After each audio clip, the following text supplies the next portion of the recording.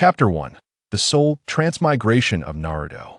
In the 51st year of Konoha, deep in the night, Konoha village, stood a building resembling a mushroom. A golden-haired child on the bed suddenly awoke, instinctively slapping the ground with his right hand, twisting his body, preparing to leap.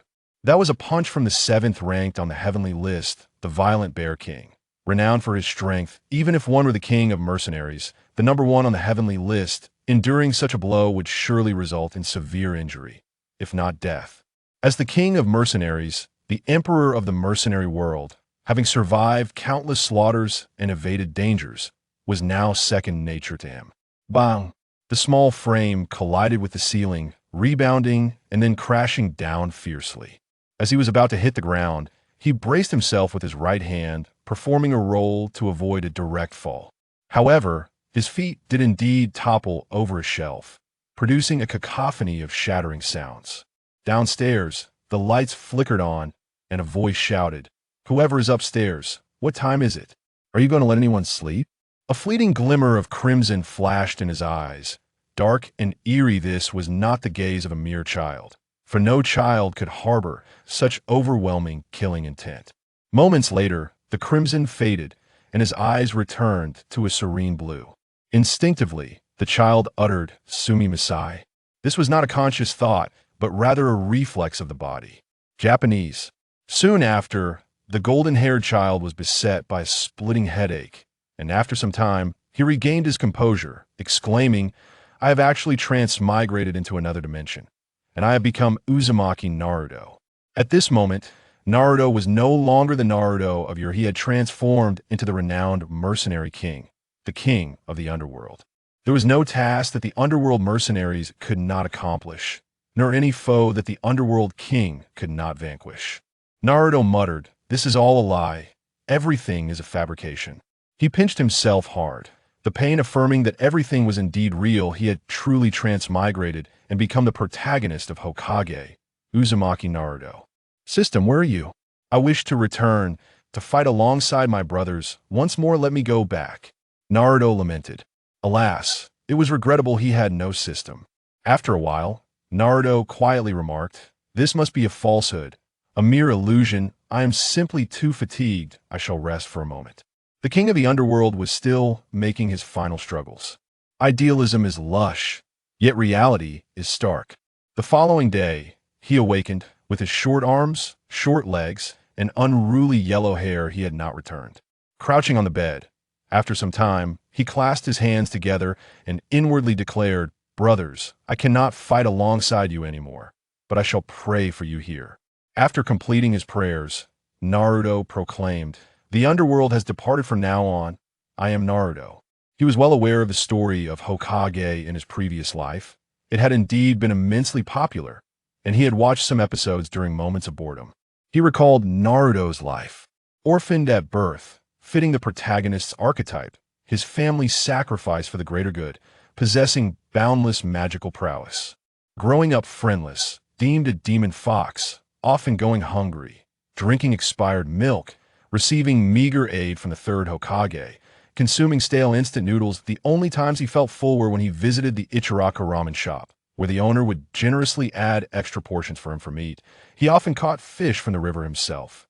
Influenced by Ashura, he maintained a cheerful disposition throughout his life, steadfastly pursuing his dream of becoming a ninja, training under Kakashi and Jiraiya, and honing his skills on Mount Myaboku. At 16, he attained the stature of a sage, battling the Akatsuki and Uchimadara, ultimately ending the 4th Great Ninja War and emerging as a hero who saved the world, eventually finding love and starting a family. Such was a fulfilling life. Regrettably, in the eyes of the king of the underworld, this life seemed utterly tedious, a quintessentially failed existence, entirely scripted and devoid of spontaneity. A faint smile graced Naruto's lips as he mused. "Ninjutsu is too monotonous. Let me introduce something new to this ninja world and showcase my unparalleled martial arts." The energy here was far denser than in the era of dwindling magical power in his previous life. It was truly a haven for cultivation.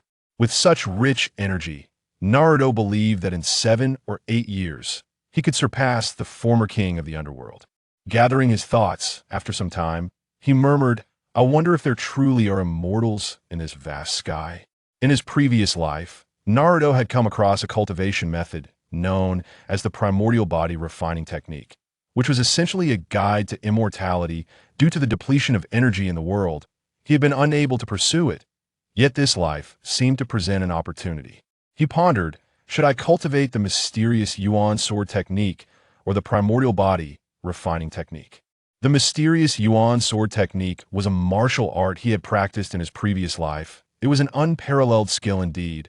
Mastering this technique would yield great results with minimal effort in his previous life. He had spent 30 years cultivating it, breaking through the innate realm and stepping into the half-step return to origin realm, becoming the strongest in the world in this life. He believed he could reach the return to origin realm in less than 10 years. In his past life, ninjas existed as well, categorized as Genin, Chunin, Jonin, Elite Jonin, Kage, Super Kage legendary swordsman, and Sage of Six Paths. Naruto had once witnessed a peak-level Kage committing heinous acts, only to be slain by him with a single sword strike, back when he had just attained innate strength. What lay ahead in this world remained unknown after all. The methods of cultivation differed in his previous life. The ninja's training involved modifying and creating martial arts of the Huang and Yin schools, infused with personal elements to form their own cultivation techniques, essentially rooted in internal martial arts. However, this world was different. The chakra utilized by ninjas was a fusion of mental energy and physical energy, while similar to martial arts cultivation. There were significant differences in essence. Martial arts cultivation involved channeling one's innate energy through techniques, absorbing the energy of heaven and earth to strengthen this energy, forming internal power, unblocking the run and do meridians, solidifying internal power, and transforming it into true energy and true essence. In contrast, the chakra cultivated by ninjas appeared to be a combination of mental energy and bodily energy. Mental energy was not merely mental prowess, but rather belief, and the stronger the conviction, steadfast as a rock, the more potent the mental energy. Bodily strength derived from the energy extracted from bodily cells. The synergy of the two resulted in chakra. Nevertheless, he reasoned that the disparities should not be too vast. Even innate strength should be able to contend with cage-level ninjas. The ranking of ninjas in Naruto: Genin, Chunin, Jonin, Elite Jonin, Kage, Super Kage, Legendary Swordsman, Sage of Six Paths. Strength does not equate to combat prowess. The longer one accumulates, the steadier the foundation, and the greater the combat capability. Naruto murmured, "I'm still young. Is it not merely exploration? I possess 30 years of memories from my previous life. How could I possibly lag behind?" Resolutely, he decided to cultivate the primordial body refining technique. Just as he was about to gather his thoughts and begin his training, he suddenly sensed someone watching him. His skill honed over many years now. With his soul merged with Naruto's, his perception had heightened.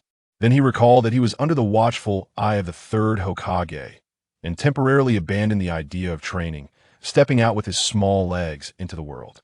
Upon exiting the building and reaching the street, he sensed 4 individuals following him, all possessing considerable strength. These must be Chunin, roughly equivalent to second-rank strength. Naruto thought to himself. The martial arts rankings were divided into 3 levels, followed by acquired, innate, return to origin, great unity, and extraordinary. Run, run. That monster is here. It will eat people. Why doesn't he just die? Just seeing him makes me sick. On the streets, the townsfolk, upon seeing Naruto, unleashed a torrent of vitriol, with some almost resorting to throwing stones. However, the current Naruto was no longer the Naruto of the past. Such words could not penetrate his heart in the slightest. Once his power grew, a single slap would suffice to silence them all. What vexed Naruto now was the surveillance, utterly detestable beyond measure. Well then, I shall not train during the day. I refuse to believe that you old coot will continue to watch over me at night. I shall focus on strengthening my body during the day. Chapter 2. Reaching an agreement with the Nine Tails. Without hesitation, Naruto began to run with fervor, and in a short while he reached the river outside the village, not pausing, but continuing to sprint through the forest. Indeed, The body, bathed in such dense energy, is far superior to that of an ordinary child from my previous life. Naruto mused inwardly. He ran for what felt like a stick of incense. Yet he had not reached his limit. This was tied to his bloodline here. Even average 3 or 4-year-olds could easily lift objects weighing 20 to 30 pounds in his previous life. It was rare for children of that age to walk straight, let alone lift anything. In response, Naruto hoisted a piece of wood weighing over 10 pounds as a form of resistance and continued to run. Finally, after an hour, he collapsed, falling onto the grass by the riverbank outside the village. He drew energy from nature, continuously absorbing it through the operation of his techniques, driven by hunger and thirst. At that moment, an unexpected surge of energy flowed within him. Naruto's heart leaped with joy. How could he have forgotten? The protagonist was indeed a cheat, possessing a tailed beast within him. The chakra of this beast was immensely formidable. Just a bit of it would suffice for his current cultivation. Entering a meditative state, after half a stick of incense, he found himself in a shadowy underground waterway.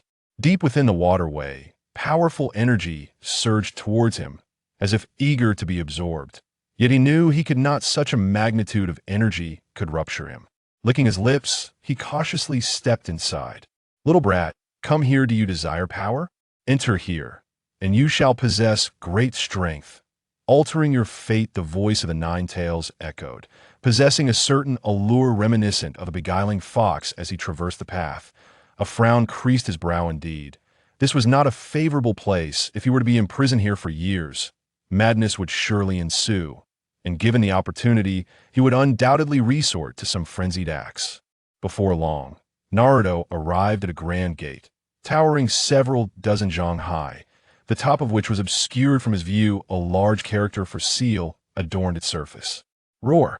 Suddenly, a colossal fox head roared forth, its eyes as large as lanterns, a crimson hue that exuded an otherworldly charm. Truly, the embodiment of malevolence. The enormity of its maw was staggering. Naruto felt as though he would barely fit within its jaws, estimating that he could slip through its teeth.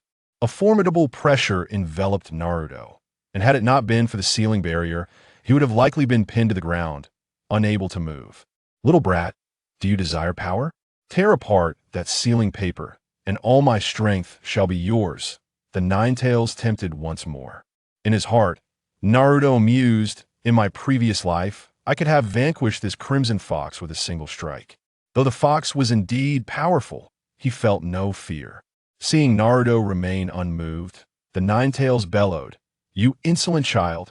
Naruto, awakening from his reverie, greeted, "So, it's you, Nine Tails? It's a pleasure to meet you." The Nine Tails stared wide-eyed. "You're not afraid of me." Naruto replied, "Why should I fear you? No matter how formidable you may be, you are merely a beast in a cage." Roar! Naruto had struck a nerve, and the creature immediately went into a frenzy, its vibrant chakra energy seeping forth, saturating the entire ceiling prison. A smile crept onto Naruto's lips as he said, "Thank you, Kurama." Quickly, he began to absorb and refine the released chakra. Having absorbed the emanating crimson chakra energy, he had refined 30 strands of primordial energy. The first step in cultivating the primordial body sovereign technique involved drawing in gravitational energy to temper the physical form, acquiring primordial energy. Once this energy purified his body, he would transition into the primordial body, thus gaining access to the path of cultivation. 30 strands of primordial energy were far from sufficient. He needed much more. Rising to his feet, Naruto proposed, "Kurama, how about a trade?" Kurama inquired, "How do you know my name?" Naruto smiled faintly, a secret. Naturally, he could not divulge that he hailed from beyond this realm, a being not of this world. Kurama asked, "What kind of trade do you have in mind?" Naruto replied, "Kurama, I imagine being trapped in this dark and sunless prison is quite unpleasant, isn't it?" Kurama's crimson eyes fixated intently on Naruto, as if questioning his intentions. Naruto continued, "Let us strike a deal. Once I have successfully cultivated my strength, I will release you. However, you will need to emit chakra energy to aid my training. How does that sound?" Naruto cared little for the nature of the chakra to him. It was simply energy to be transformed into primordial energy for the purification of his body. Kurama, somewhat incredulous, asked, "Are you certain?" Naruto affirmed, "Of course, but when the time comes for your release, there are a few conditions I must explain to you. Your choices will dictate the outcome." This was a boon. How could he truly let it go?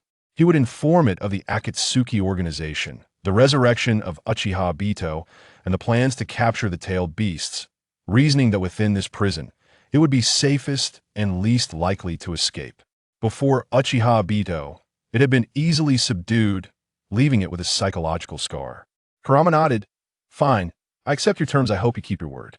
With an abundance of crimson chakra energy available, Kurama could afford to lose some, as it could naturally absorb energy to replenish itself. Naruto smiled. Naturally, with a reservoir of energy for cultivation, his strength would increase at an accelerated pace.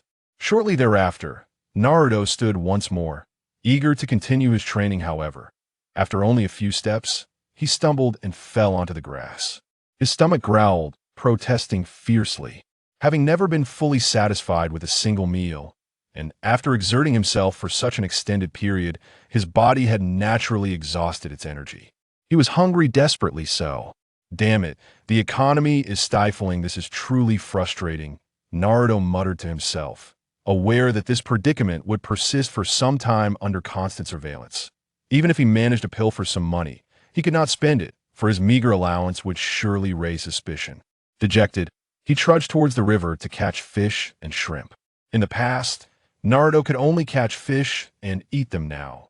However, he was adept at catching fish, shrimp, clams, and crabs. None would escape his grasp. He kindled a fire and began to grill the fish. Meanwhile, in the Hokage Tower, in the office, a member of the Umbu reported Naruto's situation to the third Hokage. After listening to the Umbu's report, Sarutobi Hiruzen took a puff from his pipe, exhaling a ring of smoke before saying, "Does little Naruto wish to train? Should we allow him to do so?" After some contemplation, he instructed, "Let it be. Since he wishes to train, allow him the freedom to do so. Your duty is to protect him without interference." "Understood," the Umbu replied, and then withdrew. Sarutobi Hiruzen then remarked, "His will of fire has yet to be solidified. For now, I shall refrain from teaching him the ways of cultivation. Without passing on the will of fire to him just yet, it was wise to withhold training for the time being. However, physical conditioning was beneficial. A solid foundation would lead to greater achievements in the future, and the credit for this would undoubtedly belong to him as Hokage."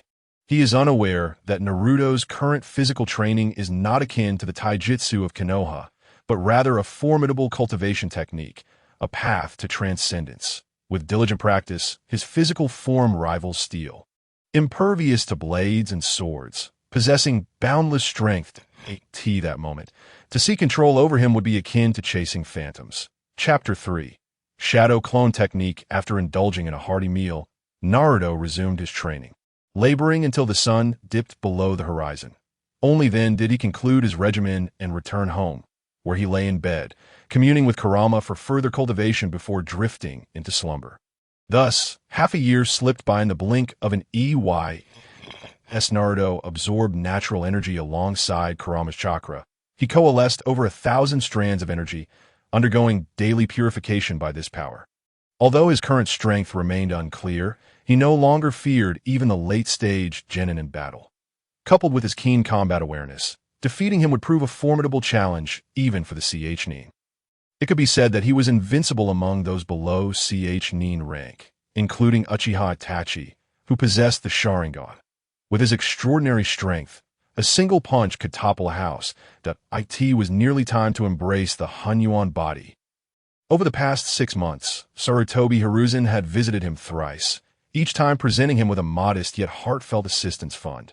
When Hiruzen inquired about his training, Naruto cheerfully replied, "I'm striving to become Hokage when I grow up."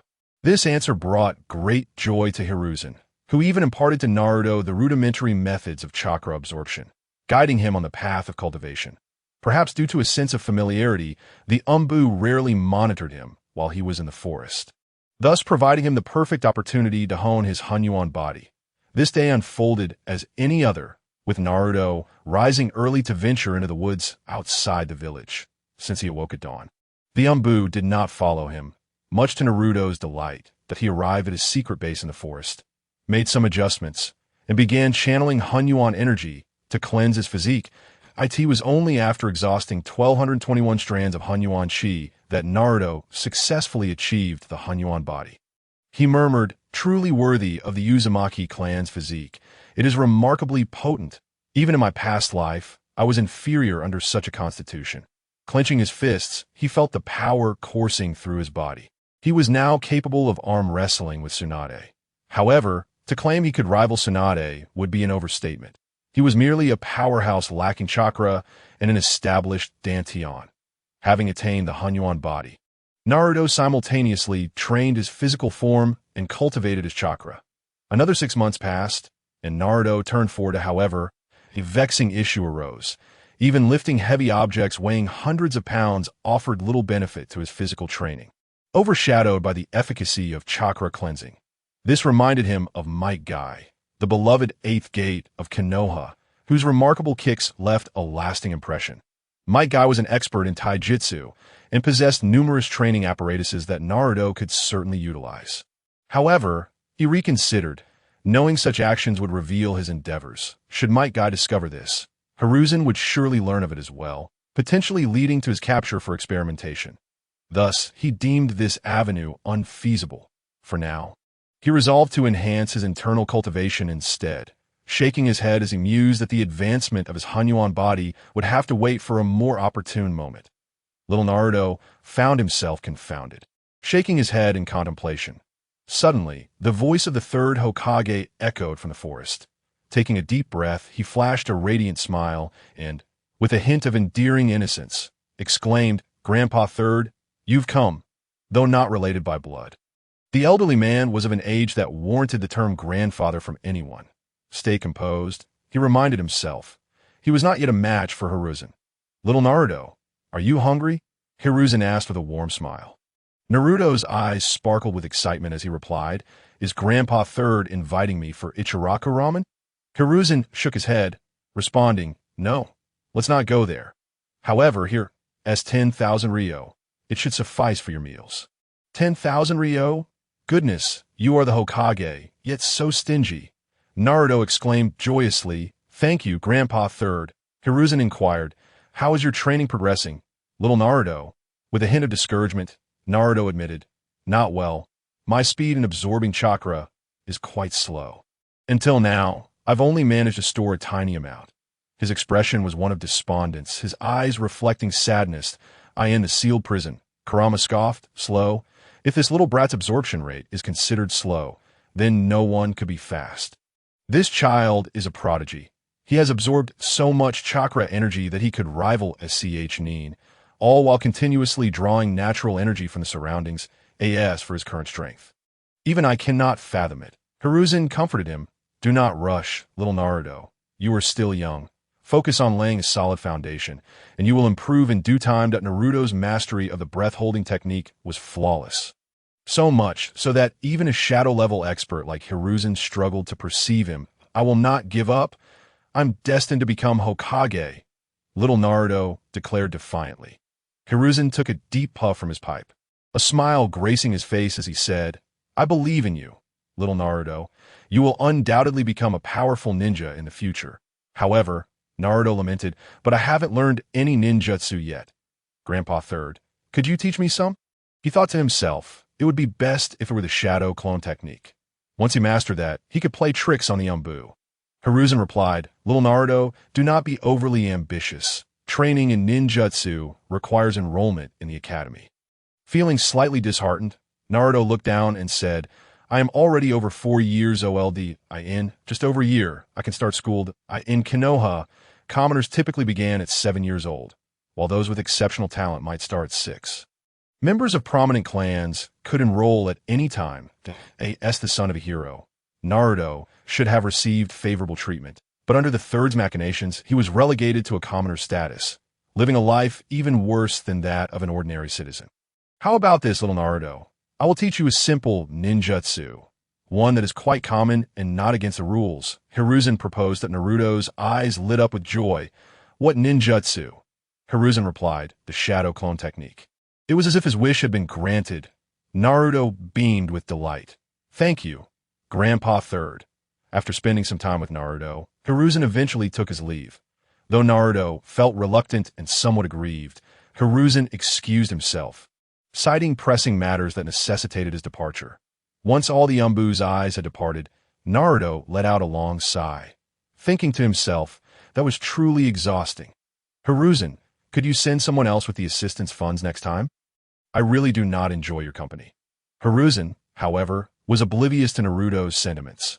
In his heart, he felt a sense of satisfaction, realizing that little Naruto was becoming increasingly reliant on him. Okazama, Danzo-sama is looking for you. Before long, Hiruzen was back at the Hokage building. What does he want with me? Hiruzen asked. I am not sure, the Umbu replied. Hiruzen quickly made his way to the Hokage's office, closing the door behind him, leaving only the two of them inside. Danzo, what do you need? Hiruzen inquired. Recently, you've been visiting the Jinchuriki rather frequently, Danzo remarked. Hiruzen retorted, that is none of your concern. Of course it is, Hiruzen. If anything happens to the Jinchuriki, you must hand him over to me, that I will ensure he becomes Konoha's strongest weapon. Hiruzen removed his pipe, casting a cold gaze at Danzo as he said, Danzo, I have told you before, the Jinchuriki is not your concern. He is doing well, and I warn you, your root must keep its distance from him. Otherwise, do not blame me for being rude. I am the Hokage now. I am Hokage now. Those words struck a painful chord within Danzo. The position of Hokage was one he coveted dearly. In a cold tone, Danzo replied, Hiruzen, your actions could jeopardize Konoha. Hiruzen responded, Konoha under my leadership will only grow stronger. The Jinchuriki belongs to no one. He belongs to Konoha. One phrase resonates profoundly. The Jinchuriki belongs to no one. The Naruto of today is not the Naruto of yesteryear. He is solely his own, ungoverned by any other. Danzo let out a cold snort and turned to depart. Having come merely to gauge Sarutobi Hiruzen's stance, should there be any sign of weakness, he would covertly abduct the Jinchuriki. The Nine-Tails Fox and the Uzumaki bloodline both hold immense research value. Alas, Sarutobi's resolve proved formidable. The Jinchuriki would remain untouched for the time being. Chapter 4. Kakashi, Uchiha Itachi. After dedicating some time to training alone, Naruto returned to the village. His first order of business was, of course, to indulge in a hearty meal at Ichiraka Ramen. One must maintain appearances at S. He lifted the Norin. Stepping into the ramen shop, he called out loudly, Hey, Uncle Tucci, one large bowl of ramen, please. On Naruto, finished with training for today? Tucci greeted him with a warm smile. He was the only person in Konohagakure who offered Naruto a genuine smile. While Sarutobi Hiruzen might smile, such gestures often concealed ulterior motives. Yes, that's right. I came to recharge with your delicious ramen, Naruto replied. Naruto, keep up the good work. Have a seat. The noodles will be ready shortly, Tucci encouraged, just as Naruto was about to pass by a young man behind the counter. He suddenly halted, turning his gaze to the young man. With white hair and a piece of cloth covering part of his face, this individual held a book with an image of an unclothed woman in black and white. It was none other than Kakashi, the sixth Hokage of the Hidden Leaf. Kakashi sensed someone staring and turned to see Naruto. Hey there, kid. Do you know who I am? Seeing Naruto's tattered clothing, a flicker of sadness crossed Kakashi's eyes. This boy was the son of his former sensei, the only child of a hero. Yet he lived in such dire circumstances. Who would believe that the child of a hero faced such adversity? It was a ludicrous irony. However, the moment passed, and he resumed his laid-back demeanor, still grappling with his own inner turmoil. Naruto shook his head. No, I don't know. I was just curious about how you managed to eat with your mouth covered.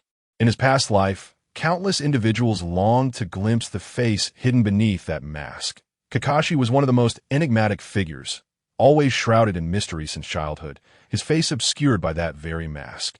Kakashi mused, isn't the teacher's child supposed to be a troublemaker? Yet you seem quite the opposite. What happened? Tucci brought over Naruto's ramen and exclaimed, Naruto, your noodles are ready. Oh, you know Lord Kakashi. Indeed, the serving was more than generous, ample enough for Naruto. Thank you, Uncle Tucci. Naruto said as he settled down. I don't know him. He just seems quite mysterious, Teuchi replied. He is indeed Lord Kakashi, a formidable ninja. Naruto, you could learn a lot from him. That was true. Kakashi was indeed an exceptional ninja, yet he did not impart a sense of danger to Naruto, and thus, it was just as well. Naruto slurped a large mouthful of ramen, relishing a piece of fatty pork before stating, "My foundation is still weak. I'll seek Kakashi's guidance in the future." Kakashi made no mention of taking Naruto as a disciple, for the Jinchuriki was not his to claim. Naruto sensed a ripple of chakra, and, upon glancing over, his eyes widened in astonishment. Truly remarkable, to eat while utilizing the Sharingan. What an astonishing feat! Kakashi offered no glance in Naruto's direction, engrossed in his book, and walked away as if to say, "What makes you think you can see beneath my mask?" The Sharingan, indeed a fascinating eye. He must acquire a pair to study and ascertain whether the legends were true, that it required a familial sacrifice to unlock its boundless power. Finishing his meal, Naruto said, "Uncle Teuchi, I'm off now. Come back soon." Teuchi called after. As Naruto walked away, he reflected on the unfolding story in his mind. In the 54th year of Konoha, Uchiha conspired to rebel. Thwarted by Uchiha Shirsue's powerful Jinjutsu, Kodoa Mitsukami, leading to his demise by river. His eyes were bequeathed to Uchiha Itachi, aiding him in awakening his Mangeki Sharingan. In the 55th year, the Uchiha clan was annihilated, leaving only Sasuke and Itachi. The massacre presented an opportunity to seize the Sharingan. Naruto pondered, this year marks 52. 3 years remain until the Uchiha massacre. Should I intervene? In his previous life, he was the king of the underworld, with countless lives in his grasp. In this life, he wished not to be alone.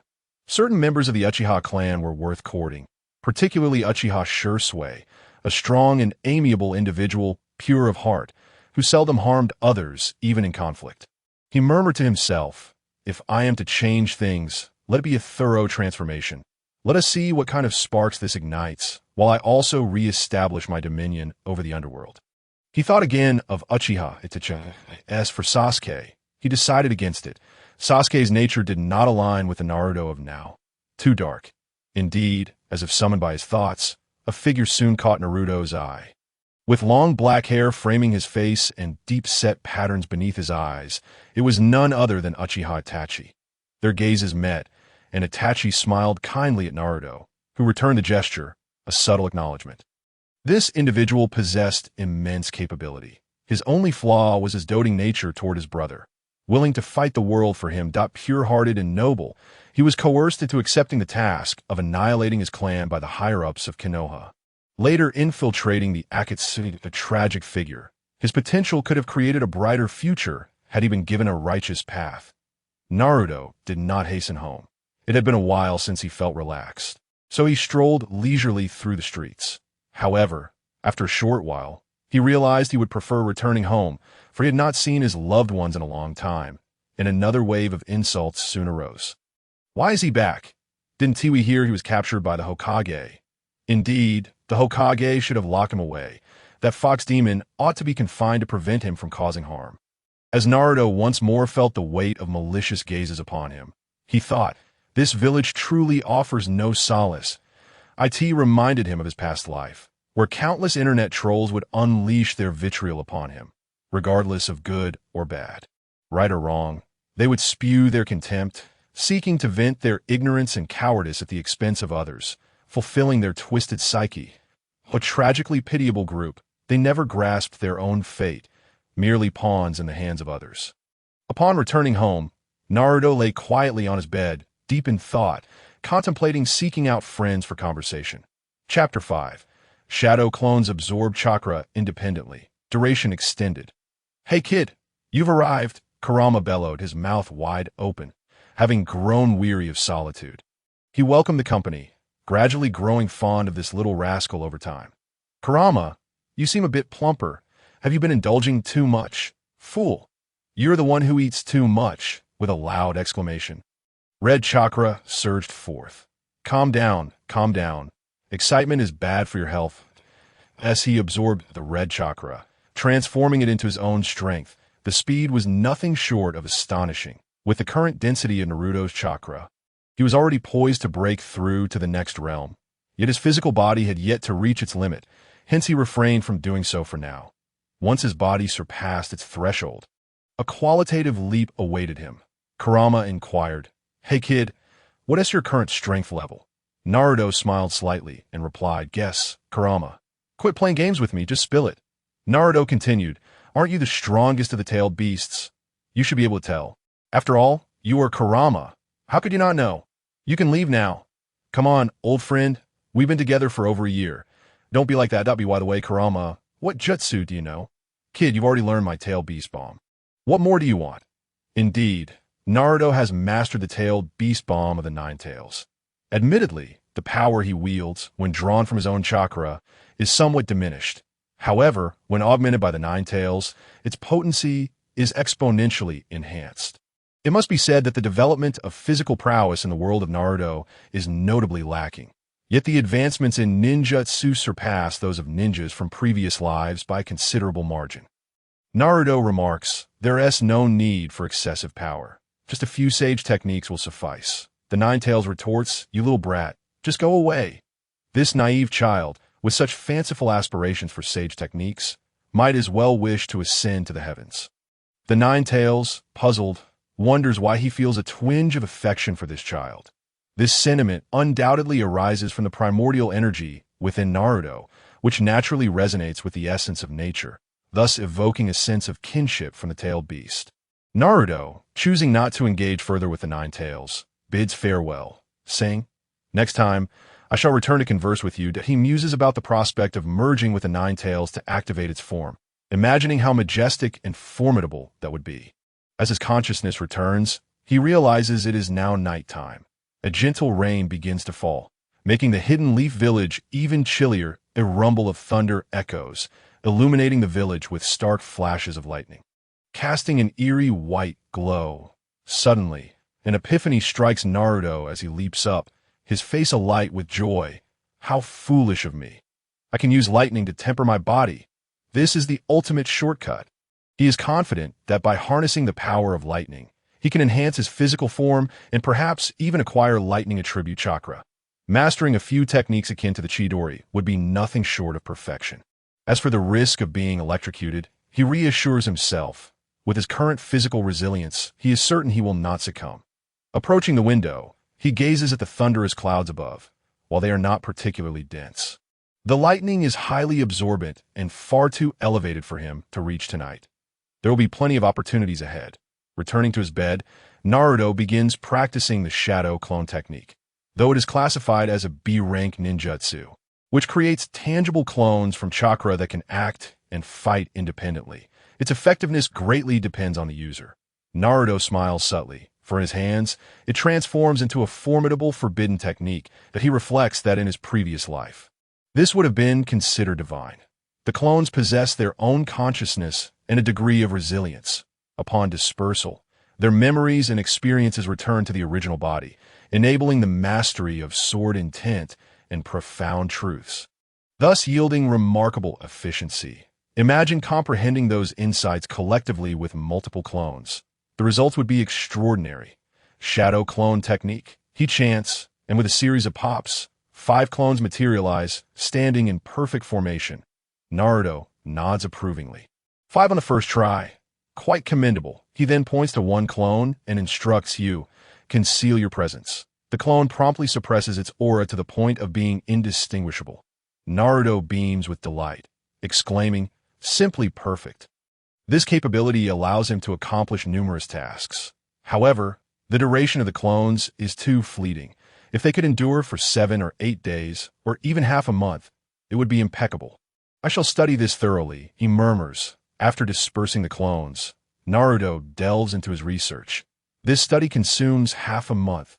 The heavens seem to mock him, for as the weeks pass, the weather turns oppressively hot without a hint of rain. With time on his hands, Naruto wanders about and, passing a small garden, notices a woman watering a young plant. Inspiration strikes him, and he slaps his forehead, realizing he had fallen into a misconception. The shadow clone technique relies on a continuous energy supply. As long as there is a steady flow of energy, The clones should be able to endure, although the training methods in the Hidden Leaf do not allow for the clones to cultivate. He possesses the legacy of Yin Huang, and a mere trickle of energy cannot possibly escape him. The woman looks up, startled to see Naruto, her face paling as she drops her watering can. In her eyes, he appears as a monstrous being. Naruto chuckles, acknowledging her inadvertent inspiration. However, when he smiles, it only amplifies her fear, and with a scream, she dashes back into her house, bolting the door behind her. Naruto shakes his head and hastens home. Upon arrival, he employs the shadow clone technique once more, summoning a clone and instructing it to circulate energy to absorb the surrounding power. It is effortless, as natural energy flows into the clone seamlessly. The clone remarks, "Master, I seem to be maintaining my form for a longer duration." Naruto replies, "Good, very good. Today shall be a day of great rewards. I must treat myself to a feast." He retrieved his savings of 30,000 Ryo to indulge in some sumptuous food. Alas, after searching, he finds no vendors willing to sell him food, and several proprietors nearly resort to violence. Naruto merely smiles wistfully and departs. Someone is clearly watching him, and thus he must maintain his composure. As he leaves the village and enters the woods, he quickly regains his composure, shedding his earlier melancholy. Oh, what if they refuse to sell to me? In this vast forest, I shall not starve, he declares. Yet before long, he finds himself lonely again, sitting despondently upon a rock that a voice calls out, "Little Naruto, you've come here again." Chapter 6. Lightning tempering, breakthrough this night, is anything but ordinary. The rain pours heavily, and the clouds are thick, marking a rare thunderstorm. Above, lightning flickers like a fearsome serpent, stretching across the sky and illuminating the world below. Naruto has already left a clone behind and ventured alone to the outskirts of the village. Climbing the tallest tree, nearly 50 meters high, he clutches a kite entwined with iron wire. This kite, crafted specifically for the purpose of drawing down lightning to aid in his physical breakthrough, is launched skyward. Piercing the depths of the clouds, at this hour, it is midnight, and with the Byakugan closed, no one can perceive the slender iron thread. Suddenly, a crackling sound resonates as lightning converges, striking the kite, and, drawn by the connection, the power of thunder descends upon the treetop. With a deafening crack, the formidable lightning strikes Naruto, causing him to cough up blood and plummet from the tree, while a series of cracking sounds emanate from within his body, as if shackles are shattering. "What are you doing, you little brat?" the Ninetales exclaims. Within the confines of a sealed prison, the air is charged with intertwining bolts of lightning striking the Ninetales' form, as he falls. Naruto calls out, "I apologize, Ninetales, for dragging you into this. Thank you for your generosity." The lightning strikes the Ninetales, causing a significant amount of chakra to spill forth, which Naruto absorbs. "You are the most ridiculous ninja I have ever seen." The Ninetales remarks, "Training with lightning is unheard of. It's akin to courting death." Naruto retorts, "Who said I'm a ninja? I'm still alive, aren't I?" The Ninetales inquires, "What do you mean?" Naruto replies, "I will explain later." He has successfully broken through the first layer of the primordial body refinement technique, enhancing both his physical form and strength. With his newfound power, he could easily overpower any elite ninja. After collecting his blood, Naruto swiftly departs, his objective achieved, having drawn down such potent lightning. He knows it will attract attention, so he must leave quickly to avoid detection. He takes the kite with him, ensuring no trace remains, for the senses of those watching are keen. True to form, shortly after Naruto's departure, individuals arrive, thoroughly inspecting the area before concluding it to be a natural lightning strike. And they leave. Naruto washes up in a nearby river outside the village before returning home, dispersing his clone and lying in bed as he enters the sealed prison. "Little brat, you've returned." The Ninetales greets. "Ninetales, please lend me some chakra. I'm just a bit short," Naruto requests. Without hesitation, the Ninetales releases a surge of red chakra. Naruto begins to absorb and cultivate it, finally storing it in his dantian. Concluding his session with a faint aura emanating from him in that moment, the Ninetales senses an overwhelming danger, a palpable threat. "What have you been practicing, little brat?" it demands. Naruto replies, "Ninetales, this is not the way of the ninja. It is a new path I call the martial path, not to be confused with that of a warrior. He emphasizes this to prevent the fox from misunderstanding. The martial path, the Nine-Tails murmurs, inquiring, what is the martial path? Naruto explains, the martial path is the pursuit of truth through martial cultivation, the foremost avenue to enlightenment. The spirit of martial arts embodies the principle of ceasing hostilities through strength, aiming to quell discord and discover the ultimate goal of mutual assistance and unity amidst conflict. Force is not synonymous with violence. It is not wielded for the mere act of killing or fighting, but rather to swiftly halt such actions and to safeguard all living beings. When necessary, it is invoked with a heart of compassion, extending oneself to others, transforming enmity into camaraderie, and harmonizing the cosmos into a singular essence. Little fox, come forth. I, the embodiment of the Yin Huang martial culture, welcome you. By inquired, is it truly feasible to extend compassion to others, to transform conflict into kinship, and to unify heaven and earth?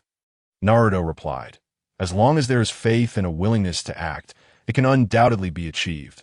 Lifting his gaze, his eyes radiated brilliance as he continued, should there be defiance, then one must exert dominance. If there is resistance, eliminate it completely, establishing a new order to foster vitality. The chilling glint in Naruto's eyes penetrated the depths of Kai-Bai's heart, instilling a profound sense of coldness. In Naruto, Kai-Bai could not discern the prophecy of the Sage of the Six Paths. He was not the foretold child. Internally, he lamented, old man, how much longer must I wait? Subsequently, Naruto smiled, stating, Kai-Bai, I have made significant progress in my training, yet it is not yet time for your release. Wait another 3 years, and once I acquire certain things, I shall set you free. Kai-Bai responded, very well. I have waited many years. What is a little more time? Naruto mused, releasing you is no issue, but if you choose to remain, then I shall demand rent. For the subsequent year, Naruto immersed himself in intense training. He did not practice ninjutsu, instead utilizing his frugal savings to persuade the blacksmith to forge him a true sword, distinct from the Japanese katana that he refrained from crafting it himself, fully aware that no one would sell him weapons. Over the course of a year, Naruto's strength did not markedly increase. He remained at the mid-stage of his innate abilities. However, his swordsmanship reached unparalleled heights, and his sword intent ascended to its zenith. One more step would lead him into the realm of profound understanding, a state he had only approached in his past life. The peculiar sword he wielded baffled Sir Toby Hiruzen, who inquired further. Yet Naruto deftly dispelled the old man's suspicions. In an effort to disguise himself, Naruto's shadow clone would collapse upon creation, mirroring the scripted events. Each time, Sarutobi offered gentle words of encouragement without taking any substantial action. With his capabilities as a ninja instructor, he could easily guide Naruto to avoid being a limp clone or suppress Kai-Bai's aura, yet he refrained from doing so, not once. The most frequent words spoken by Sarutobi were, wherever the leaves dance. The fire shall never cease. As long as there are leaves fluttering, the fire shall burn. The flames illuminate the village and give rise to new sprouts. The will of fire is indomitable, and Konoha is not merely an organization to me. It is a place where countless ninjas are born and nurtured, fighting even to the death to protect what they cherish. Every repetition of these phrases caused Naruto considerable annoyance, wishing he could sew the old man's mouth shut for his incessant chatter. Another source of frustration was that at the age of 6, Naruto could not attend school due to his poor foundational skills. Fearing he would fall behind, he would have to wait until he turned 7 to begin his education. Externally, Naruto appeared melancholic, yet inwardly he felt a sense of secret joy. The idea of attending school with a group of children was a notion he found difficult to accept. Chapter 7. Fateful encounter on this day. Naruto trained late in the forest, returning as dusk fell, clutching 2 fish he had caught. These fish had been nurtured for quite some time. Over the past 2 years, he had nearly depleted the river's fish population. So he had dug a small pond to raise the smaller fish, awaiting their growth before consumption. A mocking voice rang out. Your eyes are truly nauseating. You must be a monster, you white-eyed demon. These scenes felt inexplicably familiar. Naruto mused. Could it be that fate has conspired to bring us together? Approaching with the fish in hand, he discovered a group of children surrounding a young girl. She wore a pale, purple garment, her face obscured by a light yellow towel as she wept on the ground. Despite the darkness, Naruto could clearly discern the malicious laughter of the three children. Their expressions rife with cruelty. Since fate had led them to cross paths, he resolved to intervene. As he stepped forward, he stated, "You lot have gone too far.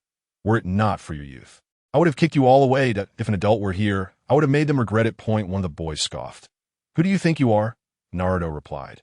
"Take a good look. Can you truly not recognize me?" To his surprise, the three children did not know him and asked, "Who are you?" Naruto's brow furrowed slightly, cursing inwardly. "Damn it, these pesky Umbu are back again." Raising his voice, Naruto declared, "I am Uzumaki Naruto, the future Hokage." Upon uttering these words, the trio erupted in laughter, one of them throwing a punch. This was not the mischievous Naruto of the original tale. Here, he was the King of Mercenaries. He caught the boy's feeble punch and, with a forceful flick, sent him sprawling. He then directed a punch at another boy, who flew backwards, while he opted to spare the girl. She had suffered enough punishment already that Naruto's prowess left her stunned, and she had nearly wet herself in fear. Still not leaving, he urged. The three children screamed and fled, unwilling to linger. Naruto turned to the girl and asked, "Are you all right?" He had myriad methods to soothe adults, but comforting a young girl proved a challenge. Hinata looked up, her timid demeanor evoking sympathy. With her short blue hair, she appeared remarkably adorable, her pure eyes glistening with emotion as she gazed at Naruto. She shook her head and whispered, "I'm fine. Is she not cute?" Indeed, she was quite charming. However, Naruto had no intentions of courting a child bride. As an adult, he viewed her merely as a young girl. "I'm glad to hear that it's quite cold outside in this winter. You should head home," he advised before attempting to leave. Little Hinata stood and bowed slightly, expressing arigato. Naruto waved his hand dismissively. "Go home now." Hinata watched him depart, lost in thought. Moments later, her cheeks flushed as she was led away by a servant from the Hyuga clan. Hyuga Hayashi, upon seeing Hinata return, displayed no trace of emotion, merely stating, "Hinata, you have disappointed me." Hinata lowered her head in silence. Observing this, Hayashi's frustration grew. However, he understood Hinata's nature and dismissed the servant, retreating to his own chamber. "What transpired today?" Hayashi inquired. The servant abruptly appeared, recounting the events. Hayashi's eyes revealed no fluctuations in emotion as he remarked, "The son of the fourth Hokage, is it?" Naturally, he recognized Naruto's identity, the son of the fourth Hokage, Minato Namikaze, and the Jinchuriki of Konoha, a figure of great significance. After a prolonged silence, Hayashi instructed, "In the future, when a young lady goes out, ensure someone accompanies her." "Understood," the servant replied as he withdrew. A glimmer of intrigue flickered in Hayashi's eyes. Upon returning home, Naruto lay in bed, murmuring, "The will of this world is indeed formidable. It has managed to restore itself. Yet, no matter how powerful it may be, interfering with him would be a futile endeavor." However, the awakening of Hinata's Byakugan seemed to signify an extraordinary power, potentially comparable to the ultimate form of the Sharingan, the Rinnegan, endowing it with immense strength. Naruto contemplated, finally concluding, "It is decided. One Sharingan and one Byakugan. Those two formidable eyes are indeed the most powerful, and he intends to study them closely." However, when compared to the Uchiha clan, the Byakugan of the Hyuga clan is exceedingly rare. The Hyuga family is divided into the main house and the branch house, with the latter marked by a curse seal resembling a caged bird on their foreheads, which automatically seals their Byakugan upon death to prevent its leakage. It seems that obtaining the Byakugan from the main family is no simple feat, as their numbers are significantly limited. Currently, only Hyuga Hizashi and his two daughters are known. Hyuga Hizashi possesses formidable strength, making it difficult to acquire his eyes. As for Hinata and Hanabi, even if he is ruthless, he cannot bring himself to harm two innocent children. Thus, his focus shifts to the branch family. Silently and stealthily, he plans to incapacitate them before seizing their eyes, promptly refining them, convinced that he will succeed. As for concealing the eyes, Naruto has numerous methods at his disposal, and even with the Hyuga clan's bloodline power, he is unable to locate them. However, before that, he must perfect his invisibility technique. This technique, as he currently studies, involves using one's abilities to hide in a location, camouflaged by objects in the environment. This concept leaves Naruto perplexed. He initially had high hopes, only to be met with disappointment. What he desires is the true form of invisibility, one that allows him to walk boldly without being seen or sensed by others that he has made some progress, managing to conceal his body. Although his presence remains detectable, that he aims to combine invisibility with breath control, enabling him to brazenly engage in nefarious deeds that, of course, committing such acts in front of the Hokage is out of the question, as he would surely be discovered. And the moment a member of the Hyuga clan activates their Byakugan, he would be immediately detected as for feelings of guilt regarding stealing from others. He feels no remorse. He is Naruto, who has taken over another's body in his past life. Did he not seize countless resources? The abundance of resources, techniques, martial arts, and medicinal herbs is immeasurable. If he desires something, he simply finds a way to acquire it, thus accumulating countless enemies that in a world of such rampant plunder. This behavior is entirely normal. Having reached the pinnacle of swordsmanship, breaking through to deeper mysteries will not be easy. It is time to enhance his power. Naruto collected his thoughts, murmuring as he delved once more into the realm of Kurama. "Little brat, you haven't visited in quite some time," Kurama exclaimed with a hint of It had been a while since he last conversed with Naruto, and he found himself missing their exchanges. Naruto replied, "Apologies, Kurama. I have been preoccupied with some insights and did not consider you." Kurama retorted, "You little brat, you just want to absorb chakra, don't you?" Naruto responded, "Kurama, let's not be like that. We are friends now. What's yours is mine, so there's no need to be so calculative." Kurama shot back, "And what about yours?" Naruto replied, "Mine is, of course, still mine." Kurama exclaimed, "Bastard!" Chapter 8. Capturing Uchiha Shirza in the 54th year of Konoha. Naruto is 6 years old. After half a year of training, he has already transcended his innate limitations in his previous life. Such a feat would have been impossible to achieve innate mastery. One would require a decade of cultivation, something utterly unattainable. In this life, not only is the energy of the world dense, but with the 9 tails attached to him, Kurama absorbs natural energy at twice the rate, allowing Naruto's cultivation to be equivalent to 3 of himself training simultaneously. Hence the rapid progress. His invisibility technique has reached perfection, enabling him to approach the Umbu without them detecting his presence. How strange.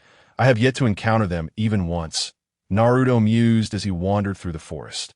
During this period, he often roamed the streets and woods without encountering Uchiha Shursui or Uchiha Itachi, which he found exceedingly peculiar. How could he alter their fates if he could not find them? As time passed, Naruto remained empty-handed, speculating whether the two had gone on a mission. Nevertheless, he persevered.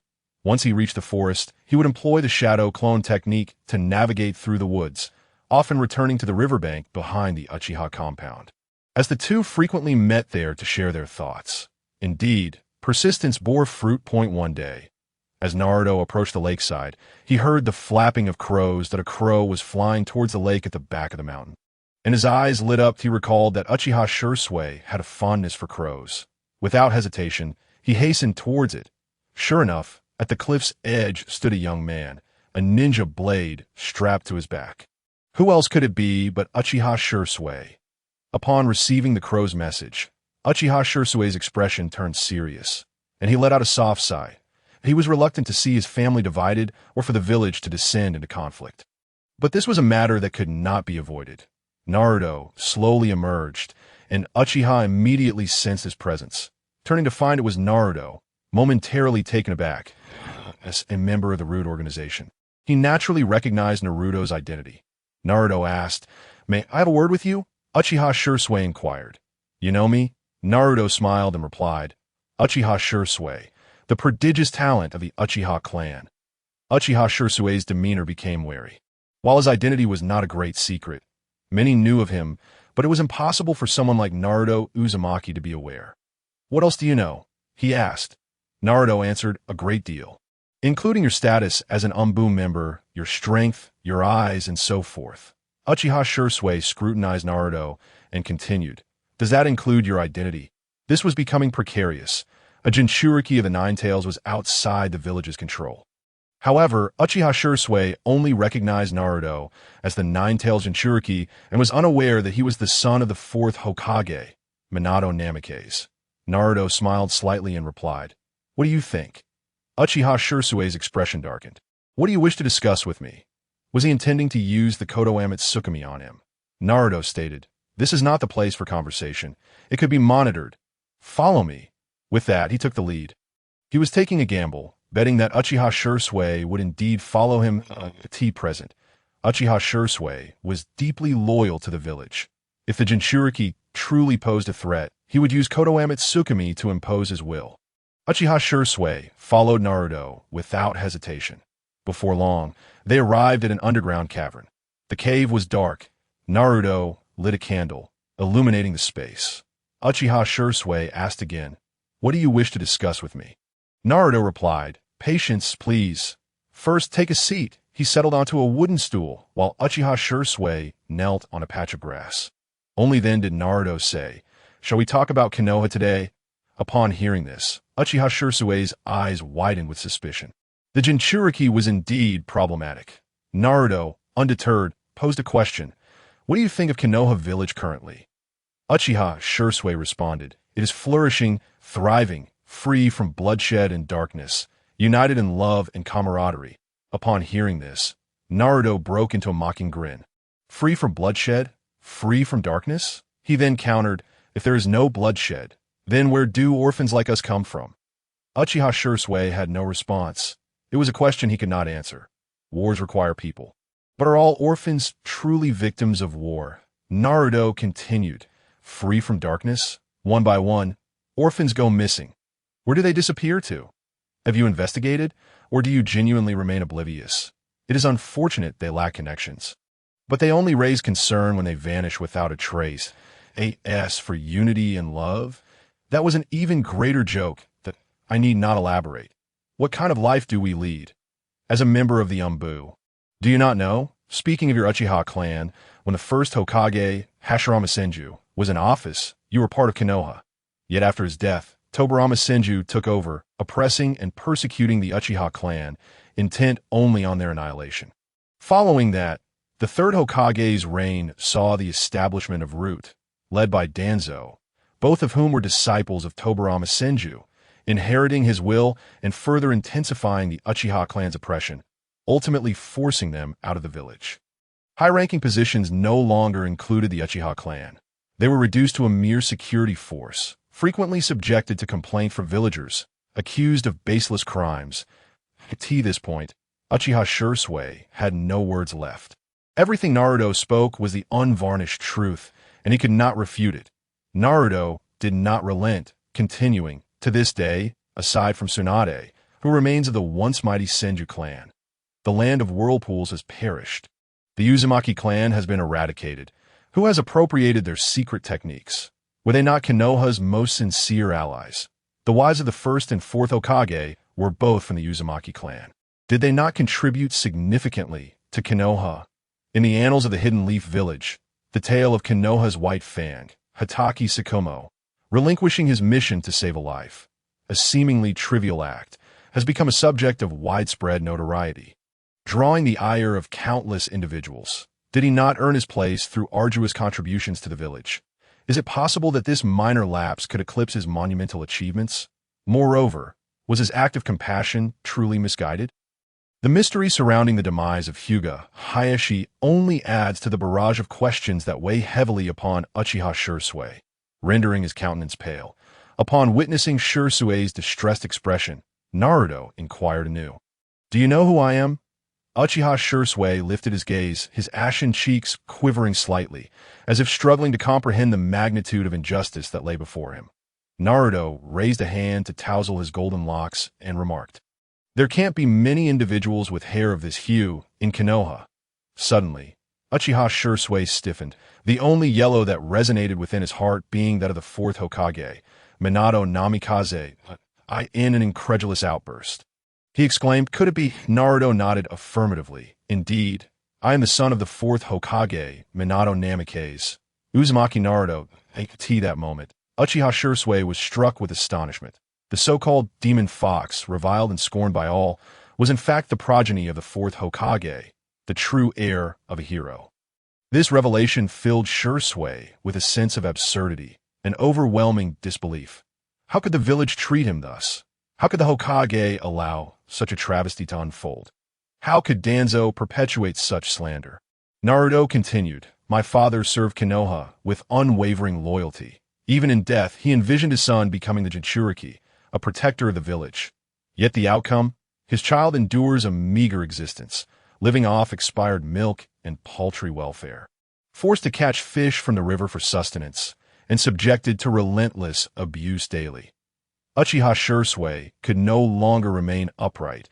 Collapsing to the ground, Naruto's words had irrevocably seared the ugly truth of Konoha into his heart, shattering his ideals and challenging his ninja way. After a moment, Shisui rose, intent on departing. Naruto questioned, "Shisui, where are you going?" Turning around, Shisui replied, "I must confront Danzo to demand an explanation for this treatment towards you. I will ask the Hokage why he failed to intervene, why your identity remains concealed." Naruto retorted, "Foolishness, sheer folly." Shisui gazed at Naruto, confusion etched on his face. "What is wrong with that?" Naruto responded, "Shisui, you are naively optimistic.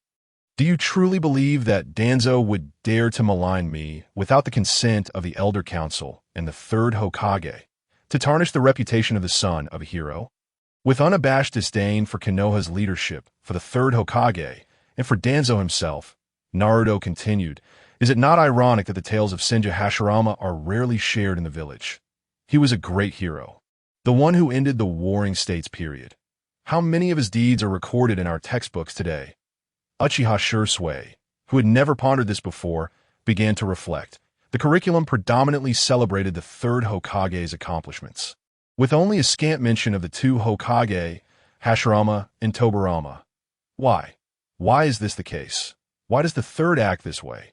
He questioned, utterly perplexed. He had no retort to Naruto's statements, as they were indisputable truths. Naruto continued, "Do you know that the third has sought me out frequently over the years? Are you aware of the nature of our conversations?" Shisui raised his head, seeking clarity from Naruto. He recounted the discussions he had had with the third Hokage, revealing a clear intent. Shisui responded, "He wishes to impose his will upon you, to mold you into Konoha's guardian, to bask in the glory of his past achievements." Naruto replied, "You are not entirely foolish. I recall him saying that the will of fire is to protect the budding sprouts of existence, allowing them to flourish. But in what battles have children not participated? How old was Senju Rope when he perished? 12, if I recall correctly. He was the last of the Senju clan. Why would he be sent to the battlefield?" He continued, "And what of Obito, Kakashi, Itachi, and yourself? How old were you all? This is the Konoha you hold in such high esteem. Do you know how many innocent children Danzo has sacrificed for his experiments?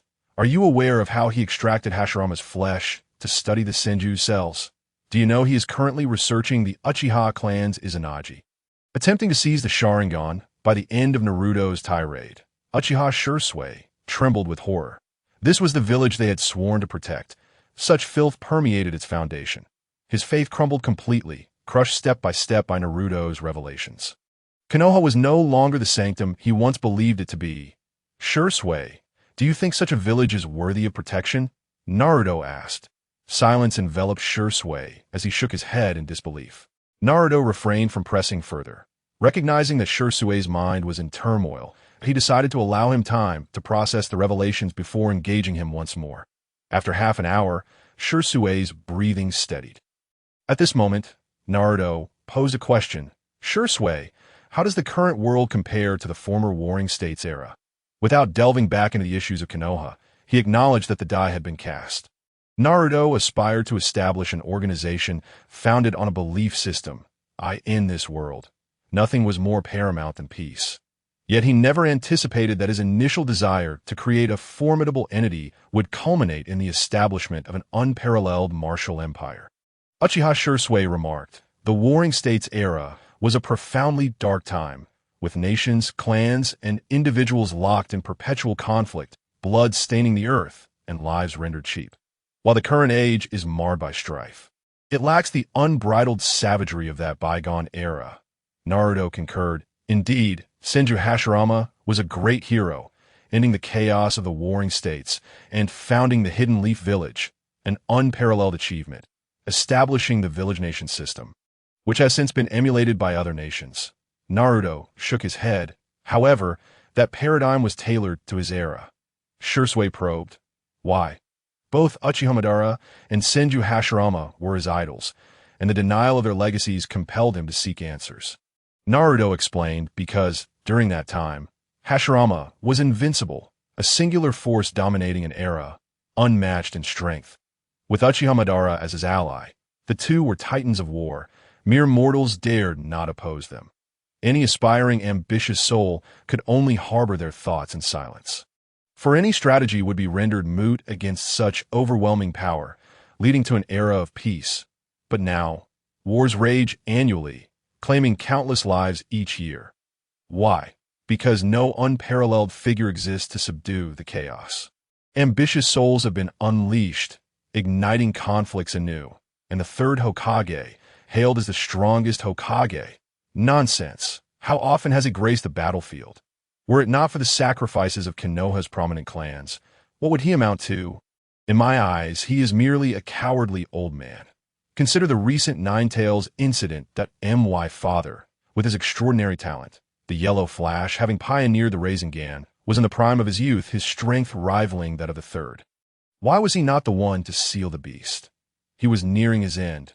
Dying would have ensured his legacy as a hero, and Konoha would have remembered the Namikaze family. Would it not have been better to have a flourishing fourth Hokage? Moreover, when my father served as Hokage, did he genuinely cede all power to him? Had my father not been a rogue, would that position have even been within his grasp? The mention of Sarutobi Hiruzen ignited a fierce indignation within Naruto. Regarding that old fool with disdain that I in the past, had Naruto criticized the third Hokage, Uchiha Shursui would have surely defended him. But now, with faith shattered, he found himself in agreement. That was indeed Sarutobi Hiruzen's true nature. Naruto unleashed his thoughts, declaring, in my view, all these conflicts arise from a distorted ninja way. Some adhere to a path of protecting friends and family, while others seek vengeance and bloodshed, yet others pursue power, climbing to greater heights. With myriad ninja ways, conflict is inevitable. Some will go to any lengths for their beliefs, even if it means the death of millions. Ninja ways often impose suffering upon others. Take the Land of Rain, for instance. What grievances did it harbor? The major ninja villages waged war upon its territory, leading to countless casualties among its innocent populace. Have those self-righteous ninjas ever considered that the people of the Land of Rain are human too? Why unleash the flames of war upon their land? The great ninja villages, upon leaving their confines, emerge as harbingers of justice, each fighting fervently for their own ninja way. Yet, have they ever contemplated that? From the perspective of the citizens of the Land of Rain, they're perceived as invaders. Their notion of justice is built upon the lives of others. Can innocent slaughter truly be deemed just? When Naruto proclaimed that the ninja way was pathological, Uchiha Shursui vehemently disagreed, his heart ablaze with indignation. However, upon hearing the subsequent words, his spirit crumbled once more, his faith shattered anew. Naruto inquired, Shursui, do you wish to alter this pathological ninja way? To diminish the wars of the world and lessen its deaths? Chapter 10. The establishment of the Qianlong organization. Naruto did not assert that he wished for a world devoid of war or killing. For such a notion is an impossibility. As long as humanity exists, conflict and darkness will inevitably persist. Uchiha Shursui nodded, affirming, I do. Naruto continued, then join my organization, and together we shall strive to transform this pathological world, establishing a realm of martial peace, democracy, and freedom. With a hint of confusion, Uchiha Shursui asked, martial artists? Naruto clarified, not merely martial artists, but a martial way. The concept of a warrior is itself pathological, regardless of whether the master is virtuous or vile. They unconditionally execute his commands, whether that entails the senseless slaughter of innocents or fighting for a just cause. The notion of seppuku upon failure is a relic that must be cast aside. What constitutes the martial way? Inquired Uchiha Shursui. The martial way, Naruto explained, is the pursuit of truth through martial discipline. Its spirit is to quell conflict, seeking the ultimate goal of mutual assistance and unity from discord. Force is not synonymous with violence. It is not wielded for the sake of killing or fighting, but rather to swiftly end such acts, to protect and safeguard all living beings. When necessary, it is enacted with benevolence. Fostering understanding, harmonizing heaven and earth, embodying principles such as the unity of man and nature, governing through virtue, prioritizing humanity, and embodying resilience and grace, as Naruto elaborated on the spirit of the martial way.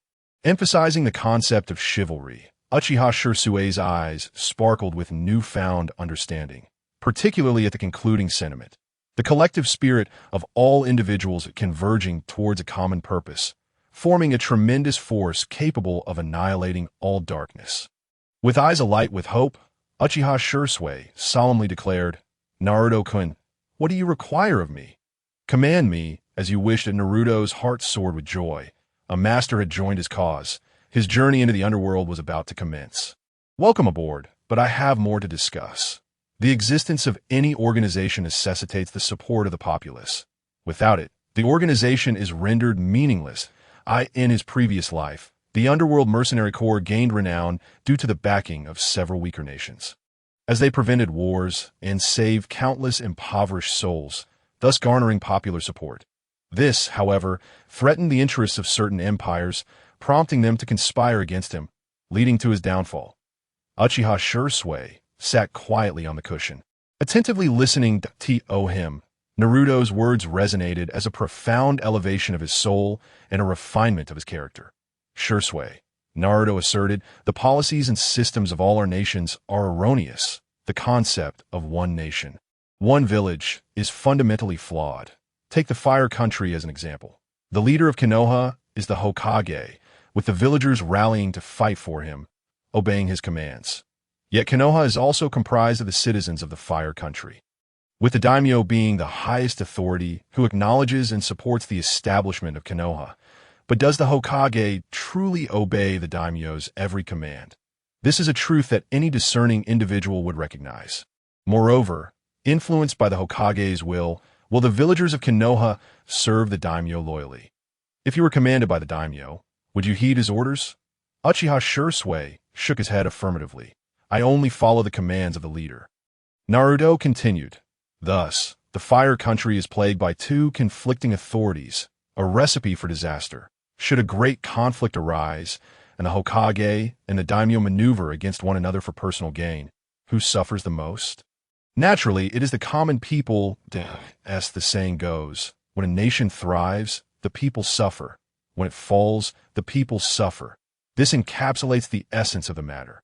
Additionally, within the Fire Country, there exist numerous smaller states, each with their own leaders, further fragmenting power. Can the Fire Country truly unite as one?" This analysis led Uchiha Shursui to a renewed understanding of the world, realizing its current state of disarray. Naruto synthesized the philosophies of his past, articulating them from various perspectives, with a central theme of people-centered governance. Uchiha Shursui radiated with newfound vigor, discovering motivation and a renewed purpose for living in every regard. Naruto's ideology far surpassed the prevailing policies of the nations. Rising to his feet, he bowed deeply, declaring, "Thank you, Naruto-kun." "Shursui," Naruto replied, "we are now members of the same organization. No need for such formality. Please have a seat." Uchiha Shursui complied, eagerly awaiting further guidance from Naruto. "Shursui," Naruto began, "have you noticed that many within your clan are plotting to rebel against Konoha?" Uchiha Shursui nodded. "Indeed." Naruto probed further, "Are you considering using the Kotoeme Tsukumi Jinjutsu to alter their will?" Uchiha Shursui gazed at Naruto in disbelief. "Naruto-kun, you are truly remarkable." In his heart, Naruto had become an omnipotent figure, a savior of sorts. "Shursui," Naruto articulated, I need you to reshape their will, to instill the ideas we have discussed. This way, our numbers will swell, and with greater numbers comes greater strength, making our endeavors easier than they are now, with just the two of us. Uchiha Shursui beamed with joy. Thank you for the insight.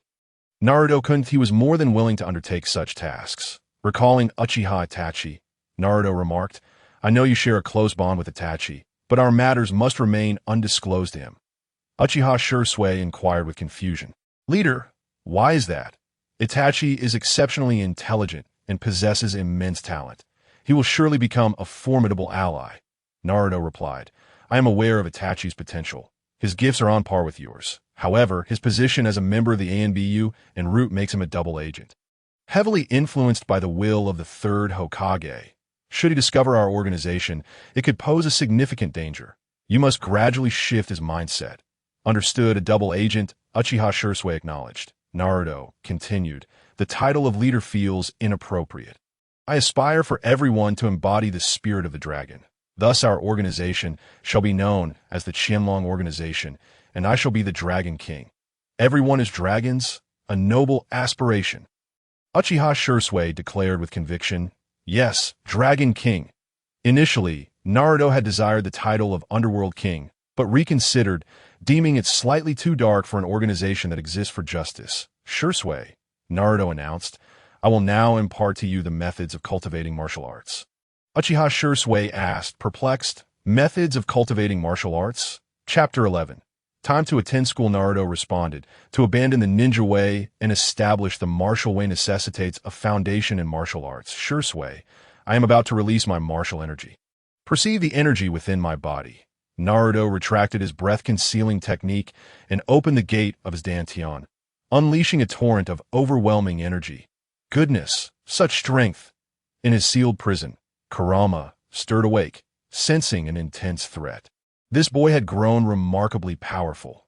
Uchiha Shursui exclaimed, so much chakra!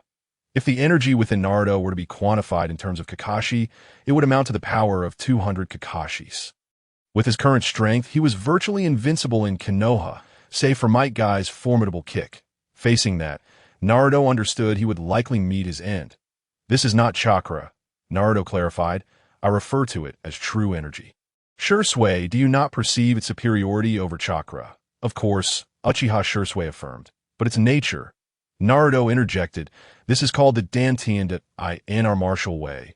There must be both surface and substance, just as our organization requires a commendable exterior. It must also possess profound meaning that inspires trust and eliminates suspicion. Take this moment. Uchiha Shursui had become thoroughly captivated by Naruto's words, feeling immense pride in his decision to join the organization. Shursui, Naruto continued, the training in ninjutsu has been fundamentally erroneous. The chakra you acquire is stored within your flesh and organs, which can inflict significant harm upon your body. Uchiha Shursui found this difficult to comprehend. Replying, I humbly ask for your guidance, Dragon King. Naruto stated, let us begin with the extraction of chakra. Chakra represents a fusion of spiritual and physical energy. The so-called spiritual energy is akin to human belief. As long as one lives, their conviction endures. Conversely, physical energy is drawn from the cells. This process can indeed inflict some harm upon the body, as we typically derive physical energy through food, constant training, and the continuous replenishment of nutrients. Our cells resemble a machine, perpetually generating energy. However, this machine is not impervious to wear and tear. After a few extractions, it may cease to function, thereby accelerating the aging of our bodily cells. Regarding the storage of chakra, while it is beneficial to the human body, it must be regulated. Excessive amounts can lead to detrimental effects. Just as exercise is advantageous, overexertion can render one incapacitated. For instance, if a person is capable of lifting 500 pounds, asking them to lift 1,000 would undoubtedly crush them. The physical body, composed of cells, follows the same principle. Each cell can only balance and sustain a limited amount of chakra. When overloaded, it may swell and eventually rupture. Every human body is a miniature world, filled with mysteries awaiting our discovery. Under such dual strains, the aging process is inevitably hastened. Upon hearing Naruto's words, Uchiha Shursui found a door opening before him. Naruto imparted the Xian Yuan sword technique to Uchiha Shursui, who, as a prodigy, swiftly grasped the fundamentals under Naruto's guidance. He became attuned to his inner energy and learned to integrate the chakra within his flesh and blood into that energy, storing it within his acupoints and meridians. Dragon King, I feel somewhat relieved, he remarked, experiencing the initial benefits of his progress. Naruto replied, this is natural. Chakra has transformed into inner strength, and acupoints are indeed the body's connection to energy, vastly superior to the cells in terms of energy storage. Uchiha Shursui responded, Dragon King, I sense that my inner strength is more refined and potent than chakra. Naruto explained, this is inevitable. As you fuse chakra energy, you also absorb natural energy. Both types contain some impurities, yet our bodies possess a self-repairing mechanism that expels waste. The energy we absorb, passing through the meridians and acupoints, undergoes purification, making it inherently stronger. Uchiha Shursui inquired, Dragon King, may I share this cultivation method with my clan members? Naruto affirmed, yes, but only those within the organization may be taught. They must possess steadfast resolve, and the teaching should be imparted in stages to prevent knowledge from falling into the wrong hands. Understood, Dragon King. Uchiha Shursui replied he intended to teach this only to those of his clan who were allied with the organization, evaluating their commitment before proceeding. Uchiha Shursui believed that with martial cultivation, their strength would undoubtedly increase. Naruto advised, Shursui, Konoha will not overlook your Uchiha clan, so you must act swiftly. Train your people to become a formidable fighting force. Uchiha Shursui nodded in agreement. Yes, Dragon King. Naruto then shared an internal cultivation technique and a physical training method with Uchiha Shursui, stating, Shursui, these two cultivation techniques are slightly inferior in rank. As long as you assess the hearts of those you recruit, you can pass them on. Those who can sense inner strength should practice the inner techniques, while those who struggle to extract chakra should focus on the physical training to enhance their bodies, allowing them to accommodate more chakra. Uchiha Shursui was overjoyed. Yes, Dragon King. Naruto cautioned, be particularly wary of Danzo. He is cunning and may attempt to ambush you. Your eyes are exceedingly powerful, so guard them closely. Uchiha Shursui harbored no fondness for Danzo, replying coldly, he is no match for me. Speaking of eyes, Naruto asked, Shursui, when your clan members pass away, do their Sharingan not seem to accumulate? Could you provide me with one? Uchiha Shursui responded, Dragon King, if you desire an eye, you may take mine to ask the leader of the organization. Your strength will benefit us all. Naruto waved his hand. No, your eyes hold greater potential when within you. I merely wish to refine one for research purposes. Perhaps I can uncover the mysteries of your bloodline limit. And if successful, I might explore the legendary power of the Rinnegan. Uchiha Shursui's eyes sparkled with excitement at the prospect, recognizing the monumental significance such research could hold for the Uchiha clan. Dragon King, how shall I provide it to you? He inquired. Even if you lack one, find a clan member and procure an eye by any means necessary, or even take your own. Naruto instructed, I often train by the river. You may find me there, Naruto added. Understood, Uchiha Shursui agreed. After conversing a while longer, he departed, leaving in a somber manner but returning with renewed vigor. Shortly thereafter, Naruto also left, swiftly making his way back to the riverside. Dispelling his shadow clone without revealing any trace, it is a splendid day. Naruto gazed up at the sky, a satisfied smile gracing his lips. However, such joyous moments are often interrupted. The aged voice of the third Hokage resonated nearby. Little Naruto, what brings you such joy? A diminutive figure emerged from the forest. Naruto smiled. Grandpa Third, you have come. Sarutobi Hiruzen replied, I came to visit you, little Naruto. Is there any good news you wish to share with your grandfather? Naruto exclaimed, Grandpa Third, behold, the shadow clone technique. With a loud pop, two Narutos appeared. Sarutobi Hiruzen remarked, Oh, little Naruto, you have mastered the shadow clone technique. Naruto boasted, Of course, I am a genius. Sarutobi Hiruzen responded, Indeed, you are the remarkable little Naruto. You can now attend school. Naruto was overjoyed, really, but I thought one had to be 7 years old. Why the sudden change? Sarutobi Hiruzen explained, because little Naruto is a genius. He took a puff from his pipe. Seeing this, Naruto felt an urge to punch him. The old man was so full of empty promises. However, there was no choice. Sarutobi Hiruzen was the one making the decisions, and attending school was now a must. A group of children sighed. Chapter 12, Sharingan. Bikugan. The following day, Uchiha Shursui brought the Sharingan, a 3-tomo variant, to Naruto. Holding the eye, Naruto did not immediately refine it, murmuring, with the Sharingan acquired, only the Byakugan remains. He refrained from refining it just yet, contemplating the acquisition of the Byakugan to refine both together. If discovered, he could escape from Konoha and establish his own organization in the Land of Tea. As night fell, Naruto left home. Leaving behind a shadow clone, he stealthily made his way towards the Hyuga clan.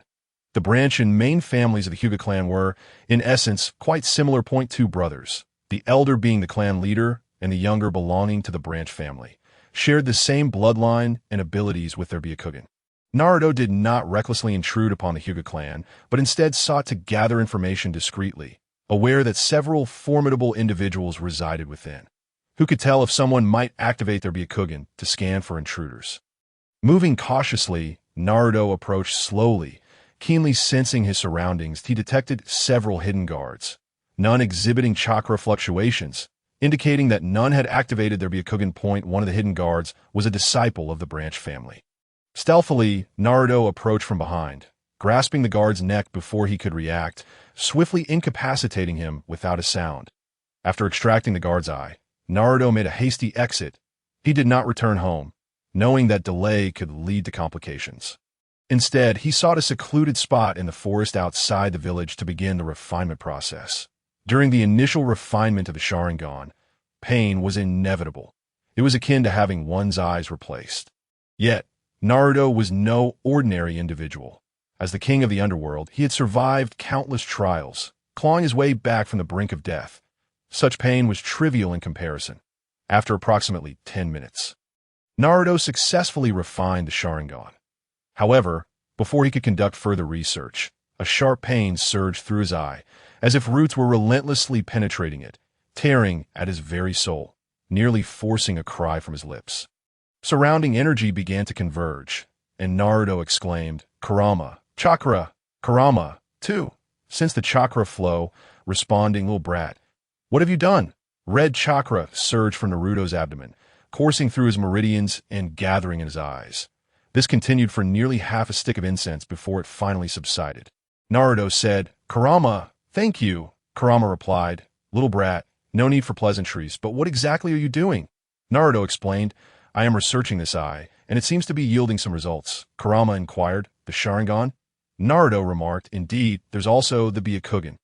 "Kurama, rest assured, my research is not aimed at you. With my current strength, I do not require the Sharingan to deal with you." Kurama breathed a sigh of relief, aware that the Sharingan was indeed his nemesis, and thus harbored some trepidation. Naruto then produced a mirror to examine his reflection, his intent being to ascertain his own handsomeness, naturally having prepared the mirror for this purpose. "Holy cow, a kaleidoscope Sharingan!" Naruto exclaimed upon seeing his reflection eye in the mirror. His right eye, no longer blue, had transformed into the six-pointed star state. He never anticipated that this would be the kaleidoscope Sharingan.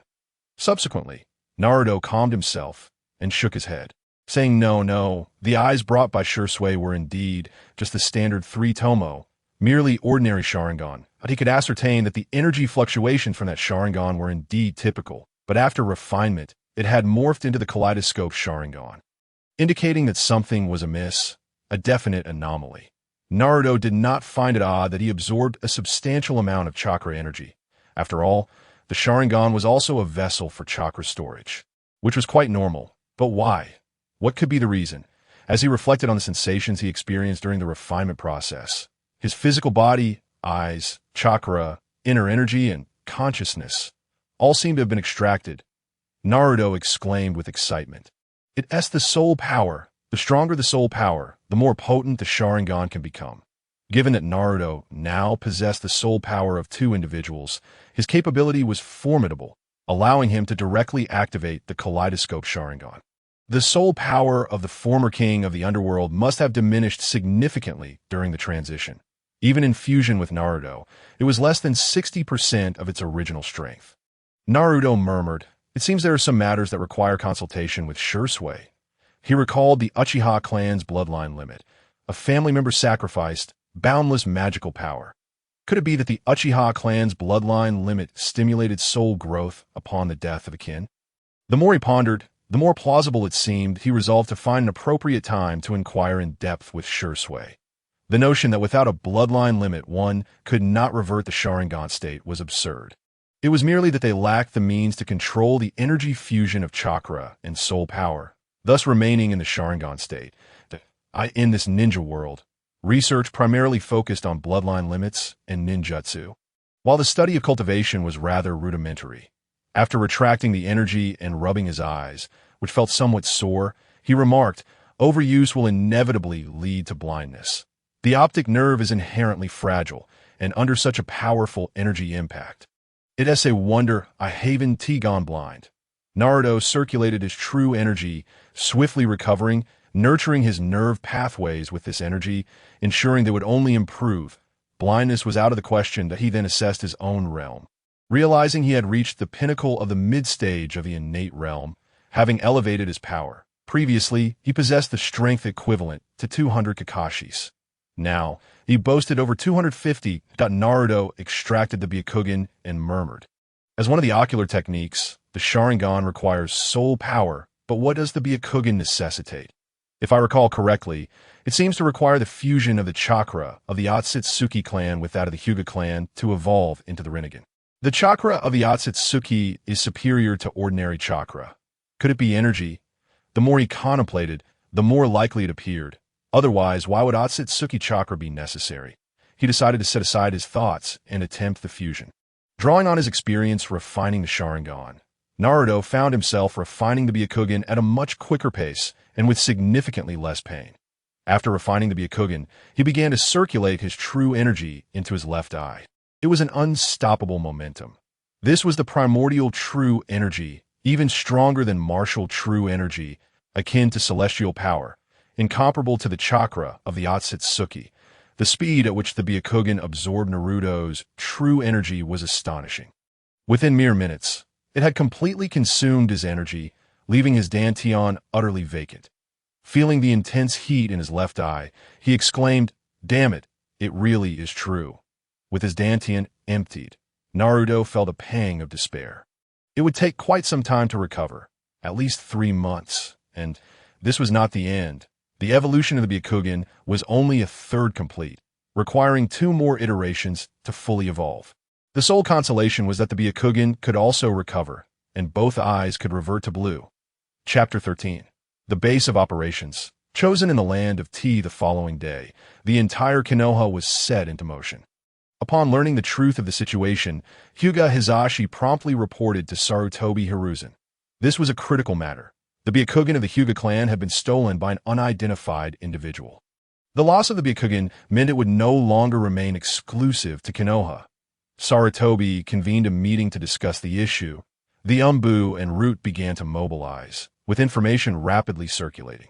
It felt as though a great battle was imminent. Unfortunately, it proved futile. No traces were found, nor any lingering aura. The number of spies surrounding Naruto increased significantly. Compared to the Hyuga clan, the Jinchuriki held paramount importance in Sarutobi's eyes, prompting even Jounin to be dispatched. Moreover, Naruto was not permitted to leave the village. As for food, only the most frugal provisions were delivered, and he would have to wait some time before he could venture out. Consequently, Naruto's schooling was also postponed, which brought him some solace. After a fortnight of this hectic situation, it finally came to a close. Despite the lack of results after the busy fortnight, Naruto's surrounding Umbu did not diminish. Yet he was now permitted to enjoy outings. This was sufficient. He could finally meet Uchiha Shursui. Arriving by the riverside, he summoned shadow clones to catch fish, 4 clones in total, wondering when one might disappear. "Shursui, how have matters progressed?" he inquired upon their meeting. Uchiha Shursui responded, "Dragon King, those clan members secretly plotting to betray the village have all been thwarted by Makoto Amatsukami, 84 in total. What of Uchiha Fugaku? Naruto asked. Shursui replied, his strength is on par with mine, making it rather challenging to control him. Additionally, he is wary of me, making it difficult to act. I apologize for disappointing you, Dragon King. Naruto reassured him. This is already commendable. Thank you for your efforts, Shursui. Shursui shook his head. It was no trouble, Dragon King. What shall we do next? Naruto proposed. Train these 80-plus individuals. Everyone in the guard should resign from their positions and focus on cultivation. The Uchiha clan can afford it. Understood, Shursui acknowledged. Naruto then inquired, have you had any contact with Itachi? Shursui responded, you are correct, Dragon King. Itachi is a double agent, and our attempts at persuasion have failed. He visited me several times, subtly inserting your ideals into our discussions. Yet Itachi showed little interest. He seems more dedicated to the village and clan, desiring peace for both. Naruto felt a tinge of regret, realizing he would have to seek future opportunities.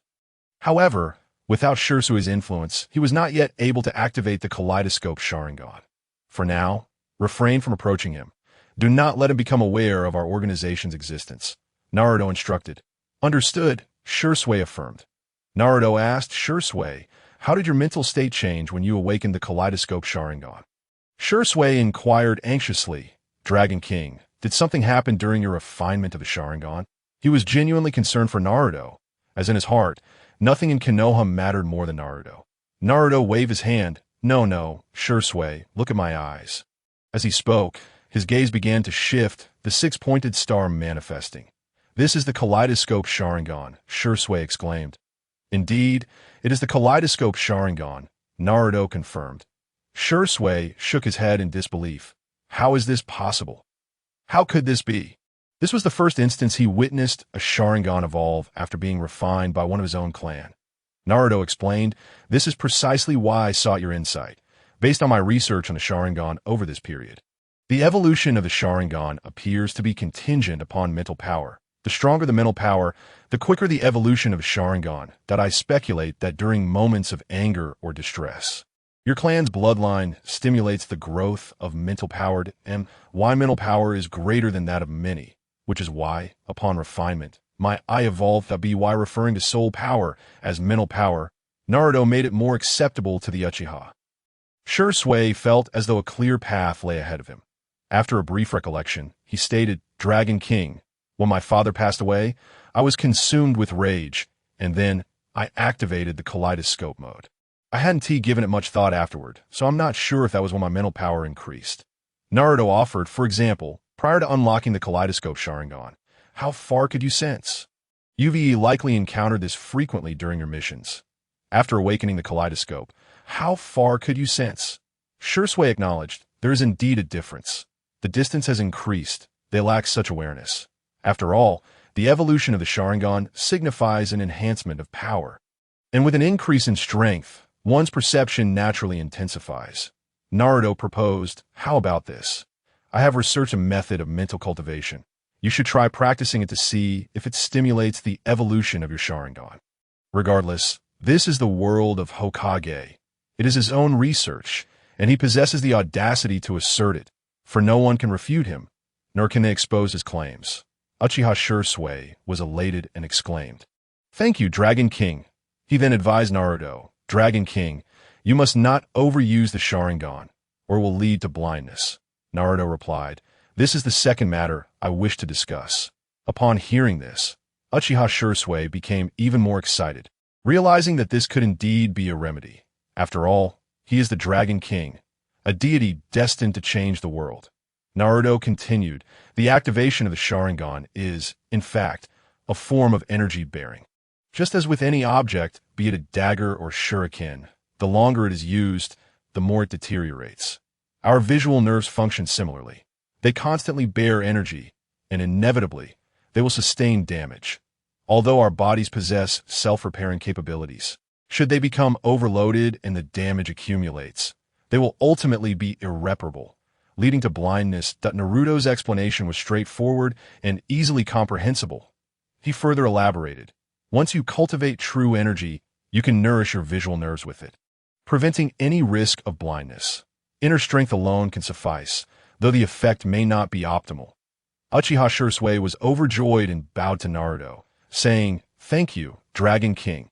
Naruto responded, "Shursui, we are now members of the same organization. Brothers and sisters, such formalities should not be necessary in the future, understand?" Uchiha Shursui affirmed, "Yes, Dragon King, I shall remember." Uchiha Shursui then inquired about various aspects of cultivation, and Naruto provided detailed answers, greatly benefiting him. He resolved to return and diligently train, aiming to break through to a higher level of strength. Naturally, Naruto did not forget to discuss the next step, saying, "Shursui, among the 84 members, are there any who can rival the elite Jonin?" Uchiha Shursui replied, "Dragon King, there are indeed a few with potential." Naruto stated, "Of course, we must grow and strengthen ourselves. Thus, we need to venture out, establish a base, gather orphans, and attract the common folk, gradually expanding our influence until we carve out our name and draw more individuals to join us, thereby enhancing our own strength. Only then shall we possess the power to change the world." Uchiha Shursui grasped this concept entirely and remarked, "The Dragon King's words hold wisdom. Among our clan, there are 2 who are Jonin. Having awakened the 3 Tomo Sharingan, as long as they do not encounter exceptionally elite Jonin, they should possess the means to protect themselves." Naruto happily replied, "That is splendid. Excellent work, Shursui. Ensure that you train them rigorously." Uchiha Shursui responded, "Certainly, but Dragon King, where do you intend to establish our base?" Naruto replied, "In the land of Tea. It is spacious, has a significant population, and lacks a ninja village. Furthermore, it is surrounded by sea on all sides, making it an ideal location for clandestine development." Chapter 14. Enrollment. Naruto lounged around for another 10 days before receiving notice that school was commencing. He realized that his arduous days were about to begin. On the day of enrollment, Hiruzen Sarutobi was aware that Naruto would attend the Ninja Academy alone, so he took it upon himself to accompany him, wishing to provide reassurance. Upon seeing him, Naruto felt vexed but managed to say, "Grandpa Third, why have you come in person?" Hiruzen replied, "I am here to escort little Naruto to school." Naruto insisted, "I can go by myself." Hiruzen countered, "Look, all the other children have their parents accompanying them. I'm now your elder, your grandfather. It is only natural for a grandfather to see his grandson off, in his heart." Naruto thought, You are the grandson. Your entire family is a bunch of fools." Little Naruto, as you enter the ninja school, remember to train diligently and strive to become a powerful ninja, safeguarding the peace of Konoha, Hiruzen advised. Naruto responded, "Yes, I will. I am destined to be the future Hokage." Hiruzen smiled warmly and gently patted Naruto's head. Naruto retorted, "Don't touch me. Get lost." Under Hiruzen's watchful gaze, Naruto quickly dashed into the school, appearing to embrace the new school life, while in reality, he was merely trying to distance himself from the old man. As Naruto entered the playground, the previously boisterous atmosphere fell silent almost immediately. His presence had a more profound effect than that of the Hokage. It was he, the son of the demon fox. The others should keep their distance, for he was said to devour humans. What was going on? Why was this demon fox allowed to attend school? One could only wonder what the Hokage was thinking. Naturally, gossip was rampant, not just among the adults, but also amongst the children. Their gazes fell upon Naruto, some filled with deep-seated hatred. Among the prominent clans observing the scene, a common thought echoed in their minds. This was a bit excessive. They were not fools. They had their suspicions regarding Naruto's identity, the Nine Tails incident, the turmoil surrounding the 4th Hokage, and the imminent birth of his wife, with the golden hair, blue eyes, and fox demon traits all intertwined. If they could not deduce Naruto's identity, then their clan should cease to exist. However, this suspicion could not be openly acknowledged. Otherwise, peace in Konoha would be shattered, and with the Third's cunning methods, one could only imagine how many lives would be lost. Naruto retreated to a corner, finding solitude more comforting. The enrollment ceremony proceeded as usual, with the 3rd Hokage commencing his usual motivational speech, instilling the will of fire into each child to the sound of enthusiastic cheers. Reluctantly, Naruto found himself among those cheering, for the old man's eyes were fixed upon him, and he raised his voice, proclaiming his aspiration to become Hokage, providing the 3rd with a perfect conclusion to his speech. Upon entering the classroom, Naruto was once again subjected to whispers, avoiding any corner like it was a den of vipers that, of course, this did not include members of the prominent clans, such as the Nara, Akimichi, and Hinata. Particularly, Hinata, upon seeing Naruto, fidgeted with her fingers and murmured, "Naruto-kun is here for school too. That's wonderful." Naruto, however, did not wish to make a fool of himself by sitting with anyone else, opting instead for a quiet corner, where he settled in peace, inwardly cursing, "That old dog is spying on me again." Indeed, at that moment, Hiruzen Sarutobi had returned to the Hokage office, observing Naruto from afar. Due to Naruto's situation, there were few who dared to sit near him, especially in the front rows. Nara Shikamaru, noticing this, felt a sense of indignation and rose to approach Naruto. Akimichi Choji, munching on chips, followed suit. Nara Shikamaru smiled and introduced himself. "Hello, I am Nara Shikamaru." Akimichi Choji added, "I am Akimichi Choji. Would you like some chips?" Naruto stood up and introduced himself. "I am Uzumaki Naruto. It is a pleasure to meet you both." The manner of greeting was etched deep within his soul, resonating with the essence of their heritage. Hiruzen, watching the interaction, took a deep drag of his cigarette and mused, "It is indeed time for him to make some friends." He would not interfere with Naruto's budding friendship with Nara Shikamaru and Akimichi Choji. Thus, the two seated themselves beside Naruto and struck up a conversation. The scenario remained largely unchanged from the original tale. Naruto felt invigorated, for Nara Shikamaru was a strategist, and with his assistance, many endeavors could be achieved, depending on whether he could forge a strong bond with him. Shikamaru and Choji were soon joined by Yamanaka Ino, who greeted them, but upon noticing Naruto, her words faltered. She approached them and quietly said, "Why are you sitting with him?" "He is," Nara Shikamaru interjected. "Ino, why don't you sit elsewhere?" "We are happy to sit with Naruto-kun." Yamanaka Ino glanced at Naruto, who offered a friendly smile. She trembled slightly and retreated. Naruto shook his head gently. Nara Shikamaru and Akimichi Choji exchanged glances, with Shikamaru's eyes reflecting a hint of helplessness and Choji slowing his chip consumption. Then a girl entered the classroom. Her short pink hair and green eyes complemented her red dress, radiating a soft and beautiful aura, much like cherry blossoms. This was none other than Haruno Sakura, one of the class's three beauties. Naruto surveyed the room, failing to spot Uchiha Sasuke, and mused, "Something feels amiss. Where is that guy? Wasn't he supposed to start school with us? Or have I changed things?" Indeed, some aspect had shifted, but not everything had altered. Not long after his thoughts, a cool and handsome boy entered the classroom. His striking appearance immediately captivated the attention of most girls. Dark hair, a blue shirt, and deep-set eyes that enchanted the hearts of many. Among the most fervent admirers were, of course, Haruno Sakura and Yamanaka Ino. Naruto regarded Sasuke and thought, "This guy's looks are certainly impressive. He is quite the charming little lad." After surveying the surroundings, Uchiha Sasuke's gaze settled upon Naruto and his companions. He recognized Naruto, the individual despised by many, and approached them directly, taking a seat a row ahead. Nara Shikamaru, witnessing this, muttered, "What a hassle." Akimichi Choji glanced over, but, finding no scent of chips, continued to indulge in his feast. Sasuke's presence here was not solely due to the sparse crowd. He sought to understand Uzumaki Naruto. Their first encounter had left a profound impression on him, and he was curious as to why others referred to him as the Nine-Tails Fox. Was he truly the offspring of a fox? Uchiha Sasuke was not one to introduce himself first. After all, he was Uchiha Sasuke, a prodigy of the Uchiha clan, and it would be beneath him to initiate such a formality.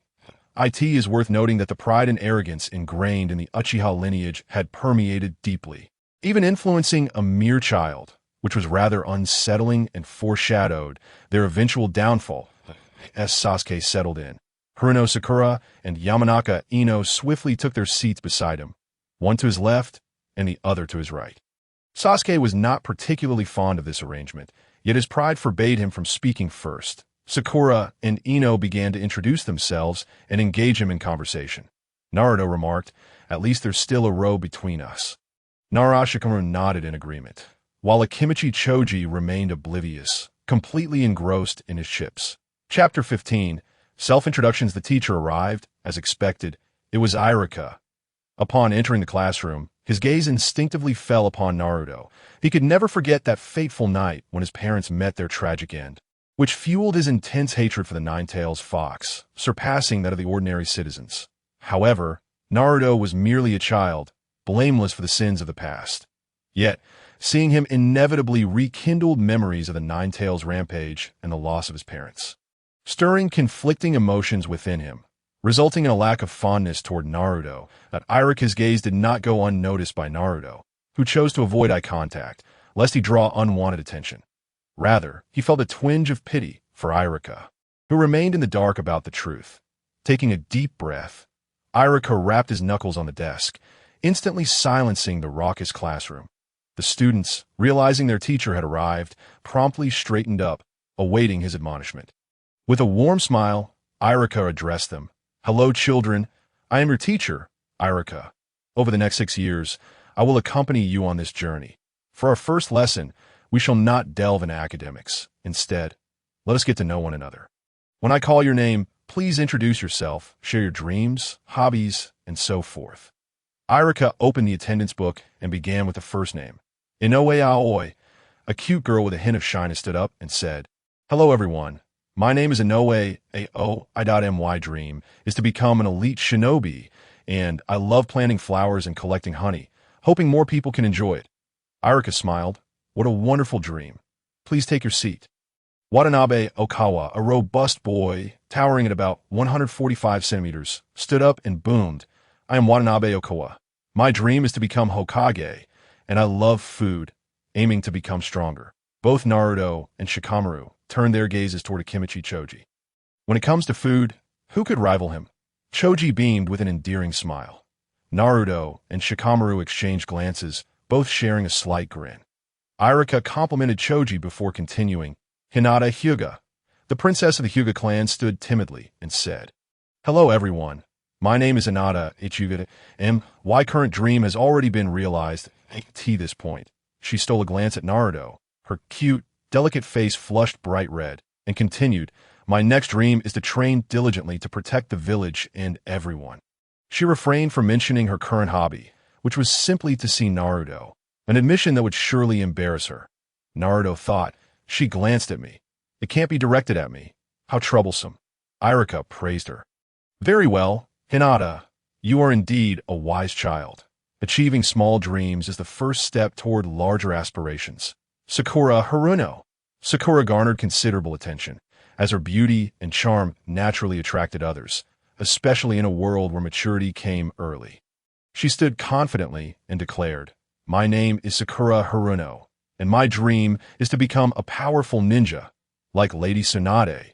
Tsunade, one of the legendary Sannin, was known for her immense strength and prowess. And even in her non-lethal approach, she inspired admiration. Irika nodded approvingly. After several more introductions, it was time for Inuzuka Kiba, followed by Yamanaka Ino, who boldly expressed her affection for Sasuke, igniting a rivalry with Sakura. When it was Shikamaru's turn, he languidly stood up and said, "Hello, everyone. I am Naruto, and my dream is to find a tree, sleep in its shade, undisturbed at my hobby. Well, I enjoy sleeping, and I dislike troublesome matters." Irika inquired, "Is this a tradition in the Nara family?" Naruto thought, "That is truly Nara Shikamaru. He never fails to impress with his words." Next came Akimichi Choji, whose dream was peace, and his hobby was food. He wished he could eat every moment of every day. Irika felt a sense of unease. Allowing the Inuzuka, Nara, and Akimichi clans to introduce themselves was perhaps a grave error. When Irika reached the next name, his expression stiffened. Naruto thought, "Is it my turn? I'm ready to stand up." The third Hokage, ever the voyeur, continued to watch.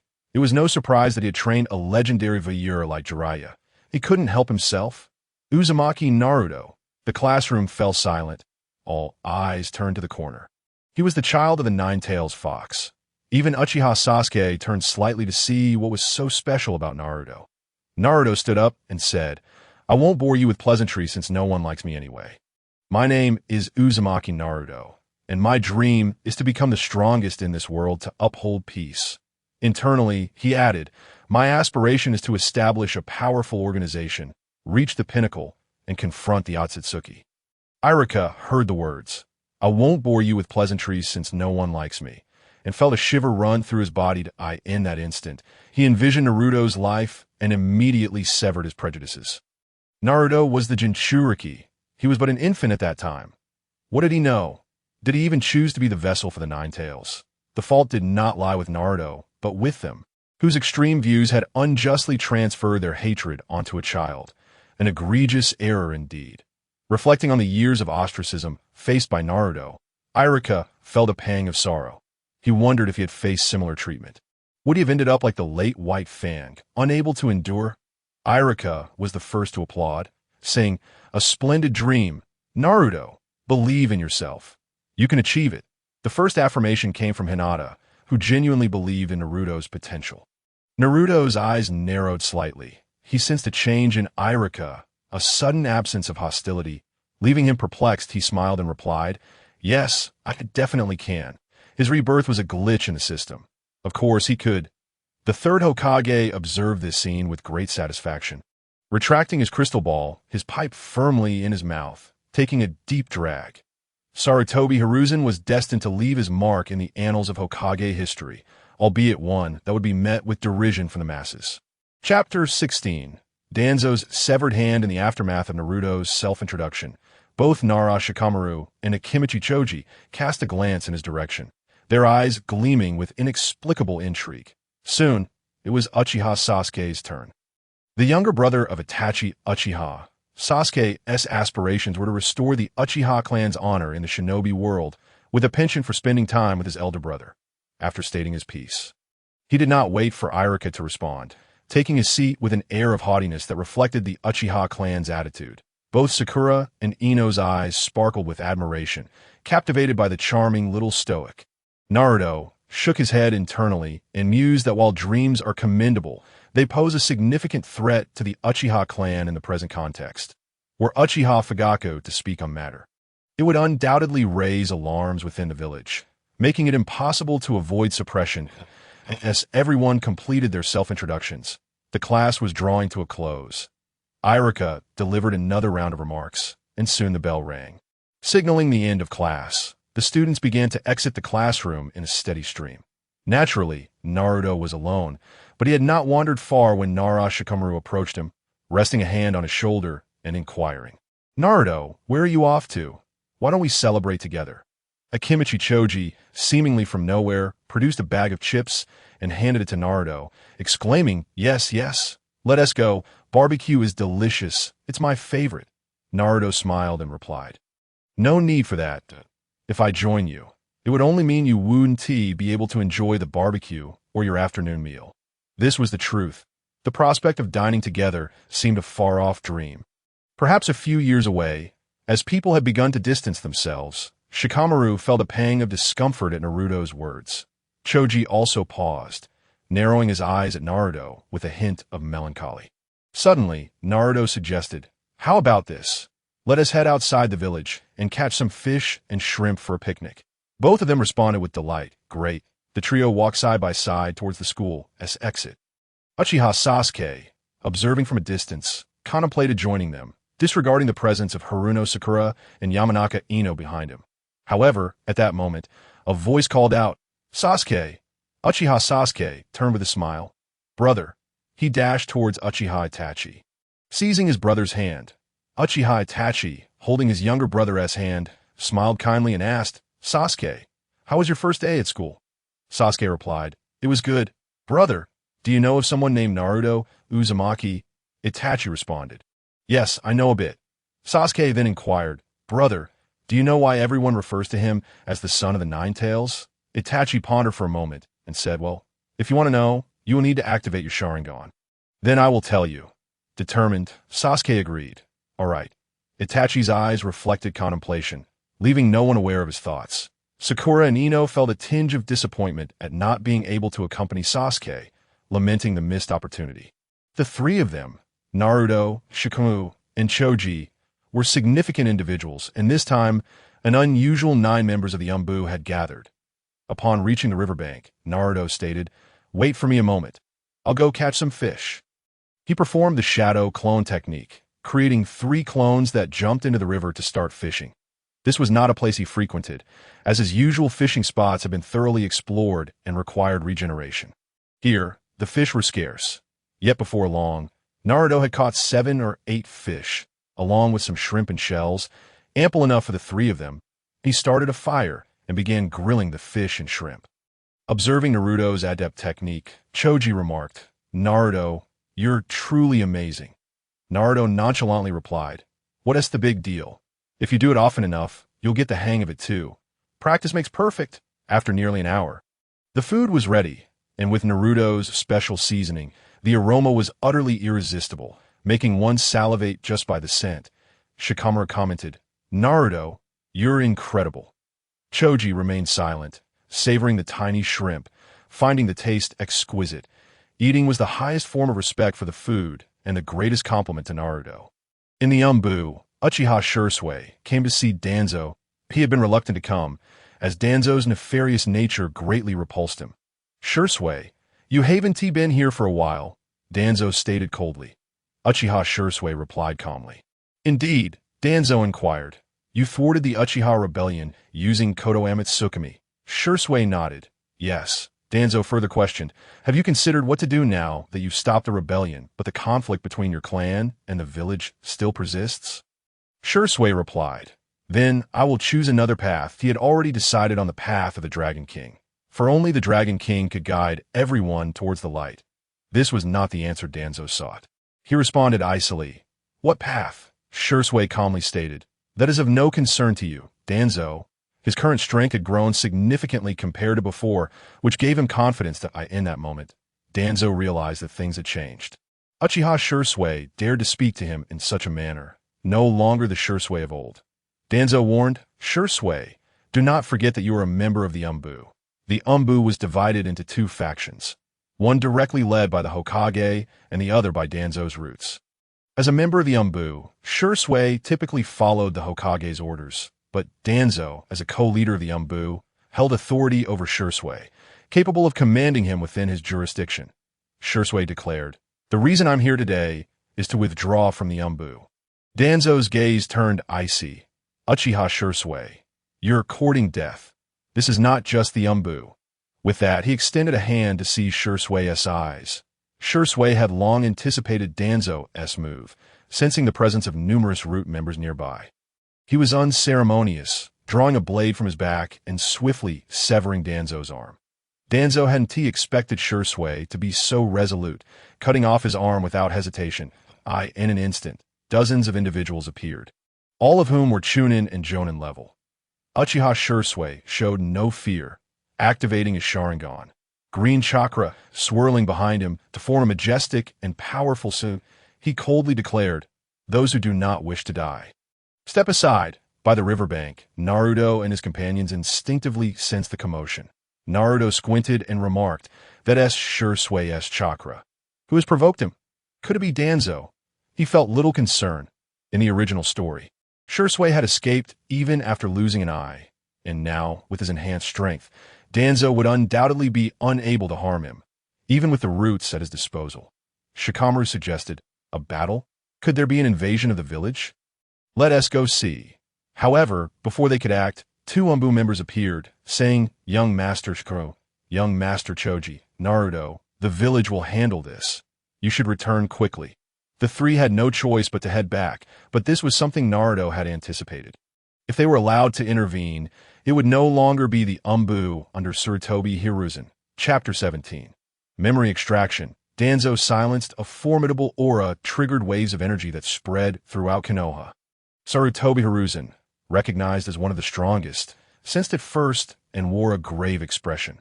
This was the power of an elite shinobi. He summoned the Umbu and demanded, "What has transpired?" Kakashi appeared, shaking his head. "I am not sure." Hiruzen commanded, "Find out." Yes, Kakashi led a team, hastily making their way to the scene.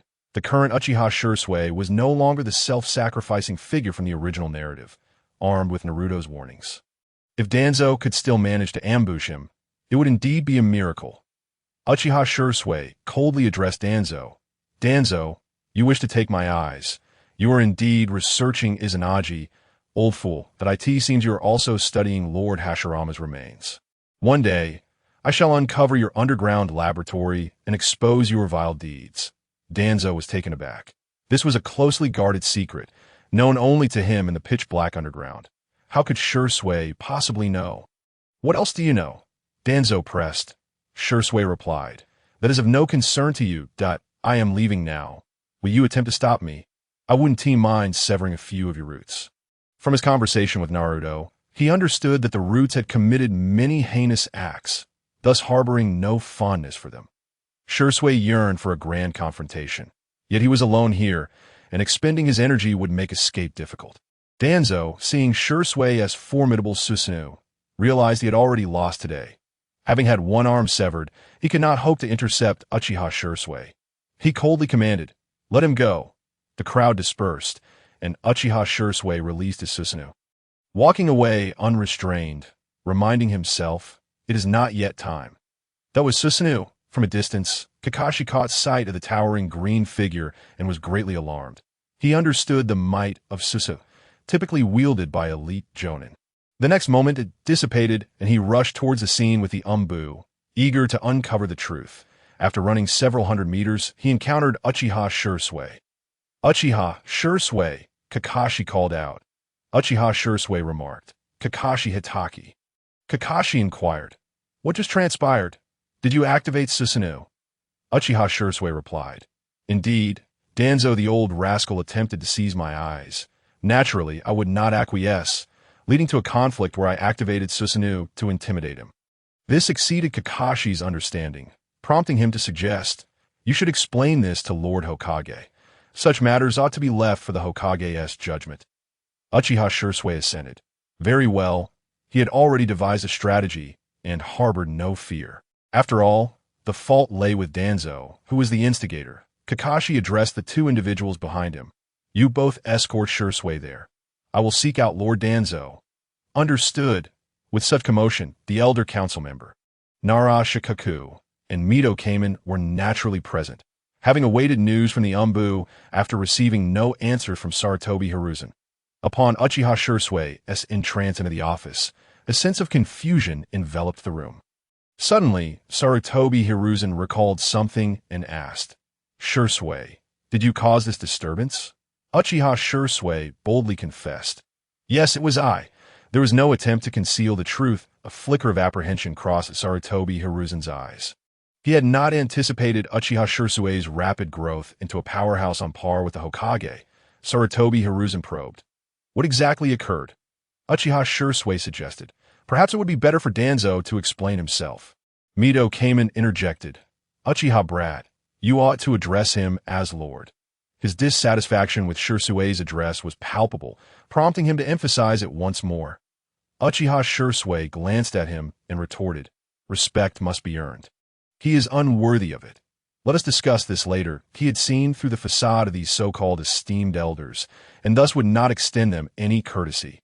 Mito Kamen warned, "Brat, do you even realize who you are speaking to?" Uchiha Shursui replied, "I am aware." "What of it?" This response displeased Sarutobi Hiruzen, who admonished, "Shursui, such impudence is unacceptable." Nara Shikaku added, "Indeed, Uchiha Brat, Danzo is still your elder. You ought to show him some respect." Uchiha Shursui countered, "Is an elder who seeks to usurp my eyes truly deserving of respect? Cease your slander, Uchiha Shursui." Danzo and Kakashi entered, Danzo's left eye ablaze with fury. Sarutobi Hiruzen, Nara Shikaku, and Mito Kamen rose upon seeing Danzo, who had lost an arm.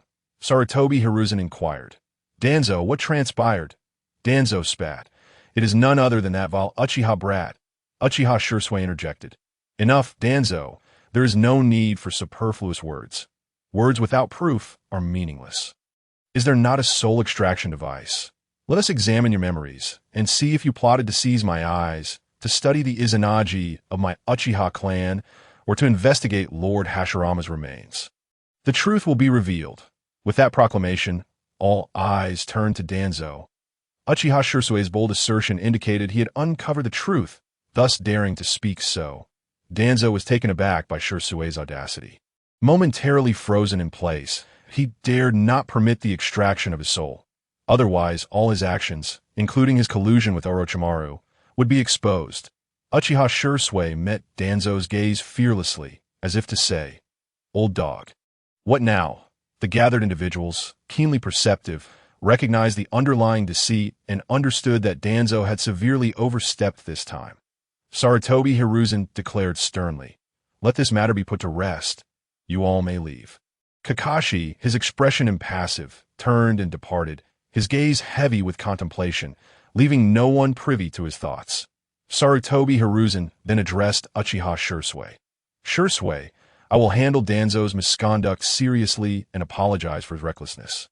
Recklessness, the term brought a smile to Uchiha Shursui's heart. To covet his eyes was merely reckless, a ludicrous notion. However, he said nothing further, responding, "Thank you, Lord Hokage." To him, the title of Hokage had become a relic of the past. Only the Dragon King held meaning in his heart. Exiting the Hokage building, he encountered Kakashi. Uchiha Shursui narrowed his eyes and briskly approached, whispering, "Kakashi, by the lakeside at the cliff." Chapter 18. Shursui and Itachi part ways in the Hokage's office. Only Sarutobi Hiruzen and Danzo remained. Even Narashikaku and Mito came and had departed. What followed was a moment of mutual conflict. Sarutobi Hiruzen thundered, "Danzo, what are you doing?" He was acutely aware that Danzo had been tampering with the remains of the late Hashirama Senju. If this were to leak, it would bring disgrace upon the upper echelons of Konoha, diminishing their prestige and inviting ridicule from other villages, potentially inciting the wrath of the legendary Sannin Tsunade, who might even conspire against Konoha. Sarutobi Hiruzen understood Danzo all too well. Danzo understood him in turn. Danzo realized he had been exposed, with no means of concealment. Uchiha Shursui's actions had left him with no retreat. Danzo coldly stated, "I only desire for Konoha to reign supreme in the ninja world. Should Konoha produce another Hashirama, who could possibly rival us?" Sarutobi Hiruzen's expression darkened, anger flaring his eyes as he retorted, "So you resort to desecrating the remains of former Hokage?" Danzo shot back, "Hashirama is the god of ninjas." Their argument escalated into a bitter exchange, with neither yielding to the other. However, Sarutobi Hiruzen, now Hokage, promptly stripped Danzo of his position, prohibiting him from participating in any official duties and demanding he reflect on his actions. To this, Danzo coldly replied, "Hiruzen, you will come to regret this. Without my roots, Konoha is like a great tree that is destined to wither." This provoked Sarutobi Hiruzen into another outburst, chakra surging throughout the office, as if a battle were about to erupt in an instant. With this confrontation reaching its conclusion, the curtain fell on this episode. As for the punishment, Danzo had his own faction. His lack of participation was inconsequential, for he could still send his people to stir trouble. Upon hearing of the punishment, Uchiha Shursui revealed a cold smile. Fortunately, he had become thoroughly disillusioned with Konoha, yet he had the Dragon King, who provided him with a glimmer of redemption. That night, the stars blanketed the sky by the lakeside at the rear of the Uchiha clan. Tranquility reigned, accompanied solely by the gentle murmur of flowing water. It was a rare and splendid evening. Uchiha Shursui awaited Kakashi at the cliff, confident that Kakashi would come, whether today or in the future. However, instead of Kakashi, it was Uchiha Itachi who arrived. Uchiha Shursui, in high spirits, greeted, "Itachi, you have come." Uchiha Itachi questioned, "Brother Shursui, why did you act in such a manner?" Uchiha Shursui's eyes flickered as he replied, "Itachi, what do you mean by that?" Uchiha Itachi pressed on, "Why did you injure Lord Danzo? Are you aware that your actions have thrust the entire clan into opposition with the village?" His concern lay in how to maintain harmony between their existence and the clan. Uchiha Shursui felt a pang of disappointment towards Uchiha Itachi. "So, Itachi, are you suggesting that any sacrifice is justified as long as it fosters harmony between the village and our clan?" Uchiha Itachi nodded without hesitation. "Yes," Uchiha Shursui asked. "Including my eyes?" This time, Uchiha Itachi did not agree. He recognized the immense value of Shursui's eyes, a formidable deterrent for both the clan and Konoha. Uchiha Itachi replied, "But you could have merely stopped Lord Danzo. Why resort to injuring him?" Uchiha Shursui responded, The thief has already revealed his fangs. Is mere prevention truly sufficient? Uchiha Itachi fell silent again, knowing Danzo's nature. Once he acted, there would inevitably be a second time. He would undoubtedly seek to obtain the Uchiha clan's Sharingan. Uchiha Shursui remarked, "You are well aware of that old dog Danzo's temperament. Since he's made a move, I shall naturally strike back." After a considerable pause, Uchiha Itachi finally spoke. "Brother Shursui, you have changed. You have become so unfamiliar. No longer the Shursui I once knew."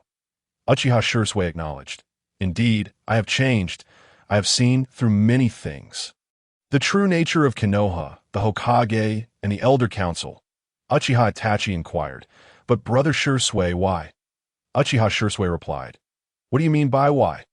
Uchiha Itachi pressed, "Why do you betray the village and your family?" Uchiha Shursui narrowed his eyes and said, "Who told you I betrayed the village?" "Ah, it seems the Hokage's indoctrination is quite effective. He must have sent you to probe me, hasn't he? Itachi, you have truly disappointed me." At this moment, Uchiha Itachi was engulfed in profound sorrow that he could not comprehend why his esteemed elder brother, Shursui, had transformed in such a manner, why he now seemed so foreign. Subsequently, a fit of manic laughter erupted from him, rendering him almost unhinged. It was at this juncture that Itachi's eyes began to shift, evolving from the three-tomo Sharingan into a vivid crimson with rippling patterns, adorned with 9 tomo. One must acknowledge that the restorative power of this world had directly facilitated Uchiha Itachi's awakening of the Manjiki Sharingan. Observing this, Uchiha Shursui remarked, "Itachi, congratulations on unlocking the Manjiki Sharingan." Itachi responded, "From now on, I shall keep a vigilant watch over you. Should you ever threaten Konoha or our clan, I will undoubtedly intervene." Shursui replied, "Do as you wish. Anyone who harms my family will find themselves obstructed by me." Itachi cast a lingering gaze upon Shursui before turning away, leaving the two in a state of discord. Their ideologies had diverged, giving rise to a rift. Shursui's spirit had ascended, perceiving Konoha as stagnant waters, while Itachi held a deep respect for the Hokage, believing that denouncing him was tantamount to opposing him. Shursui sat alone at the edge of a cliff, gazing at the clear moon, momentarily lost in thought. Regardless of how dark the world became, there would always be sunlight to illuminate the night. Meanwhile, Itachi stealthily entered the Hokage's office, where Sarutobi Hiruzen awaited him. "Itachi, how goes it?" Hiruzen inquired eagerly. Itachi replied, "Hokage-sama, Shursui bears no intentions of rebellion. He is merely aggrieved by the injustices he perceives." Hiruzen exhaled in relief, saying, "That is good to hear. Konoha cannot withstand further turmoil, especially not from someone as formidable as Shursui, a 13-year-old with the potential of a Kage." Hiruzen continued, "Itachi, many members of your clan have withdrawn from the Anbu. What is the reason behind this?" After a moment's contemplation, Itachi answered, "It is Shursui. He encouraged them to leave the Anbu, to focus on their training and learn ninjutsu." Hiruzen raised an eyebrow, gravely stating, "Itachi, this is perilous." Itachi reassured him, "Rest assured, Hokage-sama, I will keep a close eye on them." Hiruzen said, "But Itachi—" "It is fine, Hokage-sama. I have already awakened the Manjiki Sharingan." Itachi interjected, demonstrating his eyes, which now shimmered with a sinister crimson hue. Chapter 19. Can I trust you? In light of such significant events, Naruto naturally seized the opportunity to meet with Uchiha Shursui. His first question upon meeting was, "Shursui, is it true that Danzo, that old dog, is plotting to steal your eyes?" Shursui confirmed, "Indeed, that old dog attempted to ambush me. Fortunately, with the Dragon King's warning, I was well prepared." Naruto cautioned, "But Shursui, you must remain vigilant. Danzo will not miss an opportunity." Shursui replied, "Yes, Dragon King, I will guard against that old dog. Should he return, I will sever his head." He was acutely aware that the only individuals he could trust were the Dragon King and those family members whose wills had been altered by his own Kotoeme Tsukumi. Anyone else who sought to approach him harbored ulterior motives. Shursui then inquired, "Dragon King, may I bring Kakashi into our fold?" Aware of Kakashi's capabilities, he recognized that his inclusion would be a tremendous asset to their organization. Naruto responded, "If we can bring him in, It would indeed be beneficial, but it may prove to be quite challenging. Although the death of the White Fang of Konoha greatly affected Kakashi, his loyalty still lies with Konoha. Thus, winning him over will not be easy. However, it is worth a try. If it fails, we will reassess, Shursui replied. Understood, Dragon King. Reflecting on Itachi, Shursui added, Dragon King. Itachi has awakened his eyes, Naruto asked. The Manjiki? Shursui nodded. Yes, it appears that due to my transformation, he could not overcome the barriers in his heart, thus awakening the Manjiki Sharingan. Naruto mused internally. This world's power is indeed formidable, capable of restoring even under such circumstances, and it is influenced by Shursui. Moreover, Itachi's inability to be swayed may very well be part of his destined mission. What could this mission entail? Naturally, it would be the night of the Uchiha massacre, paving the way for the emergence of the final Indra. Naruto advised Shursui, it seems you must exercise even greater caution in your future endeavors, particularly regarding the protection of your people. The Jinjutsu of the Manjiki Sharingan is exceedingly potent. Do not allow any secrets to slip. Shursui solemnly nodded, acknowledging the gravity of the matter. After exchanging insights on training, Shursui took his leave, while Naruto murmured, the night of the Uchiha massacre, Sarutobi Hiruzen. Danzo, what justification will you provide? Half a month passed. Danzo was removed from his position, yet he did not remain idle. The disgrace of his severed hand lingered painfully in his mind. He dispatched agents to secretly spread rumors detrimental to the Uchiha clan. One day, as Naruto passed a small eatery, he overheard a conversation. Did you know? The Uchiha clan is planning to betray the village. That's impossible. The Uchiha clan has been part of this village since the end of the Warring States period. Even if they were ruthless, they would never betray us. Impossible. Do you know how Yamada Yu met his end? Does that have anything to do with the Uchiha clan? Of course. It was the Uchiha clan that leaked the secret. Leading to his demise, he can be said to have died at their hands. Upon hearing this, Naruto smiled faintly, muttering to himself, I see now. He immediately understood that they were employing the same tactics against the Uchiha clan as they had against the White Fang of Konoha.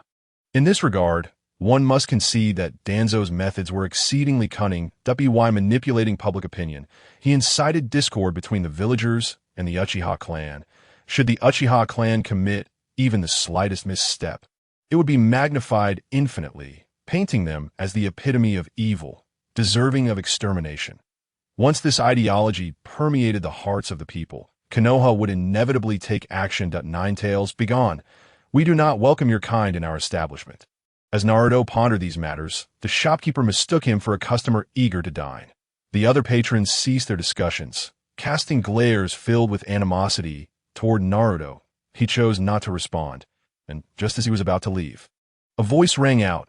Enough. Turning around, he saw Iruka approaching. Upon seeing Iruka, the crowd fell silent, recognizing him as a ninja of considerable standing. Iruka asked, Naruto, are you here to eat? My treat. Naruto shook his head. Thank you, Iruka-sensei, but I'm not hungry right now. With that, he quietly exited, leaving behind a throng of ignorant individuals. Iruka turned to the patrons of the small eatery and said, I do not wish to hear you speak of Naruto again. The patrons, cowed by Iruka's authority, responded in unison, Yes, sir, we will be mindful in the future. Yet they would likely continue their conversations in his absence. Time swiftly moved toward the end of the 54th year of Konoha. And indeed, Danzo's objectives were being realized. The Uchiha clan found themselves increasingly embroiled in altercations with the villagers, their grievances compounding with each incident, the resentment brewing, awaiting the moment of eruption. Beside Naruto stood Hyuga Hinata, who had taken to accompanying him. Each time he attended class, she would shyly greet him, her face aflame with embarrassment, a sight utterly adorable. Today was yet another monotonous theory class. Naruto exchanged glances with Shikamaru and Choji, leaving behind shadow clones before the three of them stealthily cut class. Having grown accustomed to skipping class, they effortlessly climbed over the walls, moving with fluidity as they landed on the other side. Naruto furrowed his brow, pondering, why is she here? Indeed, trailing behind them was a small shadow. Dressed in purple and blue, it was none other than little Hinata. This time, under Naruto's guidance, the trio slowed their pace. Waiting for Hinata to catch up, they arrived at their secluded training spot in the forest. In the months that followed, under Naruto's influence, both Shikamaru and Choji had significantly improved, now reaching the level of low-ranking ninjas. The trio brought provisions, preparing for a hearty feast as they commenced their training. Just then, Naruto called out, "Hinata, you can come out now." Shikamaru and Choji exchanged glances, and soon they heard a soft rustling from the woods. Revealing Hinata, her cheeks flushed, timidly greeting them. "Naruto-kun, Shikamaru-kun, Choji-kun." Shikamaru remarked, "Hinata, are you really skipping class with us? Aren't you worried about being caught by Irika-sensei?" Hinata cautiously replied, "Not at all." Dinksy said, "Hinata, come over and join us for a meal. I must tell you, Naruto's culinary skills are truly remarkable. The dishes he prepares are simply exquisite." Hinata, feeling emboldened, responded, "All right." In the Hokage's office, Sarutobi Hiruzen observed the four adorable youngsters, smiled softly, and put away the crystal ball. Naruto's condition was excellent, and his objectives had been largely achieved. Once the meal was prepared, the four began to eat. During this time, Naruto suddenly remarked, "Shiko, Dinksy, Hinata, can I trust you all?" In Chapter 20, Teaching the Three to Train, Naruto intended to reveal a few secrets to encourage them to join his training regimen and help them grow stronger. Shikamaru, slightly puzzled, replied, "Naruto, you are our friend. Of course, you could trust us." Akimichi Dinksy, munching on fish, added, Yes, Naruto, we are friends, your most important allies, and we would never betray you." Hinata timidly declared, "I would never betray you, Naruto-kun." Her voice was soft yet resolute. Naruto said, "I have some secrets.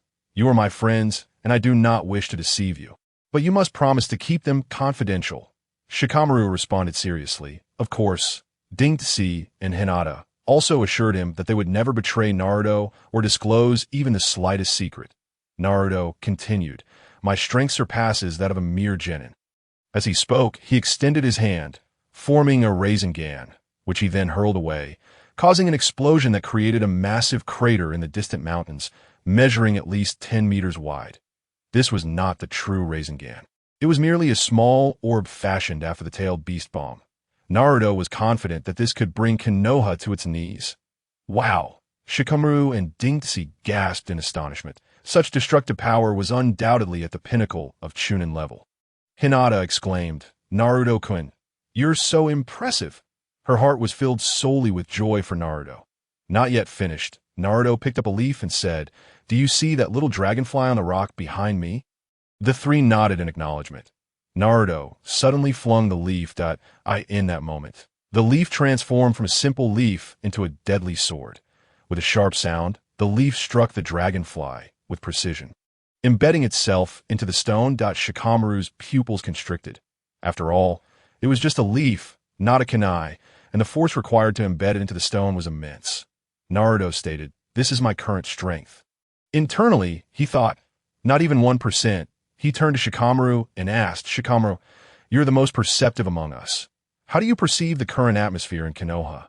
Shikamaru simply replied, "Uchiha, in the village, Sai." Naruto nodded, saying, "Indeed, the conflict between the village and the Uchiha clan has escalated to a boiling point, so we must strengthen ourselves and grow stronger. This is our only assurance." Dinksy inquired, "But Naruto, even if a riot breaks out between the village and the Uchiha clan?" Naruto interrupted, "Dinksy, you are mistaken." Shikamaru nodded in agreement with Naruto's assertion.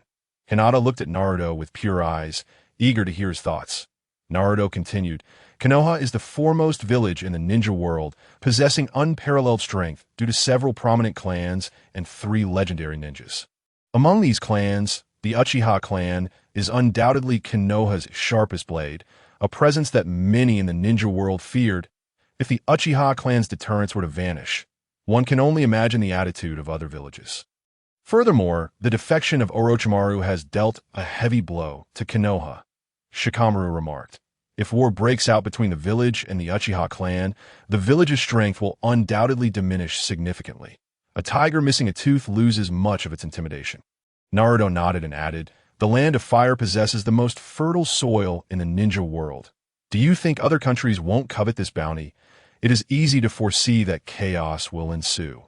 In the original narrative, the three were defeated, and had it not been for Tsunade and Jiraiya's return to quell the unrest and Uchiha Itachi relaying messages from afar, the flames of war would have likely already ignited in the Land of Fire.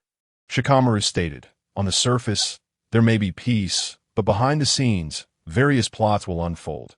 Naruto declared, "Thus, we must train even harder, striving to attain the strength to protect ourselves before graduation, ensuring we can safeguard those we cherish." Dinksi agreed, yes, training. He continued to eat heartily, while Naruto, Hinata, and Shikamaru ate at a much slower pace. Only he maintained his rapid pace. Hinata asked, "Naruto-kun, could you teach me how to train?" Naruto smiled and replied, "Of course. Consider it a reward for your attentive gaze." Feeling no guilt, he accepted his role as the king of the underworld. Hinata's eyes sparkled with excitement as she exclaimed, "Thank you, Naruto-kun." Seeing her delighted expression, Naruto, akin to an adult, gently ruffled her hair. Clang. Hinata's body stiffened, her face flushed as if about to burst, her mind racing with a singular thought. Naruto-kun touched my head. His hand is so warm. She then fainted, nearly collapsing to the ground had Naruto not caught her. This left Naruto somewhat exasperated. This incident complicated his relationship with the Hyuga clan, should the matter regarding the Byakugan leak. It would turn them into enemies. Gently, Naruto placed Hinata under a tree for support and shook his head, thinking, one step at a time, if the Hyuga clan seeks revenge, I will grant them 3 chances. Whoever it may be, they can return and spare their life. However, if they persist, I shall show no mercy. Dinksi asked, why did Hinata faint? This gluttonous creature, solely focused on food, was oblivious to Hinata's feelings for Naruto. Shikamaru replied, well, how should I put it? Let's just eat some meat. Dinksi added, yes, meat? Shikamaru asked, Dinksi, did you finish all the meat? Dinksi replied, if it's delicious, of course I'll eat more. Shikamaru retorted, but at least leave some for us. Look, you've eaten everything. Dinksi defended, I didn't think I had eaten that much. The two began to bicker over food, leaving Naruto speechless at the sight of Shikamaru and a glutton fighting over food. After their meal, Hinata regained consciousness, and the four commenced their training. Naruto imparted basic physical training techniques and chakra control methods to them, repeatedly emphasizing the importance of secrecy, to which they all readily agreed. Observing Hinata's gentle fist and palm techniques, Naruto taught her Tai Chi, knowing that mastering its essence would enable her to easily surpass her current skills. Hinata felt immensely happy. Not only was Naruto teaching her how to train, but he was also imparting martial arts techniques, far superior to what Shikamaru and Dinksi received. The four trained until the slanting sun dipped below the horizon before finally leaving their training grounds. Hinata and Dinksi returned home, one practicing secretly while the other fell into a deep slumber. Only Shikamaru, unable to sleep, found Naruto's words echoing in his mind. Eventually, he rose and knocked on his father's door. Narashikaku opened the door. Looking somewhat puzzled, Shikamaru, is something the matter? Shikamaru replied, Father, I wish to discuss something with you. Recognizing the seriousness in his son's tone, Narashikaku understood that the matter was not trivial and said, all right, let us go to the study. In Chapter 21, Kakashi's Appointment, the father and son sat down. Narashikaku asked Shikamaru, what troubles you? Narashikaku, typically disinterested in matters, felt an unusual weight in his heart. He was quite intelligent, having always been so. Otherwise, he wouldn't have traded a victory for a wife at such a young age. Narashikaru said, the Uchiha clan and the village. Narashikaku's demeanor immediately shifted to seriousness. Shikamaru could sense this change, knowing that he was not mistaken. Shikamaru, you truly are my son.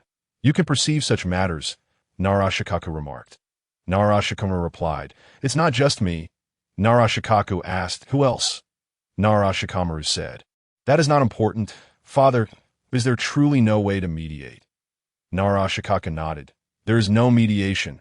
The conflict has reached a boiling point. He had observed everything.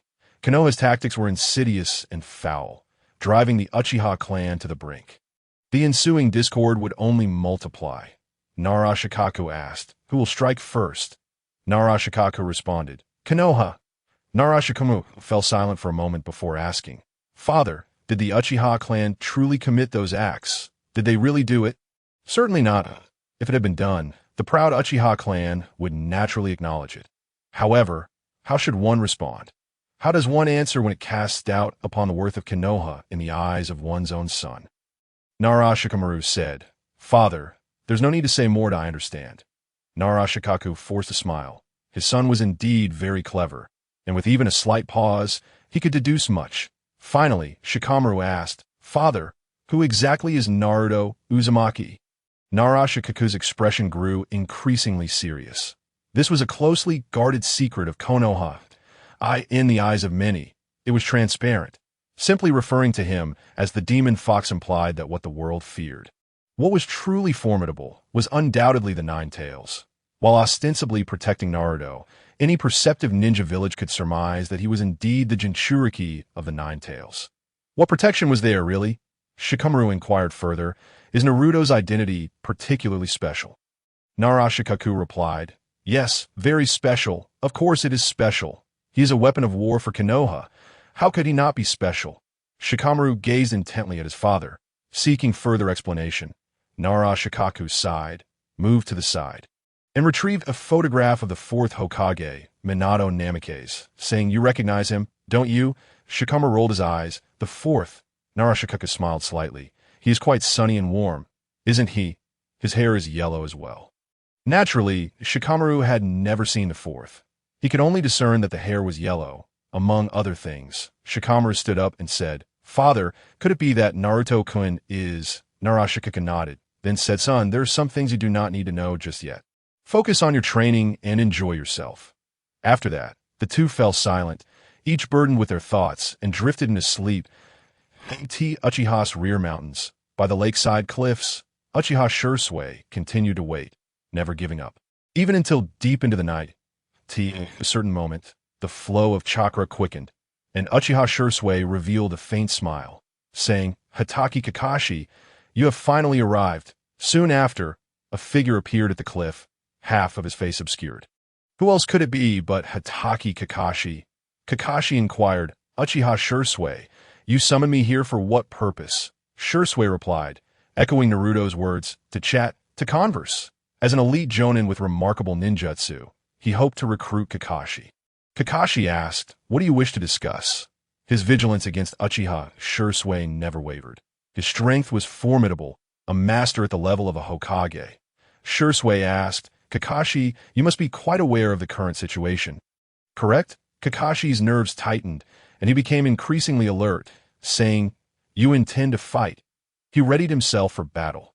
Shursui remarked, "It is not arrogance on my part. Kakashi, if I wish to confront you, you would not even have a chance to resist." With a single eye, Shursui activated his Sharingan, revealing it like a spinning shuriken. Kakashi exclaimed, This is the eternal Manjiki Sharingan." Shursui closed his eyes and nodded. Indeed, Naruto's speculation was not incorrect. The evolution of Sharingan was indeed tied to mental strength. And the Uchiha clan's bloodline could stimulate the growth of such strength. Now, there were others in the organization possessing the Manjiki Sharingan, not merely himself. Shursui continued, "Kakashi, I hope you can keep this a secret." Kakashi nodded, understood. He had to agree, for the eternal Manjiki Sharingan could erase his memories. There was no need for such an occurrence. Shursui nodded, then returned to the original topic, stating, "You have misunderstood my intent. I was asking about the Uchiha clan's current situation with Konoha." Kakashi replied, "It is a state of mutual hostility." Shursui inquired, "Kakashi, what does this scene feel? Is it not quite familiar?" Kakashi asked, "What do you mean?" Shursui explained, "When the elder Hatake Tsukumo perished, it was a great regret that I was not yet born then, but I am well acquainted with his legacy. A remarkable genius ninja, wielding a glowing chakra blade. Revered as the white Fong of Konoha, his prowess echoing throughout the nations. Even the legendary Sannin respected him. He completed 256 D-rank missions, 384 C-rank missions, 266 B-rank missions, 123 A-rank missions, and 27 S-rank missions. His achievements were outstanding. Yet he became a scapegoat for not abandoning his comrades. That truly a fault." Kakashi fell silent. The death of his father would forever remain a wound in his heart. Shursui continued, with Hitaki Sakomo's prestige. He could have undoubtedly been a candidate for the fourth Hokage. One could say. Had he not died, the position of Hokage would have been his for the taking. Yet why, for a minor task, was the entire village condemning him? He would not abandon any comrade, and for that, he was labeled a criminal. What kind of logic is that? Conversely, if he had forsaken his comrades to complete the task, would that have been right? Would the villagers' criticisms lessen if even a hint of information leaked? He would be deemed cold-blooded, abandoning his comrades for the sake of his own success. All of this would inevitably fall upon him. Much like our clan today, once mere friction has escalated into unfounded accusations. The pride of the Uchiha, if actions are taken, they will not deny them. Would you not agree, Kakashi-senpai? In this moment, Kakashi found himself unsettled. Previously, he had been lackadaisical, never contemplating these matters deeply. However, after such discourse, his mind was in turmoil. Past scenes flooded his thoughts. The villagers' accusations against his father had gradually intensified, branding him a criminal, pushing him towards the executioner's block for public display. Shursui paused momentarily, awaiting Kakashi to gather his thoughts and regain his composure before continuing. After a while, Kakashi sat down in a defeated manner, his eyes devoid of focus. Shursui did not let up. Continuing, Kakashi, let us discuss your teacher, Minato Namikaze. The fourth Hokage was known for his kindness and brilliance. He was a genius ninja, a commoner without the backing of a prominent clan like the Hitaki or the Uchiha. Through sheer determination, he carved his path to become Hokage, earning the villagers' admiration. Yet, was his position truly attained solely through these means? Kakashi's thoughts were momentarily led astray by Shursui's words, prompting him to look toward Shursui. Shursui elaborated. To put it simply, how many Umbu did the fourth actually command during his tenure? Would they truly heed his orders? Kakashi understood this well, for he was once part of the Umbu. When his teacher became Hokage, he was elated. However, in practice, many Umbu would first present matters to the third Hokage for review before forwarding them to their teacher for decisions if the third did not approve. Discussions would ensue with the teacher. Initially, Kakashi believed this was the third's way of nurturing the fourth, but now he realized it was not so. The third had never relinquished power, even upon stepping down. He did not fully transfer authority to the fourth Hokage. It seemed he was reluctant to relinquish control. Realization dawned upon Kakashi, and he couldn't help but shake his head in derision at the absurdity of Konoha. Shursui's eyes sparkled with a hint of light, sensing that the seeds he had planted were taking root, destined to grow one day. Thus, his objective had been achieved. However, Shursui was not finished with Kakashi. Stating once more, Kakashi, in the ninja world, we know well that the tailed beasts are sealed within their Jinchuriki, and as the most powerful ninja village, Konoha naturally possesses the mightiest of tailed beasts. It is widely acknowledged that the strongest of them all is the Nine Tails, a powerful fox. This is common knowledge among other ninja villages. Is the child of the demon fox truly being protected as a Jinchuriki? Kakashi couldn't help but shudder. At that moment, doubt crept in. The notion of the child of the demon fox was an overtly clear implication. What else could be considered a demon fox in the ninja world, aside from the Nine Tails?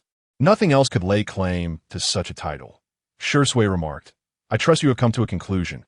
Having perused numerous ancient texts, I quickly discerned that the Nine Tails indeed is Naruto Uzumaki, the Jinchuriki of the Nine Tails. And he is not merely that in the 48th year of Konoha, during the tumult of the Nine Tails, the fourth Hokage and his wife perished in their valiant effort to subdue the beast. Uzumaki Kushina, with child, undertook this endeavor shrouded in utmost secrecy. Yet with a flash of yellow and the legacy of the fourth Hokage, the identity of Uzumaki Naruto is beyond question. The son of a hero, living a life worse than that of pigs or dogs. This is ostensibly to safeguard Naruto-kun. Furthermore, the Uzumaki clan has been utterly annihilated. Who among them could possibly survive in Konoha, if not the progeny of Kushina?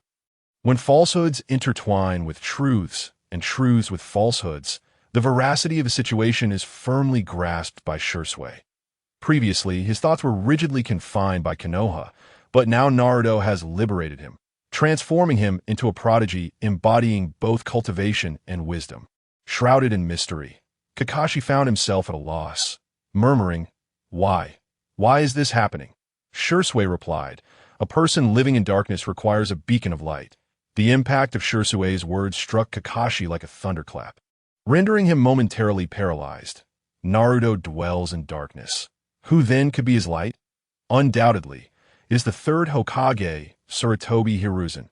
Only he has interacted with Naruto, providing aid, sharing heartfelt conversations by the riverbank, guiding and training him. In Naruto's eyes, the third is irreplaceable at this juncture. There is no need for further elaboration. Shursui is confident that, given Kakashi's intellect, the seed of understanding within him will eventually sprout. However, it seems the subject of Danzo has not been broached. How could one forget that old rascal? Shursui continued. And then there's Danzo. He is genuinely researching the body of Lord Hashirama. Many innocent children who have gone missing were taken by him. Over the years, it must be at least 300, if not 500. It is indisputable that Danzo is conducting experiments on children. Yet the exact number remains unknown to Shursui, but it does not hinder his conjecture. The figures should neither be too many nor too few. Lest they fail to resonate with Kakashi, Kakashi exclaimed, "How could this be possible? How dare he?" Shursui responded, "Do not speak of the Hokage. If it were not for him, would Danzo dare to act so brazenly?" The Hokage could easily clarify matters, ensuring Naruto's well-being. Yet what has he done? Nothing at all. Kakashi felt a sense of futility, as if his spirit had been drained, leaving him devoid of vigor. Is this truly the Konoha he once knew? It has transformed, corrupted by power. Kakashi recalled past events. Tsunade's departure, Jiraiya's travels, Orochimaru's betrayal. Were they not all disillusioned with Konoha? Ultimately, Kakashi inquired, "What is your purpose in telling me all this?" Shursui replied, "I merely hope that in the future, we shall not find ourselves as adversaries, but rather as allies and friends." Kakashi questioned, "What do you mean? Are you contemplating defection?" Shursui countered, "If Konoha sought your demise, what would you do? Await death, or follow in your father's footsteps and take your own life?" Kakashi asserted, "That will never happen." Shursui pressed, "Are you certain?" Kakashi fell into silence. Could it truly be impossible?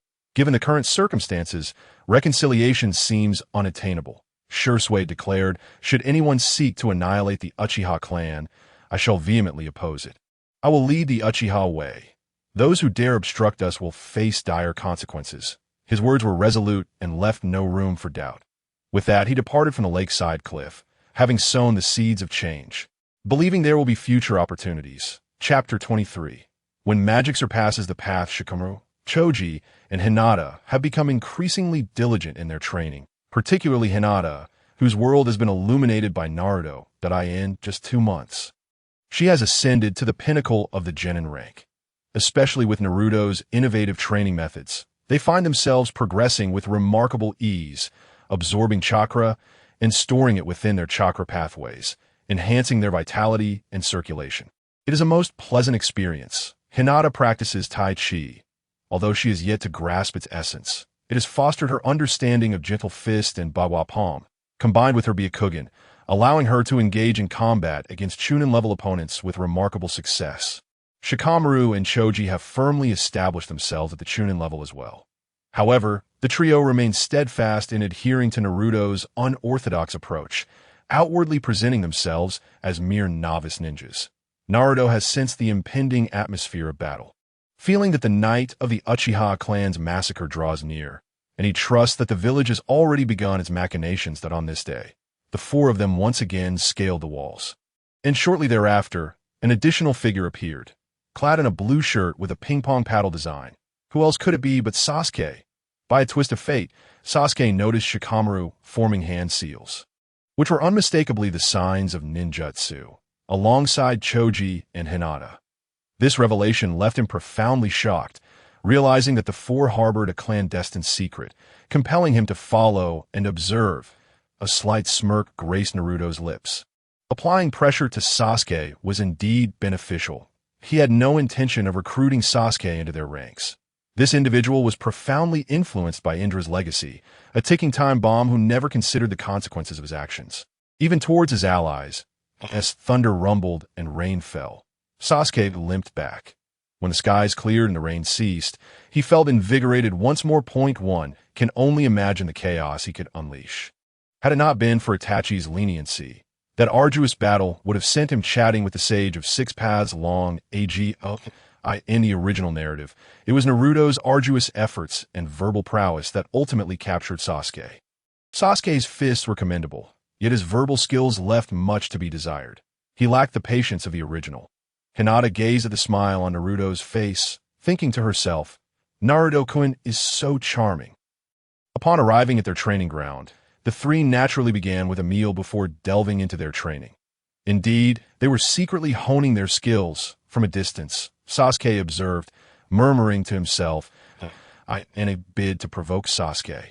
Naruto had Hinata toss leaves into the air, then, in a swift motion, he launched a kunai, pinning the leaves to a wooden post. Sasuke, witnessing this spectacle from afar, widened his eyes in astonishment that he had practiced this technique. Yet among his peers, none could rival him. However, when compared to Naruto, he felt vastly inferior. It was an impossible feat to replicate without the aid of his eyes. Sasuke muttered, so strong. This ignited his competitive spirit. And coupled with the pride of the Uchiha clan, he vowed to surpass Naruto, stealthily departing to return to the academy. Observing this, Shikamaru remarked, Naruto, what are you showing off for? This is child's play for you. What's there to brag about? Naruto replied, of course it's for others to see.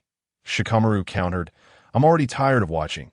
Naruto retorted, it's not for your eyes. Shikamaru quickly understood that there were others watching, asking, who is it?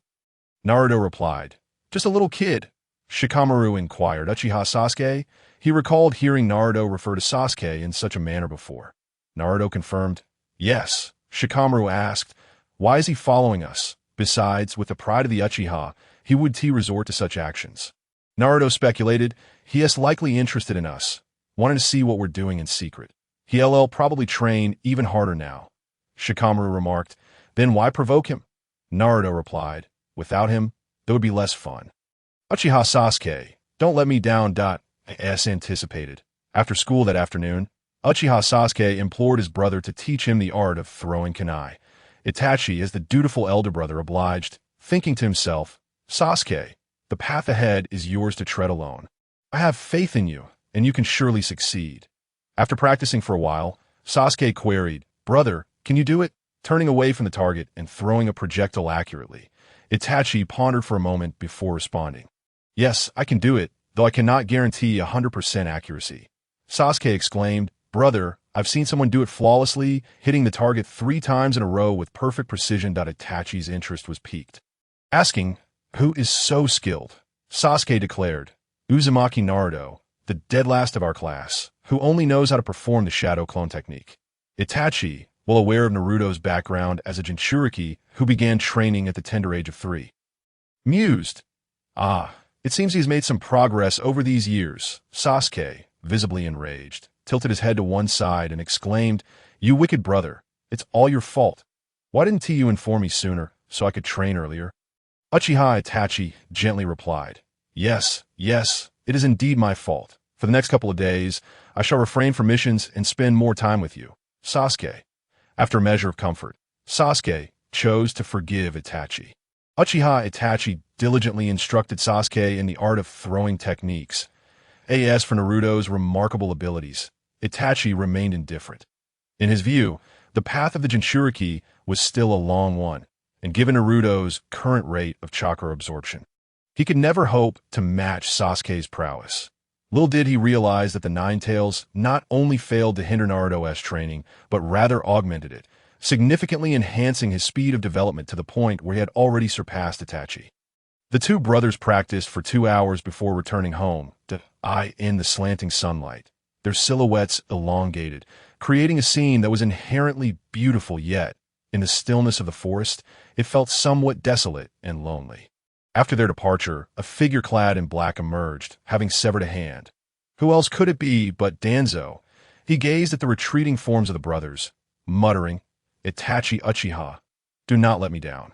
He then whispered to himself, if Shirsue's eyes are unattainable, then Fugaku's eyes will suffice. Within his single eye lay boundless greed. His figure melded into the shadows of the forest, vanishing from sight on a branch in the woods. A young figure emerged, short in stature, with a youthful face, merely 13 or 14 years old. It was Uchiha Shursui. Having mastered the invisibility technique taught by Naruto, he remained undetectable to Danzo, given his heightened vigilance. Shursui murmured, "Danzo, you old dog, you shall have no opportunity." Chapter 24 informs Sarutobi Hiruzen and Danzo that we must depart from Konohagakure. This night was particularly exceptional. The moon hung high, yet the night was pitch dark. There was no wind, but the air was oddly cold. Faintly, a raven's ominous caw echoed in the distance. Uchiha Itachi bowed before the four elders of Konoha, respectfully declaring, "The Uchiha clan has resolved to instigate rebellion once again." The first attempt had been thwarted by Itachi using the Kodoa Mitsukami, rendering it unsuccessful. This time, Uchiha Fugaku had rallied several other members of the Uchiha clan, numbering around 70 or 80, to prepare for yet another uprising. Unable to endure the village's oppression any longer, there have been 13 instances of conflict in the past month alone, with no telling how many more would arise henceforth, prompting the decision to rebel once more. As a proponent of peace, Uchiha Itachi reported this secret to the four elders of Konoha. Sarutobi Hiruzen sighed. "We have reached this juncture," Danzo's icy voice interjected. "Time is of the essence. Itachi, you must make a choice." In his eyes lay insatiable desire, an insatiable craving for the Sharingan. He seemed to envision the Sharingan being refined into his own right. Danzo's voice grew even colder. "Will you remain with the Uchiha clan to partake in the rebellion and face death? Or will you stand with Konoha and protect your brother?"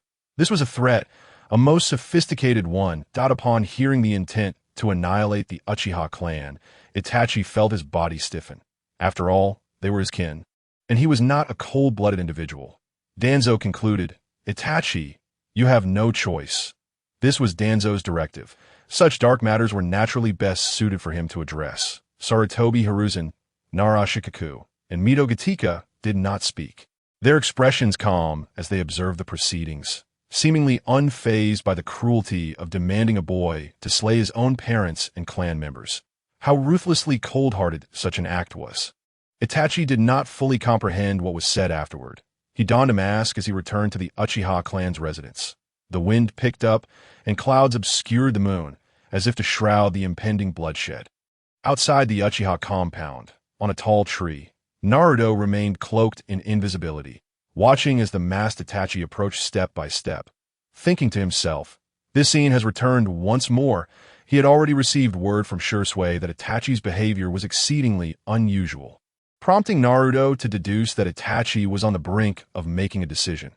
With each utterance from Uchiha Shursui, Naruto realized that Itachi's resolve was exceedingly strong. Changing his fate would prove exceptionally challenging. Itachi seemed to exist solely for the sake of the village and his brother, Sasuke. Mentioning Sasuke invoked an unseen force, compelling him to consider extreme choices. With Fugaku's intent to betray, Shursui had naturally attempted to converse with him. But alas, Fugaku was disinterested in dialogue. In his mind, Shursui remained a part of the village, a root that could not be severed. Even after severing Danzo's left hand, this belief had not shifted. In truth, Fugaku was aware of Danzo's training methods within Root, and thus held little faith that Shursui would betray Konohagakure. The situation was laden with irony. It seemed Fugaku's demise was inevitable, his death the only conclusion. Shursui had warned him more than once, but Fugaku remained obstinate, unwilling to listen. Consequently, Shursui chose to relinquish his efforts. Within the Uchiha clan, he had engaged in casual conversations with every member, secretly imparting the spirit of martial arts. Yet, only a little over 20 had made a choice. Shursui held sway over more than 100, accounting for half of the Uchiha clan. Under his tutelage, only a handful had yet to awaken their Sharingan. However, that was sufficient. It was more than enough, including Shursui, for individuals that activated the Manjikyu Sharingan.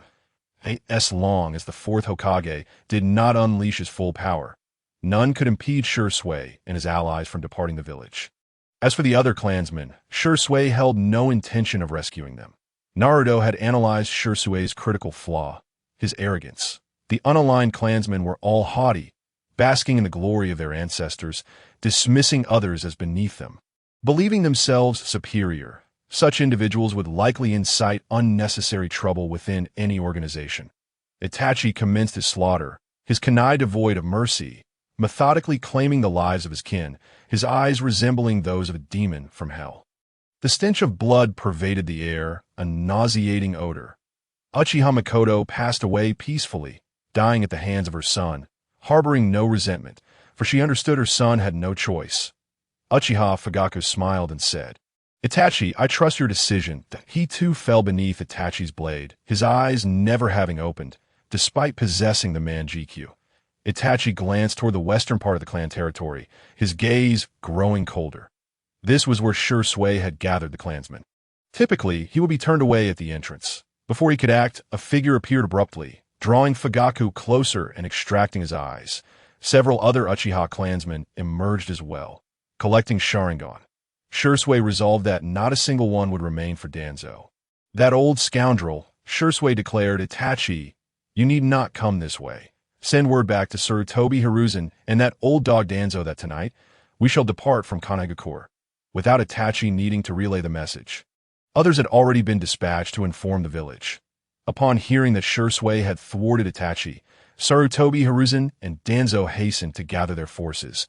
Among them were members of the Umbu, elite jonin from Root, totaling over 16, alongside the Hokage himself, a master of the highest caliber. As for Danzo, he was to be disregarded.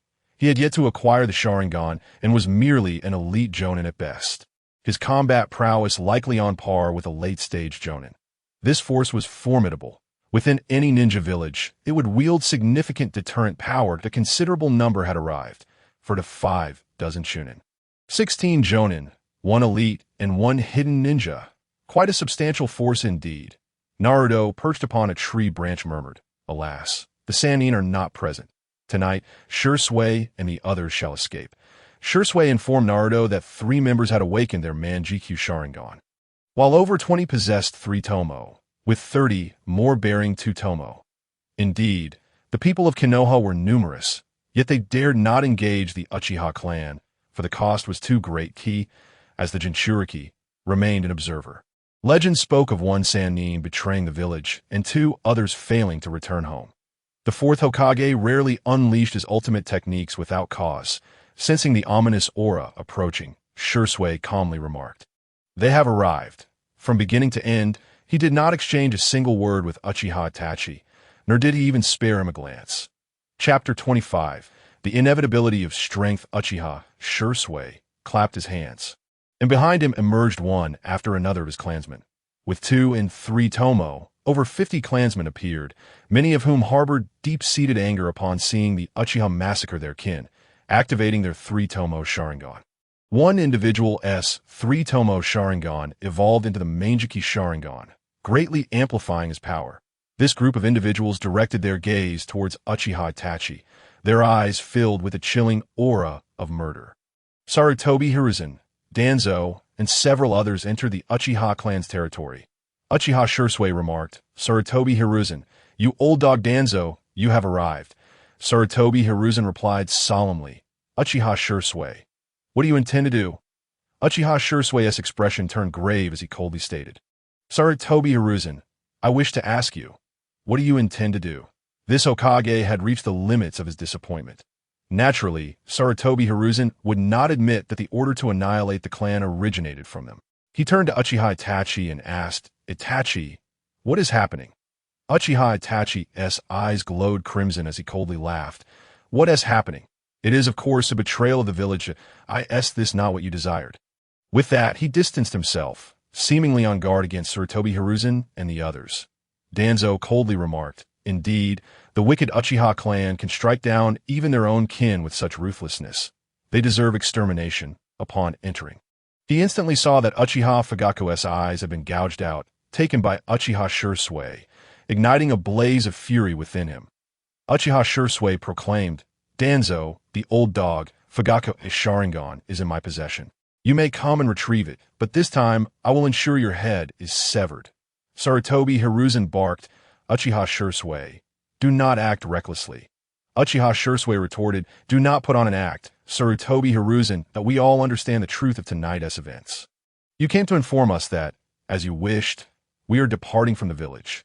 Sarutobi Hiruzen's gaze darkened slightly as he said, "Do you intend to betray the village? Are you aware of the consequences?" Uchiha Shursui replied, "Konoha village does not welcome us. Thus we must leave. As for the consequences being hunted down, the cards have already been laid on the table. I, Uchiha Shursui, have no fear." Sarutobi Hiruzen countered, "Konoha is a home beloved by all. There is no one who does not welcome you."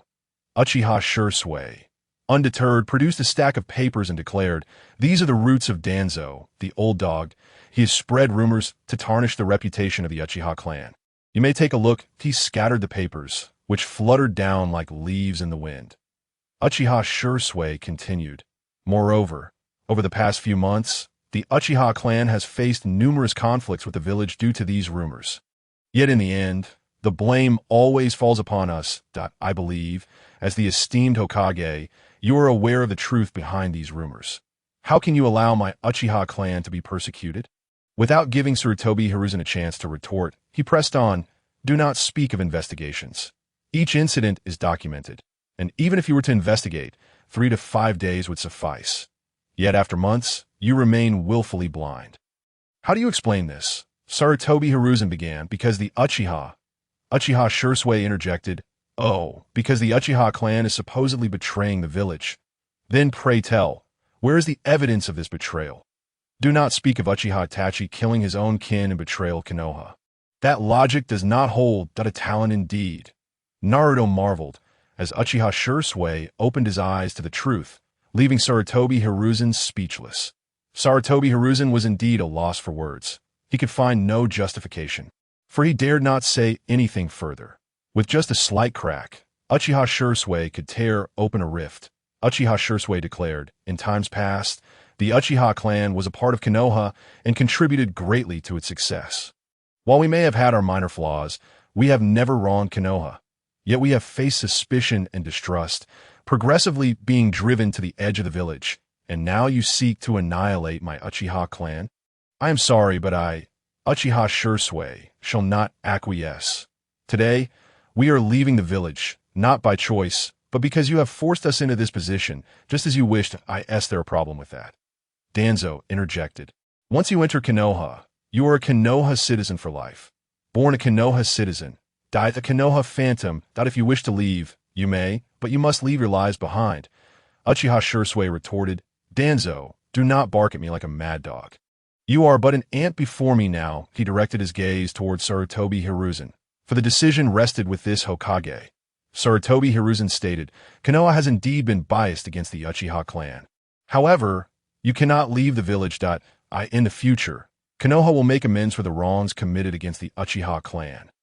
Uchiha Shursui replied, "I am afraid I do not believe you.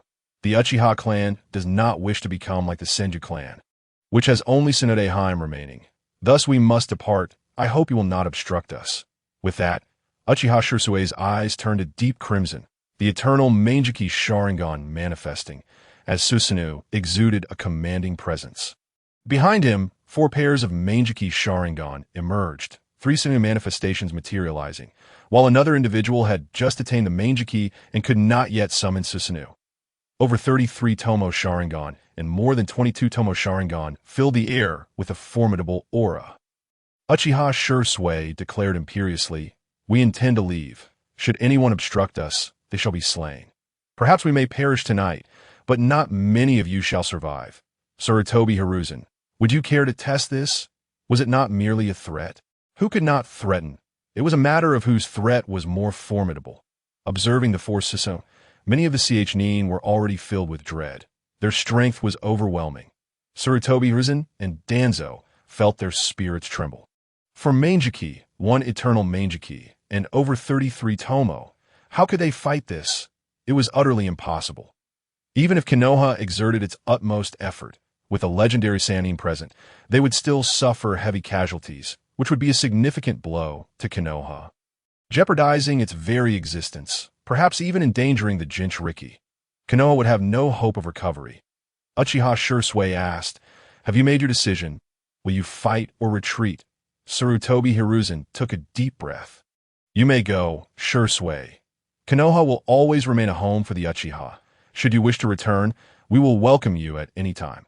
Truthfully, Sarutobi Hiruzen regretted his actions against the Uchiha clan, had it not been for this incident. This group of powerful individuals would have been the backbone of Konoha. He had even foolishly hoped that Uchiha Shursui might change his mind. Uchiha Shursui retracted Susanoo, smiled at Sarutobi Hiruzen, and waved. We are leaving. The farce concluded here. Uchiha Shursui led his people out of Konoha, departing in grand procession, with no one daring to obstruct them. Uchiha Itachi observed this outcome, and for reasons unbeknownst to him, 3 words surged forth in his heart. I was wrong. Chapter 26. Sasuke Awakens. The performance concluded here, and Naruto also rose to depart. Leaving the village, he awaited Uchiha Shursui ahead. A raven alighted upon Uchiha Shursui's shoulder as he remarked, Will you wait for me here for a moment? He stepped forth, vanishing into the night sky. Naruto revealed himself, saying, Shursui, you did well. With you, great things can be accomplished. Shursui replied. Shursui does not dare to claim credit. All of this is the result of Lord Ri's guidance. His admiration for Naruto had reached boundless heights. Naruto was the savior who had rescued his clan. Naruto waved his hand dismissively. I cannot accept this credit. I believe, with your acumen, the Ri-Long organization will undoubtedly flourish. Be cautious of an organization in the land of tea, the Akatsuki.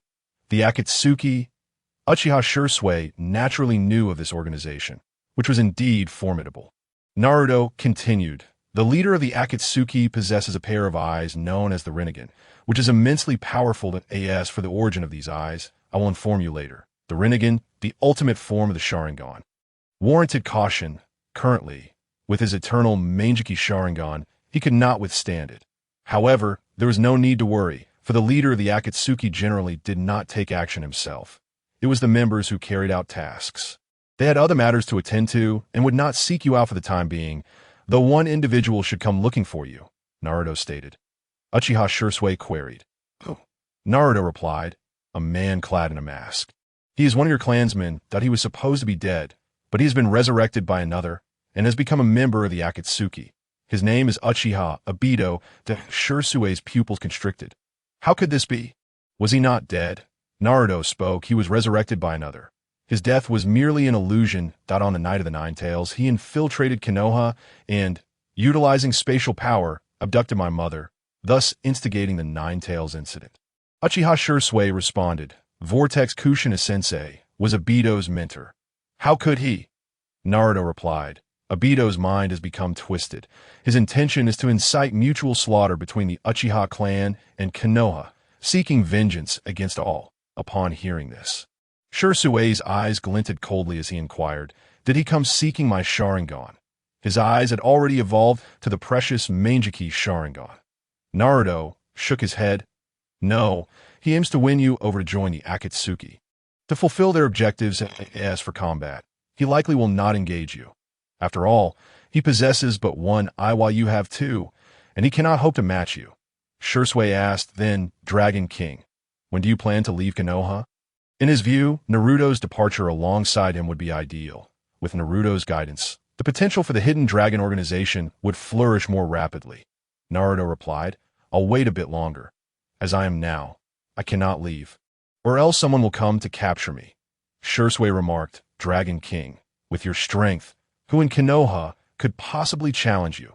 Although he had activated his Manjiki Sharingan, he felt he could not contend with the Dragon King's overwhelming power. Naruto stated, Oh, there is indeed someone. Shursui queried. Who? Naruto replied, Someone you would least expect. Might Guy. This revelation took Uchiha Shursui by surprise.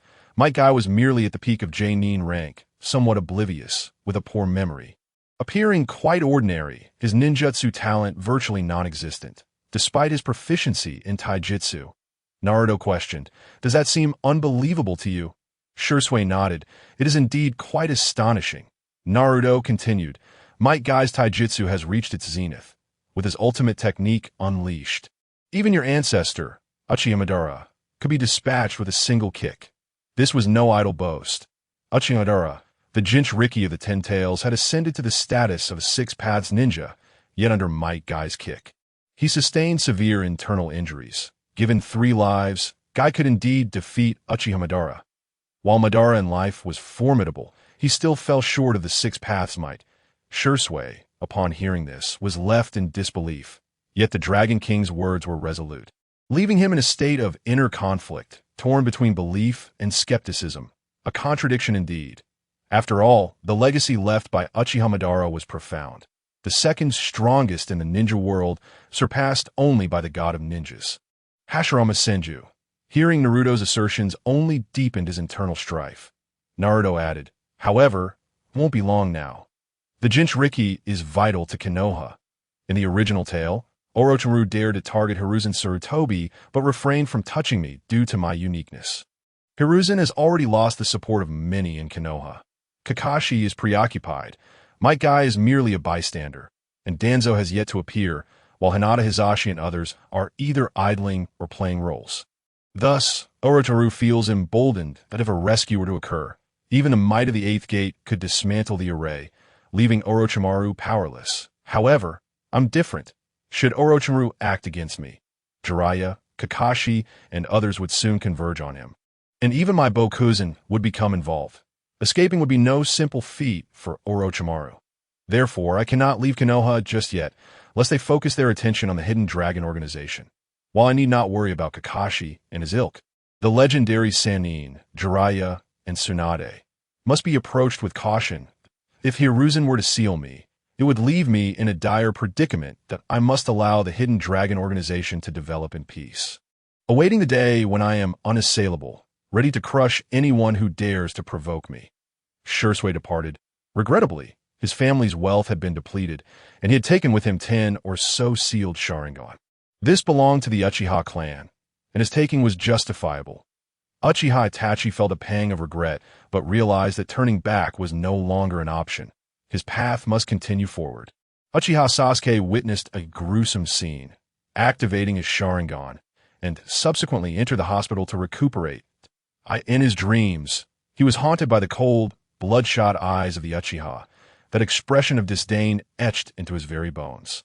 Indeed, Konoha experienced a sleepless night. The events surrounding Uchiha Shursui kept Hiruzen Sarutobi and others awake. This burgeoning power far surpassed Orochimaru's defection. A singular Orochimaru could not withstand Uchiha Shursui, especially with 4 others evolving their Sharingan into Mangeki Sharingan, all elite Genin. The Uchiha clan had become formidable enough to rival a shinobi village, one that could stand alongside the 5 great shinobi nations. Hiruzen Sarutobi stood at his window, gazing at Naruto's residence. Reflecting, little Naruto, you must grow quickly. He had placed all his bets on Naruto.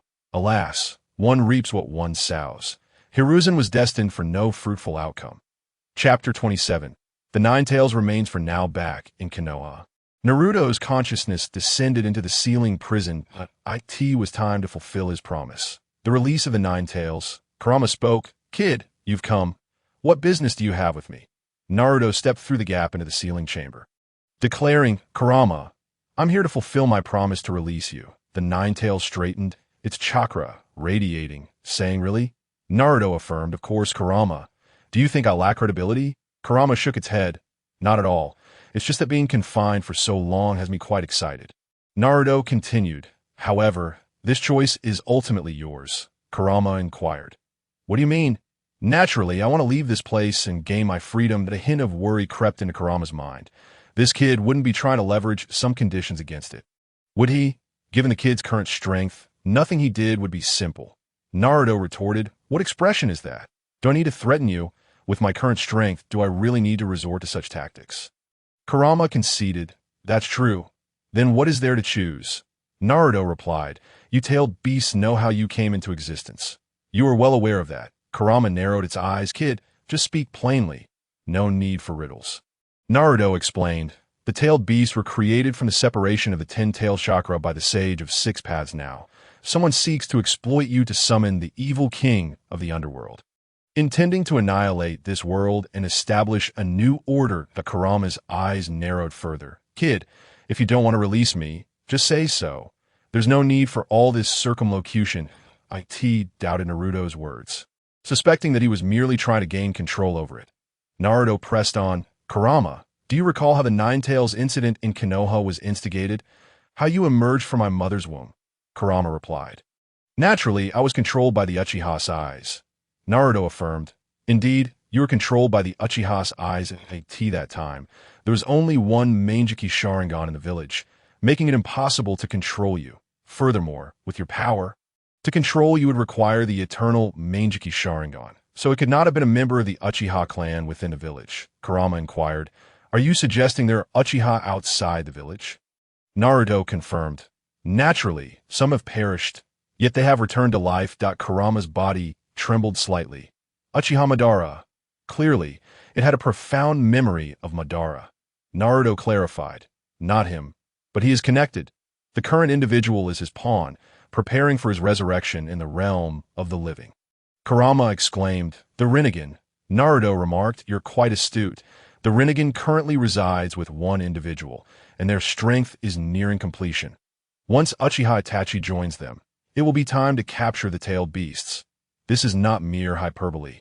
The leader of this organization is a war orphan, one who has endured the ravages of conflict, harboring deep-seated hatred for this world. Their intent is to shatter the rules of this world, to re-establish order and attain rebirth. This notion has been manipulated by others, turning them into pawns to collect the tailed beasts. Their true aim is not to summon the king of the underworld, but to merge the tailed beasts, acquiring the chakra of the 10 tails, thereby becoming 10 Jinchuriki. Kurama's thoughts were in turmoil. Naruto's words carried a sense of urgency, yet it found it difficult to discern the truth. Naruto continued, thus, I present you with a choice. Of course, should you choose to appear, not only Konoha, but also the other shinobi villages would seek to capture you. After all, you are a weapon of war, and possessing you would grant a significant advantage. The Nine-Tails remained silent, well aware that as long as its existence was acknowledged, the Hidden Leaf Village would undoubtedly pursue it relentlessly, striving to seal it and harness its formidable power. Nine-Tails, we are friends now. There is no need for me to deceive you. I genuinely wish for our coexistence to be harmonious. Because of you, I can wield my immense abilities without concern for the energy within my body. However, every word I spoke earlier was the unvarnished truth. Contemplate this carefully. Your decision is yours to make, Naruto declared. He then exited the prison, casting his gaze upon the towering seal. This confinement is indeed uncomfortable. I shall release you for now. If you choose to remain within me, you must temper your presence. Otherwise, the villagers will discover you. Should you wish to depart, do so swiftly to avoid being captured by Sarutobi. For that old specter can seal you with the dead demon consuming seal. With that, Naruto prepared to tear apart the seal. Wait a moment, little brat, the Nine-Tails interjected, placing its trust in Naruto's words. Naruto, puzzled, inquired, what is it, Nine-Tails? The Nine-Tails replied, little brat, I believe in what you say. Thank you, Naruto responded. The Nine-Tails continued, however, little brat, when do you anticipate the capture of the tailed beast will occur?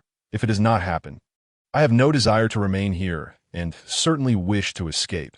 Naruto explained, in the short term, 5 years. In the long term, the Nine-Tails declared, very well, this lore shall stay with you for another 8 years. Though evasion was one option, the true essence lay in coexisting with Naruto, enjoying a harmonious relationship filled with occasional bickering and playful banter. To Nine-Tails, despite your foolishness, you have made a commendable choice, Naruto remarked. Unbothered by the Nine-Tails' hidden motives, Naruto felt a deep sympathy for the creature. Whatever choices the Nine-Tails wished to make, he would not hinder. Little brat, I can't shake the feeling that you're trying to pull a fast one on me. The Nine-Tails said, I don't need to dwell on that. Nine-Tails, let us first calculate the rent, Naruto replied. What do you mean, you little rascal? The Nine-Tails retorted. Although you're a tailed beast, you are also a tenant in my eyes, residing within my body. Thus, you must pay rent, just as we humans do when living in another's home. So, how do you intend to settle this? This provoked the Nine-Tails' fury, leading it to bellow, damn it.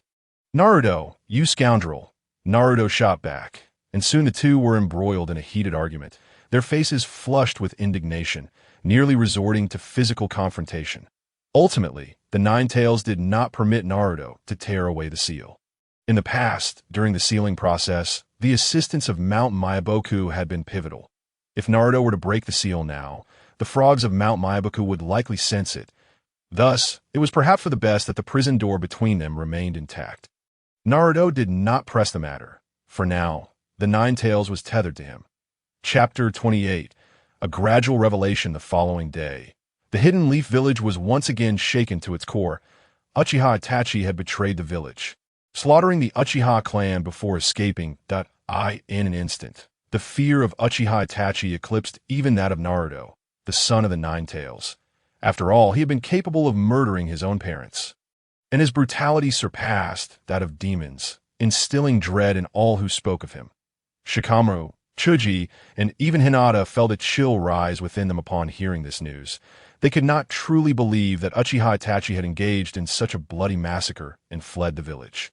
In the past, Naruto had discussed the irreconcilable conflict between the Uchiha and the village with them, yet they never anticipated such a dire outcome, where the village would force Uchiha Itachi to slay his own kin. As for Uchiha Shirsue's defection, not a word was uttered. It was an embarrassment to bring up, given the gravity of the situation unfolding before them. They could only wait for someone to uncover their whereabouts and shift the blame onto Uchiha Itachi, who had shown mercy by sparing the Uchiha clan. Narashikaku observed his son, who sat in stunned silence, and inquired Shikamaru, "What troubles you?" Shikamaru replied, "Father, why is the third Hokage so ruthless?" Narashikaku recognized that his son had seen through the facade and had to concede to his child's astuteness. Reflecting to himself, third Hokage, you are gradually eroding your own reputation. He then reassured Shikamaru, there is no need for you to concern yourself with such matters. Your priority now is to attend school and train. Shikamaru slowly rose and left the house, foregoing school and heading directly to the training ground. As he walked, he encountered more people. Chuji had also arrived.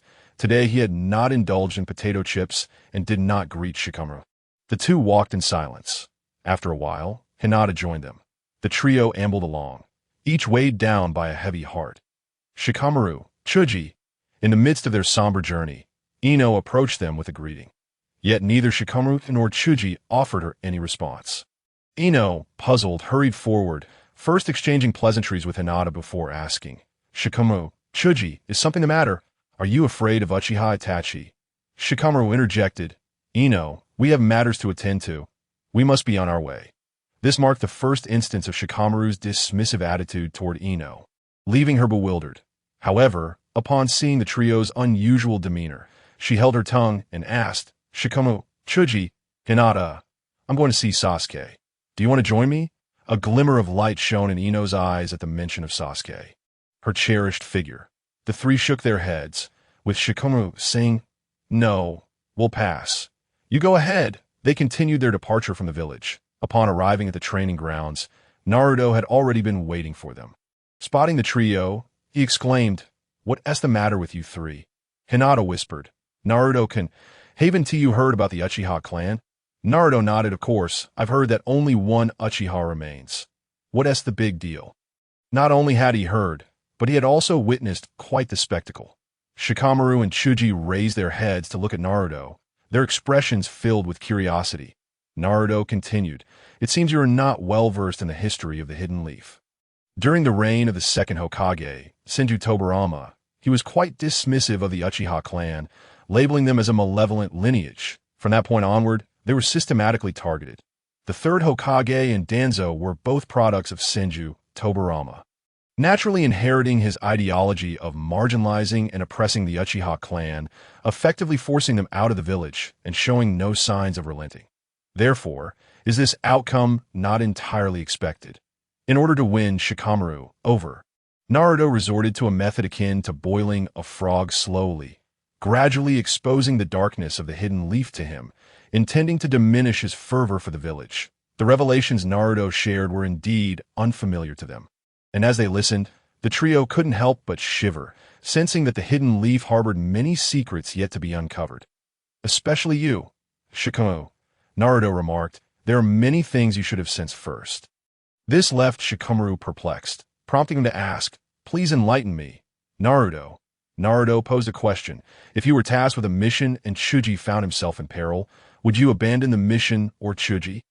Shikamaru replied, I would certainly abandon the mission. Comrades are paramount, though it would depend on the nature of the mission. Chuji added, the mission is important too. Naruto acknowledged, indeed, some missions warrant careful consideration. However, in the Hidden Leaf, there was an incident where a confidential mission was abandoned to save a comrade, resulting in tragic consequences. Although the mission was classified, it presented an opportunity for rescue, incurring only financial losses. Money cannot buy life. Yet the predecessor still perished. Shikamaru had heard whispers of this and asked, are you referring to the White Fang, Kakashi's father? Naruto smiled. It appears you are aware. Shikamaru continued, of course, the White Fang of the Leaf, renowned throughout the ninja world, was my idol, having completed hundreds of missions with only one failure. Precisely, it was that final failure that led to his demise. Shikamaru, do you know how he died? Shikamaru responded, I heard from elders that it was suicide. This revelation left Chuji and Hinata bewildered. Why would such a heroic figure resort to taking his own life? Naruto remarked, the reasons behind it are likely something you have not heard before. Shikamaru replied, indeed, I have never heard of IT. It seems the secrecy surrounding this matter was executed rather well. Naruto concluded IT that time. Elder White Fang sacrificed his mission to save his comrades. However, the news was leaked by an unknown source, resulting in endless curses and accusations from the villagers. Coupled with the reproaches from his companions, he was ultimately driven to suicide, a legendary hero who perished in sorrow and regret. Naruto continued, isn't this remarkably similar to the persecution faced by the Uchiha clan? Is it not the same method? Shikamaru, puzzled, inquired, why? Why is this happening? With Elder White Fang, wouldn't Konoha be stronger? Naruto replied, how should I put it? Let us say, at that time, Hatake Tsukumo was the best candidate for the fourth Hokage. The three of them instinctively thought, could it be the fourth? Naruto, speechless, slammed the ground, suspecting his father, and immediately added, don't jump to conclusions. The fourth is not that kind of person. Let us put it this way. If Hatake Tsukumo had become the fourth Hokage, the Hatake clan would undoubtedly have flourished. Kakashi at that time was a genius, and the prestige of the Hatake clan would have risen again, which some people would not have welcomed. And as for the fourth Hokage's identity, think about the implications. Chapter 29. Hinata beat Sasuke. This discourse laid the matter bare before them, leaving Choji and Hinata regretful. While Shikamaru's expression changed drastically, he felt as if something within him had collapsed, leaving him utterly dejected. Naruto said, Shikamaru, don't dwell on this. Let us go back to class. The four of them, supporting their limb bodies, returned to the Ninja Academy, naturally arriving late, but Irika did not reprimand them. Naruto's gaze immediately fell upon Sasuke's seat. He had arrived. However, an aura of icy malevolence emanated from him, giving off an unmistakable vibe of stay away, or suffer the consequences, and no one dared approach him. Not even Sakura and Ino, who sat at a distance, their expressions filled with concern for Sasuke. They longed to share his burden, yet felt powerless to do so. Uchiha Sasuke glanced at Naruto, and a decision seemed to form in his eyes. Naruto immediately surmised his intention, murmuring, do you wish to train with me? I can teach you a few techniques, but don't expect too much. Currently, you lack the loyalty. Even if I teach you something, you might end up using it against me. After checking in at school, seeing Shikamaru and the others lacking vitality, Naruto, in a playful tone, suggested, let us head out and wander a bit. The three nodded, and together they left the school. Irika observed but chose to turn a blind eye, as this was an instruction from the Hokage. However, this time, an additional person tagged along. Sasuke followed closely behind. Naruto remarked, you all can't handle this little bit of pressure. Don't make me look down on you. The darkness of Konoha is beyond your imagination. If you're feeling down, what can you do? Without strength, you are nothing that if you had the power of shadow, you could question why things are this way. Instead of wallowing in despair, it would be better to train diligently. With strength, you can achieve anything. His words finally had some effect. They skipped lunch and began training, determined to push their bodies to their limits, absorbing chakra at an accelerated pace. Naruto, observing their dedication, called out, Uchiha Sasuke, come out. Instantly, a blue figure soared into view, landing before Naruto, who met Sasuke's cold gaze. Naruto stated, "I know why you're here. We'll discuss it later." Sensing he was being watched, he realized Sarutobi Hiruzen was keeping an eye on him and quickly amended his words. He then took on a weight and shouted loudly, "Sasuke, join me." Sasuke, momentarily taken aback by Naruto's actions, one composed, the other impulsive, decided to follow suit and lifted the weights as the five of them commenced training. Sarutobi Hiruzen stroked his beard, observing for a while before stowing away his crystal ball. Meanwhile, Naruto dropped his weights and turned to Sasuke, who understood that Naruto wanted to speak with him, but he too discarded his weights and approached. "I know you've come to ask me to teach you how to train," Naruto said straightforwardly. Sasuke replied, "Yes, I want you to teach me the throwing techniques of ninjutsu." Naruto responded, "That's fine, but there is a condition." Sasuke inquired eagerly, "What is it?" As long as he could seek revenge, he was willing to barter his soul. Naruto continued, "Whether you wish to kill your brother or take down Konoha, I will not interfere. But do not harm my friends," gesturing towards the three who were training. Uchiha Sasuke asked, "Just that?" Naruto added, "There is one more thing. Do not disclose any information about what I teach you." Sasuke nodded. "All right, I promise." Naruto said, "I hope you keep your word." He then called out to Hinata in the distance. "Hinata!"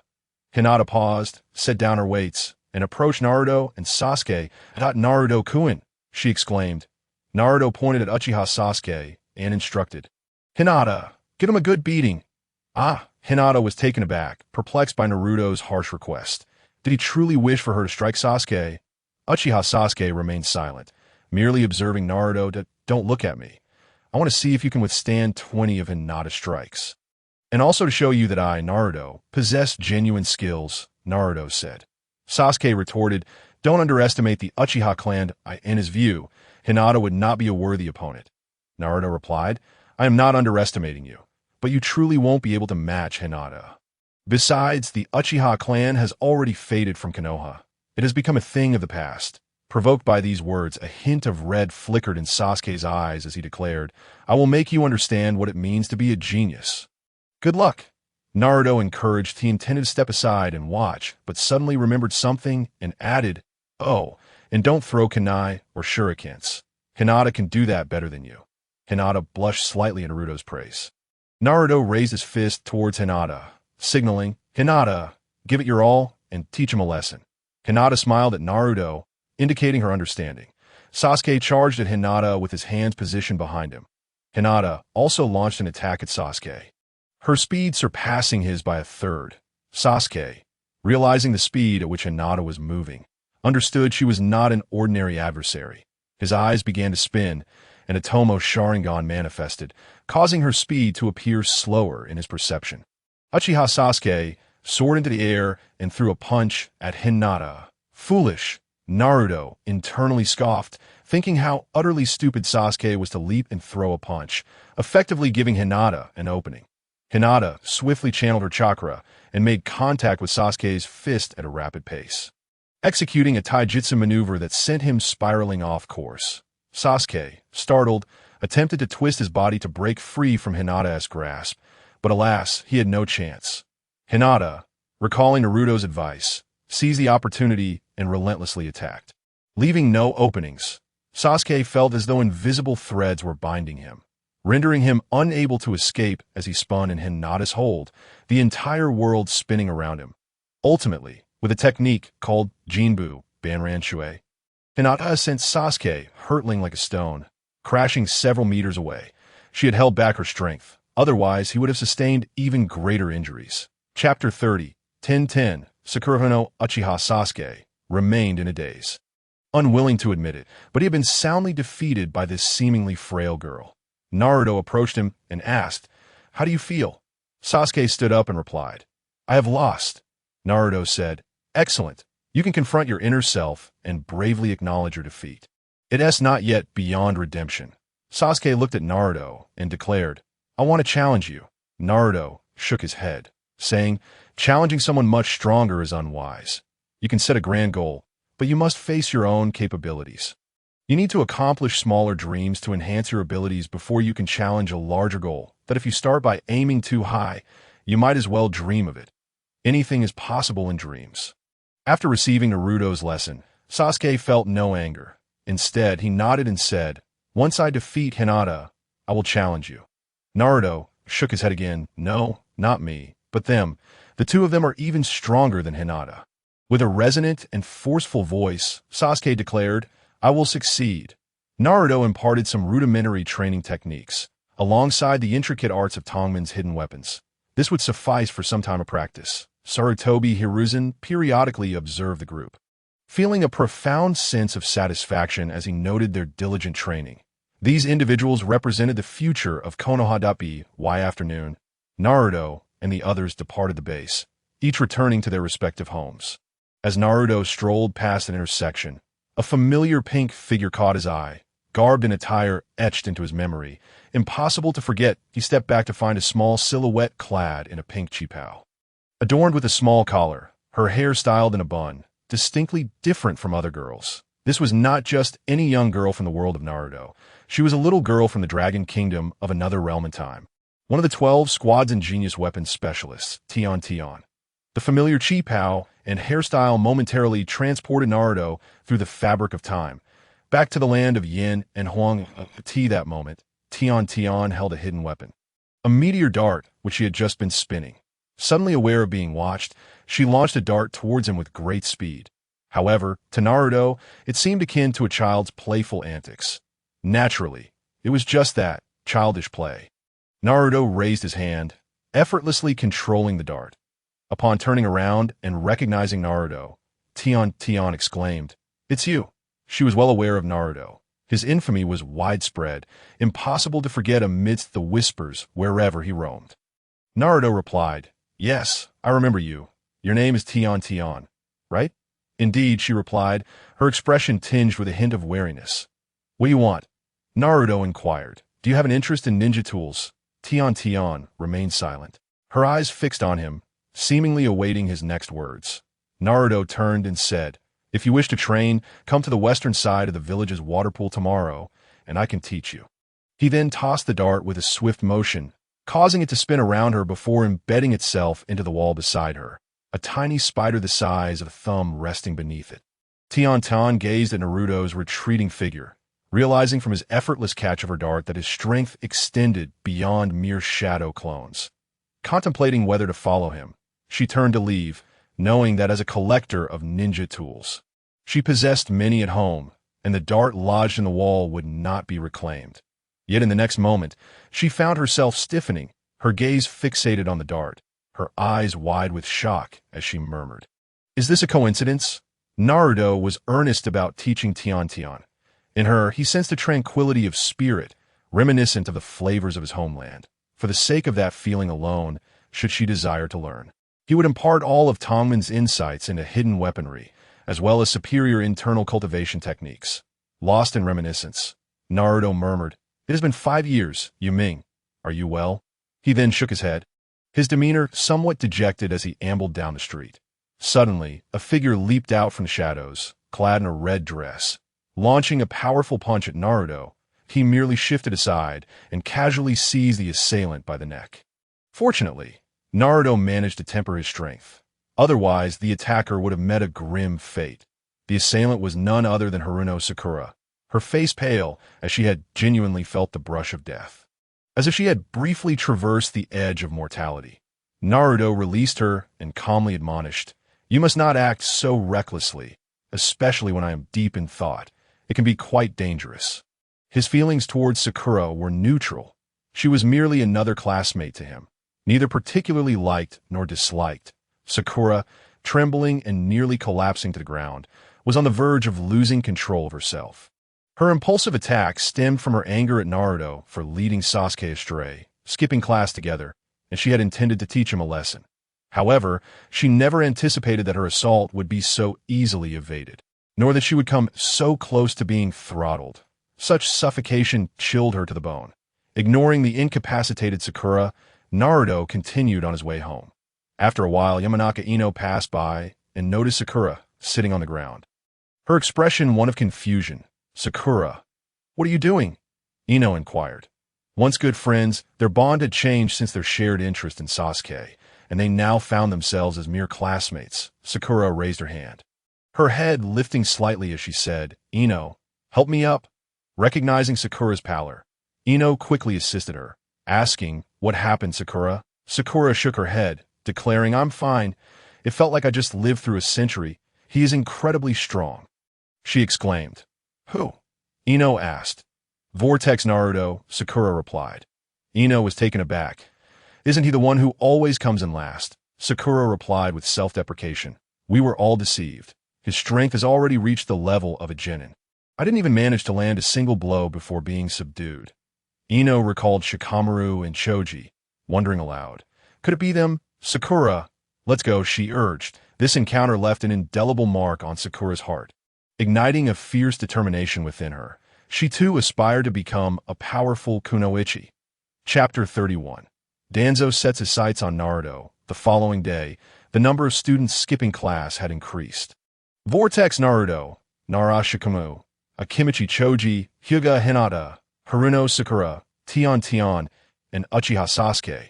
7 individuals in total were absent from class that Iruka's arms trembled with frustration, then fell in resignation. Some of the students were manageable, and he could counsel them. But Naruto and Sasuke were exceptional cases beyond his influence. Let them be, as long as I can teach class properly, he thought. Under Naruto's guidance, Sasuke felt a marked improvement in his abilities, firmly believing that through Naruto's methods, his power would escalate rapidly, and one day, he would avenge himself against that man. Had it not been for Itachi's arduous battle, Sasuke would have been a thing of the past. Yet now, the situation was uncertain.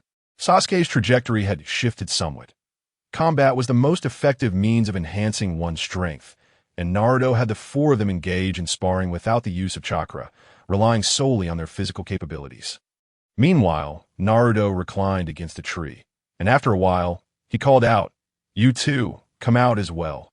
Tian and Sakura emerged from the shadows, both astonished by the fierce combat displayed by the 4.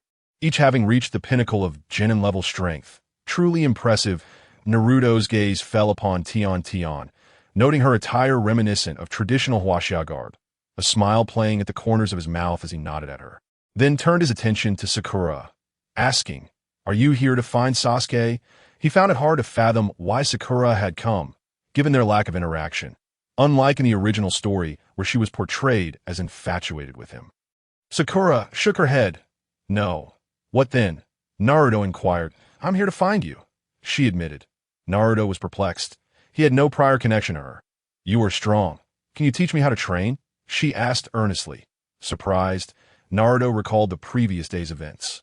Realizing she must have been impacted by their encounter, and he didn't refuse. "Sure." He replied, "Point one sheep is fine. A flock is even better, of course. It would be ideal if they could all return to their pen." Sakura's face lit up with joy as she bowed in gratitude. "Thank you. However, there's one condition," Naruto added. "What is it?" she asked. "Do not disclose our training to anyone. Keep our methods confidential," he instructed. Sakura nodded. "I promise." Naruto turned to Tian. "Wait for me here for a moment." With a bright smile, Tian replied, "All right." Having harbored some doubts before, she now felt reassured, trusting that Naruto could indeed teach her. Naruto gestured for Sakura. "Come with me." Sakura Haruno felt a twinge of discomfort in her heart as she sensed Naruto's differing attitudes towards her and Tenten. When conversing with Tenten, his tone was gentle and imbued with laughter. Yet when speaking to her, it was devoid of emotion, as if she were less than a mere classmate. Naruto imparted to Sakura a simple method of training, urging her to engage in weight-bearing exercises to absorb natural energy. In terms of perseverance, Sakura's resolve was indeed formidable. Otherwise, she would not have distinguished herself among the 12 ninja guardians. Upon returning, Naruto greeted Tenten with a smile and inquired, "What path do you wish to pursue?" Tenten replied, "I have a passion for studying ninja tools and physical techniques." As expected, Naruto responded, "Very well, I shall teach you a set of body refinement techniques, followed by the art of hidden weapons." Tenten joyfully exclaimed, "Like the hidden weapon techniques from yesterday." Naruto confirmed, "Indeed, but there is a condition." When she asked what the condition was, he cryptically stated, "Heaven knows, earth knows, and I know." Understanding his implication, she smiled and assured him, "Rest assured, I shall keep it a secret, Naruto replied with a calm demeanor. I trust you to Tintin, then voiced her curiosity. Why do you want to teach me? Naruto gazed at her and replied, your demeanor evokes a sense of familiarity in me. Tintin glanced at her attire, finding nothing peculiar, and asked in confusion, is that all? Naruto replied, that is more than sufficient. I end this era. Merely catching a glimpse of my homeland's essence is already a blessing. Meanwhile, Danzo, compelled by circumstance, resorted to refining a 3-tomo Sharingan, as he found himself with no other options. In Konoha, the only powerful Sharingan belonged to Kakashi, yet he could not lay a hand on him. The Jinchuriki, Danzo muttered, realizing that without a Uchiha's eyes, his strength was limited to that of an elite Jonin, leaving him with little influence. Thus, he decided to take risks, setting his sights on the Jinchuriki. A true weapon of war, possessing him would significantly enhance his authority in Konoha. The Jinchuriki must be brought here tonight. Danzo commanded 2 root members. Both were peaked Chunin, capable of capturing the original Naruto without difficulty. However, the current Naruto was not one to be easily restrained. The transformation of the Jinchuriki was indeed true and substantial, rendering him terrifyingly powerful. In the darkness, Naruto opened his eyes, with his current strength and the vigilance honed from his past life. He sensed someone was watching him. Root? Has that old man Danzo run out of options and turned his eyes towards me? Who gave him the audacity? Naruto murmured. The 2 Chunin were ready to strike at any moment. Even if Danzo himself were to appear, Naruto could easily defeat him. However, he could not act openly, so he secretly awakened the sleeping Umbu to drive away the intruders as the 2 root members approached Naruto's residence. 2 Umbu appeared and intercepted their path. One of the root members exclaimed upon seeing their faces, Root. The 2 from Root, taken aback by their discovery despite evading the Umbu, retreated without hesitation. They could envision the consequences of capture. It would jeopardize Danzo's plans. The Umbu chose not to pursue, wary of falling into a trap, with one remaining to guard Naruto while the other returned to report to the Hokage. When Sarutobi Hiruzen learned that Danzo had set his sights on Naruto, he became furious and summoned Danzo, resulting in a fierce argument that escalated into physical confrontation. Without chakra clashes, the 2 engaged in a brawl, with a one-handed Danzo naturally receiving a thorough beating from Sarutobi. Naruto sensed the commotion and chuckled. What a delightful display of marital affection. This scene is quite stimulating. He believed that following this altercation, Danzo would remain quiet for some time and would not seek to trouble him. Chapter 32. Orochimaru comes to Konoha in the realm of returning to origin. I have finally made a breakthrough. 2 years ago, in an underground cavern, Naruto murmured he had already advanced to the half-step returning to origin stage. And in his quest to accelerate the evolution of the Byakugan using true essence, he had diligently trained, enlisting the assistance of Kurama to evolve the Byakugan into the formidable Rinnegan. His left eye had transformed into the supreme Rinnegan, while his right eye remained an eternal Manjiki Sharingan. That Naruto's spiritual power still required some enhancement, leaving him envious of the Uchiha clan. Had he possessed their bloodline, his soul's growth would have accelerated significantly, allowing him to unlock the Rinnegan. The Hunyuan body refinement technique had reached its 5th level, rendering his physical form so robust that even a full-force attack from a Jonin could not harm him in the slightest. He had become invincible among mortals, impervious to manipulation, and even the Sage of 6 Paths reincarnation would pose no threat, as he could contend with him. Even if he were outmatched, the Sage would find it impossible to subdue him. The energy within his body, the power stored in his eyes, and the richness of the true essence in his Dantian equated to that of 800 Kakashis. Coupled with the 9 tails, he could be said to possess the strength of 900 Kakashis. During battle, he could also allow Kurama to absorb natural energy, making his true essence virtually limitless under normal circumstances.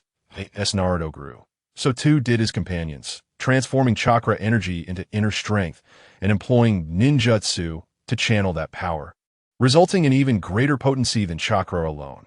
Hinata Hyuga had reached the late stage of the 1st rank, having comprehended the essence of Tai Chi, her combat prowess so formidable that even the peaked Jonin Akimichi Choji would stand no chance against her. Tintin, having just entered the 1st rank, rapidly advanced in strength, her phantom shadow technique allowing her to move with ghostly agility. Under Naruto's guidance, she combined space-time ninjutsu with Tang's sect hidden weapons, rendering her a most enigmatic assassin. While her combat strength was not the highest among them, her lethal techniques made her the most formidable, aside from Naruto, of course, and she was also the one most closely attached to him. Sasuke Uchiha stood at the peak of the first rank with his 3-tomo Sharingan. He refrained from learning other ninjutsu, adhering to Naruto's advice that one should not bite off more than one can chew. Thus, he focused solely on mastering the family's fire release techniques, which he could wield to their fullest potential. Excluding Naruto, he was the strongest in terms of combat prowess, although in a life-and-death duel against Tenten. It would be evenly matched unless his eyes were upgraded to the Manjiki Sharingan. Otherwise, he would be at risk of being struck down by her hidden weapons, which could appear at any moment. Shikamaru had also reached the peak of the first rank, having perfected his shadow technique, that he was no mere strategist. His calculations were precise, and in combined combat, he could win 8 out of 10 times. Choji Akimichi had also reached the peak of the first rank, his appetite growing ever larger as his physique became increasingly robust. He could consume 8 pounds of meat and 100 bags of chips in a single day, his kind heart prompting him to hold back in most fights. Sakura Haruno had just entered the first rank, boasting considerable strength. Her ninjutsu repertoire was limited to the body replacement technique and the shadow clone technique. Naruto had generously taught her a set of martial arts tailored to her impulsive nature, aptly named the violent bear-killing fist. In physical confrontations, she only fell short against Hinata, no matter how powerful her punches. They felt as if they were striking cotton, leaving Hinata unscathed.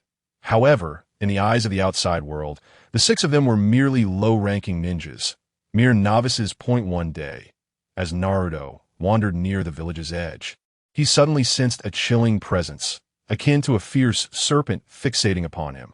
Turning to investigate, he spotted a black snake, about a meter in length, perched upon a tree branch in the snake's eyes. Naruto discerned a glimmer of interest. It was sentient. Intrigued, he considered that the only ancient serpent capable of arriving in Konoha might be none other than Orochimaru. Releasing his spiritual energy, he quickly located Orochimaru's whereabouts. Orochimaru is actually a rather intriguing character. He simply became overly obsessed with acquiring immense power, leading him down a perilous path, Naruto mused. With a few swift movements, he vanished into the forest, leaving the serpent bewildered as it descended from the tree. Unaware of his departure, arriving in a secluded grove, Naruto called out, "Orochimaru, I know you're here.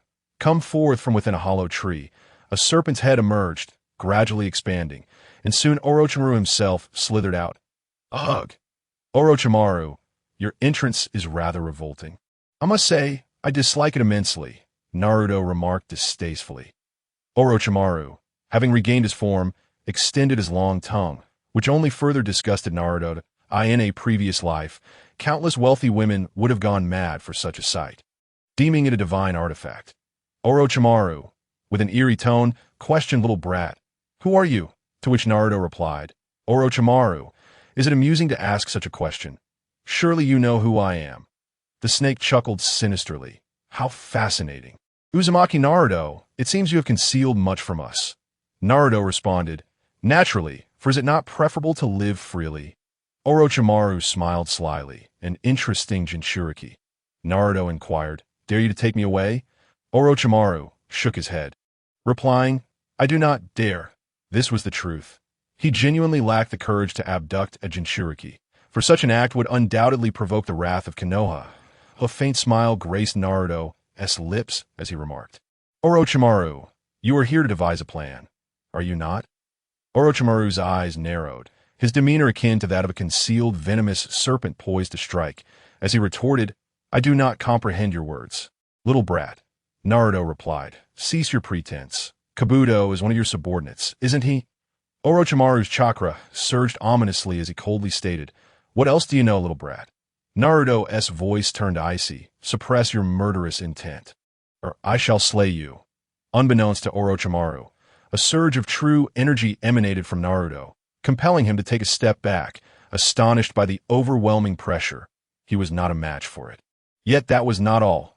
Naruto's right eye spun, resembling 6 intersecting blades. As the eternal Manjiki Sharingan manifested, Orochimaru's expression shifted dramatically as he exclaimed, "Eternal Manjiki Sharingan." Naruto continued, "I am aware of your curseal technique, which allows you to resurrect yourself through another. But do you believe I could systematically annihilate you?" Orochimaru admitted, "I believe." Naruto stated, "I know your purpose for coming here. It is to execute the plan for Konoha's downfall. Is it not?" Orochimaru's face paled. Only his loyal followers should have known of this scheme. Was there a traitor among them? That seemed impossible, as they were all steadfast subordinates. Naruto reassured him, "Do not overthink it. Your people have not betrayed you today. As for how I know, that is of no concern to you."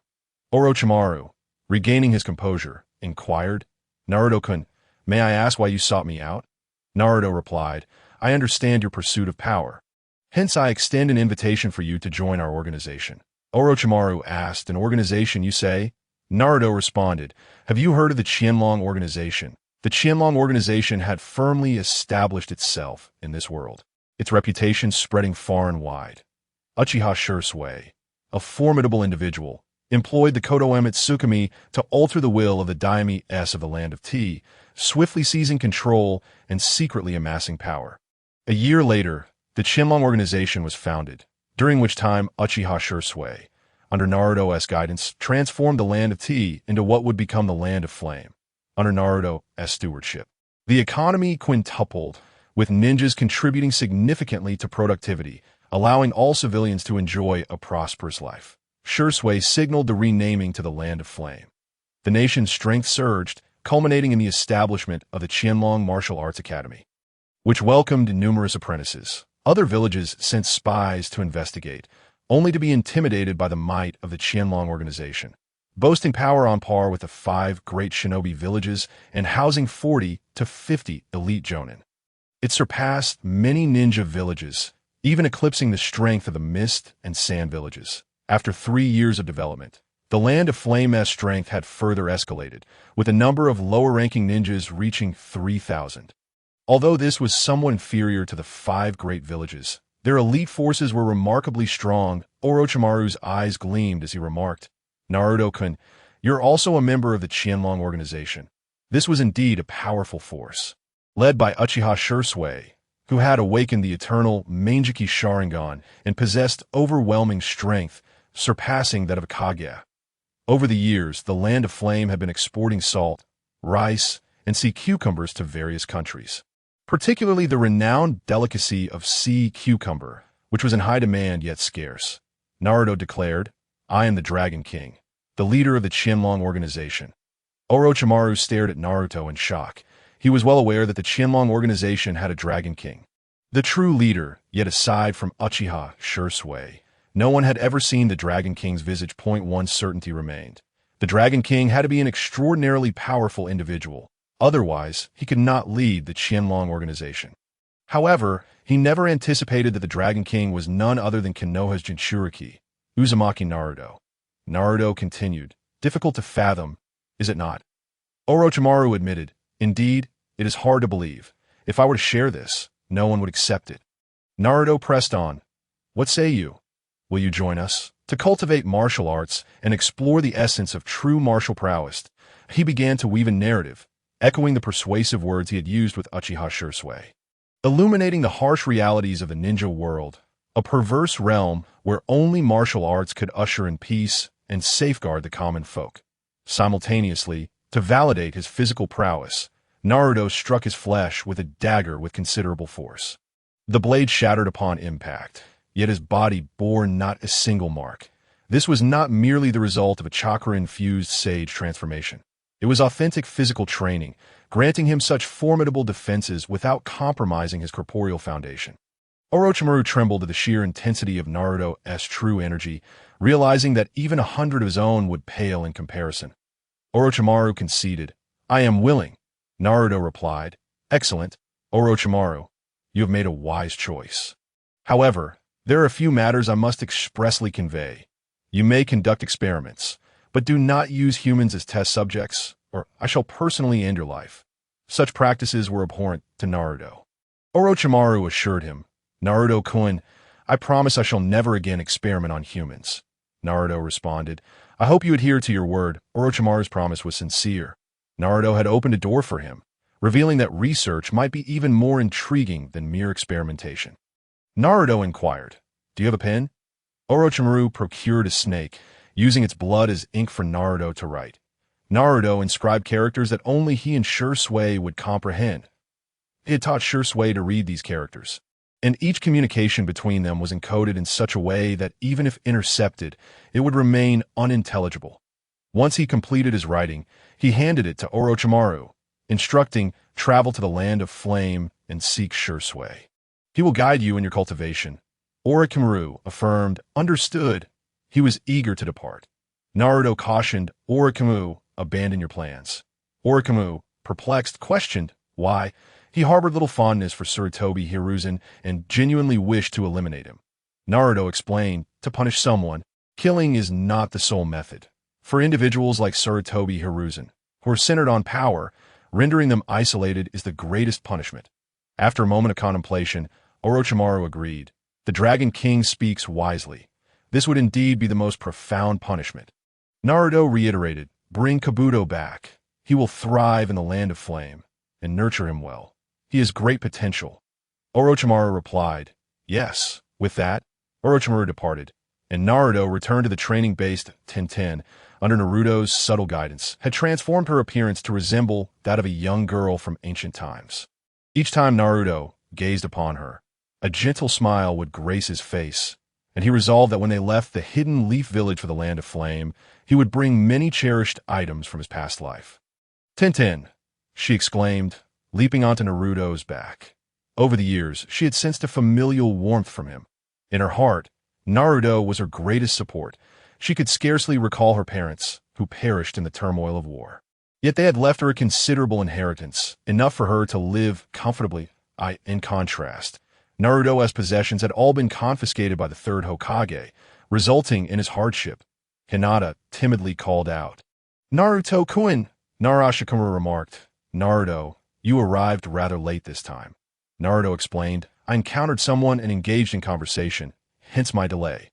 Haruno Sakura stated, graduation is imminent. I truly hope we can be placed in the same class. Sakura's feelings towards Sasuke had shifted. She was no longer swayed by his looks, and Naruto's image had grown increasingly prominent and significant in her heart. Narashikama commented, that is improbable. Each teacher only takes a few students. So our 7 cannot be together. Naruto recalled that the new instructor would conduct an assessment, and their team of 7 could easily subdue the teacher without revealing their true abilities, Hinata softly expressed. Being in the same class as Naruto-kun would be wonderful. Naruto smiled wryly. Hinata's feelings for him ran deep, entwining her very being around him. When the going gets tough, the tough get going. Naruto gently set Tenten down and turned to Hinata, saying, Hinata, I have matters to discuss with you. Please follow me. Hinata softly replied, all right. Her courage has greatly surpassed that of the original text. However, she still blushes at Naruto, though she no longer faints. Chapter 34. Hinata's defeat by Neji as the two ventured deeper into the forest. Hinata's charming face remained tinged with a rosy hue. She softly inquired, Naruto-kun, what is it you wish to discuss? If Naruto-kun needed assistance, she would spare no effort. After a moment's hesitation, Naruto replied, Hinata, you are my friend, and I do not wish to deceive you. There are certain matters that must be clarified between us, whether we are foes or allies. Hinata, the choice lies with you. Hinata resolutely declared, I will not be an enemy to you. Naruto-kun, Naruto urged, please listen to what I have to say first. Hinata responded, all right. Naruto then asked, Hinata, do you recall the incident a few years ago regarding the loss of your family's eyes? Hinata absent-mindedly replied, yes, it was one of the servants in our household.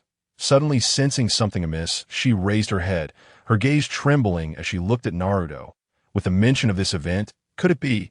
Naruto confirmed. You are not mistaken. It was I. As he spoke, his left eye transformed into the rebirth eye, emanating an aura unique to the Byakugan. Within 2 seconds, it reverted to its original state. Continuing, Naruto stated, on that fateful night, I stole the eyes of your family's servant. I wished to study what made them so special. Hinata lowered her head, momentarily at a loss for how to respond. Truthfully, she harbored no hatred towards Naruto. In her heart, she contemplated, perhaps the eyes would serve a greater purpose in Naruto-kun's possession. But would he require the secret techniques of our clan? No, the eyes are the very foundation of our family, the roots that sustain us. Yet, Naruto-kun needs help. No, how could one be so selfish? Hinata's inner turmoil spiraled, her thoughts increasingly distancing her from her clan. Naruto remarked, Hinata, the Byakugan and the Sharingan were once the powerful eyes of Konoha. In truth, the Byakugan can also evolve. It simply requires a higher tier of chakra, which you may consider as a more advanced form of energy.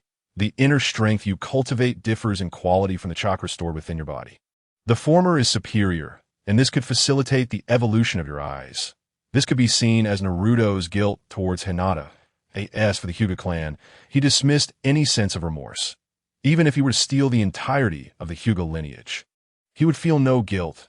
But Hinata was different. She was pure and kind-hearted. Hinata quietly spoke, Naruto-kun, I feel a bit overwhelmed. I need some time to think. Subsequently, she departed from the woods. Naruto sighed, alas. Wandering aimlessly, Hinata made her way home. Upon seeing her, Hyuga Hayashi asked, Hinata, are you not supposed to be at school? Why have you returned? Ignoring him, Hinata continued towards her room. Hyuga Hayashi grew increasingly irate and called out, Hinata. Only then did Hinata realize. Responding immediately, Father, Hyuga Hayashi, visibly angry, said, Hinata, you have been training for 4 to 5 years now. It is time to assess your strength. Come with me. Without resistance, Hinata followed her father. They arrived at the training grounds of the Hyuga clan, where Hayashi summoned Neji. Neji, at the pinnacle of Genin rank, possessed commendable combat skills, just a step away from achieving Chunin status. Yet in Hinata's presence, he would not withstand even a single blow. Brother Neji, Hinata called out. Neji, stern and unsmiling, nodded slightly. Lady Hinata. Hayashi instructed, Hinata, I want you to endure 30 exchanges with Neji. Hinata suddenly conceived a plan. After a long moment, she mustered her courage to say, Father, if I can withstand 30 exchanges, I would like an eye.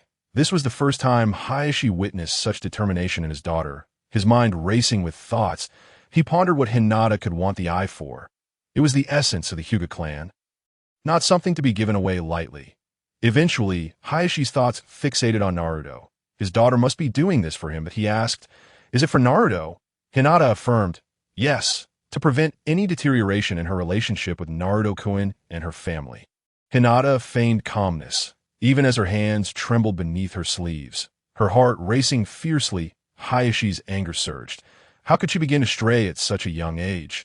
He declared furiously, Very well, Hinata, if you can endure 100 exchanges, I shall grant it to you. Neji's eyes turned icy as he fixed his gaze upon Hinata. This time, he would not hold back. For the sake of an outsider, he was to ruin a branch family member's eye, which angered him greatly. Yet, he could not fathom that the Hinata before him was not the fragile girl she once was. Her strength was formidable. Far beyond his own, Hinata's heart swelled with joy as she exclaimed, Father, no takebacks. Hayashi replied, No takebacks, for reasons unknown. An ominous feeling stirred within him. Hinata bowed to Neji. Brother Neji, please be gentle. Neji cautioned, Lady Hinata, be careful. His gaze grew colder. He would not show mercy. The rift between the main and branch families of the Hyuga clan was no secret in Konoha. The unique secret techniques of a Hyuga lineage were reserved solely for the main family, leaving many in the branch family disgruntled, Neji among them. This was an opportune moment for him to vent his frustrations. Hayashi remained vigilant, knowing that he could not allow Neji to inflict significant harm on his daughter. As Neji activated his Byakugan, he charged towards Hinata, employing the Hyuga clan's gentle fist technique, 8 trigrams empty palm. Hinata countered with Tai Chi. As her understanding of Tai Chi deepened, she began to realize the extraordinary nature of this martial art, surpassing many of her clan's techniques. Eager to secure the eye, Hinata did not hold back. She seized Neji's hands, using his own force against him to send him flying, then executed a swift-moving block punch, sending him hurtling through the air. Though uninjured, Neji's defeat was utterly humiliating. Hayashi stood in stunned silence. fully aware of Niji's prowess as a peak genin. Even a Chunin would require several exchanges to subdue him. Yet, in the face of his daughter, he had been thrown aside without enduring a single blow. Hinata shrugged. Father, I have one. Hayashi felt a twinge of embarrassment. He had never believed his daughter could withstand 100 of Niji's attacks, yet she had triumphed so decisively he asked, Hinata, do you now possess Chunin-level strength? Hinata did not respond, but instead fixed her gaze on her father. Hayashi said, Very well. I shall grant you an eye shortly. Previously, he had been displeased with Hinata's timid nature, yet now, with her newfound strength, he wondered how much more she might grow in just a few years. An eye for the Jinchuriki did not seem like a bad idea. It was Naruto who would guide Hinata in her training, a fitting gesture of gratitude. Moreover, even if she obtained the Byakugan, without the secret techniques of the Hyuga clan, its power would be significantly diminished. Above all, it was essential that Hinata be happy, and fulfilling her wish was paramount. Hinata nodded earnestly. Meichem. Her expression was serious, and Hayashi could not discern the truth behind it. Not just a Chunin, but a formidable martial artist, she was at the pinnacle of Jonin strength. Chapter 35. Niji's inclusion after the death of a branch family member. Their eyes would vanish, yet those of the main family would endure, often hidden away, known only to the clan head. Hinata, having acquired the Byakugan, was overjoyed and prepared to leave her home. Exiting the door, a voice called out, Lady Hinata. Hinata turned and smiled. Brother Niji. Niji remarked, Lady Hinata, your strength is impressive. It seems you did not exert yourself fully. Indeed, if Hinata had gone all out, Niji would likely be bedridden for months. Hinata replied, Brother Niji is family. I cannot harm him. Niji said, Lady Hinata, your martial arts were formidable. Could you teach me? He did not harbor much hope, believing it to be a secret technique reserved for the main family. Yet he could not resist asking, eager to learn. Hinata responded, I'm sorry, Brother Niji. I cannot decide that. Disappointment flickered across Niji's face, though he had anticipated it. He shook his head and replied, It's all right, Lady Hinata. Seeing Niji's discomfort, Hinata felt a pang of sympathy and thought for a moment before saying, Brother Niji, come with me. Subsequently, Hinata led Niji Hyuga outside the village. Naruto, somewhat puzzled, wondered why Hinata had returned and brought Niji with her. He recalled that in the original storyline, this brash individual had treated him quite rudely. However, he decided to let bygones be bygones, especially since Niji had not provoked him in the present. Upon seeing Naruto, Hinata joyfully rushed over, smiling and saying, Naruto-kun. Naruto replied, Hinata. Soon after, Hinata produced an eye and said, Naruto-kun, this is for you. Upon seeing the eye, Naruto's heart trembled. Hinata had devised this method to mend his relationship with the Hyuga clan. To say he was not moved would be a lie. Gently ruffling her hair, he said, Silly girl. Feeling the warmth of Naruto's hand, Hinata lowered her head, overwhelmed with happiness. Naruto then turned to Niji and inquired, Hinata, did you bring Niji here for a specific reason? Hinata replied cautiously, Naruto-kun, may I teach my brother Niji the Tai Chi technique? He wishes to learn. She posed the question with great care, fearful of angering Naruto. Niji's eyes widened. This was not a secret technique of the Hyuga clan, but rather a technique of the son of the fox spirit, which was quite astonishing. Naruto smiled gently and said, Of course. You can also share the training methods with him. Niji has decent talent, but listen here, my dear. Do not let him surpass you. Hinata's heart soared with joy as she looked at Naruto, her eyes filled with gratitude. Thank you, Naruto-kun, she expressed. Naruto addressed Niji. Since Hinata wants to teach you, make sure you train diligently. Your current strength is too weak. Hinata is already at the late stage of Jonin. You need to catch up quickly. However, one thing to remember. Do not teach anyone else. And keep it a secret. If Hyuga Hizashi asks, you may share the Tai Chi with him, considering he is a senior. Niji gazed at Hinata in disbelief. A late-stage Jonin? Was he hearing this correctly? Hinata softly said, It is thanks to Naruto-kun. Naruto gently stroked Hinata's hair and said, Hinata, go train that I need to have a word with Niji. Okay, she replied, her heart brimming with joy, knowing she could train alongside Naruto again. Naruto continued, Niji, I understand that due to the caged bird seal, you harbor resentment towards the Hyuga clan. However, Hinata has always regarded you as a brother. She is kind-hearted and wishes for you not to harm her. Niji nodded. I understand. I will protect Lady Hinata. Naruto said, I hope you mean what you say. Now, go ahead and let Hinata teach you. With your talent, you'll catch up to everyone else quickly, except for Sasuke. His background is formidable, being the reincarnation of Indra, and he is not one to be underestimated. Niji asked, Are they all jonin now? Naruto nodded. Indeed. Niji further inquired, And what about you? Naruto smiled. I'm stronger than all of them. Niji replied, I will catch up to you. Yet he found it hard to accept Naruto's strength. That it was understandable that Hinata and Sasuke were stronger than him. But Naruto? He was notorious for being the bottom of their class.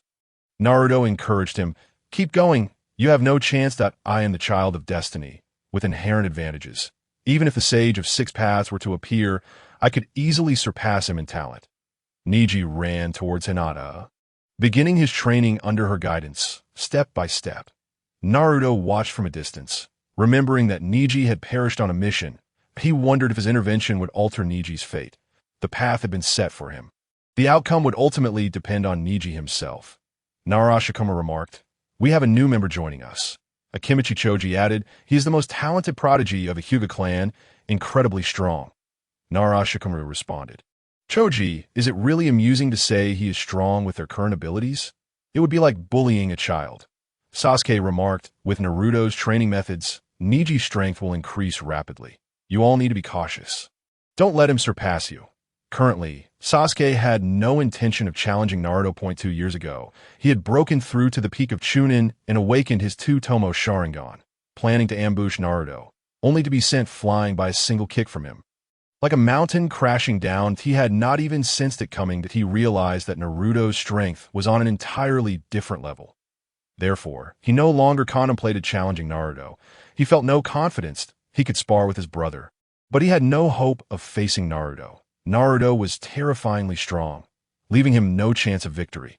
Compared to the original story, Sasuke had grown more composed, now understanding that he was not yet a match for that individual. After all, he was still only at the three-tomo Sharingan stage, while that individual had already achieved the Manjiki Sharingan years ago. Thus, he refrained from making any declarations of revenge that he needed to gather himself. Train diligently, and wait for the right moment to seek revenge, preferably until he could awaken the Manjiki Sharingan, providing him with a chance. The Hyuga clan, led by Hyuga Hisashi, had gathered much information about Naruto. However, it only pertained to Naruto's training methods and his playful antics. He had no desire to investigate further, understanding that it would incite the displeasure of Sarutobi Hiruzen. Uzumaki Naruto was now Sarutobi Hiruzen's last trump card. Anyone who sought to undermine this card would find themselves at odds with him and face dire consequences. Hyuga Hisashi stated, If Hinata possesses such strength, then Uzumaki Naruto's power must be extraordinary as well. It seems that Uzumaki Naruto has been concealing his true abilities, Jinchuriki and Hokage. Which of you is truly superior? Chapter 36, Class Division. In the land of the flame, Orochimaru had arrived. While stealthily approaching Flame Dragon City, he was quickly detected. Uchiha Shursui and another member of the Uchiha clan appeared atop the treetops. Orochimaru Senpai, isn't it rather reckless to enter the land of flame like this?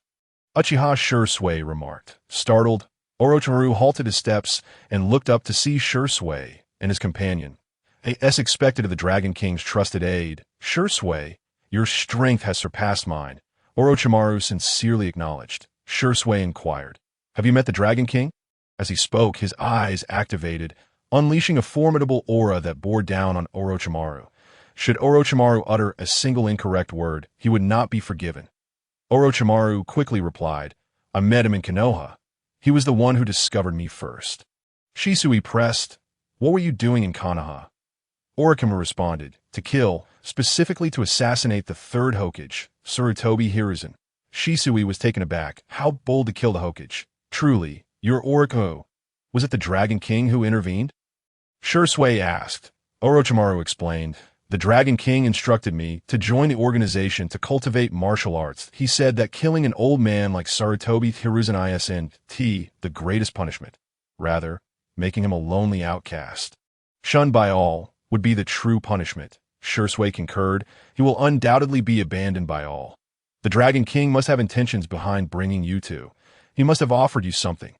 Orochimaru produced a letter from Naruto, stating, "Here it is." He couldn't decipher much, recognizing only a few characters, which held little significance to him. Shursui took the letter and, upon seeing the handwriting, immediately recognized it as Naruto's. After reading its contents, he said, "Welcome, Orochimaru-senpai." Orochimaru was welcomed into Flame Dragon City and taught the methods of cultivation. As one of the legendary Sannin, Orochimaru's talent was unquestionable. In the original storyline, his only significant defeat came during his encounter with Itachi, where he was utterly overwhelmed by Itachi's genjutsu. Had it not been for Kabuto's intervention, he might have perished. After practicing the Xianyuan sword technique for half a month, he felt a marked improvement in his strength and experienced a long-lost sense of ease. His body was now free from the burdensome chakra that had once weighed him down. Orochimaru sought out Uchiha Shursui. Sensing Orochimaru's aura, Shursui remarked, "Congratulations, Orochimaru-senpai. Your strength has once again increased." Orochimaru replied, "This is all thanks to the Dragon King and you." Shursui humbly stated, "The credit lies with the Dragon King, not me." Orochimaru inquired, "Shursui, have you also felt your body become lighter since practicing martial arts?" Shursui affirmed, "Indeed." Orochimaru asked, "What could be the reason for this?" Shursui mirrored the inquiry, asking, "Orochimaru-senpai, how much weight can you bear now?" Orochimaru pondered for a moment before stating, "There is no need for chakra. It is now true primordial energy, around 500 pounds. Uchiha Shursui replied. "What if it were 1,000 pounds?" Orochimaru responded, "I would be overwhelmed." Uchiha Shursui continued, "The principle remains the same. In our past cultivation, we merely absorb chakra into our bodies, storing it within our flesh, our eyes, and our internal organs. Yet regardless of the location, it predominantly resides within the cells. As we continually absorb natural energy, the chakra within our cells increases, enhancing our capacity. However, like humans, when we reach a certain limit, we become damaged and the cells may be destroyed. Thus, our bodies are imperceptibly harmed. The martial arts cultivation method established by the Dragon King stores power within the acupoints, developing the dantian. Although there is energy within the cells, it never exceeds the threshold. This energy not only nourishes the cells, but also repairs damage, which is why one feels a sense of ease. His words were straightforward and lucid, easily comprehensible upon hearing this. Orochimaru sincerely exclaimed, "Lord Dragon King, a divine being." The malevolent and sinister Orochimaru had entirely transformed into a devoted follower of Naruto. Uchiha Shursui concurred, affirming, "Indeed, the Dragon King must be the god who saves the world." Subsequently, Uchiha Shursui reiterated the pathological path of a ninja, further steering Orochimaru's course and implanting the seed of belief within him. Finally, Shursui inquired, "Orochimaru-senpai, your sound village can relocate now." Orochimaru replied, "Of course, here, we bask in the sunlight." He smiled, no longer with a sinister grin, but with a radiant smile. In this place, he had found vitality and a direction for his endeavors. Naruto, of course, was oblivious to the transformations of Shursui and Orochimaru. As he sat in the classroom, feeling somewhat drowsy, to his left sat Hinata, and to his right, Tintin, leading a blissful life. In the front row were Shikamaru, Choji, and Sakura, while the row ahead featured Sasuke, who was accompanied by a blonde-haired girl. Naturally, Ino Yamanaka, who monopolized Sasuke's attention. Unfortunately, the stoic Sasuke was indifferent even to Shikamaru, showing more affection towards Naruto. Iruka stood at the teacher's desk and proclaimed, "Congratulations! From today onward, you shall be independent ninjas." However, he added, "You are merely genin. A long journey lies ahead, and true hardships await. This is just the beginning. In the future, you will form groups of 3 and work together, growing collectively." Naruto, nearly dozing off, found Iruka's speech excessively verbose. Yet he couldn't deny that Iruka was a good teacher. He contemplated whether to recruit him later, turning him into a teacher at the Flame Dragon Martial Arts Academy. The announcement of forming groups of 3 brightened everyone's eyes. Many girls turned their gazes towards Sasuke, silently wishing to be in his group. Hinata remarked, "I will be content to be in Naruto-kun's group." Tintin added, "I don't want to part from Naruto Naizen," Shikamaru stated. "It seems we must separate," Choji noted. "We can still hang out with Naruto-kun afterward and enjoy his cooking and grilled meat." Sasuke remained silent.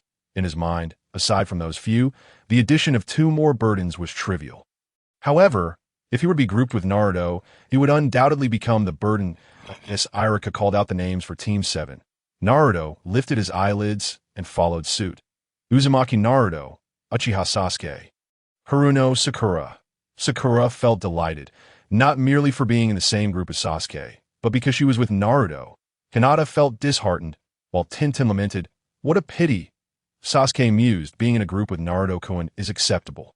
It will make us stronger." Ino felt indignant. Why had things turned out this way? She was on the verge of an outburst. Team 8 was announced as Hinata Hyuga, Inazuka Kiba, and Yamanaka Ino.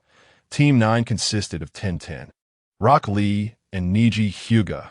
Team 10 comprised Nara Shikamaru, Akimichi Choji, and Yamanaka Ino. Chapter 37. The master and apprentice of the Emperor Kai. Once the teams were assigned, they were naturally taken away by their respective teachers. It goes without saying that Kakashi was the slowest of them all. Naruto did not engage in the same mischievous antics as his predecessor, opting instead to rest his head on the desk and doze off. Sakura contemplated whether she should move to the back row to sit with Naruto. As for Sasuke, he sat there coolly, unconcerned about their J-nin teacher, feeling that there was little left for him to learn. At that moment, Naruto abruptly spoke, "Sasuke, are you thinking that a J-nin teacher is insufficient to teach you?" Sasuke did not conceal his thoughts, coolly replying, "Yes." Naruto remarked, "Sometimes humility is a form of strength." Kakashi became a genin at 5 years old. He is an elite J-nin and possesses numerous jutsu that I don't have much to learn from him, but you still do. Kakashi has a technique called Chidori, which is quite powerful. You should practice it. Sasuke responded, "All right." He trusted Naruto's words, and since Naruto endorsed it, he would pursue it. An elite J-nin was a worthy opponent. Sakura asked, "Naruto-kun, is there anything for me to learn from him?" For someone like Sakura, who was rather aggressive, perhaps she should seek out someone like Tsunade, who was known for her strength. Naruto replied, "Focus on honing your own martial arts, practice healing jutsu, and learn from Kakashi's experiences. As for your mentor, you can wait until later. If she returns, you may seek her out." Sakura muttered softly, "I believe you, Naruto-kun, are the best teacher." She then inquired, "Who is she?" Naruto answered, "Your idol," Sakura exclaimed, "Lady Tsunade." It wasn't until the afternoon that Kakashi finally arrived. Stating, "Sorry for being late," he led the 3 out of the classroom and onto a small path at the edge of the school, where they halted. He perched himself on an iron railing and said, "This is where we will stop. Let's begin by introducing ourselves. My name is Hatake Kakashi. For now, I don't wish to disclose my likes or dislikes, as I have many interesting things to share.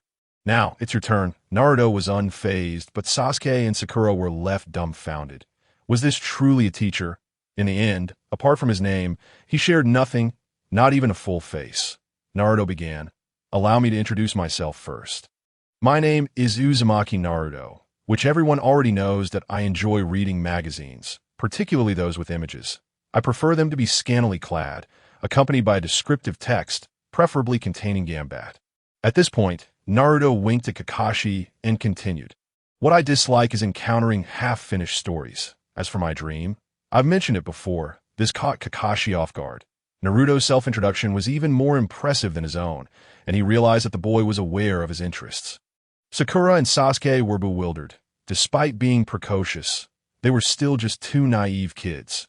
Sasuke introduced himself, saying, "I am Uchiha Sasuke. My greatest passion is training. I have many dislikes, but my utmost abhorrence is being disturbed while I train. My dream is to avenge my family and restore the Uchiha clan." This was well known to both Naruto and Sakura, so they found nothing surprising. Kakashi mused inwardly. That person, Itachi, a pitiful soul. Suddenly, he recalled Uchiha Shursui and the organization known as Qianlong. which had stirred considerable turmoil within the ninja world. No organization dared to underestimate it.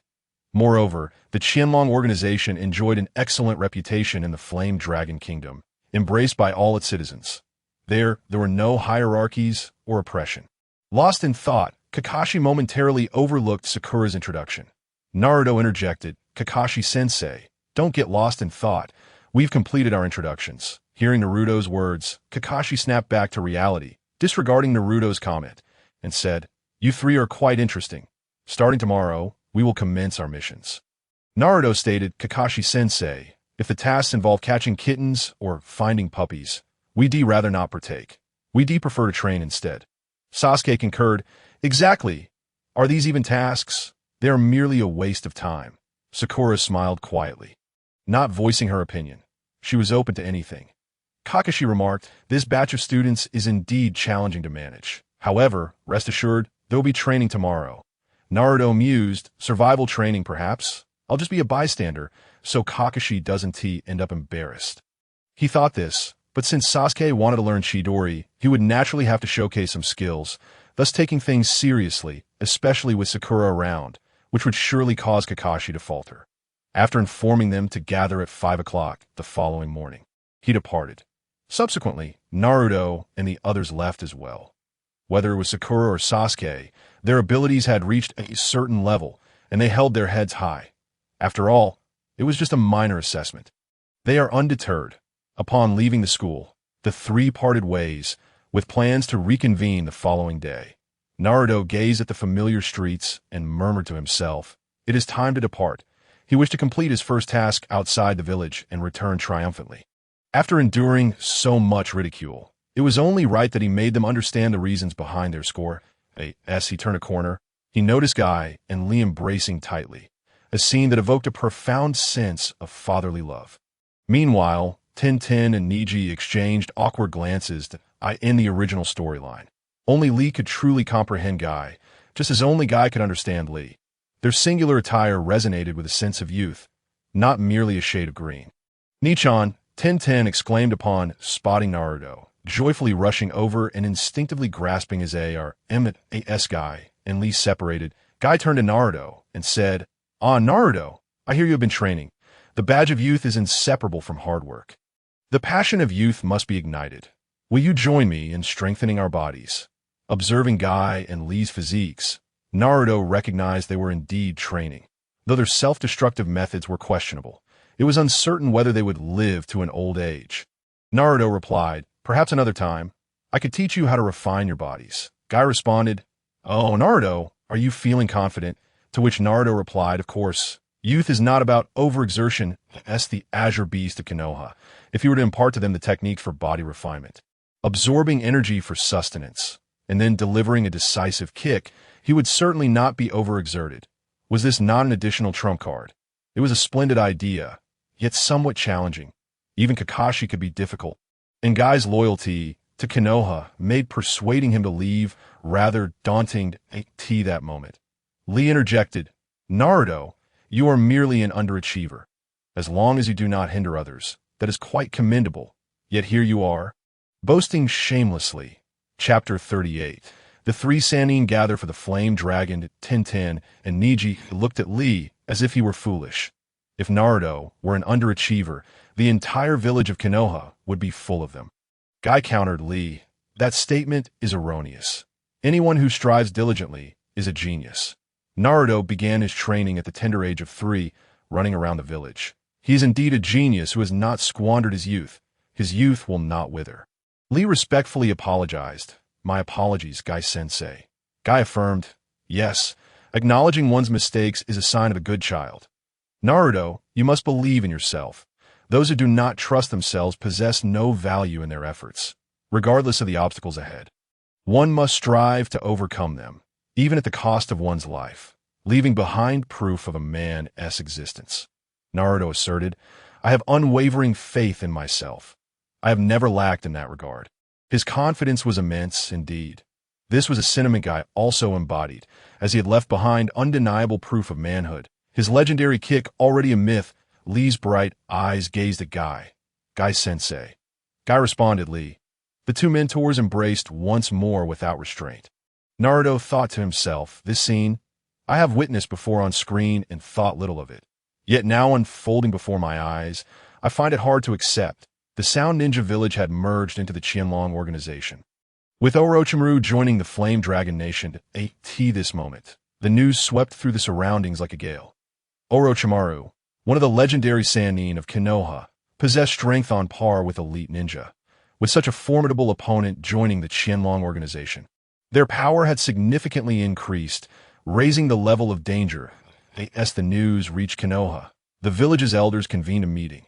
Sarutobi Hiruzen stated, regarding the land of T, now the Flame Dragon Nation and the Qianlong organization. Do you have any plans for containment? The threat was immense. One could not allow others to sleep soundly in their midst. It was akin to a lion resting beside you. When hungry, it would surely devour you in one bite. Kurenai Yuhi remarked, it is challenging. With Orochimaru's addition, the strength of the Flame Dragon Nation has escalated once more, especially with the Uchiha clan and Uchiha Shursui involved. Containment will not be easy unless Tsunade and Jiraiya return with a formidable force. This was a sentiment shared among them, as they knew not to expect too much.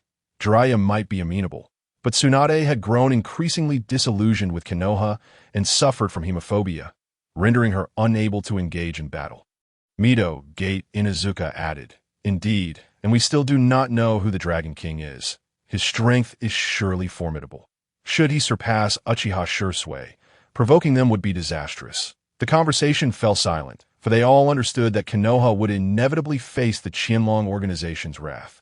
The village was no longer as strong as it once was, and should they incur the organization's vengeance, they would certainly lose their esteemed position, leading to inevitable decline in the event of war. Danzo remained unusually cooperative, refraining from speaking. After all, this predicament was partly due to him, as his desire to seize Uchiha Shursui's eyes had led to the current scenario. Such a weapon of war, such a source of intimidation, had been driven away by him, and if he were to speak now, the three elders would likely unite against him. Sarutobi Hiruzen asked, is there truly no way out? Could we ally with the Mist Ninja Village for a joint effort? Is there a chance of victory? The other villages would have to traverse the land of fire, and who knew how many they would bring? They could not let them exploit any openings. Mito Gate Inuzuka replied, if we were to form an alliance, there might be a 60% chance of success. If Tsunade returns without her phobia, that percentage could rise to 80. Tsunade was a formidable medical ninja, her prowess surpassing that of an entire medical team, and her combat strength could sway the outcome of a battle. Sarutobi Hiruzen turned to Danzo, inquiring, Danzo, what do you think? Danzo responded, to eliminate future threats, an alliance with the Cloud Ninja Village is feasible. The merging of the three Sannin villages would undoubtedly eradicate the Qianlong organization. Years of experimentation had yielded scant results. His mind was now preoccupied with the lively Naruto, contemplating how to abduct him. Kurenai Yuhi suggested, of course, we could wait 2 years until the Jinchuriki matures. That would provide a greater opportunity. Sarutobi Hiruzen took a puff from his pipe. Reflecting on the Jinchuriki, the last of his trump cards, though still young, a few more years would render Qianlong insignificant. After much deliberation, they decided to postpone their actions for another 2 years. Konoha had yet to recover from the Uchiha rebellion, and once they had grown stronger, they could prepare for battle. Konoha still held an ace up its sleeve, Uchiha Itachi, whose current strength should suffice to counter Uchiha Shursui. The only uncertainty remained the identity of the Dragon King. An unpredictable variable on a bustling street, a haven for gamblers. A tavern housed a drunken blonde woman with a prominent gamble tattoo on her back. Before her stood a woman clad in black, cradling a pig, who said, Lady Tsunade, there is significant news. This was none other than Tsunade and her apprentice, Shizen. Tsunade, inebriated, inquired, what significant news? Shizen replied, Orochimaru has joined the Flame Dragon Nation, once known as the Land of Tea. Tsunade remarked, an organization formed by those who betrayed the Uchiha clan? What significance does that hold? Despite her words, a contemplative expression crossed her face. After all, Konoha was the village established by her grandfather, despite her disappointment. She did not wish for it to falter. The Uchiha clan, Orochimaru, both were products of Konoha, driven away by the village itself. Shizen continued. However, Lady Sunithanata interrupted. Shizen, I have heard the Flame Dragon Nation is quite wealthy. Let us go and win some back to repay our debts. Shizen remained silent. After years of gambling, their fortunes had been exhausted, and they were deep in debt, never having won even once in the Land of Fire. At a women's bathing facility, numerous women indulged in bathing amidst the steamy ambience, exuding an alluring fragrance. A long-haired man garbed in a striking red garment, adorned with oil forehead protector, was none other than Jiraiya, one of the legendary Sannin of Konoha. Previously, he had been quite interested in gathering material, but after hearing certain discussions, he lost his enthusiasm and discreetly departed, a rare occurrence of not being noticed. Jiraiya murmured, Old man, this is yet another of your muddled accounts. As you occupy the position of Hokage, Konoha will only continue to weaken. Sigh. He altered the course of his journey, heading towards the Qianlong organization and the Martial Arts Academy. Driven by a desire to uncover the true nature of this enigmatic organization, that he resolved to gather intelligence there and simultaneously observe the intentions of Orochimaru and his associates. Chapter 39. Obito comes and goes amidst the stirrings caused by Orochimaru. Uchiha Obito finally managed to carve out some time for himself. He arrived in the Land of Flame, and with his Kamui space, he traversed directly to the heart of Yanlong City, where he was eventually detected. He had aimed to move silently towards the central hub of Yanlong City. A figure stood before him, halting his advance at the city's entrance. Uchiha Shursui. Obito came to a halt. Gazing at the suddenly appeared Uchiha Shursui and spoke in a deep voice. Shursui replied, as expected of one who possesses Kamui. It is only upon your arrival here that we have discovered you. Faced with the piercing gaze of Uchiha Shursui, Obito felt an unsettling sensation, as if his true identity had been laid bare before this younger generation. Indeed, Shursui had discerned his identity. Obito remarked, You truly are the hero who led the Uchiha clan's rebellion against Konoha. And you have managed to uncover my presence. Shursui responded, I am aware of your affiliation with the Akatsuki. If you have come to visit our Yanlong country, you are most welcome. However, should you harbor ulterior motives here, I will not hesitate to eliminate you. Even if you belong to the Uchiha clan, as he spoke, his eyes shifted, revealing the eternal Mangeki Sharingan, an overwhelming aura emanating from him. Obito fixed his gaze upon Shursui, acknowledging eternal Mangeki Sharingan. I sense a hint of greed within you. Shursui retorted, What? Do you wish to seize my eyes? Obito replied, They are indeed exquisite. If I could acquire them, it would be most fortuitous, Shursui said calmly. I would not mind altering your memories to sever your ties with the Akatsuki. Obito responded, It seems you are privy to much information. Shursui affirmed, Indeed, I possess considerable knowledge. Obito continued, Shursui, this world is a diseased one, rife with slaughter.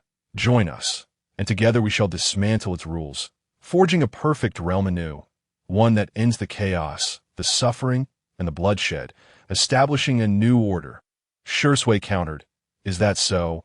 Yet your emergence has wrought considerable suffering. In pursuit of your goals, you tread upon countless corpses, fulfilling your sordid ambitions. Have you forgotten your original intent? It was to bring peace to your homeland. Tell me, has peace been achieved since then? At that moment, a colossal serpent materialized, and Orochimaru perched upon its head, exclaiming, Ah Fei! Obito replied, Orochimaru, it has been a long time. Orochimaru said, Ah Fei, indeed it has been a while, but you are not welcome here. I was once a member of the Akatsuki, and I am well aware of its aims. Shursui, with his crimson eyes fixed on the multitude of serpents below Orochimaru, warned, If you harm even a single soul in Yanlong, one day, even if pursued into the depths of the earth, I will bring you to justice. Before the serpents could respond, Orochimaru interjected, Rest assured, Shursui, they will not harm anyone, and why assurances pertain to other beings. Shursui replied, The cattle are commendable. I could offer them too, Orochimaru acknowledged. Indeed, Shursui, in truth, he had grown fond of Yanlong City, where no one sought power, but rather worked tirelessly in accordance with the Dragon King's directives. Soon, 7 figures appeared, all members of the Uchiha clan, their eyes reaching the level of Mangeki. Upon witnessing this, Obito could not help but gasp in astonishment. 7 possessing Manjiki, their presence rivaling that of elite shinobi. Shursui addressed Obito. As I have said, if you come to Yanlong as a guest, you are welcome. Should you provoke us, be prepared to face the consequences. This was a sentiment borrowed from Naruto's words to Shursui. Obito insisted, Shursui, trust in my sincerity. I harbor no ill will in Obito's mind. Yanlong had become a bastion of 9 elite shinobi, making it a perilous place. Without over 70% certainty, he would refrain from engaging. Such strength was indeed comparable to that of the Akatsuki. Additionally, there remained the most mysterious figure of the Qianlong organization. The leader, the Dragon King, with Uchiha Shursui and his comrades being so formidable. One could only imagine the prowess of the Dragon King. Even Nagato, with his Rinnegan, would likely find himself outmatched. Obito ultimately entered Yanlong City, albeit under close scrutiny. A figure of such danger warranted cautious handling. After spending 2 or 3 days there, he departed. Despite achieving little, his initial objective remained unfulfilled. Although he gleaned insights into the Qianlong organization's strength, a sense of despondency lingered within him. The Qianlong organization was shrouded in mystery. Orochimaru remarked, Shursui, the Akatsuki's arrival here must have a purpose. Shursui replied, they have come for me. Long before I left the village, the Dragon King anticipated this. He foretold that the Akatsuki would indeed come here, and that he would be the one to face them. Orochimaru gasped, taken aback by the Dragon King's foresight. Shursui inquired, do you know the true identity of this individual? Orochimaru shook his head. I do not. Shursui revealed, he is one of the Uchiha clan, known as Uchiha Obito. Currently, he serves as the proxy for our progenitor.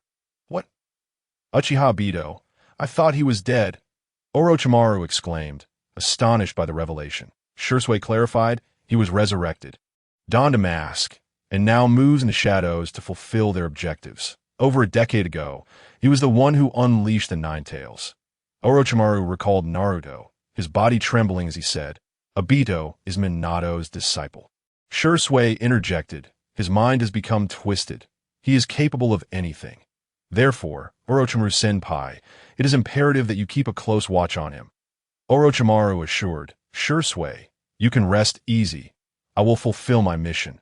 Shursui produced a pair of eyes, the 3 Tomo Sharingan, and handed them to Orochimaru, stating, I know you once yearned for the eyes of our clan. These are yours, a gift to guard Yanlong, to serve as Yanlong's eyes. Orochimaru bowed deeply, expressing his gratitude. Thank you, Shursui. Shursui continued, there is no need to thank me. Direct your gratitude towards the Dragon King. Orochimaru held immense respect for Naruto, who had guided him onto a path of righteousness. Suddenly recalling something, he asked, does the Dragon King possess the same eyes? Shursui replied, indeed, the Dragon King Sharingan is merely 3 Tomo. Chapter 40. Sasuke and Sakura complete their assessment. This was, of course, a subtle directive from Naruto, guiding Shisui in this manner. Orochimaru was indeed a remarkable talent, his formidable strength serving as both a safeguard for Yanlong and a deterrent against external threats. As for betrayal, Naruto believed that Orochimaru would make the right choice.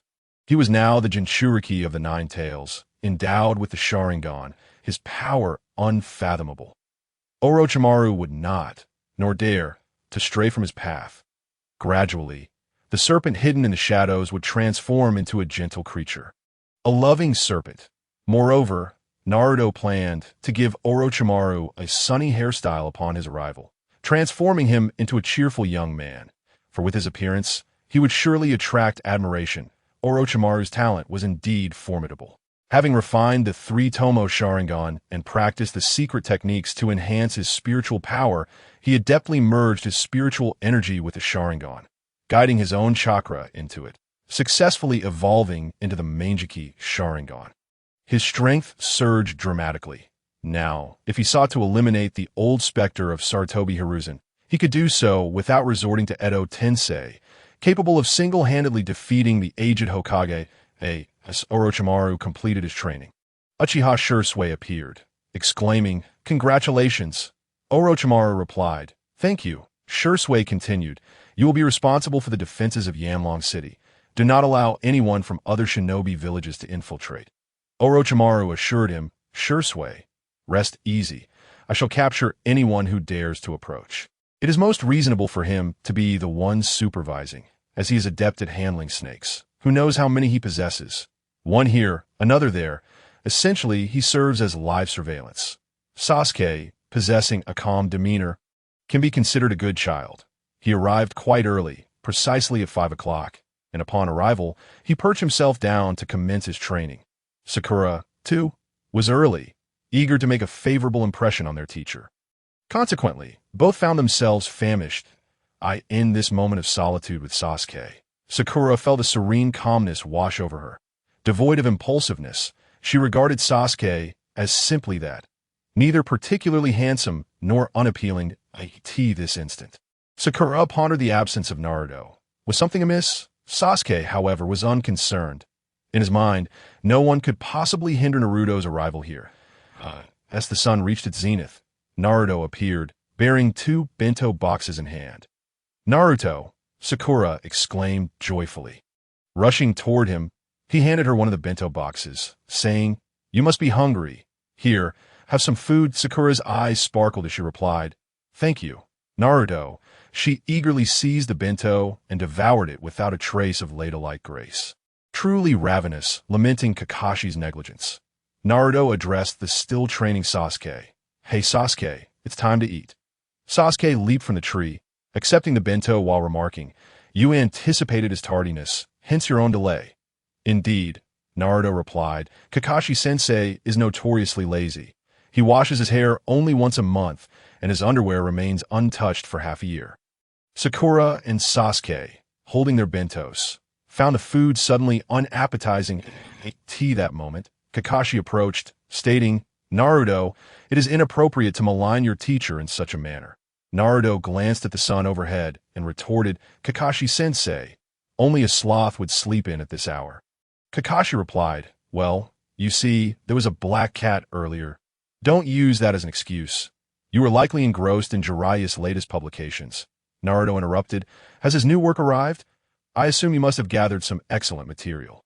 Kakashi was taken aback, saying, You know of Lord Jiraiya? Is that even a question? He is one of the legendary Hisinen. It's surprising that I know him. That old pervert seeks inspiration by lurking around women's bathing areas. Utterly shameless, and you weren't invited. Kakashi produced an alarm clock, declaring, Let us commence. The time is set for noon. He retrieved 2 bells, continuing, Before midday, you must snatch these bells from me to pass the assessment. Naruto suggested, Sakura, Sasuke, why don't you entertain Kakashi-sensei? I shall abstain.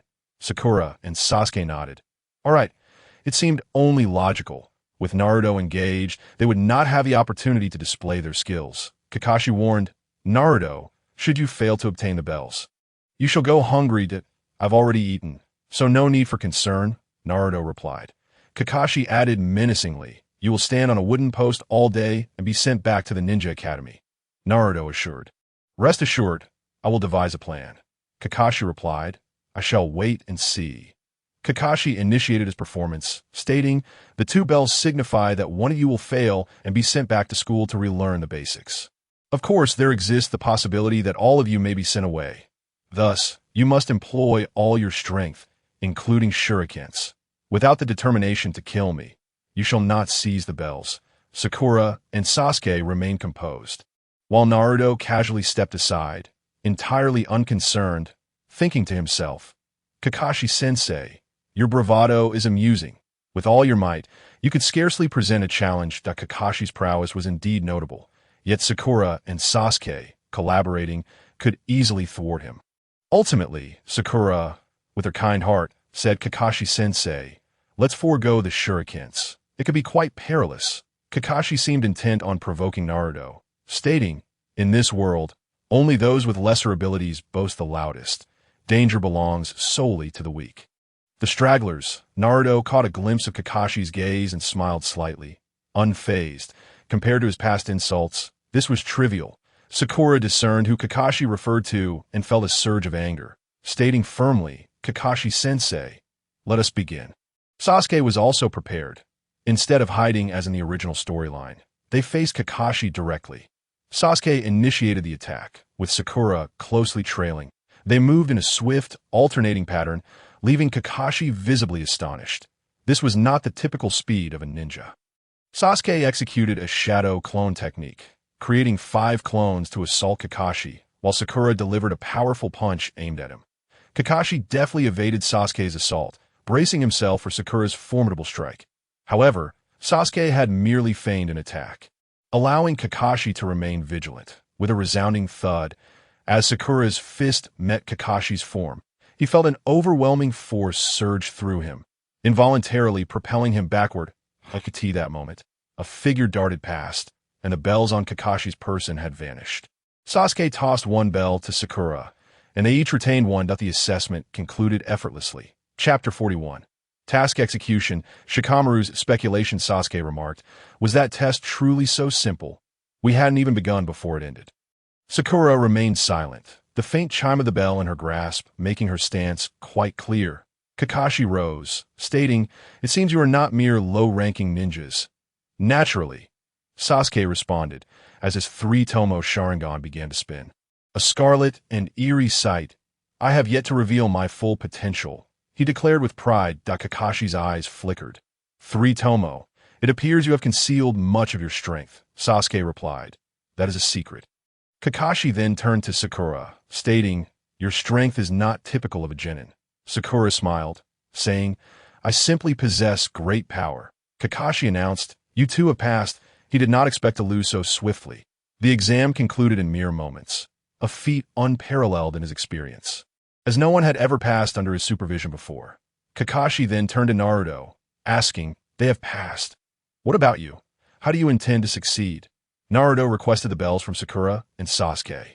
Approaching Kakashi, "Actually, these bells must be attached to you without making a sound. You should also create a clone to distract them. Look, I've acquired a bell as well." With that, Naruto hung a bell on Kakashi's person, then withdrew a few steps, asking Kakashi-sensei, "Does this count as passing?" Kakashi was left speechless, his frustration evident, yet he had no grounds to contest. Indeed, he had obtained the bell from his own person, thus adhering to the rules. Kakashi conceded, "You have passed, you cunning little rascal, employing such a clever method." Naruto replied, "This is strategy. While strength often trumps all, this is not a battlefield. One must adhere to proper tactics." Kakashi nodded. "Naruto is correct. One must always maintain a clear mind. To celebrate your success, I invite you all to a meal to commemorate the establishment of Team 7. After a period of time, the activities consisted solely of searching for kittens and puppies alongside Naruto, or chopping wood and fetching water. These tasks were exceedingly mundane. At last, a mission outside the village arrived. The so-called bridge builder, Dazina, requested that Konoha escort him back to the land of water, ensuring his safety during his bridge construction, and preventing the unscrupulous merchant, Kato, from causing him harm. Before their departure, the group convened at the training ground with Tintin and Hinata. Naturally reluctant to see Naruto embark on a mission, clung to his arms, their eyes brimming with tears. Wishing to accompany him, Naruto imparted the final secret technique to them, the art of invisibility, urging them to practice diligently, especially during missions, to protect themselves. This would mark the last moment of his instruction to them in Konoha. He also gave each of them important reminders, particularly regarding Danzo. If he made any requests, they must resolutely decline. This left everyone perplexed, feeling that Naruto was acting overly maternal and chatty today. Subsequently, Naruto, Kakashi, and 3 others departed from the gates of Konoha, setting forth towards the land of water. Hinata and Tintin planned to practice by the water's edge while waiting for their return. However, both were distracted, sensing an ominous premonition. Their bond with Naruto was profound, and they felt as if he was drifting far away from them. Akimichi Choji noticed their distress and inquired, "Hinata, Tintin, what troubles you?" Tintin replied, "I have a bad feeling." Hinata echoed, "Naruto can..." Shikamaru asked, "What is going on?" Hinata, Tintin. He too had sensed the change in Naruto, but dismissed it, thinking it was merely a temporary absence from the village. Hearing their concerns now made him feel that something was amiss. Tintin, overcome with inexplicable anxiety, stated, I feel like Naruto and II is leaving us. Hinata added, it seems Naruto-kun has something he wants to say to us, but he hesitated. Shikamaru speculated, he's worried we might spill the beans. They were unaware of Naruto's current strength, but it was evident that he had become exceedingly powerful, certainly among the elite jonin. This mission was minor and posed no danger, especially with Sakura, Sasuke, and Kakashi accompanying them. Unless the four great shinobi shadows intervened, they would be safe, Choji remarked. What is there that can't be said? Aren't we friends? A sudden thought struck Shikamaru. Could Naruto-kun be planning to leave the village? Though it seemed absurd, this was the only explanation he could muster, especially considering Naruto's demeanor before departing. It felt as if he was preparing to leave behind final instructions. Shikamaru felt a pang of disappointment, wishing to prevent Naruto from leaving. Yet realizing he could not if he were in Naruto's position, he likely would have left the village long ago. Tintin asked Shikamaru, have you thought of something? Shikamaru replied solemnly, come to my house tonight. I have something to discuss. This was the first time they had seen Shikamaru so serious, and the four nodded in agreement. All right. After Naruto's departure, they did not abandon their training, but instead intensified their efforts. In the afternoon, they accompanied Shikamaru to his home, ostensibly for a visit. Narashikaku greeted them. Ah, guests are here. Come in and sit, Tintin. Hinata, Niji, and Choji responded in unison. Thank you, uncle. Shikamaru added, Father, I need to use your secret room. We have matters to discuss. Narashikaku immediately surmised the topic of conversation and asked, Shikamaru, have you made up your mind? Shikamaru nodded. Yes. Narashikaku replied, Good. I trust your judgment. He did not intervene, believing in his son's choices. Recognizing that the third Hokage had indeed lost the people's trust. Upon entering the secret room, the five gathered around. Shikamaru began, Today, I wish to reveal Naruto-kun's true identity. Niji spoke first. Naruto-kun is not of common descent. He had surmised as much, noting Naruto's exceptional talent, which seemed inconsistent with humble origins, despite his living conditions suggesting otherwise. Shikamaru continued, Naruto-kun's father was the fourth Hokage. This revelation struck like thunder, leaving the four in stunned silence. The fourth Hokage was a hero, a champion of Konoha, who sacrificed himself for the village. Yet after his death, his child endured such unjust treatment, subjected to the scorn of the masses. Shikamaru stated, This is the truth. The third Hokage's heart is cruel, and power has blinded him. Chapter 42. The resolution of the assassin. Since the discussion had begun, Shikamaru elaborated on Konoha's dark history. Recounting tales of the Senju clan, Konoha's White Fang, the Uchiha clan, the fourth Hokage, and Hinata Hisashi, among others. Everything he knew to shed light on the darkness lurking beneath the village's peace. Many of these stories were unknown to him. But during moments spent with Naruto, he had certainly absorbed some of his experiences and tales. Upon hearing of his father's betrayal, Niji's rage reached a boiling point. The village's decisions had left him disheartened. One day, he would seek the truth behind it all. Tintin and Hinata, reflecting on Naruto's tribulations over the years, couldn't he help but shed tears. Their resolve strengthened. Regardless of Naruto's choices, they would stand by him. Choji clenched his fists, determined to train rigorously, aspiring to assist Naruto one day. Shikamaru declared, Naruto-kun must make a choice, and I share this with you only to implore you not to interfere with his decisions. Shikamaru escorted the four out of the secret room, bidding them farewell as they left his home.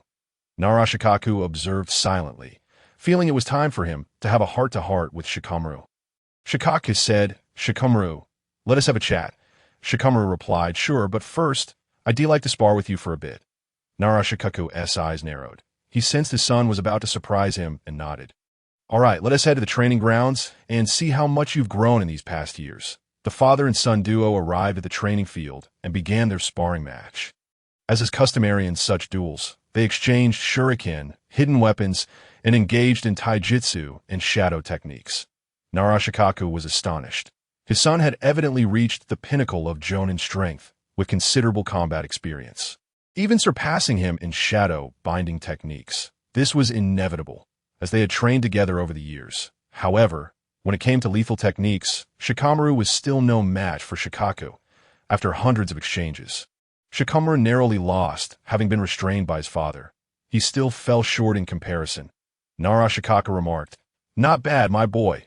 You've quietly reached Jonin level. You've kept it well hidden," Shikamaru replied. "It's all thanks to Naruto-kun. Compared to him, I'm nothing."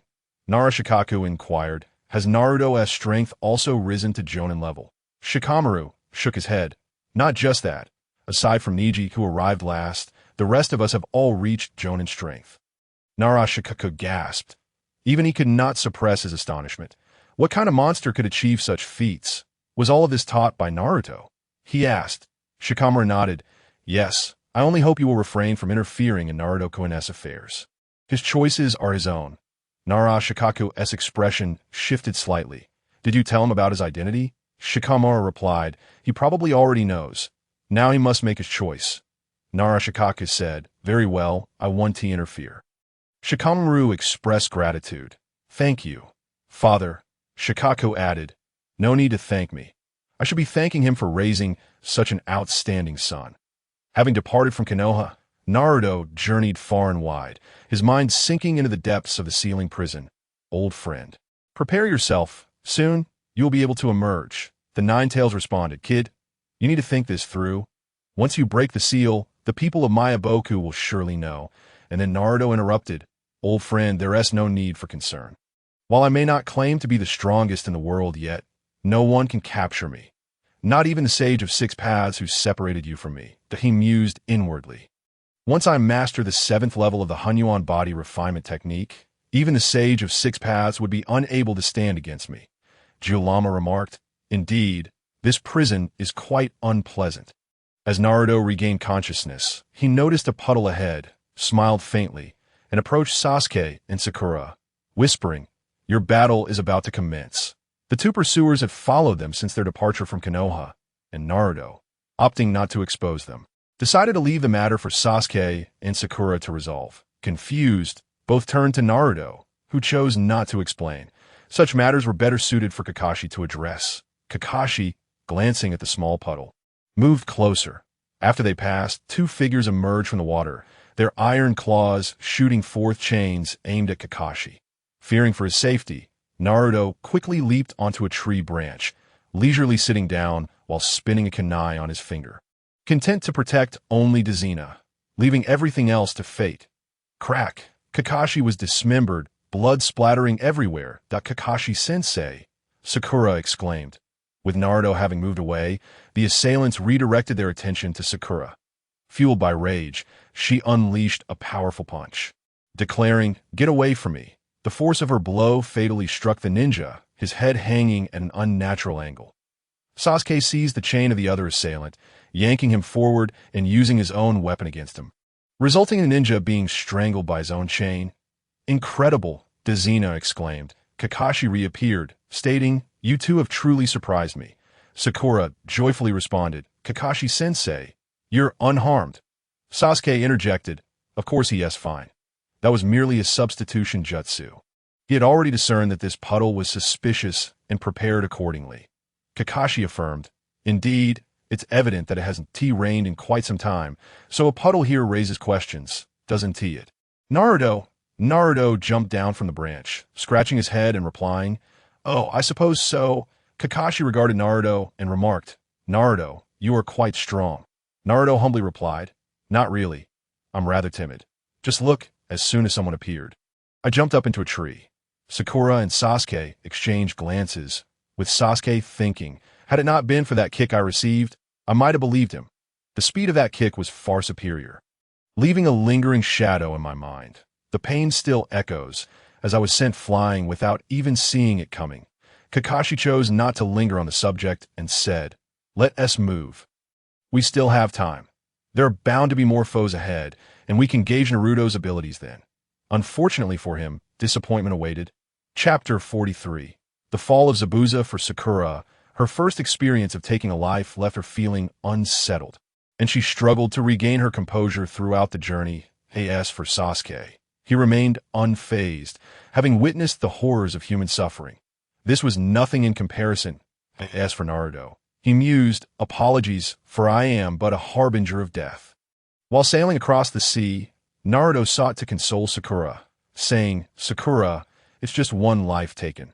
What's the big deal? Consider it akin to the death of a stray cat or dog. This is merely your first step toward becoming a ninja. Once you've grown accustomed to witnessing thousands perish, you will truly comprehend the darkness that envelopes this world. A genuine hell on earth," Sakura protested. "That's impossible. We live in a time of peace." Sasuke coldly retorted, "How can you say that? One by one, your loved ones will fall before you, lying in pools of blood, and you will understand what true terror is." Naruto added, "Sasuke knows this all too well. Sakura, the battle is far from over. Our mission has only just begun, and more confrontations await us. Should you falter in fear, it will lead to your demise." Sasuke knows this all too well. What does he mean? Could Naruto possibly be aware of the Uchiha massacre from 4 years ago? That seems unlikely. He was merely 7 at the time. Surely he couldn't have known. Perhaps Sasuke confided in him. It is plausible, given their shared training and burgeoning friendship. Kakashi pondered deeply, ultimately concluding that it must have been Sasuke who informed Naruto, for there was no other way Naruto could possess such knowledge. Upon reaching the shore, the 5 of them entered the forest, and a faint smile crept onto Naruto's lips as the battle resumed. Whoosh, whoosh, Naruto, with Dazina in tow, quickly darted aside, exclaiming, "Get down!" Sasuke and Sakura followed suit, while Kakashi naturally refrained from needing to remind them. Suddenly, a deep thud resonated as a large blade struck the tree trunk, a figure landing gracefully on the hilt. Kakashi, observing the individual on the blade, felt a heavy sense of foreboding. "It's him," Zabuza declared. "So it's Kakashi in the flesh, and no wonder the demon brothers failed." Naruto spoke to Sakura and Sasuke. "This man is Zabuza Momochi from the Mist Village, a rogue ninja in our village. He is regarded as a traitor, and he possesses formidable strength, rarely finding equals among Jonin. You two can join forces to gain some experience against him, Jonin. This is an excellent opportunity to test our strength," Sasuke thought, his eyes blazing with determination. Sakura stepped forward, her fists brimming with aggression. Kakashi cautioned, "You two should retreat. This opponent is not on the same level as the previous two." Sasuke countered, "Kakashi-sensei, you should assist us from the sidelines." With that, Sasuke activated his 3-tomo Sharingan, his aura intensifying to match Kakashi's Jonin. Kakashi thawed in disbelief. He anticipated that Uchiha Sasuke had reached Jonin level. Even if he had previously defeated that rogue ninja, and even with the 3-tomo activated, he had assumed Sasuke was merely at the pinnacle of the Chunin rank. Kakashi glanced at Sakura, nodding in agreement. "Very well," Sasuke declared. "After this battle, I intend to train the Chidori technique." Kakashi responded, "Understood." Zabuza remarked, "What a surprise to see such young Jonin from Konoha, particularly in Uchiha. Your future is boundless, but regrettably, you shall not leave here unscathed today." In his mind, he was already devising an escape plan. Facing Kakashi alone would be strenuous enough, and now there was also a 3-tomo Sharingan user to contend with. The 2 Jonin were more than he could handle. Moreover, that young girl radiated a presence that hinted at potential danger. That, of course, Zabuza hadn't forgotten Naruto, who was the first to sense his attack. The boy emitted no discernible chakra, presenting no obvious signs of danger. However, being the first to detect his assault suggested he was no ordinary individual. Naruto declared, "Zabuza, you needn't concern yourself with me.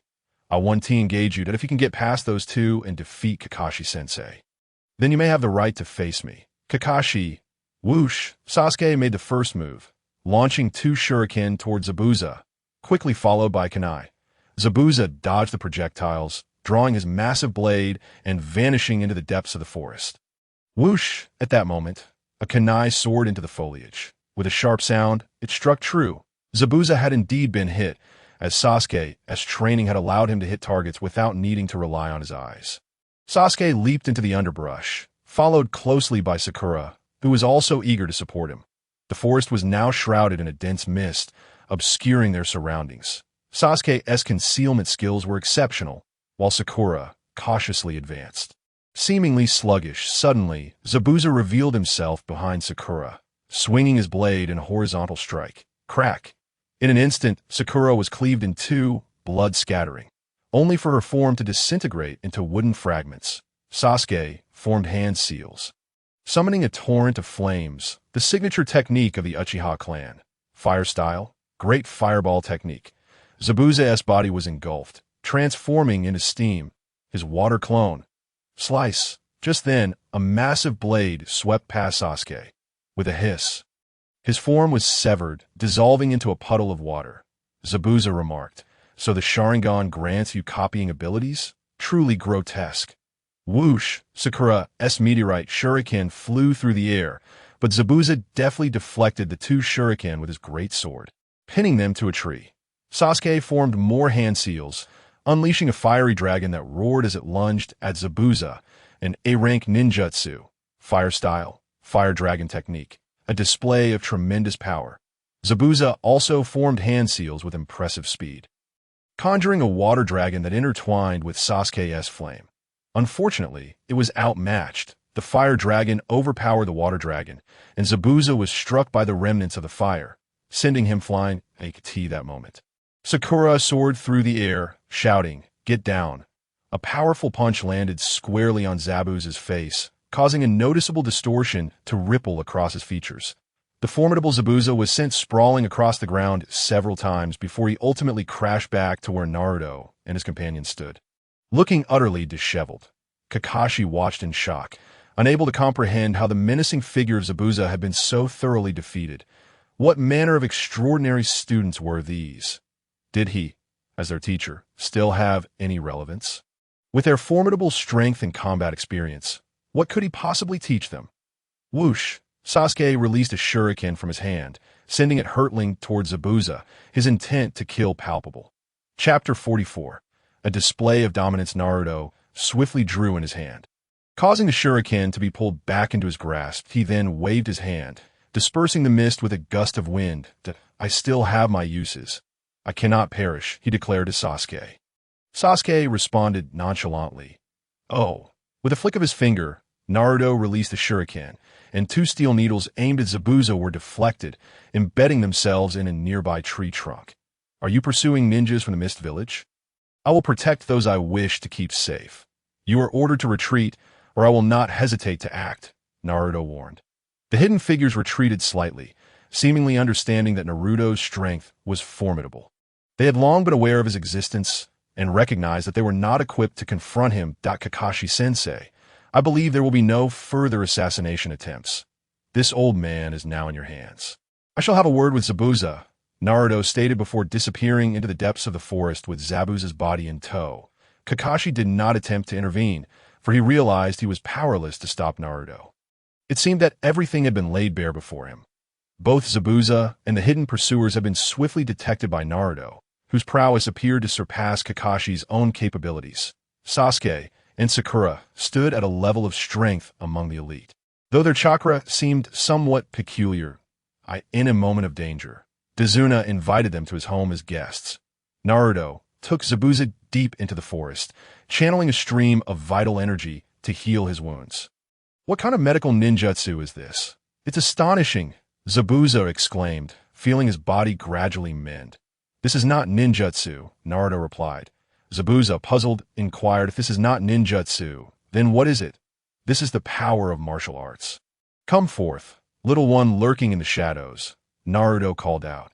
Seeing that Naruto meant no harm to Zabuza, Haku emerged from the darkness. "The power of martial arts? Is this what the Martial Arts Academy of the Land of the Flame speaks of?" Zabuza questioned. "Indeed," Naruto affirmed. "Are you a member of the Dragon's Veil organization?" Zabuza asked. "Yes," Naruto confirmed. Zabuza gasped, realizing the mysterious Dragon's Veil had infiltrated Konoha, possessing such formidable power. "What are you pondering?" Naruto queried. "I am not an undercover agent for the Dragon's Veil. I am its founder, and I am the Dragon King," he declared. "What?" Zabuza stood, astonished. "Do not be overly surprised. I saved you for a reason," Naruto stated. Zabuza, half laughing, replied, "I do not know how a mere person like me could assist you if you truly are the Dragon King. After all, the Dragon King was akin to Uchiha Shursui, who wielded power at the level of Kage, and with the likes of Orochimaru, Zabuza felt inadequate in the presence of such titans. I am here to invite you to join the Dragon's Veil. Naruto continued, elaborating on the sickly state of the shinobi world and its flawed principles, asserting that the only way to overcome such adversity was to shatter the current rules and unite as one for the sake of peace. Zabuza, an ambitious and cunning individual, was gradually swayed by Naruto's persuasive rhetoric, and in the end, without much deliberation, he readily joined the Dragon's Veil. Whoosh! Naruto approached Haku and removed her mask, gazing upon her delicate visage. He exclaimed, "Wow, you truly are stunning, Zabuza. Are you too an item?" At this remark, Haku blushed deeply. Zabuza, scowling, admonished Lord Dragon King, "Please be mindful of your status." He then turned to Haku, glaring, "Haku, why are you blushing?" Haku merely smiled gently. "It is nothing, innocent and pure, untouched by worldly corruption." Naruto remarked, "I feel as though I have just witnessed a romantic scene." Zabuza's expression darkened further. "Zabuza, create a water curtain to form a large mirror." Naruto instructed. "What do you intend to do, Dragon King?" Zabuza asked. "I merely wish to see how I look in this state." "Surely it must be quite impressive," Naruto replied. Uncertain of Naruto's intentions, Zabuza complied, conjuring a water curtain that transformed into a mirror. "Kyuubi, merge with me, and let us see if I appear particularly striking," Naruto said.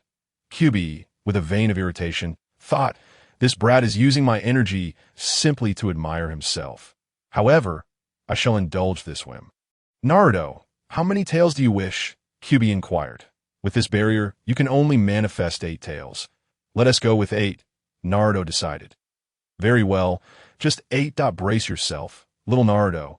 Let you experience my power." Kyuubi warned. A torrent of chakra surged into Naruto's body, transforming him into a dazzling crimson figure, with 8 long tails swirling around him, exuding an overwhelming aura of malevolence. "Wow, this is truly magnificent," Naruto exclaimed in admiration. I could see that moment. Haku's face turned pale, and she collapsed onto the ground. Zabuza, unable to maintain his composure, sat down as well, murmuring, "What manner of monster is this? In battle, such a creature would render any opponent utterly powerless." "Kyuubi, your energy is quite impressive. It radiates authority," Naruto remarked. "Of course. Tell me, are you intimidated by my power?" Kyuubi boasted. "Kyuubi, you are truly getting ahead of yourself. Too bad this is chakra. If only it were true essence," Naruto lamented. "The essence of the 9 tails is chakra, not true essence, and cannot merge with it." This was an unavoidable reality. True essence is derived from the transformation of energy, while 9 tails chakra is merely a type of energy that can be consumed by true essence. Transforming into true essence power, as Naruto regained his composure, Zabuza trembled and asked, "Lord Dragon King, what is this power?" "This is the strength of the 9 tails, a tailed beast, much like the Jinchuriki of the ninja villages." "Your mist village also has Jinchuriki, too. In fact, although one has defected," Naruto explained.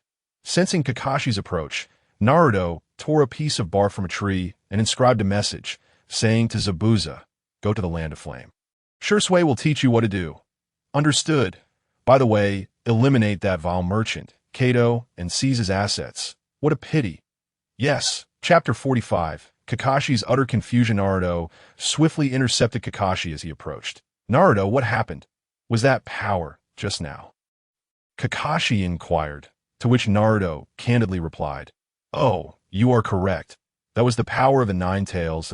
I was merely having some fun, summoning a couple of tails to see how impressive they looked." Kakashi's demeanor turned serious as he admonished. "Naruto, do you understand how dangerous this is?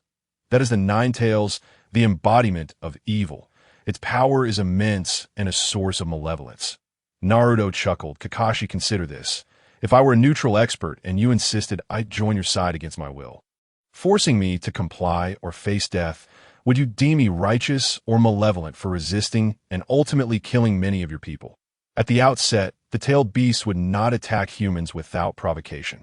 Thanks to the sealing techniques, these beasts could be captured and sealed within a host, gradually becoming a source of power under their control, but on the battlefield, they would unleash their might, resulting in countless deaths, leading to their eventual perception as malevolent entities. Coupled with the continuous process of sealing, The tailed beasts inevitably accumulated resentment, growing increasingly cold-blooded. Each sealing would cause considerable commotion, and the tailed beasts would manipulate the hearts of men and their hosts, resulting in terrifying consequences. Kakashi found himself at a loss for words. Was this not the current state of the tailed beasts? Even if their actions were masked by other circumstances, the greed that fueled humanity's power could not be concealed. They labeled the tailed beasts as evil, but was the true malevolence truly within them? Naruto remarked, "The tailed beasts can also forge friendships. When their power is harnessed wisely, they embody justice. However, when their strength leads to mass slaughter, they become the epitome of evil. This so-called evil does not stem from the tailed beasts, but from humanity itself." Having said this, Naruto took his leave and returned to Tazuna home, leaving Kakashi to ponder alone. Tazuna greeted him with a smile, saying, "Naruto, you've returned." Initially, he held Naruto in low esteem, but ultimately recognized him as the strongest, earning his deep respect. Naruto replied, "Yes, I'm back. Focus on your bridge construction.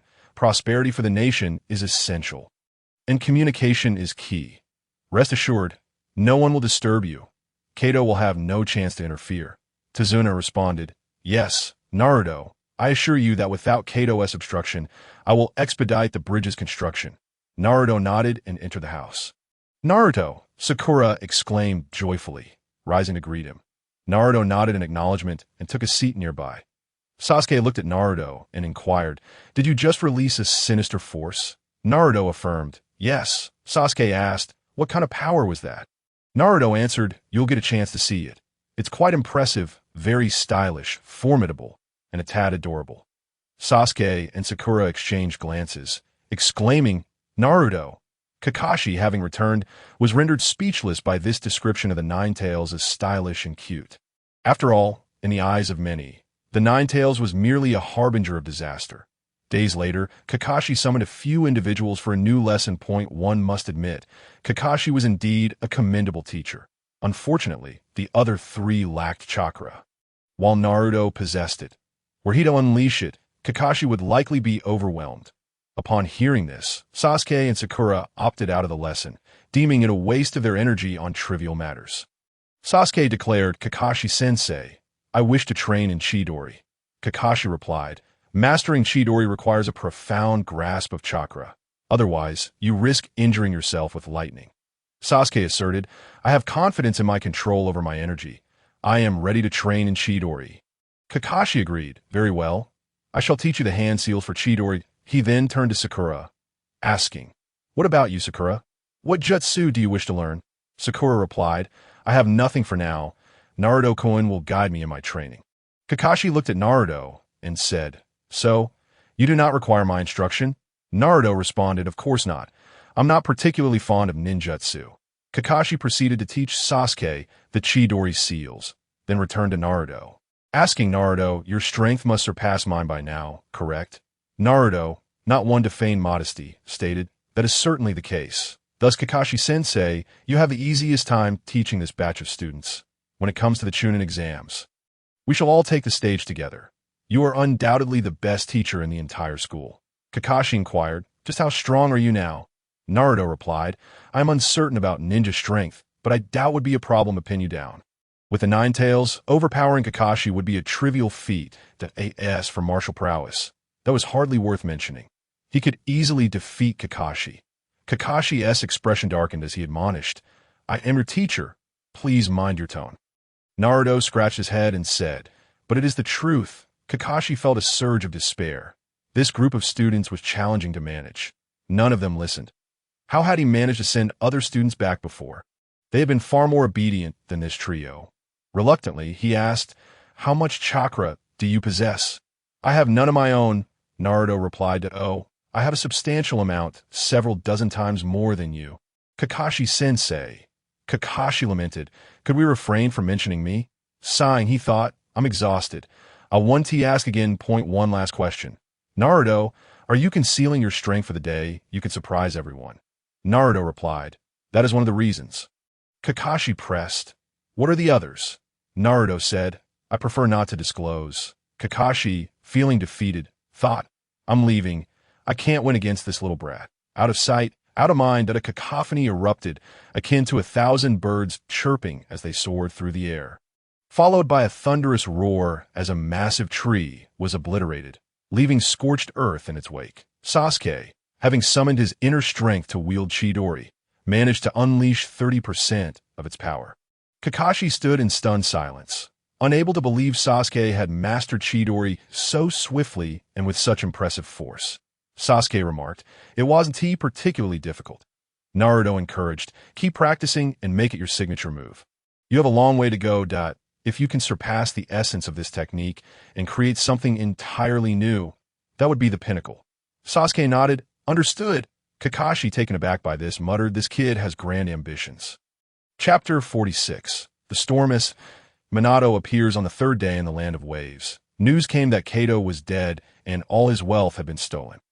With that, Tazuna no longer had to worry about Kato's interference and could focus on building the bridge with peace of mind. Having completed their mission, Naruto and the others prepared to return home.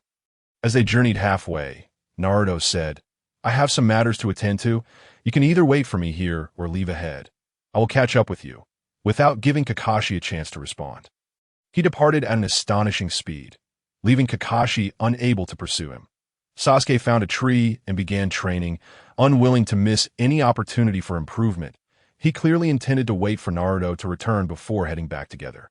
Sakura said, "Kakashi-sensei, let us wait for Naruto to return before we proceed." Naturally, they would wait for Naruto. Kakashi shrugged. He felt increasingly useless as a teacher. Did he still have any authority? No, none at all. Resigned, he sat down to wait for Naruto's return. After some time, he noticed Sasuke training, seemingly not focusing on chakra. Chakra is a fusion of one's mental and physical energies, yet it appeared Sasuke was attempting to absorb natural energy for his training. Kakashi couldn't help but ask, "Sasuke, are you trying to absorb natural energy?" Sakura also watched Sasuke warily. Sasuke halted his training, letting the natural energy dissipate, and shook his head. "No, I was considering whether I could merge natural energy with chakra. That way, training would be more efficient." Kakashi cautioned, "Sasuke, that's a dangerous notion. Natural energy differs from chakra. Absorbing it can lead to assimilation, causing you to transform into a frog or a tree, and so forth. Do not attempt this in the future." Sasuke replied, "Understood." Relieved, Kakashi thought, "At least I managed to dissuade him." Left with no choice, Sasuke resumed his chakra training, focusing on converting it into inner strength, accumulating energy points, and breaking through the meridians. Meanwhile, in the mountains, Naruto came to a halt in a desolate area devoid of human presence. That he asked, "Kurama, are you ready?" The Nine-Tails replied, "Of course." Naruto's body began to rise as he prepared to tear apart the ceiling strips. As expected, a hand suddenly halted him. The fourth Hokage had appeared. Being his father, the bond they shared was one only close kin could understand.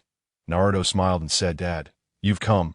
Minato, the fourth Hokage, affectionately ruffled Naruto's hair. His eyes filled with remorse, wishing he could have been there to watch his son grow up. Minato, astonished, asked, "Naruto, how did you know it was me?" Naruto elucidated, "In a fleeting moment, I seemed to recall the events surrounding my birth, as though I witnessed your immense claws piercing through, and I realized you were my father. Furthermore, it is only with close kin that the power of bloodline resonates so harmoniously." Minato, the fourth Hokage, remarked, "My son is truly astute." He turned, his voice cold as he continued, "Nine-Tails, it appears the means of your sealing have been relaxed, allowing you to manipulate my son.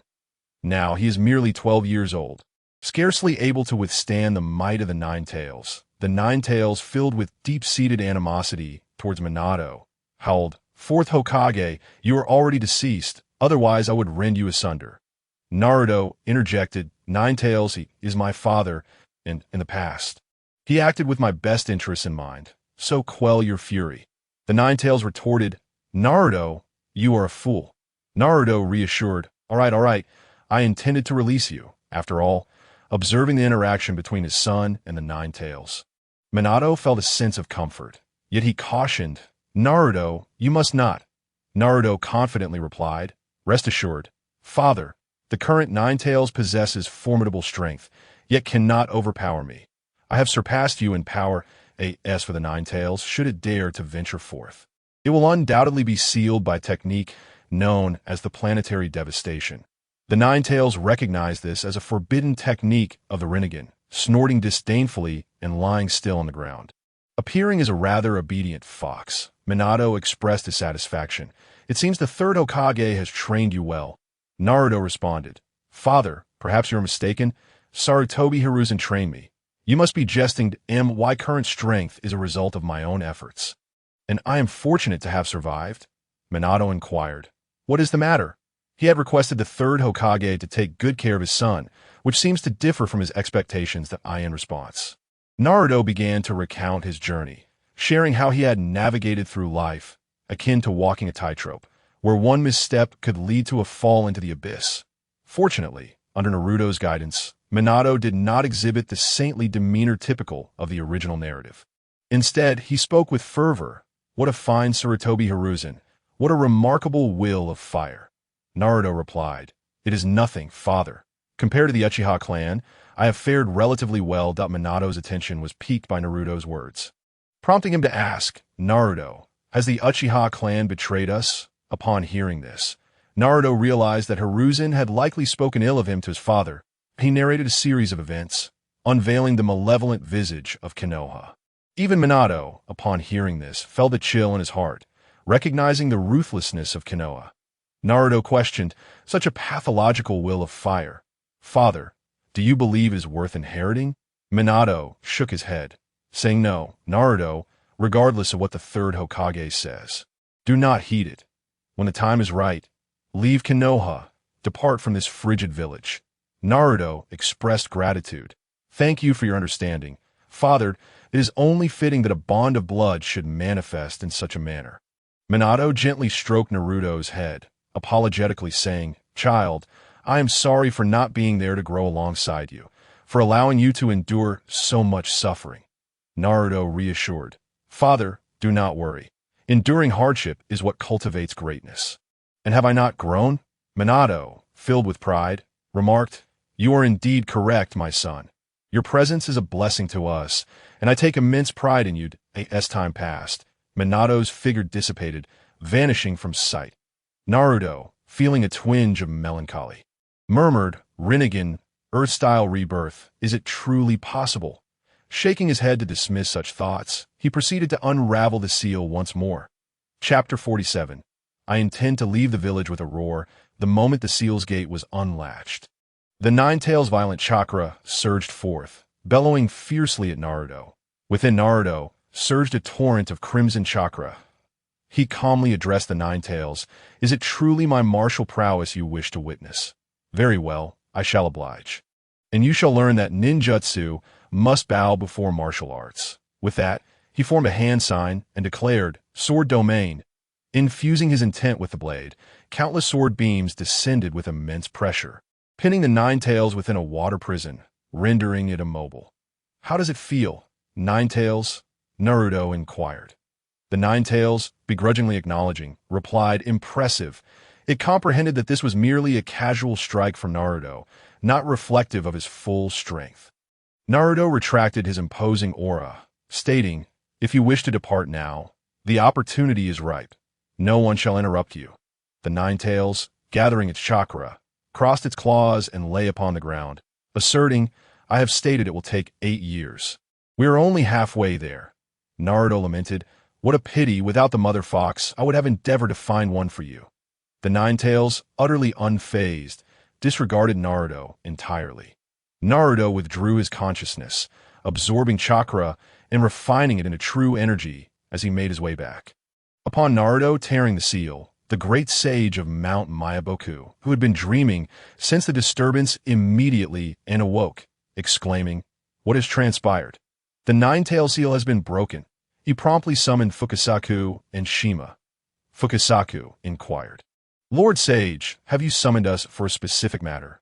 The great sage responded, The Nine-Tail seal has been compromised. You must fetch Jiraiya, for the Jinchuriki has undergone a transformation. In his dreams, he recognized the significance of this generation's Jinchuriki, leading him to detect any changes immediately. What? Shima gasped, asking, "Grandfather, what is happening?" The great sage replied, "I am uncertain. We must send Jiraiya to investigate."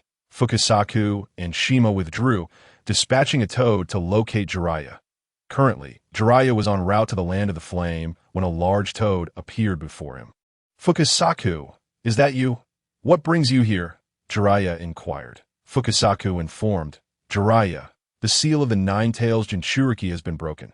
The great sage summons you to Mount Myaboku." Upon hearing this, Jiraiya's expression changed dramatically. The journey to the land of the flame would have to wait. As the Konoha Jinchuriki took precedence, he accompanied Fukasaku back to Mount Myaboku. Upon arriving and seeing Fukasaku and Shima, Jiraiya eagerly asked, "What is the situation, my friends?" Fukasaku replied, "Little Jiraiya, we are also unsure of the cause. Let us consult the great sage who will provide clarity." The trio proceeded to meet the great sage. The great sage, puffing on a pipe, greeted Jiraiya with a yawn. "Ah, Jiraiya, you've arrived." Jiraiya responded, "Great sage." The great sage continued, "Do you recall the dream I once shared?" The great sage's dreams often foretold the future. Jiraiya affirmed, "I do recall." He remembered it vividly, as the sage had prophesied that despite his notorious lechery, he would become an extraordinary ninja, which indeed came to pass. The great sage remarked, "However, circumstances have changed. Your disciple's fate has altered, and the ninja world is on the brink of significant upheaval, with the ninja way gradually vanishing." "What?" Jiraiya exclaimed. "The disappearance of the ninja way implies the extinction of ninjas. How can we avert this?" The great sage did not directly answer Jiraiya's question, instead stating, "I once dreamed that the child of this generation's nine-tails Jinchuriki would be your disciple, destined to reshape the landscape of the ninja world. But now that opportunity has slipped away, and I can no longer discern his path." Jiraiya pondered, "Great sage, will the disappearance of the ninja way stem from this transformation?" The great sage replied, "I do not know. My dream has ended, and I can no longer foresee him." With a heavy heart, Jiraiya departed from Mount Myaboku, recognizing the urgency of the situation. He needed to return and ascertain what had transpired with the Jinchuriki and why the nine-tailed seal had been broken. Upon his return, Kakashi gazed at Naruto, noting the sinister aura surrounding him, and asked, "What have you done now?" Naruto reassured, "Fear not, it was merely a jest with the nine-tails." However, Kakashi felt an inexplicable unease, prompting him to quicken his pace. Covering a 2-day journey in a single day, he was unable to contain Naruto alone. Upon returning to the village, he felt relieved, as if Naruto had gone mad. He would be able to intervene. Alas, it seemed it was too late for that. As they approached the gates of Konoha, Sakura joyfully exclaimed, "We're finally back. I can't wait to indulge in a long, relaxing bath for 3 days." A multitude of individuals entered the gates of Konohagakure. However, Kakashi remained oblivious to the fact that 3 figures lurked within the adjacent Konoha forest. Observing the fort, Naruto proclaimed, "I will make a brief visit home." Kakashi, alert, inquired, "What do you intend to do?" Naruto replied, "I just need to grab something. Don't worry, it won't take long." "What? Are you afraid I might flee now that I've arrived in the village?" Apologies were unnecessary. It was not flight he sought, but a bold departure that none could impede. Kakashi insisted, "We shall go together." Naruto agreed. All right. Upon returning home, Naruto strapped his sword to his back and exited. Kakashi, somewhat perplexed, asked, "Is that the sole purpose for retrieving this sword?" Naruto softly stated, "Yes, I simply forgot to take it with me when I left." This was indeed true. He had genuinely overlooked it. Kakashi found Naruto's actions utterly incomprehensible, unable to fathom his intentions, and ceased to ponder further as he escorted the 3 to the Hokage's office. First, Kakashi recounted the events, mentioning Zabuza from the village hidden in the mist, as well as the combat prowess of Sasuke and Sakura. Sarutobi Hiruzen's gaze fell upon Sasuke and Sakura as he remarked, "The 2 of you defeated Zabuza as a team. It seems you have concealed your true strength." Sasuke remained silent, while Sakura offered a slight smile, which served as an acknowledgement. Sarutobi then turned to Naruto and asked, "And you, young Naruto, do you have any insights to share?" Naruto smiled and replied, "Indeed, the world outside is truly liberating." Hearing Naruto's somewhat unfamiliar tone, Sarutobi felt a sense of foreboding and cautioned, "Young Naruto, there is freedom within the village as well. Narret's smile remained unchanged as he softly responded, "Is that so? I apologize, but I do not share that sentiment." Noticing Narret's strange demeanor, Sarutobi remarked, "It appears young Narret is poised to make some significant decisions." Narret declared, "Indeed, I intend to leave the village." Upon uttering these words, Kakashi's expression shifted dramatically. His ominous premonition had finally materialized. Both Sasuke and Sakura turned to Narret, puzzled by the implications of his statement. Sarutobi's voice became hoarse as he questioned, "Young Narret, do you understand the gravity of what you are saying?" Narret replied, "Of course, Sarutobi. I've been playing this charade with you since I was 3 years old, and I find myself quite fatigued by in that moment." Sarutobi comprehended that the narrative had merely been performing a role. Placing his pipe upon the table, he rose and stated, "Young Narret, you must comprehend the nature of this situation. This constitutes treason against the village. Are you aware of the consequences?" His voice was low, laced with barely concealed anger. Narret responded, "Indeed, it entails being hunted down by Konoha. But what can they do to me?" With a resounding crash, the Hokage building split apart as Narret soared through the air, standing upon the blade of his sword. This was the technique of flight, enabling him to traverse the skies. The commotion drew the attention of those nearby, who gazed up at Narret with murmurs of discourse, most of which were unflattering. Kakashi urged, "Narret, do not act foolishly." Narret retorted, "Foolishness? Ha ha ha." His laughter echoed for miles. Filled with scorn at Narret's voice boomed, "Kakashi-sensei, listen to the cacophony of insults directed at me. For 12 years, from the moment I began to form memories at the age of 2, I have endured such slander. If you all believe me to be the son of a demon fox and despise me for it, then, as that very demon fox's son, I shall take my leave from Konoha today. What is the harm in that?" His final inquiry resonated in the ears of thousands. Kakashi trembled as he understood the torment Narret had faced, a pain he knew all too well, as his own father had succumbed to the very same sentiments. Konoha's forces mobilized. Umbu Root, the Yamanaka clan, the Hige clan, and many others were drawn to the scene, gathering thousands of shinobi. Narret-kun. Hinata gazed at the suspended figure of Narret, her heart heavy with concern. Tintin, with a scroll on her back, fixed her gaze on Narret, resolute in her determination to assist him if need be. Shikura murmured, "So it has come to this, Narret-kun." The Nara clan would remain uninvolved. Yet he felt an ache within to HG and Niji observed from a distance.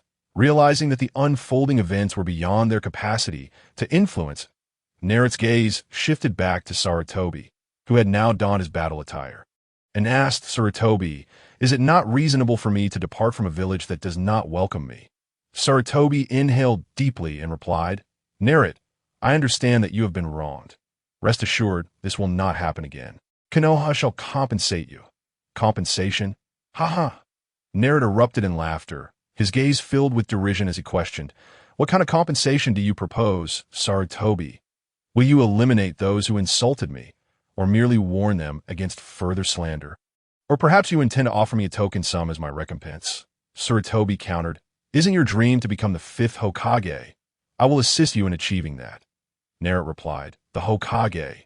You wish for me to become the 5th Hokage and then protect those who have ridiculed me for a decade? Shall I kill you and then allow your descendants to serve as my subordinates? Would they agree to that?"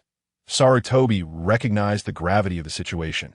Narret was no longer the naive child he once knew, and his arguments were irrefutable. He spoke earnestly. "Narret, the past transgressions were indeed Konoha's misdeeds." Narret interjected, "Sarutobi, spare me the emotional appeals that you recall Uchiha Shirsue's question to you. Are you truly unaware of the underlying causes?" Sarutobi's complexion paled as he stammered, "You were present then?" Narret nodded. "Yes, I was there." Sarutobi exclaimed, "How is that possible?" Narret replied, "No need to delve into that. I have a question for you." Sarutobi inquired, "What is it?" Regardless of the circumstances, the Jinchuriki could not be allowed to leave. Even at the cost of his own life, he would prevent the Jinchuriki's departure. Yet, regrettably, even sacrificing his own life would not suffice to halt Narret's exit. Narret questioned, "Who am I truly? Am I Uzumaki Narret, merely the son of a commoner?" Sarutobi's face paled. why you know your lineage. Narut responded, "What of it? Is it so strange that I should know my heritage? Or am I forbidden from knowing who I am?" Sarutobi donned a pitiful expression and replied, "Child, this is all for your own good. Your identity is of great significance. Should it be discovered by other ninja villages, it could lead to your demise." In that moment, the thousands present began to murmur among themselves, realizing that the son of the demon fox bore an additional identity. Narut asked, "Then who am I?" In response, Sarutobi solemnly declared Narut's true identity to the gathered villagers, stating, "Villagers, I have deceived you all. To protect Narut and prevent his identity from being revealed, I concealed the truth that he is not an orphan, nor is he the son of a demon fox. He is the child of our hero." The fourth Hokage, a wave of astonishment swept through the crowd. For the fourth Hokage was a revered figure in Konoha, having sacrificed everything to protect the village alongside his beloved. Many struggled to comprehend this revelation, breaking down in tears as they realized they had insulted the child of the hero who saved them. Chaos erupted in the square. Irika stumbled backward several steps, unable to accept the truth.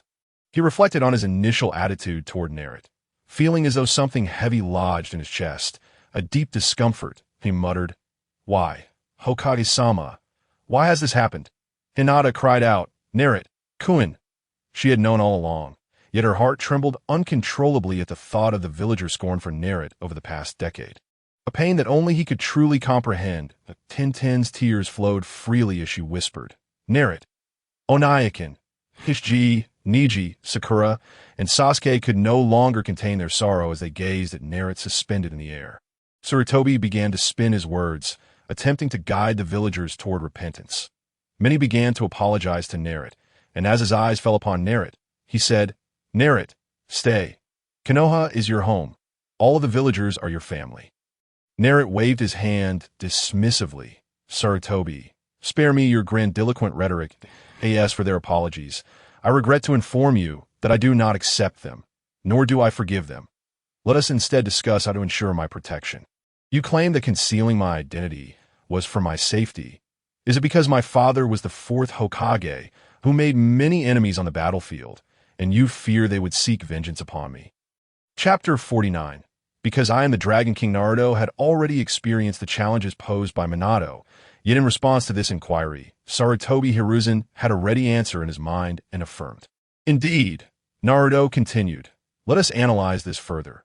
Uzumaki Naruto, bearing the surname Uzumaki, if I am not mistaken, the land of whirlpools was annihilated during the Second Shinobi World War.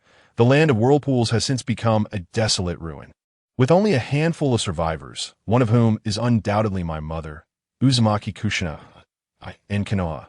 She is the sole remaining member of the Uzumaki clan. Hence, this presents a flaw. Should another Uzumaki appear, it would naturally attract the attention of other ninja villages. It is well known that the Uzumaki clan is renowned for their sealing techniques, capable of sealing even the formidable Nine-Tails through a pact with the Shinigami. Furthermore, my golden hair inevitably evokes thoughts of the Yellow Flash. Would those seeking vengeance overlook such a flaw? I find that hard to believe. Therefore, these 2 points alone suffice. Concealing my identity is but an empty discourse. Pray tell, how many among Konoha's higher-ups are truly unaware of my identity? Danzo, Shizumido, Nara Shikaku, Hyuga Hizashi. Kakashi, though you may not know the specifics of my upbringing 6 years ago, can you genuinely claim ignorance of my identity? At this, Kakashi and the others lowered their heads. How could they possibly be unaware? Sarutobi Hiruzen's face turned ashen. He had not anticipated Naruto's words to be so incisive and his analysis so astute. Naturally, Naruto would not let Sarutobi off easily and continued. Furthermore, there are rumors regarding the son of the Nine-Tails. With a swift motion, Naruto drew in a figure from the sky and inquired, "Why did you once refer to me as the son of the Nine-Tails?" The individual, nearly overwhelmed by the suddenness, stammered, "Because of the Nine-Tails." Naruto did not harm him, but set him back on the ground and remarked, "It is indeed the Nine-Tails that warrants such a title within this shinobi world. Any discerning shinobi from the various villages would deduce that I am the Jinchuriki, and upon recalling the previous Jinchuriki, my mother Uzumaki Kushina, my identity is self-evident, is it not? In truth, I fail to understand why, If the intention was to protect me, my identity was not thoroughly concealed, preventing the world from knowing of my existence. Why then propagate the notion of a son of the Nine Tails, allowing everyone to be aware of my village and the fact that Konoha harbors his son of the Nine Tails? Is this not contradictory? Moreover, my father, after all, was the Hokage of Konoha. There should have been some resources preserved, yet after his demise, I find myself subsisting on expired milk and receiving meager welfare, living a life even worse than those in orphanages. Sarutobi Hiruzen, do you not owe me an explanation for this? Under Naruto's enlightening discourse, many were not foolish. They believed in the will of fire, yet the reality was indeed as Naruto described, utterly unreasonable. Cultivating chakra requires a fusion of spiritual and physical energies. Without adequate nourishment, how can one ensure their physical energy? Sarutobi Hiruzen, once a figure of great esteem, now found himself in an uncomfortable position. Could he provide an explanation? No, he dared not speak. He felt more powerless than Uchiha Shursui, fearing that further discussion would only reveal more flaws that in the shadows. Danzo murmured, "Is my opportunity at hand?" The Jinchuriki could not be allowed to escape. Yet Uzumaki Naruto's resolute attitude and formidable strength suggested that the solution lay in yet another Reaper death seal. This thought crossed his mind. Danzo's left eye blazed with fervor. Naruto declared, "It appears I have become a pawn for someone, so I must take my leave. There any objection?" Sarutobi Hiruzen expressed his stance, stating, "Naruto, I apologize for past events, but you cannot depart." Before Naruto could respond, a voice rang out. "Oh, is there a lively gathering here?"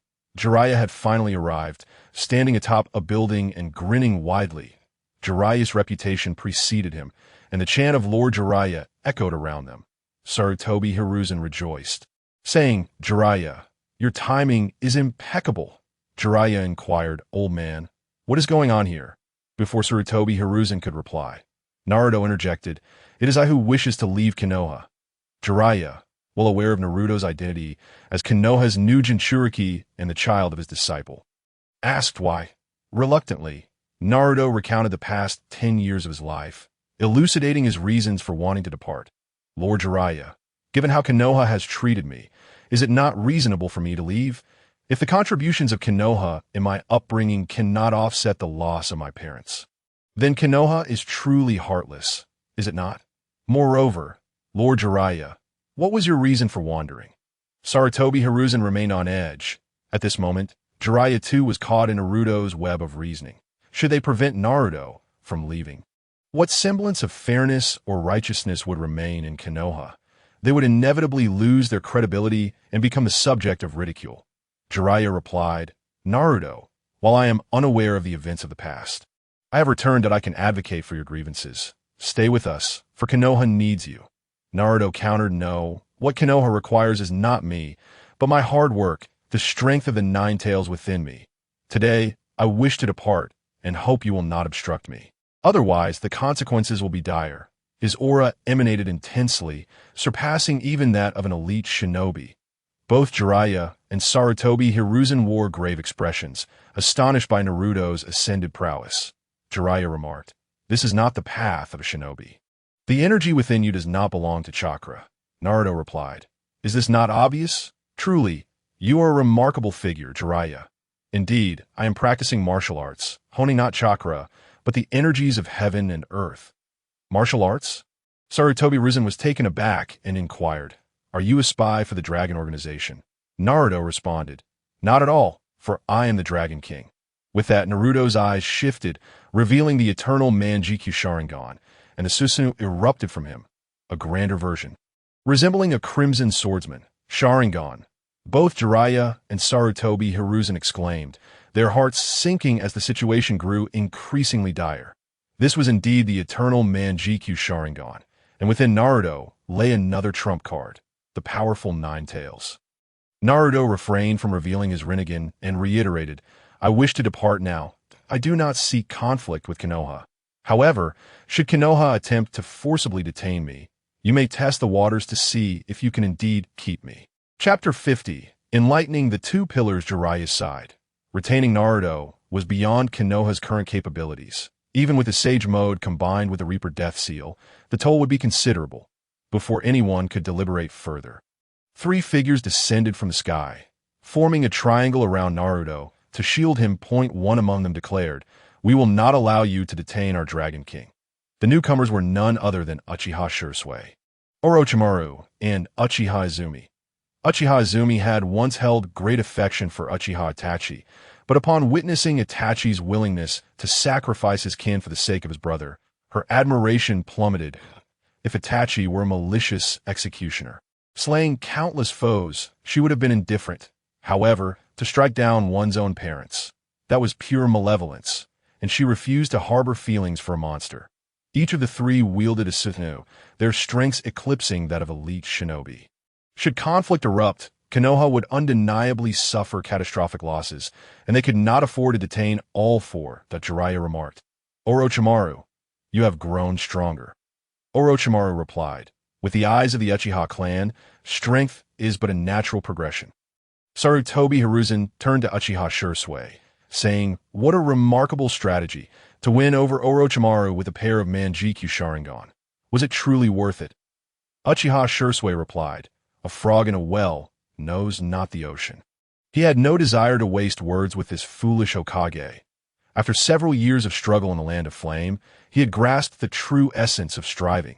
Yet after a decade in Konoha, he still saw no glimmer of hope. Orochimaru added, "You will never comprehend the Dragon King's powers." Jiraiya glanced at Sarutobi Hiruzen, urging him to make a decision. Gritting his teeth, Sarutobi Hiruzen found himself compelled to reiterate a decision made years prior. Stating, "You may leave." Naruto and the others retracted their formidable presence, and Naruto said, "Sarutobi Hiruzen, allow me to impart a thought. The cause of tomorrow lies in the actions of today. Reflect on your past deeds, and you will recognize that all of this is of your own making. Farewell." Suddenly, Naruto recalled something, turning once more to say, "I have taken the remains of my parents. I harbor a strong disdain for Danzo, that old scoundrel, for he is well aware that my father's body has already been tampered with. Were it not for the necessity of his life being sacrificed for another, he would not survive this day." Accompanied by Shursui and the others, they departed from Konoha.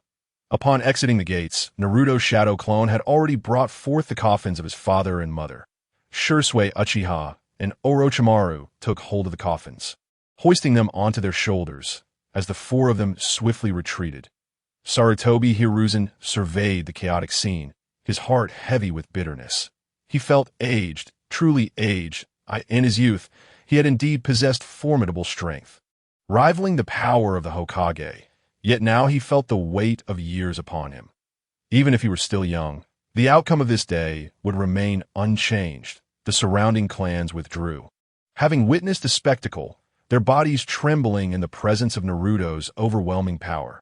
Many began to develop a keen interest in martial cultivation, their minds abuzz, and those who relished the misfortunes of Sarutobi Hiruzen found joy in seeing the once exalted Hokage brought low.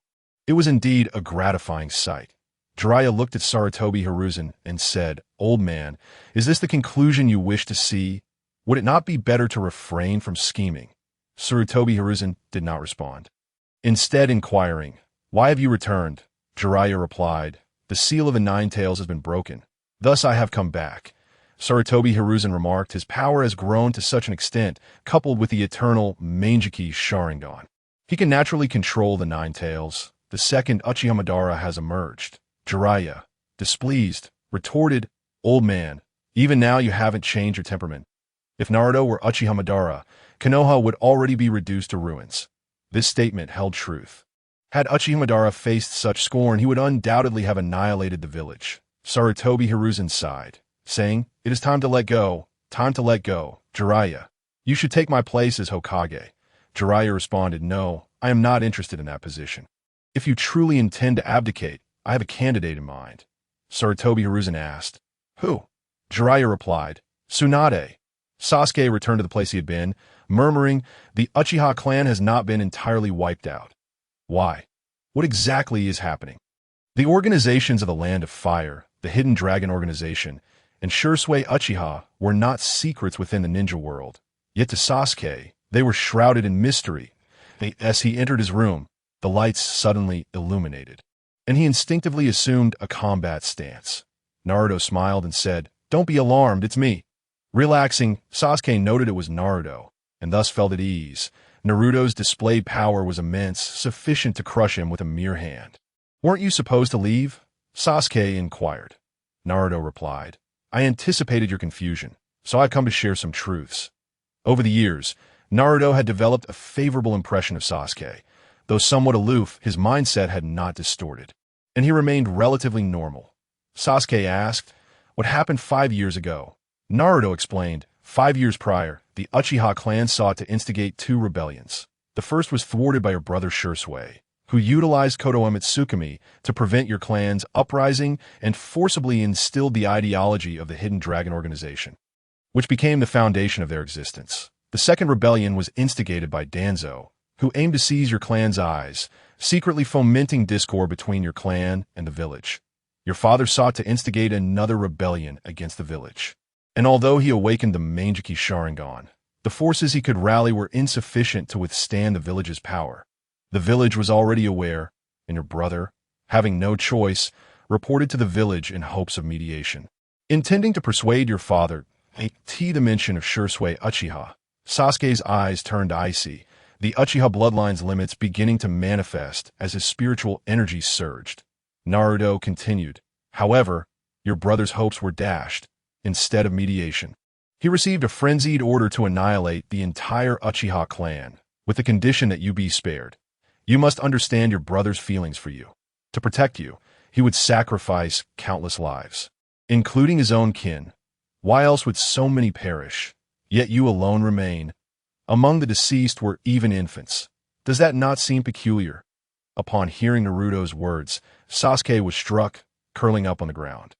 In that moment, Naruto keenly sensed Sasuke's transformation. His spiritual energy was continuously amplifying, merging with the energy extracted from his flesh, ultimately converging in his eyes, prompting their evolution. Naruto further provoked Sasuke.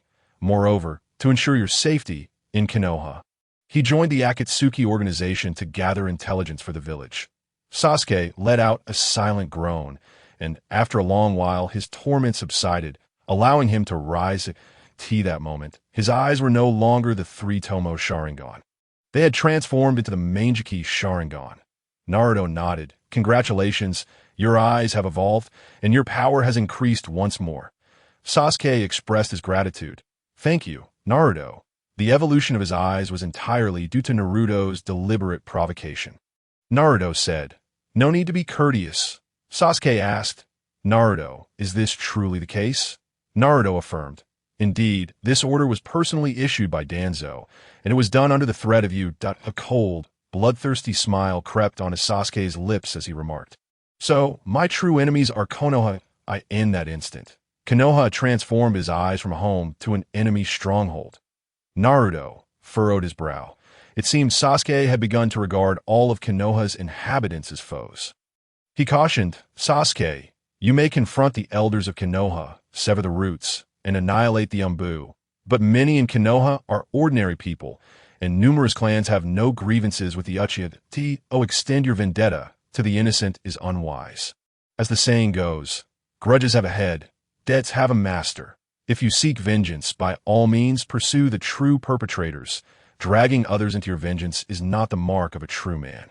Sasuke did not anticipate Naruto would voice such sentiments. He had been insulted since childhood, yet here was Naruto urging him to spare his adversaries. Confused, he asked, "Naruto, do you not wish for revenge? Do you not want to punish those who wronged you?" Naruto replied, "Sasuke, in truth, they are quite pitiable. They possess no subjective opinions, merely pawns in another's game, living and dying in darkness. What purpose is served in slaying such unfortunate souls? Moreover, now that the truth is laid bare, those who once reviled me will come to regret their actions, and the pain they inflicted will linger within them for a lifetime. Is that not more satisfying than killing them?" Sasuke absorbed Naruto's words and declared, "Then I shall seek out the true perpetrators.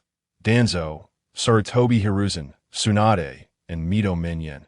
Naruto responded, "You may kill Danzo, Tsunade, and Mito Menyen, but do you not find Sarutobi Hiruzen pitiable?" Sasuke paused, recalling how Sarutobi Hiruzen had placed all hope upon Naruto. Now that Naruto had departed, Sarutobi Hiruzen's trump card was lost. A faint smile emerged on his face as he said, "You are right, Naruto-kun. If I were to draw away a few clans, Sarutobi Hiruzen would be utterly alone. And that would render him even more pitiable." Naruto gave a thumbs up, thinking, perhaps this Sasuke is not as dull as I presumed. That a glimmer of light flickered in Naruto's eyes as he softly stated, "In truth, the conflict between you and your brother is not irreconcilable. It depends on your own choices." He was curious to see how Sasuke would decide, testing his thoughts. Sasuke stood and bowed to Naruto, saying, "Please guide me." Naruto in response, Naruto smiled, sensing that Sasuke might be swayed. However, he remained cautious. The influence of Indra was not to be underestimated, and he needed to stay vigilant. Naruto said, "The ultimate evolution of the Sharingan is the Rinnegan. Through a process of reincarnation at the cost of life energy, it should be possible to revive your parents." Sasuke exclaimed, "Is that true? Can my mother and father really be resurrected?" Naruto nodded. "It should be possible. But you will need the Rinnegan.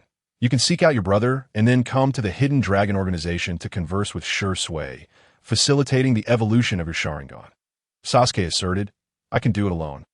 Naruto cautioned, "Are you eager to meet your end? Do you have any notion of how much life energy is required? This endeavor necessitates collaboration with your brother. Do you think Sure Sway would agree to assist you?" Sasuke fell into silence, realizing the tremendous cost and vitality he would incur. It was clear that others would not come to his aid. He had not even considered Naruto, who, having lost both parents, would be unable to resurrect his own. With a heavy heart, Naruto spoke earnestly, "Alas, Sasuke, when it comes to suffering, Itachi's pain is not any less than yours. He personally took the lives of his own parents, and his beloved younger brother threatens his existence. His heart bleeds, yet he cannot turn back, for if he does, his cherished brother would be in peril. In their final moments, your parents did not blame your brother, for they understood that he acted out of necessity, to protect you. They willingly met their demise, freeing him from his burdens. Brothers united in purpose, striving to resurrect their parents and create a legacy, while vanquishing that villain, Danzo, who has caused you so much suffering. Wouldn't that be delightful?" Naruto added, "I truly am a genius." At that moment, he envisioned the contrasting dynamics between Sasuke and his brother, one seeking forgiveness, the other feigning indifference, a rather amusing image. Naturally, Sasuke was stirred. His hatred for Itachi was genuine, as was his desire to eliminate him. Yet deep within, his feelings for Itachi were equally sincere. These conflicting extremes led him to continually sacrifice his own soul. "I will contemplate this," Sasuke declared. Naruto replied, "I hope you can come to a clear decision and make the right choice, opting for a path of righteousness. This world harbors not only darkness but also light." Sasuke nodded. "I will remember your words." Naruto continued, "One more thing. Your brother is in the Akatsuki. Should they reach out to you, I hope you can remain true to yourself and not be swayed by their words." He offered a precautionary warning, though he was indifferent should Sasuke choose to join them. A mere Sasuke posed no threat to him, even if Sasuke were to advance to the level of Sage of Six Paths. Naruto believed he could still subdue him effortlessly. "All right," Sasuke agreed. "Enough of this. If you wish to spar in the future, seek me out in the Land of Flame." Sasuke responded, "I will certainly come." Naruto cautioned, "Be wary of Danzo. He is exceedingly treacherous. He covets Shusui's eyes, and despite being thwarted by Shursui, he aims to seize your father's eyes as well." Alas, he was again thwarted by Shursui and failed to acquire the Mangekyou Sharingan. If he learns that your eyes have evolved into the Mangekyou Sharingan, he will undoubtedly scheme to take them. This man is insidious and ruthless, utilizing any means necessary. I initially intended to eliminate him, but I have left that task for you." Sasuke coldly replied, "If he dares to come, I will destroy him." Naruto thought, this boy is truly deluded, completely unaware of his own limitations. Bang! Naruto had done all he could. Now, the course of events would be determined by Uchiha, Sasuke himself. Should he choose to be an adversary, Naruto would reluctantly send him on his way. Chapter 52. The Shadow Clone visits the Hyuga clan. One of Naruto's shadow clones gradually approached the Hyuga clan. The purpose of this visit was not to see Hinata, but to confer with Hayashi Hyuga regarding certain matters. Avoiding the watchful eyes of hidden sentinels, he arrived at Hayashi's chamber, being merely a shadow clone and having utilized the hiding technique. Naruto had overexerted himself and needed to absorb natural energy to sustain his form.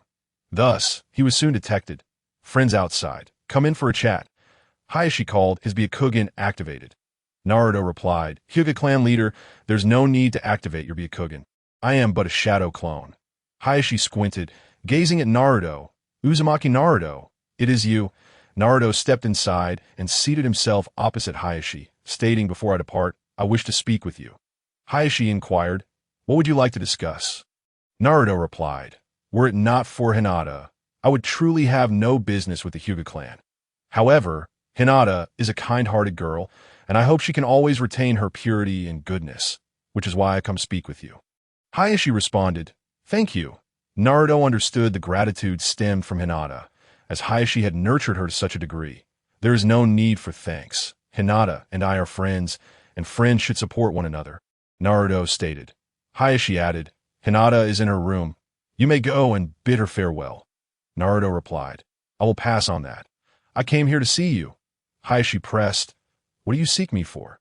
Naruto said, "It concerns Hinata." Hayashi queried, "Can this clan leader disperse your shadow clone?" Naruto replied, "In truth, the Byakugan can evolve just like the Sharingan. A fact you, as the leader of the Hyuga clan, surely know."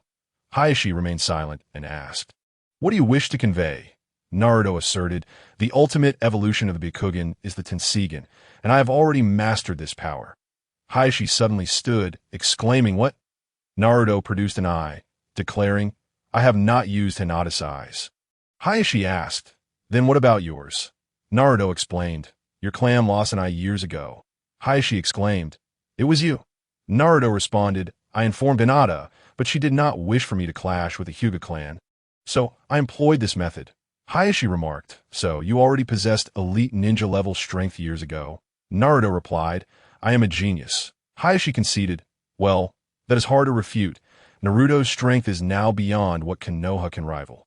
Naruto continued, "I've already taught Hinata the evolution of the Byakugan that, if possible, I hope you can refrain from sending her on missions for a time, allowing her to focus on her training to evolve her eyes into the Tensigan. Once her eyes awaken, the Hyuga clan will be free to act as they wish, and the decisions of the Hokage will become irrelevant. The misfortunes that befell your predecessor, Hisashi, will not befall her. Will they?" Creak. Hayashi clenched his fist, feeling the ache in his heart that Naruto's words were indeed sensible. The thought of his daughter being taken away while sacrificing her own brother was exceedingly tragic.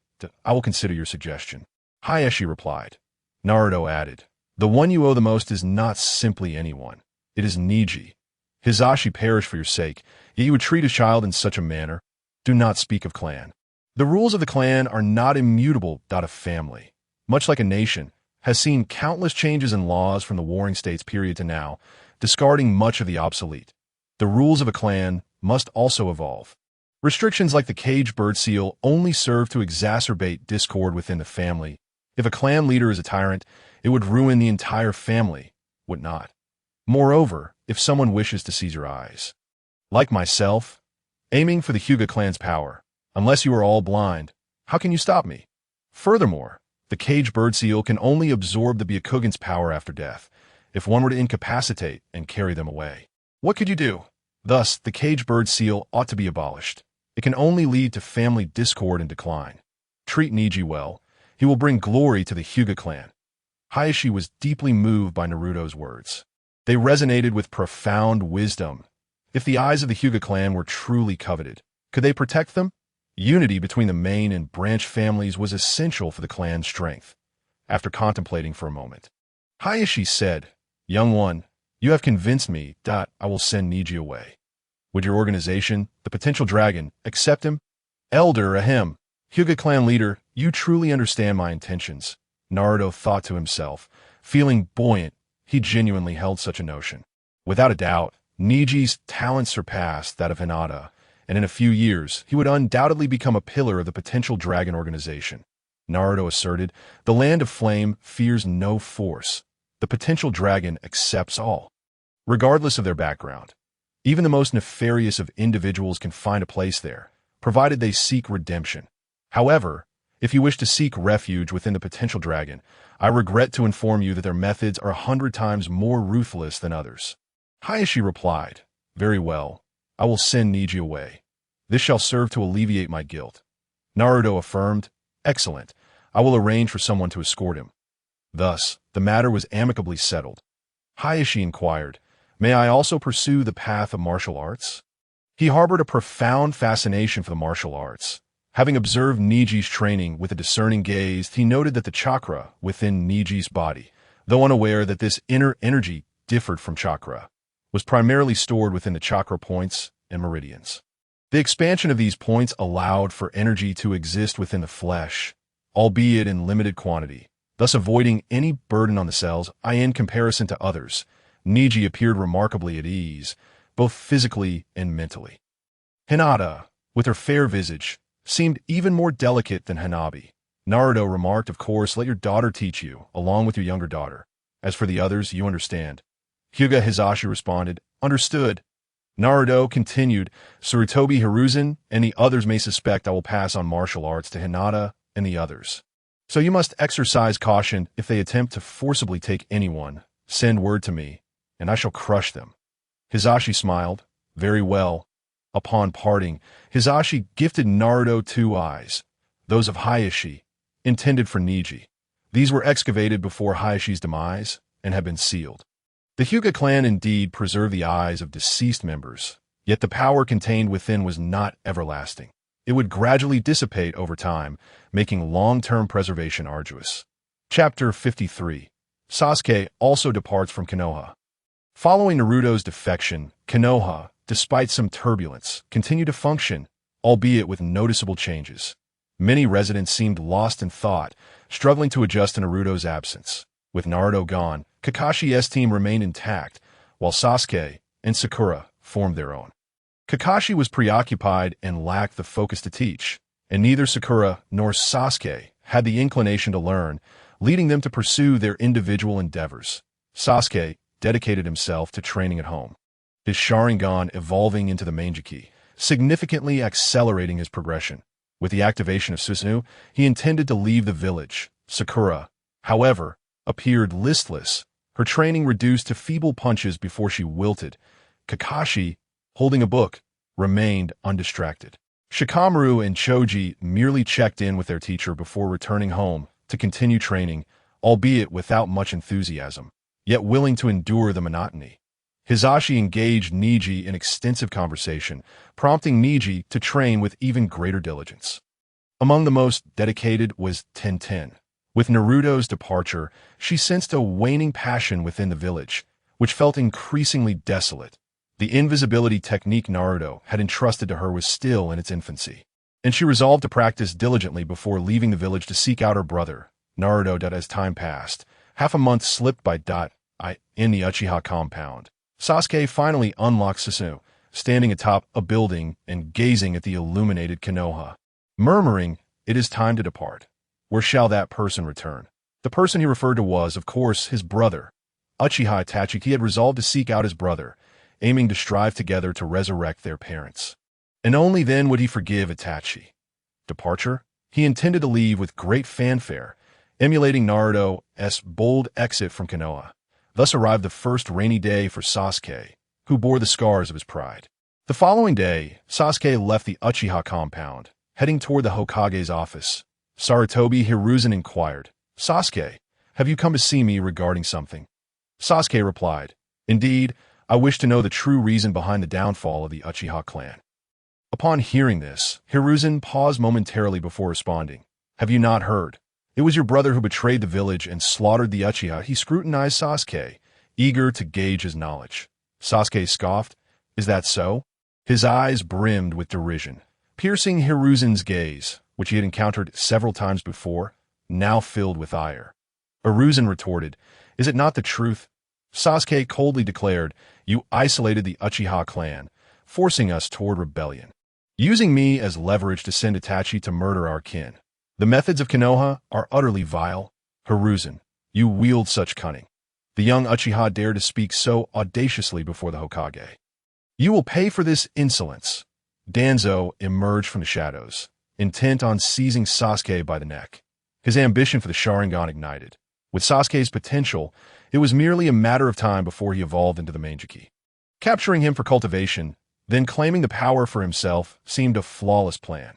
With a swift motion, Sasuke slapped Danzo away, tearing the white claw from his right eye to reveal a brilliant crimson orb. Indeed, you filthy old wretch covet my Uchiha Sharingan. Hokage, what do you propose as punishment? Danzo was sent sprawling from the Hokage building.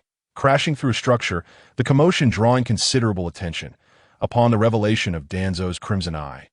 Many recognized it, exclaiming, "The Sharingan!" At that moment, Sasuke leaped from the Hokage building, standing atop a high-rise, proclaiming loudly, "Hokage, is your will of fire not rooted in fairness?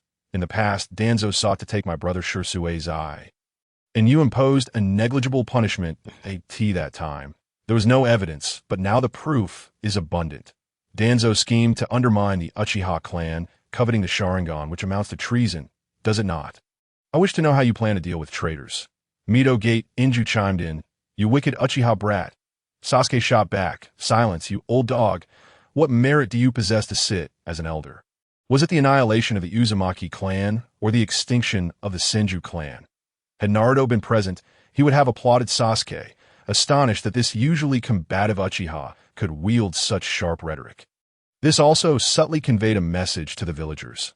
The Senju clan is truly no more. It seems only one remains. Sometimes, even a small breakthrough can be gradually unearthed.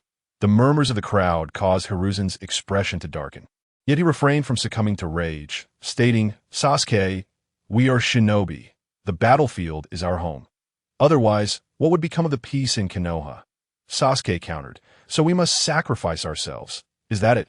Hiruzen replied solemnly, "Sasuke, your clan's rebellion threatens the entire village." Sasuke pressed on, "In my studies of the Uchiha clan's history, I found that we once thrived within the village, only to be gradually marginalized. What was the cause?"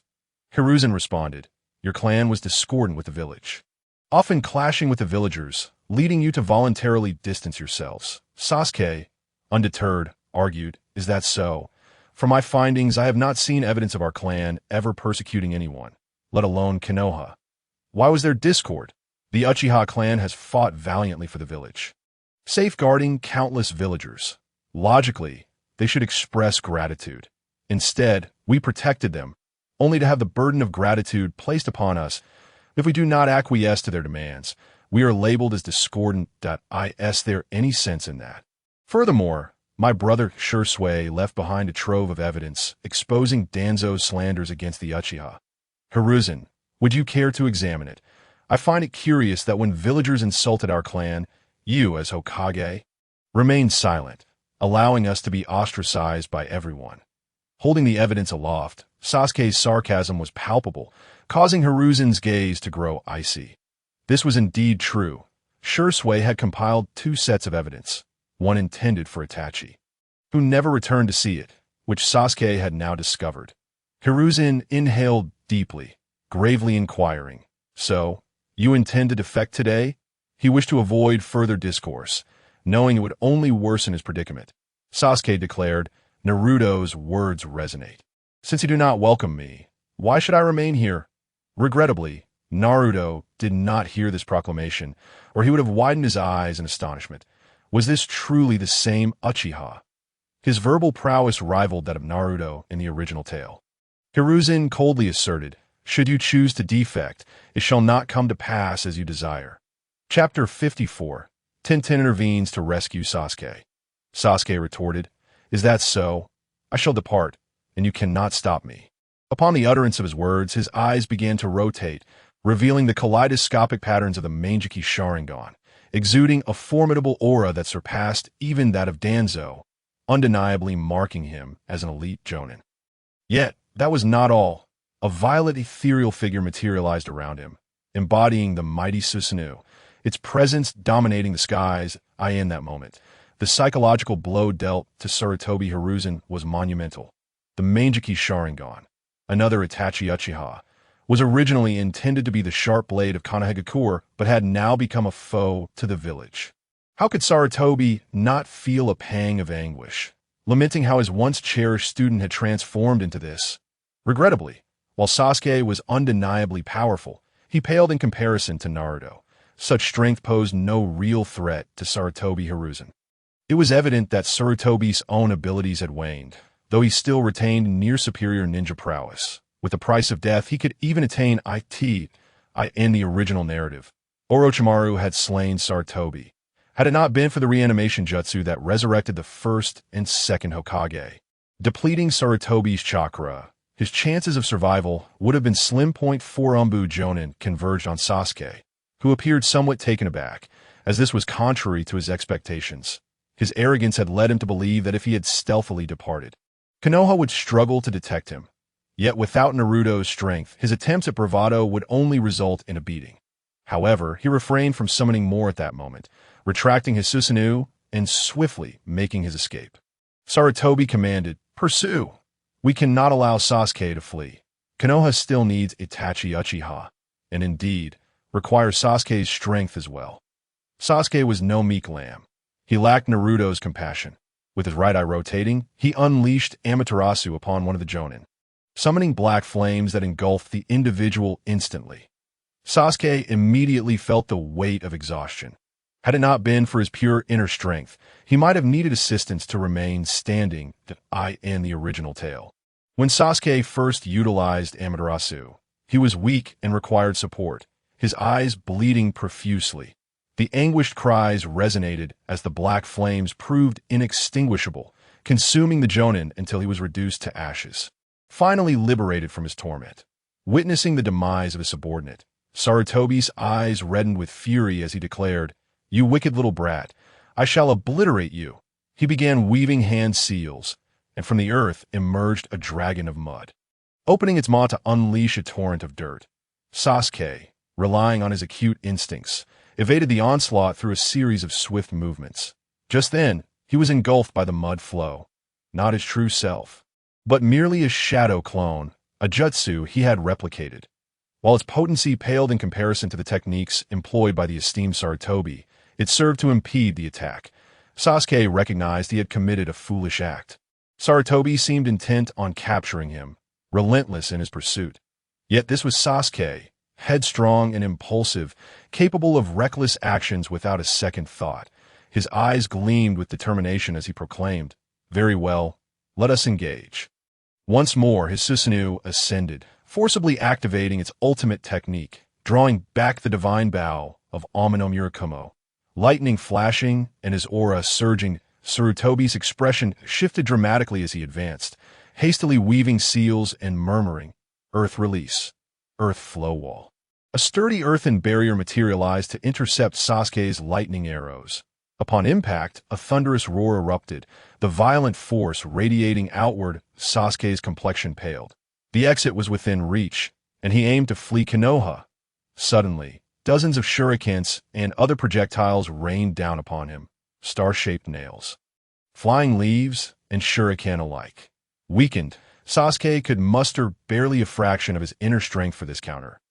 He narrowly avoided a fatal strike, sustaining 7 hits from the projectiles that Danzo's frigid, sinister voice echoed. "Uchiha, little brat. You think you can escape? Leave your eyes behind." He reached out, intent on grasping Sasuke's throat, determined not to let him go, for the Manjiki Sharingan was his obsession, a prize he had schemed tirelessly to obtain. With a resounding crash, Danzo crushed a wooden segment, but Sasuke employed the body replacement technique, narrowly evading the lethal blow. "You old hound, rest assured, one day I shall annihilate your entire clan. If a single member of the Danzo family survives, it shall be a testament to my failure." Sasuke's voice dripped with malice, chilling to the bone. Danzo replied, "Regrettably, you shall not escape today." He was about to lead several root members to cross the threshold. But in that instant, his expression shifted in horror, and he retreated. Swish, swish. Compared to the previous projectiles, this was the true king of hidden weapons. The projectiles flew from all directions, seemingly without origin. Thud. Danzo's left leg was pierced by a projectile. blood gushing forth. Though he would not be rendered completely incapacitated, the penetrating injury had damaged his very marrow, leaving his leg crippled AS for the root members. Only one was fortunate enough to survive. Having evaded the fatal strike due to the position of his heart, the others perished regardless of their rank as Nin or Jonin. Sarutobi rushed in, witnessing Danzo's dire state, and inquired, "Danzo, what transpired?" Gritting his teeth against the pain. Danzo replied, "We failed to intercept him. Someone came to Sasuke's aid. This defection was premeditated, utilizing exceptionally powerful hidden weapons that emerged from the sky, seemingly from nowhere. Out of 6 of us from the root, only 2 survived." This revelation caused Sarutobi to reconsider his pursuit. If he could not even see his assailant, what hope did he have of matching their strength? The youthful Sarutobi would have undoubtedly chased after them. Yet the current Sarutobi hesitated. Without at least a 70% certainty of success, pursuing would only waste time and lead to unnecessary casualties. With a heavy sigh, he instructed the Umbu to handle the situation and escorted Danzo back to the village. Little did Sarutobi know, he had missed a crucial opportunity. The foolhardy Sasuke had no allies to speak of. The one who had come to his rescue was none other than Tenten. She had drawn the attention of all to Sasuke, allowing her to slip away unnoticed. Escaping through the gates of Konoha, as the battle raged on. She paused briefly, and upon seeing Sasuke being pursued, she intervened to save him. Sasuke, upon recognizing Tenten, coldly remarked, "Tenten, is that you?" She smiled warmly, replying, "Indeed, it is I." Noticing the time-space scroll on her back, Sasuke inquired, "Tenten, what is your intent?" To which she responded, "I wish to leave the village to seek out Naruto." Chapter 55. Hyuga Neji leaves Konoha. Sasuke's second defection unsettled the denizens of Konoha, causing their faith in the third Hokage to waver, leading to an unspoken sense of disappointment. However, this did not trouble Sarutobi. Under his covert guidance, the situation swiftly stabilized. Whispers circulated that the Hokage was too reluctant to eliminate a talent like Uchiha Sasuke, and nurtured a belief that Sasuke would eventually return to Konoha. One could not help but admire Sarutobi's cunning. Through his persuasive tactics, the villagers rallied behind him once more. In the Hyuga clan, Hinata, upon receiving the report, exclaimed it was Tenten. Her tone was resolute, firmly believing that in this ninja world, only Tenten possessed such capabilities. Hyuga Hisashi remarked, "Indeed, it is she." Having investigated Naruto, he was aware of Tenten's prowess and felt a sense of astonishment at the strength of this seemingly frail girl. Hinata added, "Tenten must have defected as well. She is likely seeking Naruto Kun that moment. She envied Tenten, who could train alongside Naruto, while she remained bound by the obligations of her prominent clan. Her actions would reverberate throughout the Hyuga family." Hyuga Hisashi suggested, "We should confirm this matter." Hinata affirmed, "Only Tenten possesses such abilities. She has merged space-time ninjutsu with hidden weapons, and Naruto-kun has said that while Tenten may not be the strongest fighter, her assassination skills are unparalleled among us." Hisashi acknowledged, "Indeed, her might is formidable." In an instant, even Danzo was injured. Had she not intervened to save Sasuke, Danzo might have faced grave peril. Hisashi turned to Neji, asking Neji, "Are you prepared?" Neji replied, "Uncle, I am ready." After releasing the caged bird seal, Hisashi insisted that Neji call him uncle and discuss their departure from the village, allowing Neji to choose his path. Neji expressed his gratitude. "Thank you, uncle. I am indeed ready." Hisashi patted him on the shoulder, saying, "You will undoubtedly become a powerful ninja." Moments later, Hyuga Hisashi unleashed a surge of chakra, followed by a thunderous roar. "Remove Neji's eyes and expel him from the Hyuga clan. He is unworthy to be one of us." The thunderous roar reverberated, stirring the attention of the Hokage. Sarutobi Hiruzen, nearly pulling at his own hair in frustration, pondered yet another crisis. He summoned the Umbu and instructed them to investigate the matter. A quarter of an hour later, Hyuga Hisashi arrived. Sarutobi Hiruzen, regaining his composure, inquired, "Hisashi, what is the situation?" The Hyuga clan, being a prominent family in Konoha, must not be trifled with. Hisashi replied, "It concerns the branch family." Neji, in his discontent over his father's death, severely injured Hinata during their match. almost causing her demise. Sarutobi Hiruzen frowned. Such severity, he was well aware that Hinata was the princess of the Hyuga clan, and her position was of utmost importance. Her grievous injury was indeed a breach of Hizashi's limits. Hizashi, with a hint of melancholy, said, "Sai, Hokage-sama, if there is nothing else, I shall take my leave." Sarutobi Hiruzen responded. Very well. He understood Hizashi's inner conflict. He wished to eliminate Niji, yet Niji was the only child of his late brother. It was impossible to punish the sole offspring of one who had sacrificed for the clan.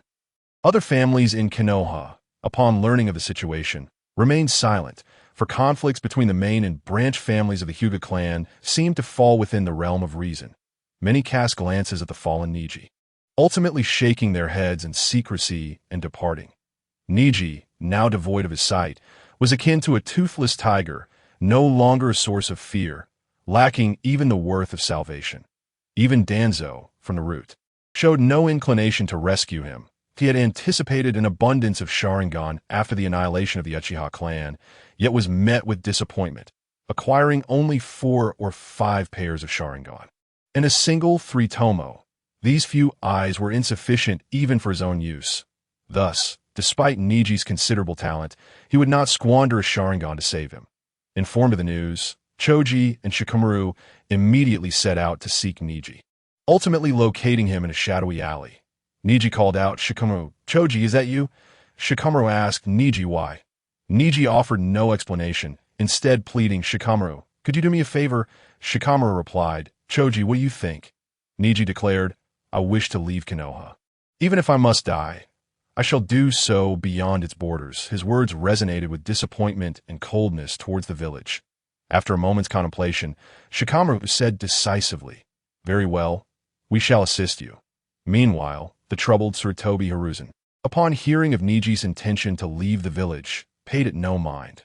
A useless individual was of little consequence. Thus he permitted Niji's departure. Thus, Hyuga Niji left the village and vanished without a trace in some unknown corner. Once Niji was taken away, Hizashi returned to his clan, naturally concerned for his brother's only son, that he practiced the invisibility technique taught by Naruto, silently watching over him down on the streets. Haruno Sakura spotted Shikamaru and Choji.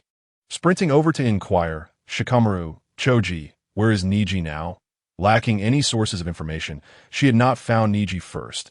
She believed that with their backgrounds, they would surely locate him. Shikamaru replied, "Niji has left the village." Sakura, puzzled, asked why. Why did he have to leave? Shikamaru interrupted. "It is his final wish." Sakura opened her mouth, but ultimately swallowed her words. The 3 of them walked in a despondent manner, aimlessly, originally a group of 8. Now merely 3. The solitude was palpable that Waihai Kurenai visited the Hyuga clan to see her beloved student.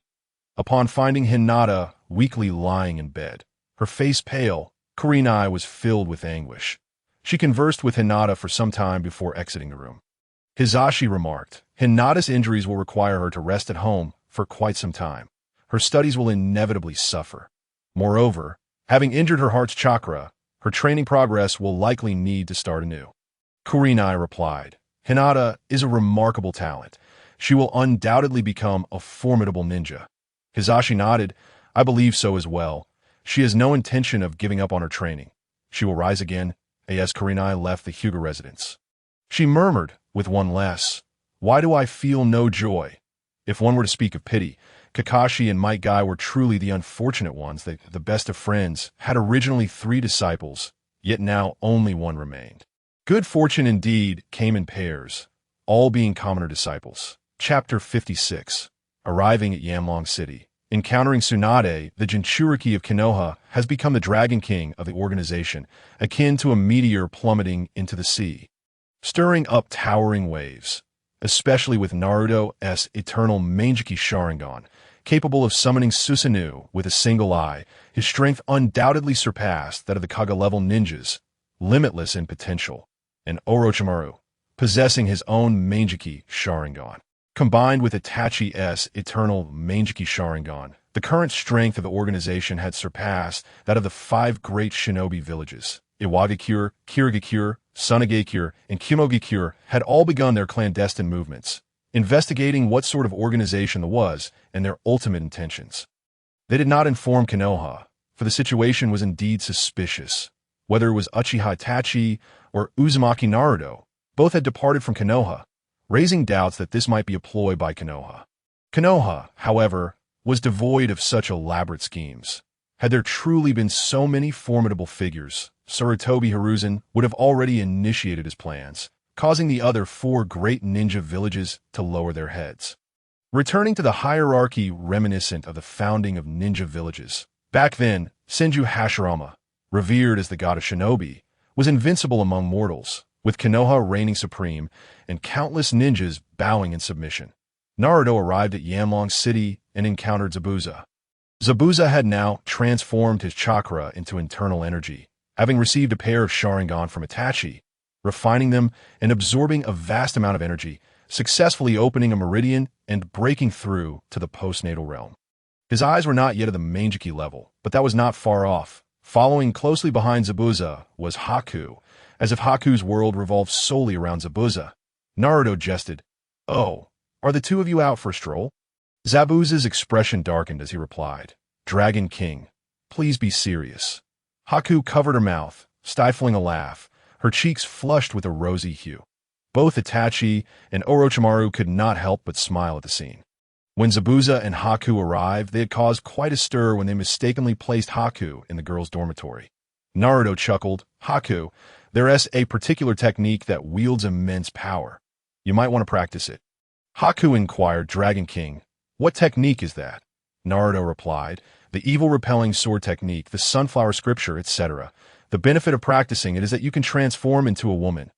Haku, with her pure and innocent eyes, gazed at Naruto and asked, "Dragon King, is there truly such a technique?" Naruto affirmed, "Indeed, but there's a condition. To practice such divine skills, one must first undergo castration." Zabuza's face turned as dark as a pot bottom as he roared, "Dragon King, could you not jest so?" Naruto laughed heartily. All right, just a joke. No need to be upset." He then inquired, "Zabuza, how do you find it here in Yanlong?" Zabuza answered, "Everyone is treated equally, without class or oppression. It is quite blissful." Naruto remarked, "Equality without class or oppression is the ultimate ideal. Wherever there are people, disputes will arise. With myriad hearts come myriad selfish desires. As these desires grow, they morph into ambition, leading to countless conflicts. Our goal is to suppress these selfish inclinations."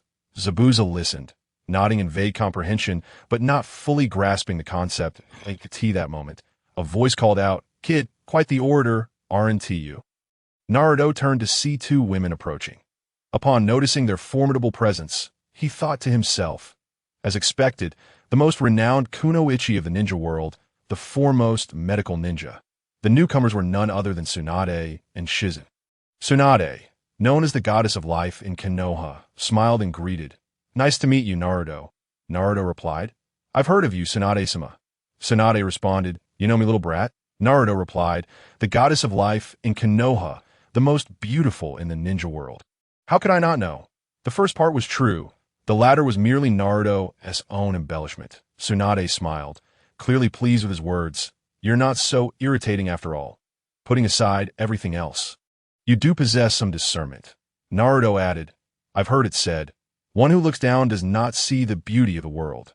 Tsunade remarked, "So, you're a little pervert as well." As she spoke, she puffed out her chest proudly, displaying her confidence.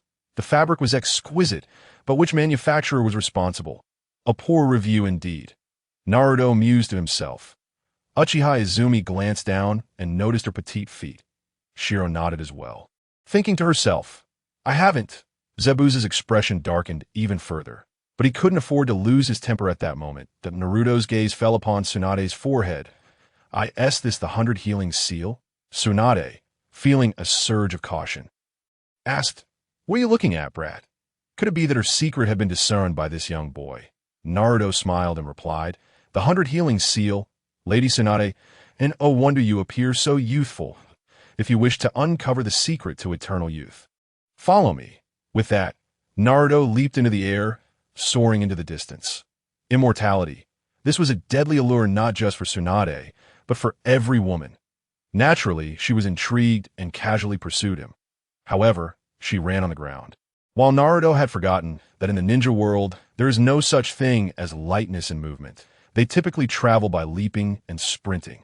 Only 5 techniques allow one to fly. Heavenly Curse Seal. Dance of the Paper, Earth Release. Light-Heavy Rock Technique, Butterfly Transformation, and Susu. Naruto released his true energy, drawing Tsunade into the sky.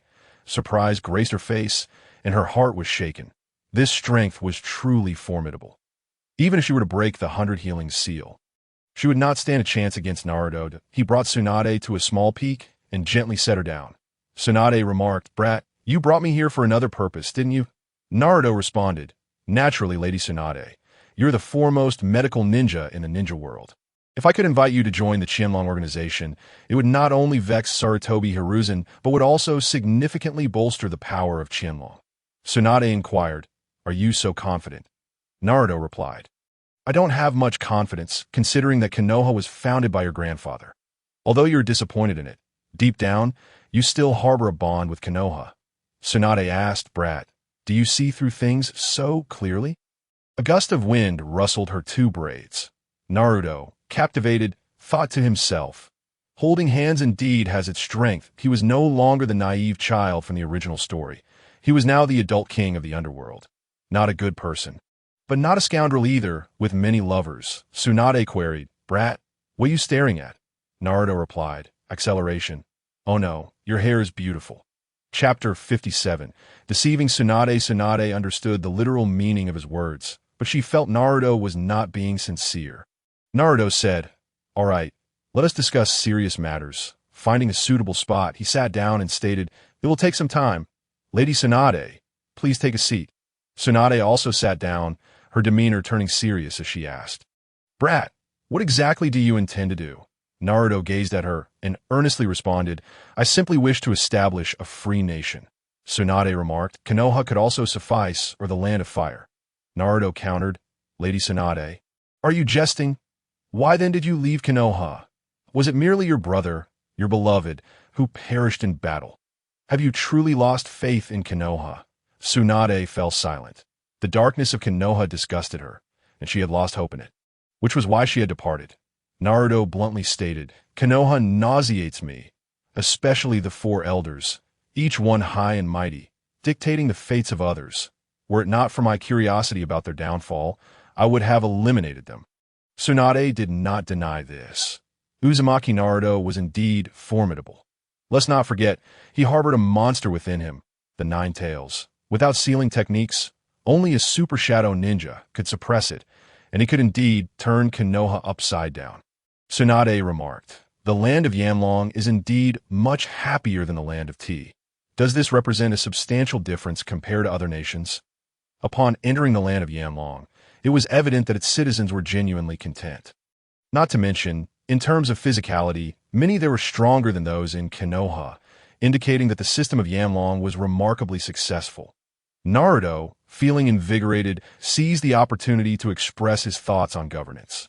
Emphasizing a people-centric approach, that he articulated the shortcomings of the one nation, one village system, delivering a brainwashing discourse that led Tsunade to question her own beliefs. She had previously held steadfast to the notion that her grandfather was infallible. Yet now she found herself engulfed in self-doubt. She softly murmured, "So, you mean to say my grandfather was wrong?" Naruto replied, "He was not wrong." Tsunade's gaze fixed upon Naruto, questioning if he was toying with her. Naruto continued, "In his era, he was not wrong, for he possessed the strength to suppress that age. However, upon his demise, those with ambition unveiled their claws, leading to several great ninja wars." Tsunade queried. Then, Naruto affirmed, "Indeed, he was correct." Tsunade interjected, "I have yet to speak." Naruto smiled slightly, saying, "I know, but we share a mutual understanding. I know what you wish to ask." Tsunade tossed her hair back and teased, "Brat, are you trying to woo me?" "Unfortunately, you are far too young." Naruto retorted, "One day, I shall grow up, and quite impressively at that." Tsunade found herself at a loss for words. She had not anticipated this young boy's audacity. Not lingering on that topic, she asked, "Then tell me, what do you think I want to ask?" Naruto replied, "Isn't it whether Uchiha Madara's ideology is correct?" My answer is affirmative, but there is one caveat. He too will be a failure. Tsunade inquired. How so? Naruto explained. It is quite simple. He lacks governance skills, as he venerates power. The might of the fist allows him to act as he pleases, yet he cannot win the hearts of the people. For he looks down upon the common folk. Tsunade began to comprehend. Naruto had a point. Uchihamadara's reverence for strength placed him on a pedestal, scorning those who could not cultivate, regarding them as mere pests. Thus fostering the arrogance of the Uchiha clan, Tsunade stated, I understand your principles now. So, tell me the method to achieve immortality. Naruto replied, it is simple. Join the Qianlong organization and train with us to slow down aging. Tsunade rose in anger, exclaiming, Brat, are you mocking me? Naruto answered, mocking? Not at all. Come, sit down, and let us discuss this. Tsunade sat back down, curious to see what Naruto had to say. Naruto began, Lady Tsunade, as the most distinguished medical ninja. Have you not discovered something? Tsunade asked, discovered what? Naruto explained, as a remarkable medical ninja, you are aware that cellular regeneration is finite. This regeneration determines lifespan, and chakra production and storage are crucial to cellular longevity. The generation of chakra is well known. It is derived from the fusion of mental energy and physical energy. While I need not elaborate on mental energy, let us discuss physical energy. This comes from bodily cells, which derive energy from food, such as noodles and dairy products. Tsunade interjected, Brat, speak properly. All right. Naruto continued, in truth, cellular energy provision is limited. Much like a cow that produces milk in its youth, it can produce abundantly, but as it continues to yield, its output diminishes, eventually ceasing altogether. Tsunade, angered, remarked, Brat, I sense you're implying something. Naruto quickly shook his head, insisting, no, truly not. I merely aim for clarity. This example is quite illustrative. Tsunade gritted her teeth, saying, you insolent brat, continue. After a few coughs, Naruto resumed, cells are similar. If continuously drawn upon, they will age more rapidly. Like a shuriken, overuse will cause it to become dull and worn. Cells are likewise subjected to energy extraction, leading to deterioration, ultimately resulting in death. When cells die, it accelerates the birth of new cells, hastening our growth and aging. Eventually, when cellular division reaches its limit, it will cease, leading to cellular death, and thus the end of life. Tsunade, sharp-witted, quickly grasped Naruto's point, stating, so, if we can stabilize cellular regeneration, we shall age less and live longer. Naruto replied, as expected of the foremost medical ninja, you comprehend swiftly. Had it been someone else, I would have needed to explain further. Tsunade, feeling somewhat despondent, remarked, so, the methods of ninja training are flawed and should not be adopted. Naruto remarked, indeed, the training of ninjas is fundamentally flawed, and this is beyond dispute that I believe you were the first to realize this. As you possess the ability to seal the chakra accumulated during training, which signifies the first step taken, did not initiate this conversation. It was you who broached the subject, and I merely followed your lead. Tsunade responded, pray, elaborate. Chapter 58. Tsunade's intrigued Naruto succinctly recounted the storage and dangers of chakra, his words straightforward and logic impeccable, making it easy for Tsunade to comprehend. This time, Naruto spoke with remarkable fluency. Having repeated it 2 or 3 times, becoming quite familiar with the material, he inquired, Lady Tsunade, if I recall correctly, your Baiken no Jutsu is achieved through years of meticulous accumulation of chakra, which you then seal on your forehead using the In seal. Tsunade nodded in affirmation. Indeed. Naruto continued. Thus, your cells endure less strain than those of others, allowing you to maintain a youthful appearance. Though you are 50, you appear merely in your 20s. Tsunade tossed her hair. You little brat, you don't seem so bothersome now. This is a common trait among women. No woman resists hearing compliments about her beauty, especially from a child of merely 12 or 13. However, there is one caveat. This child is far too mature for his age. Naruto muttered quietly. I'm quite well, thank you. Tsunade queried. What did you say? Naruto, maintaining a neutral expression, replied, nothing at all. Tsunade, not pressing the matter, asked, so, does your martial arts training possess any unique aspects? Naruto asserted, naturally. Listen closely, martial arts training absorbs natural energy, transforming it into one's own strength for personal use. Tsunade exclaimed, Senjutsu, absorbing natural energy, once a certain threshold is reached. One can unlock Senjutsu and enter Sage mode. Naruto clarified, not your Senjutsu. Within each of us resides a vital essence, which I define as internal breath. We sense this internal breath, converge our meridians, store it within our acupoints, absorb natural power, and strengthen our internal breath, thereby becoming the internal force of our martial arts. Tsunade questioned, but how much energy can be contained within the acupoints and meridians to support the execution of ninjutsu? Naruto explained that pertains to your acupoints and meridians. In martial arts, they will gradually expand and thicken. My meridians, once as fine as a hair, are now as thick as a thumb, far superior in energy storage compared to yours. He continued, our cells naturally harbor energy as well, but this energy does not burden the cells. Rather, it sustains them over time. Tsunade noted, not easily separated, not easily aged, living longer. Naruto smiled.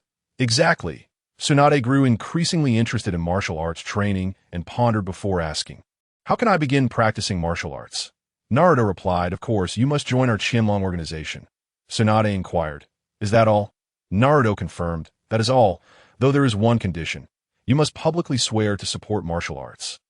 I trust Orochimaru. His lifelong pursuit of power has led him to martial arts, and he will not betray it. However, you are different, being the granddaughter of Hashirama Senju. Your heart will lean towards Konoha.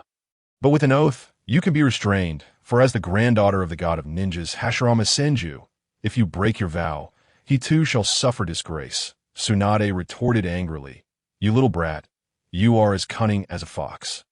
Naruto did not miss the chance to tease Kurama. Foolish fox, did you hear that? Your cunning is greatly overshadowed. Kurama exclaimed, what the hell? Naruto continued, if Orochimaru were to betray us, I would simply deal with him. But you, I cannot bear to harm. If you were ugly, it wouldn't matter, but you are beautiful, and I cannot bring myself to do so. He then winked at Tsunade. Tsunade felt a wave of embarrassment wash over her. This little brat was constantly flirting with her, his words sweet as honey. You little brat, you cannot sway me, she declared. Naruto asserted, this magnificent figure cannot be contained forever. I will grow. Tsunade recognized that this insufferable child was back at it again and hastily changed the subject, asking, may I first practice a small segment of the technique? Naruto responded, that poses no problem. Come closer, and I will impart my teachings. Lady Tsunade, your hearing is quite acute. Naruto found a segment of the mental technique, and upon receiving it, Tsunade began her practice. Tsunade's talent was truly remarkable. Within just 10 minutes, she gathered her internal breath, and shortly thereafter, transformed a portion of chakra into internal power. That a glimmer of light appeared in Tsunade's eyes as she remarked, little brat, this is truly impressive. The strength of internal power surpasses that of chakra. Naruto replied, this is to be expected.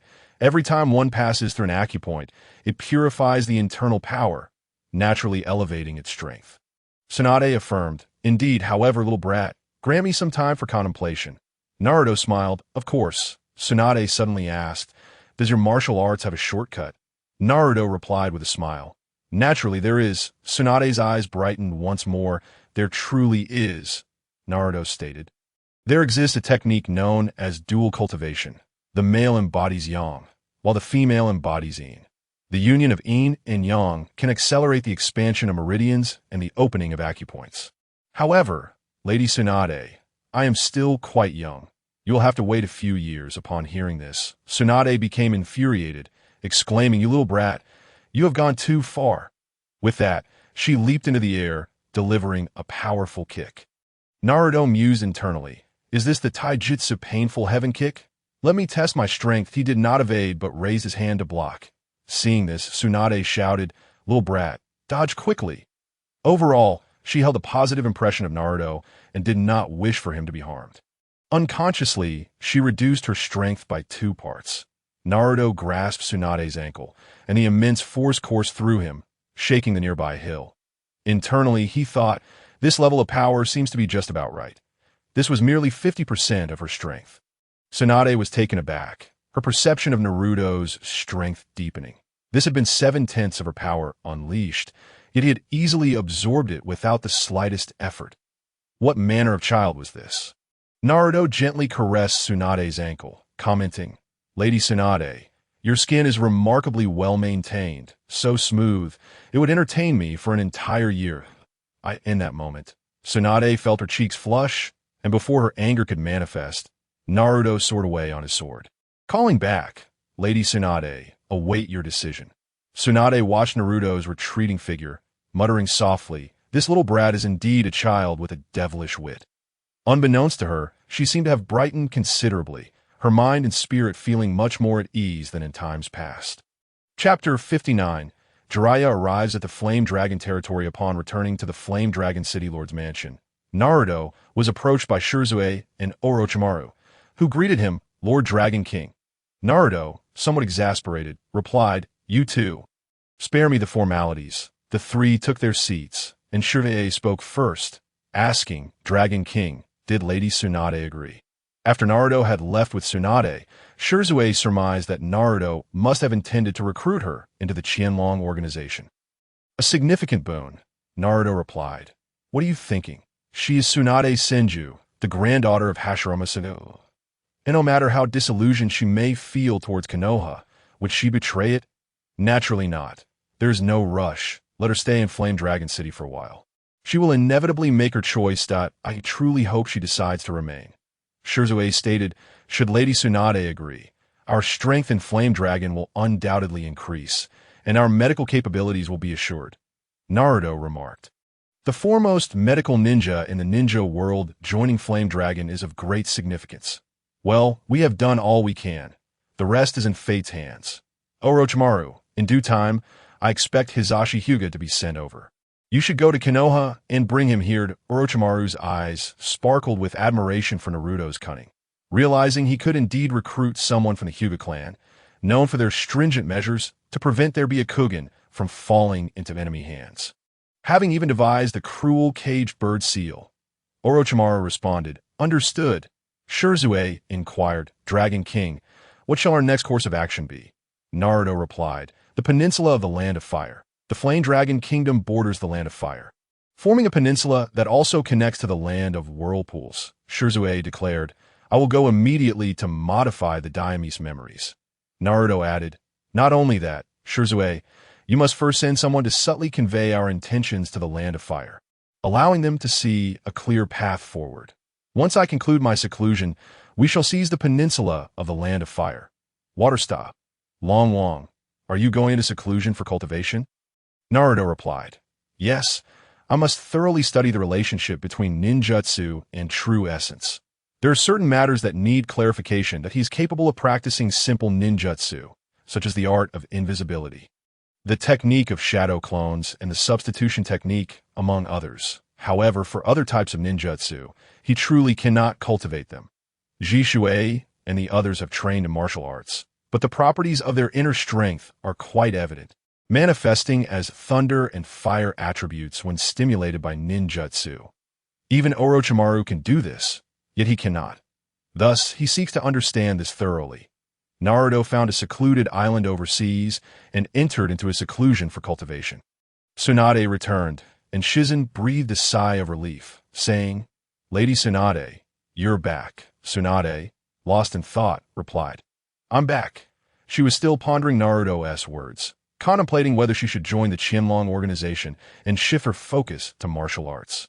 Noticing Tsunade deep in contemplation, Shizen refrained from interrupting her, but felt that Lady Tsunade appeared remarkably relaxed today. Compared to her previous gloom, she now radiated a subtle glow, as if she had broken free from some shackles. After a while, Shizen inquired, "Lady Tsunade Naruto?" Tsunade responded, "A formidable individual, a lecherous little brat." Shizen, hearing of Naruto's strength, asked, "Lady Tsunade, could it be that even you are no match for him?" Tsunade, "No." Then she spoke with gravity, "Shizen, we are not leaving." Shizen, unclear of Tsunade's intent, asked, "Not leaving? Are we staying here?" Tsunade raised her head. "No, I intend to join the Qianlong organization. I have grown fond of this place." She made her decision to stay, and see how far Naruto could go.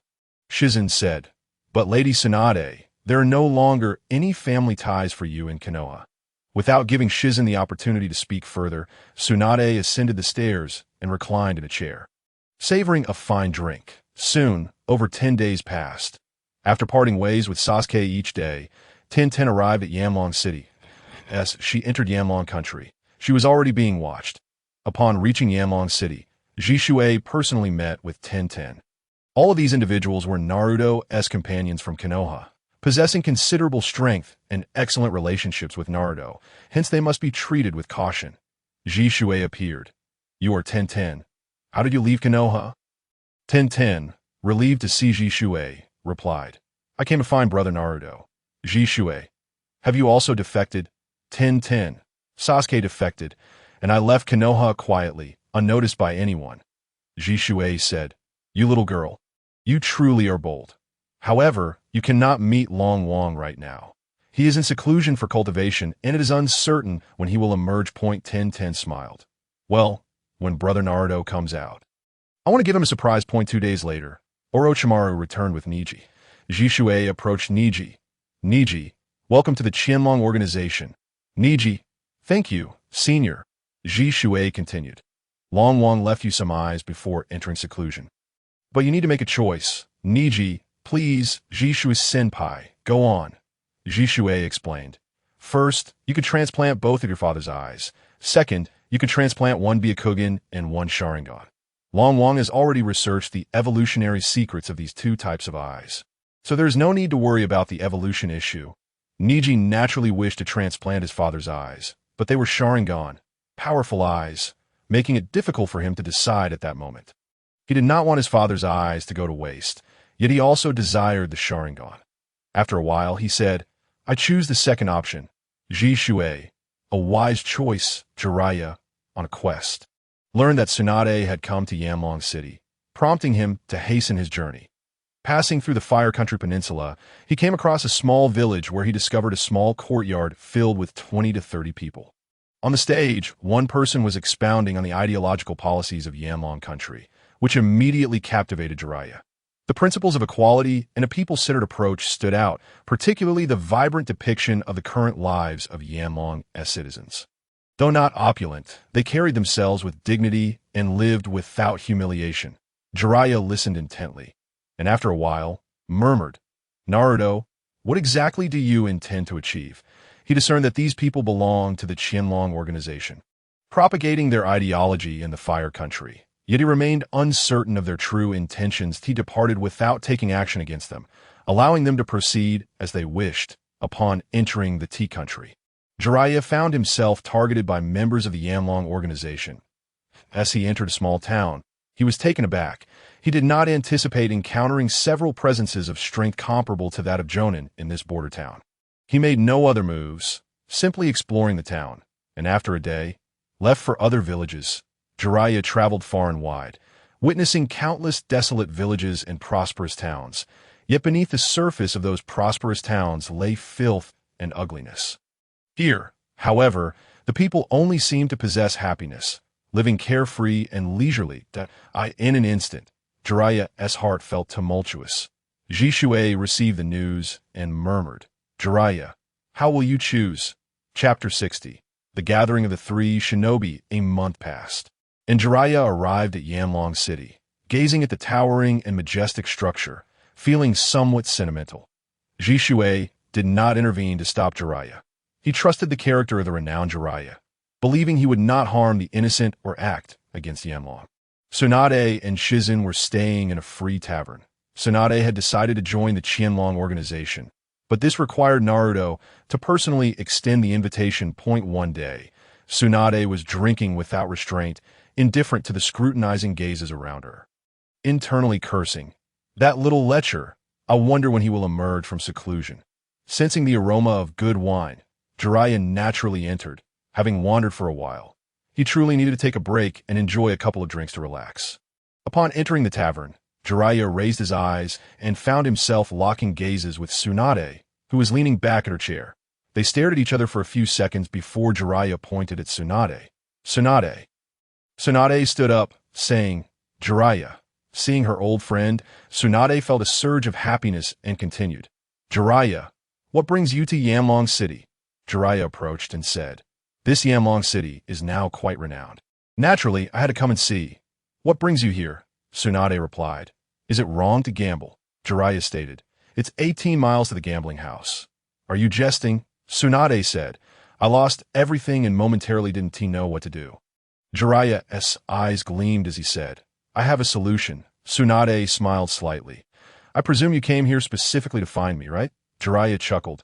Indeed. Tsunade. Pray tell, what is it that you seek? Jiraiya leisurely took a sip of the wine, savoring its quality, and after finishing it, finally said, Tsunade, the teacher wishes to abdicate and has requested you return to become the 5th Hokage.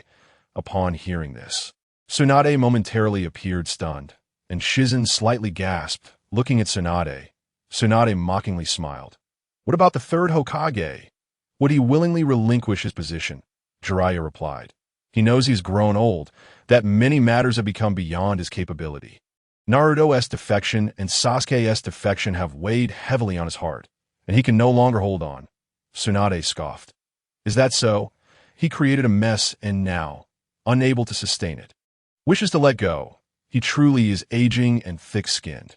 Jiraiya, Shizen, while this may not be incorrect, is it truly wise to speak so? Jiraiya remarked.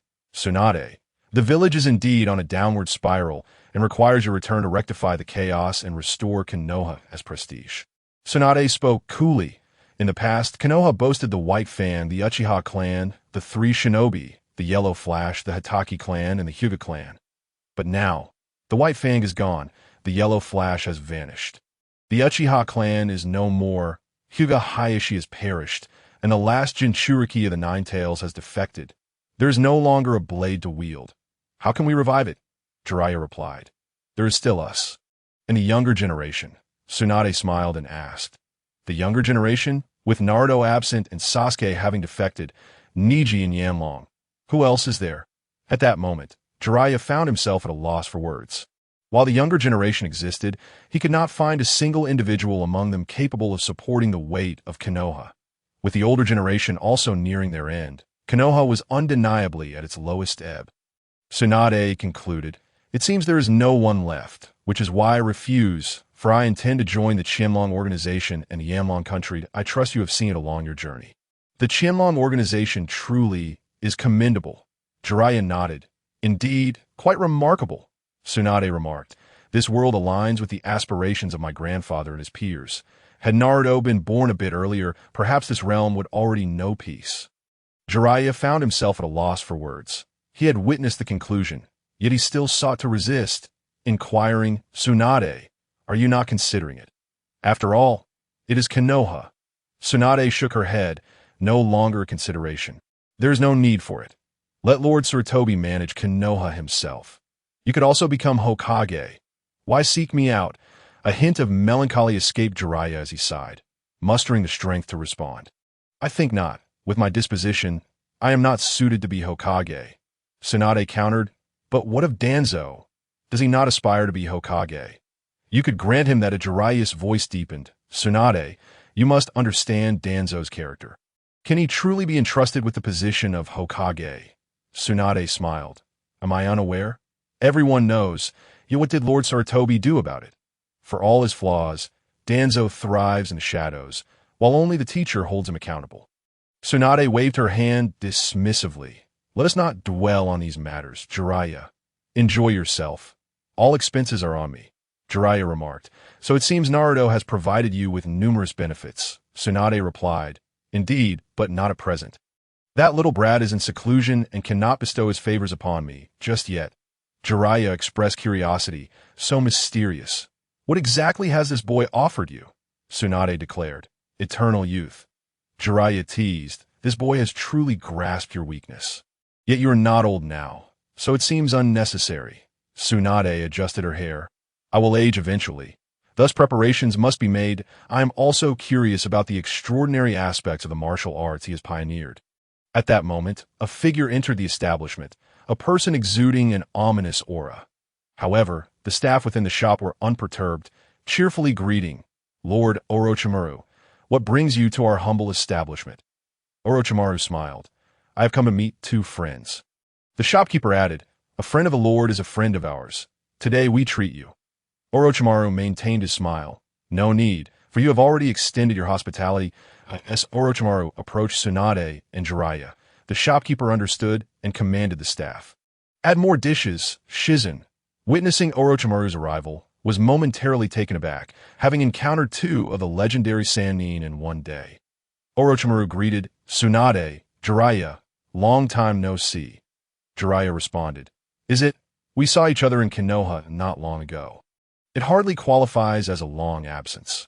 Orochimaru chuckled, true, but we did not exchange words, so it could be considered a meeting. Tsunade, noticing Orochimaru's beaming smile, remarked, Orochimaru, it has been a while since I've seen you smile. It is quite delightful. Orochimaru replied, Here, I genuinely feel rejuvenated. After all, I am human. Naturally, I smile. Chapter 61. The Battle of the Sannin. The three legendary figures began to chat casually, as if time had reverted to their youth. They exchanged tales of past embarrassments, with Jiraiya being the primary source of humor. His lecherous tendencies had been cultivated from a young age, leading to countless comical situations due to his peeping, resulting in numerous beatings. Yet, Jiraiya proved incorrigible, growing bolder with each reprimand. As their revelry continued, Tsunade suddenly inquired, Orochimaru, how fares your training in martial arts? Orochimaru inquired, What do you mean by how? Tsunade clarified, Your strength. Orochimaru boasted, Stronger than ever. Several times over, and still increasing, which excites me immensely. Tsunade declared, Jiraiya, don't we all wish to know the power of martial arts? How about we join forces for a demonstration? Jiraiya set down his cup. All right. Orochimaru licked his lips, intrigued. Even if two legendary ninjas joined forces, he was confident in his ability to contend. Tsunade looked at Orochimaru. Shall we go outside the city? Orochimaru replied, To the outskirts. The three swiftly exited the tavern, racing towards the city limits. Shizen, upon hearing the report that Orochimaru was to battle Tsunade and Jiraiya, felt a surge of interest and led a group to watch. Upon leaving the city, Orochimaru made his way to the beach area, where the battlefield would be more favorable. His blood surged with excitement as he exclaimed, Come, let us engage in battle. Tsunade focused her chakra into her fist, stepping forward to deliver a powerful punch towards Orochimaru, the force of which caused cracks to form in the air.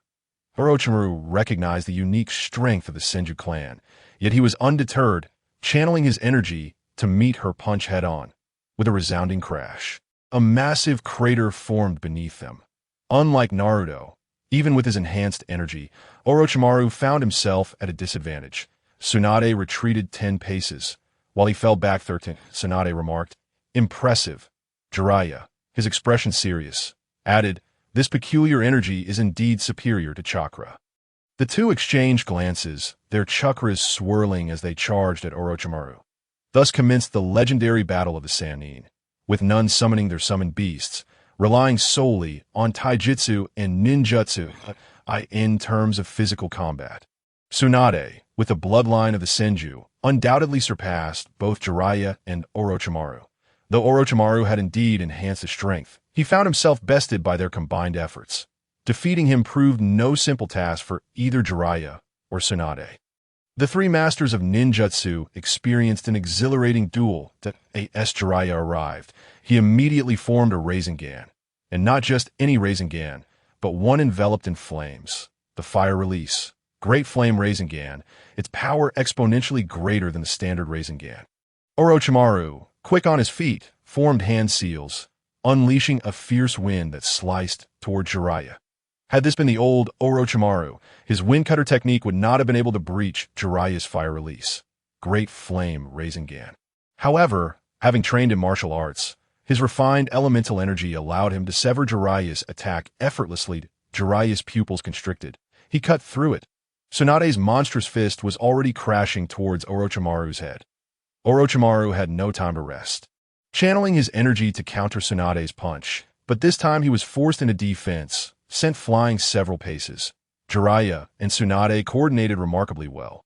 He quickly formed seals, summoning a swamp around Orochimaru. His earth release. Hell, swamp technique. Orochimaru performed hand seals, utilizing the earth replacement technique to escape Jiraiya's trap. Tsunade was relentless, leaping into the air, her taijutsu technique, painful sky kick, aimed at Orochimaru. Orochimaru muttered, "Such excellent teamwork. Let me try my new jutsu." Wind release, windstorm. This was an S-rank ninjutsu he had developed, a blend of offense and defense, creating an energy barrier around himself and summoning 3 tornadoes to attack his foes with a thunderous roar. A massive pit several dozen feet deep formed, fissures reaching into the sea, drawing water into the chasm, while the winds whipped up waves that soared high into the air before crashing down. Jiraiya, seeing this, formed seals once more, casting his earth release, Hell Swamp. Orochimaru, having to retract his technique, found himself in a precarious situation. His new jutsu had failed to withstand Tsunade's painful sky kick, which struck him with tremendous force. Leaving him slightly injured, transforming into a snake, he swiftly slithered into the ocean. The battle between the 3 transitioned to the sea. They exchanged blows, unleashing ninjutsu after ninjutsu upon the waves. Fire release. Dragon fire technique. Fire release. Fireball. Fire release. Great fireball. Ninja art. Needle earth store. Toad shadow manipulation technique. Lion's main technique. Wind release. Great breakthrough. Summoning technique. Triple gate of hell and the underworld technique. After several hundred exchanges, the trio paused. Panting, there was no murderous intent, nor any desire to kill, and thus they bore no severe injuries. With Tsunade present, recovery was swift, in contrast to Tsunade and Jiraiya. Orochimaru appeared considerably worse for wear, his clothing tattered by Jiraiya's lion's main technique. Jiraiya sincerely remarked, "Orochimaru, you are formidable. I am no longer your match." Orochimaru smiled. "That is only natural. Your previous strength was slightly inferior to mine." Jiraiya replied. Tsunade rubbed her wrist. "It seems I made a very wise choice."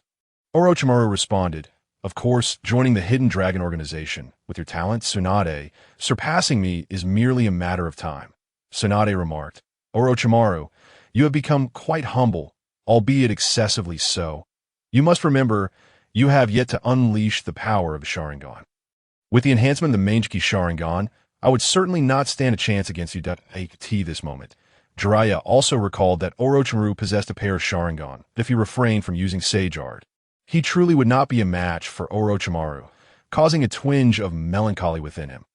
Orochimaru addressed Jiraiya, saying, "Jiraiya, your talent is indeed formidable. Would you consider joining the Qianlong organization under the auspices of Lord Dragon King?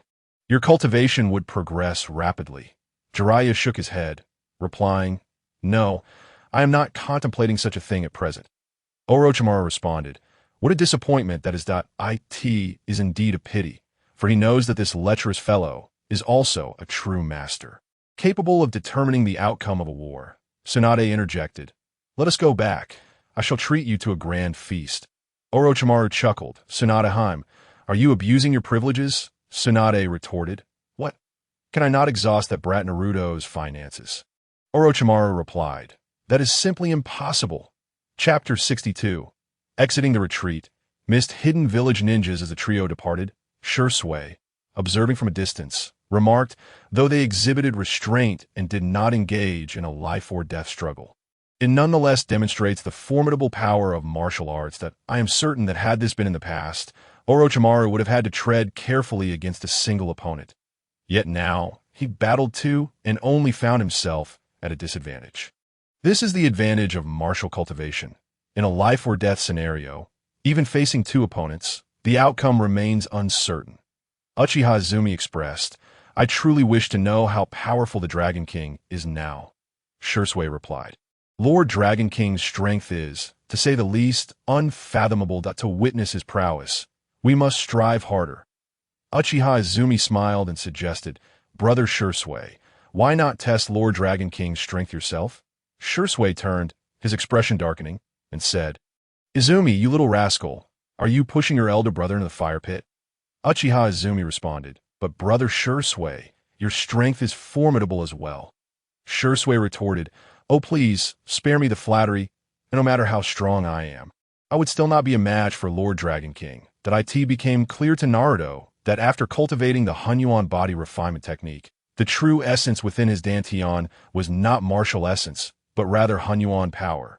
A fusion of all elemental energies, now inseparable, thus rendering ninjutsu impossible for him to perform. After more than a month of research, Naruto concluded that his inability to utilize other ninjutsu stemmed from practicing the Hunyuan body refinement technique. He felt little about this, as he had never been particularly fond of ninjutsu. To him, it was cumbersome, preferring the freedom of slicing through the air with a single sword strike. Naruto mused, Sage art. Sage art. It seems that only Jiraiya truly comprehends sage art. However, he requires the assistance of two toads to harness its power, and I wonder how ninjutsu sage art would fare against my martial intent. Martial arts enable one to grasp the essence of martial intent, such as sword intent, blade intent, and fist intent. In contrast, ninjutsu combines one's chakra with natural energy to create sage chakra, allowing one to transcend into a sage, significantly enhancing attack, speed, and physical prowess. However, the two paths differ. Martial intent is boundless, progressing through force, intent, and mysteries, while ninjutsu sage art, much like ninjutsu itself, has limits, as life is fleeting. Why buy? Do you possess the sage art of the Sage of Six Paths? Naruto inquired. The Ninetales replied, No, that old man's abilities can only be mastered by him alone. Naruto lamented, What a pity. The Kaibai questioned, What is there to regret? Naruto explained, If you could use sage art, I would be able to battle you. The Ninetales declared, I will not fight. I cannot defeat you. The proud Kaibai readily admitted that 10 days prior, Naruto had controlled a mass of chakra fused with natural energy and entered sage mode, showcasing immense strength. However, Naruto soon dispelled sage mode, subsequently enveloped in a sharp, piercing power, as if to pierce the very heavens. This power, with its overwhelming might, subtly eclipsed the prowess of sage art that moment. Naruto muttered, Is the power of sage art merely at the peak of sword intent? What about the mysteries? Though it was unclear to him what the mysteries entailed, the Kaibai understood that their strength lay beyond that power.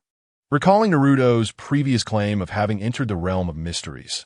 Thus, the Kaibai resolutely refused to engage in battle with Naruto, for who knew how strong he had become.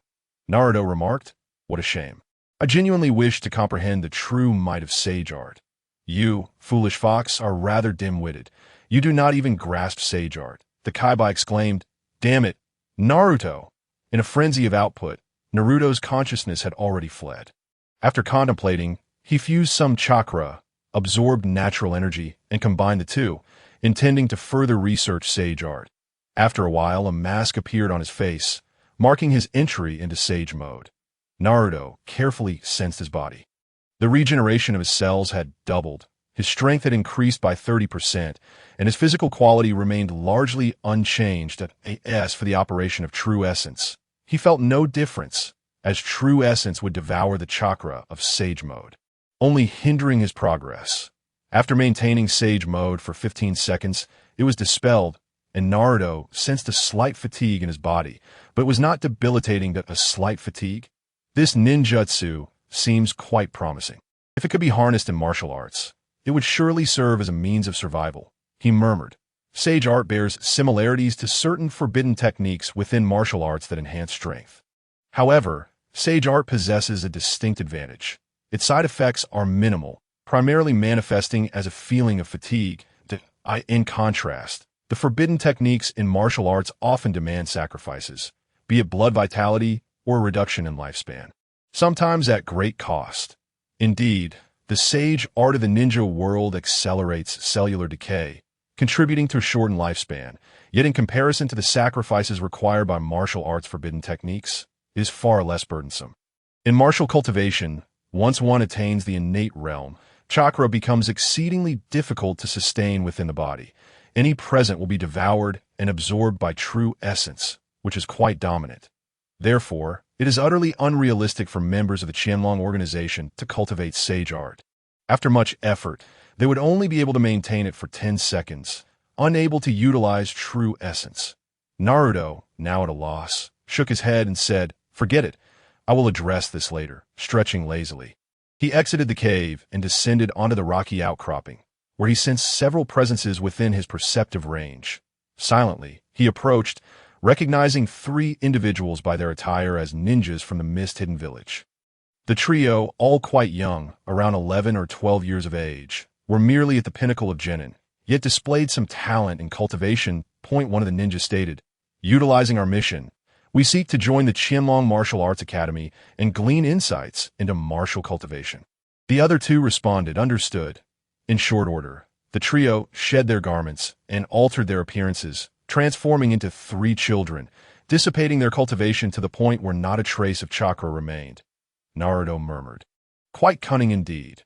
However, if we cannot enlighten even these 3, we truly have failed." He refrained from confronting them, choosing instead to guide them, instilling in them a sense of warmth and hope, transforming them into citizens of the Yanlong Kingdom, ultimately positioning them as spies within the mist-hidden village. The 3 played their roles perfectly. As they neared a populated area, they concealed themselves, emerging onto the water's surface, masquerading as shipwrecked fishermen, soon discovered by nearby villagers. Naruto commented, "They are indeed clever." Chapter 63. A single sword strike slays 2 ninjas upon returning to Yanlong City. The Kaibai remarked, "Naruto, wait a moment. There's a trace of my chakra emanating from the western forest." This piqued Naruto's curiosity. He wondered whether someone had resurrected his father or if someone from the Temple of Fire had escaped. Regardless of the connection to the Kaibai, he felt compelled to investigate. For anyone approaching Yanlong City could not be an ordinary person, and he must ensure the safety of the citizens of Yanlong. Meanwhile, Shursui detected Naruto soaring through the air and was preparing to greet him, only to realize that Naruto had left Yanlong City, seemingly in pursuit of something. Shursui summoned Orochimaru and gave chase in the city. Tsunade and Jiraiya noticed Shursui and Orochimaru's actions and decided to follow suit. As Naruto soared on his sword, he sensed 2 individuals radiating an aura of despair, unmistakably imbued with the chakra of the Kaibai. He called out to them from above, "Show yourselves." Haha, how fitting that the Dragon King, whom even Konoha cannot contend with, has discovered it must be due to the Kaibai's presence that we have been found. They laughed. 2 figures emerged, each adorned with 2 horns, one with silver hair and the other with golden locks. They were none other than the famed Jin Jiao and In Jiao of Yunin Village. While they were on the brink of vanquishing the second Hokage, they ultimately met their demise. Now, they have been resurrected through the forbidden technique of Edo Tensei. Naruto inquired, "Who has summoned you through this technique?" He recognized them as the notorious duo of Yunin Village, Jin Jiao and In Jiao, who had once been consumed by the Nine Tails. Strangely, in his memory, only a few individuals were known to wield such a jutsu: Orochimaru, Kabuto, Hashirama Senju, and Madara Uchiha. Orochimaru was currently in Yanlong City, so it could not be him. Kabuto, now the head of the medical department at Qianlong Academy, was too occupied with teaching children to engage in such activities, and he had yet to master this technique. As for Hashirama, he had perished alongside these 2. The only one left was Madara Uchiha. However, he had not yet begun collecting tailed beasts. It was not yet his moment of resurrection, and he should still be resting underground. Naruto found it hard to fathom who could have done this. Jin Jiao remarked, "Even Lord Rin knows Edo Tensei." Naruto replied, "Of course, I am aware of the technique invented by Hashirama Senju, but this forbidden jutsu has been sealed by Konoha, and very few can master it. I'm curious to know who has resurrected you." In Jiao retorted, "Being sealed does not equate to being eradicated. It does not mean one cannot learn it." A spark of realization flickered in Naruto's eyes as he thought of someone and exclaimed, "So, it is Konoha. It must be him. How audacious, how decayed."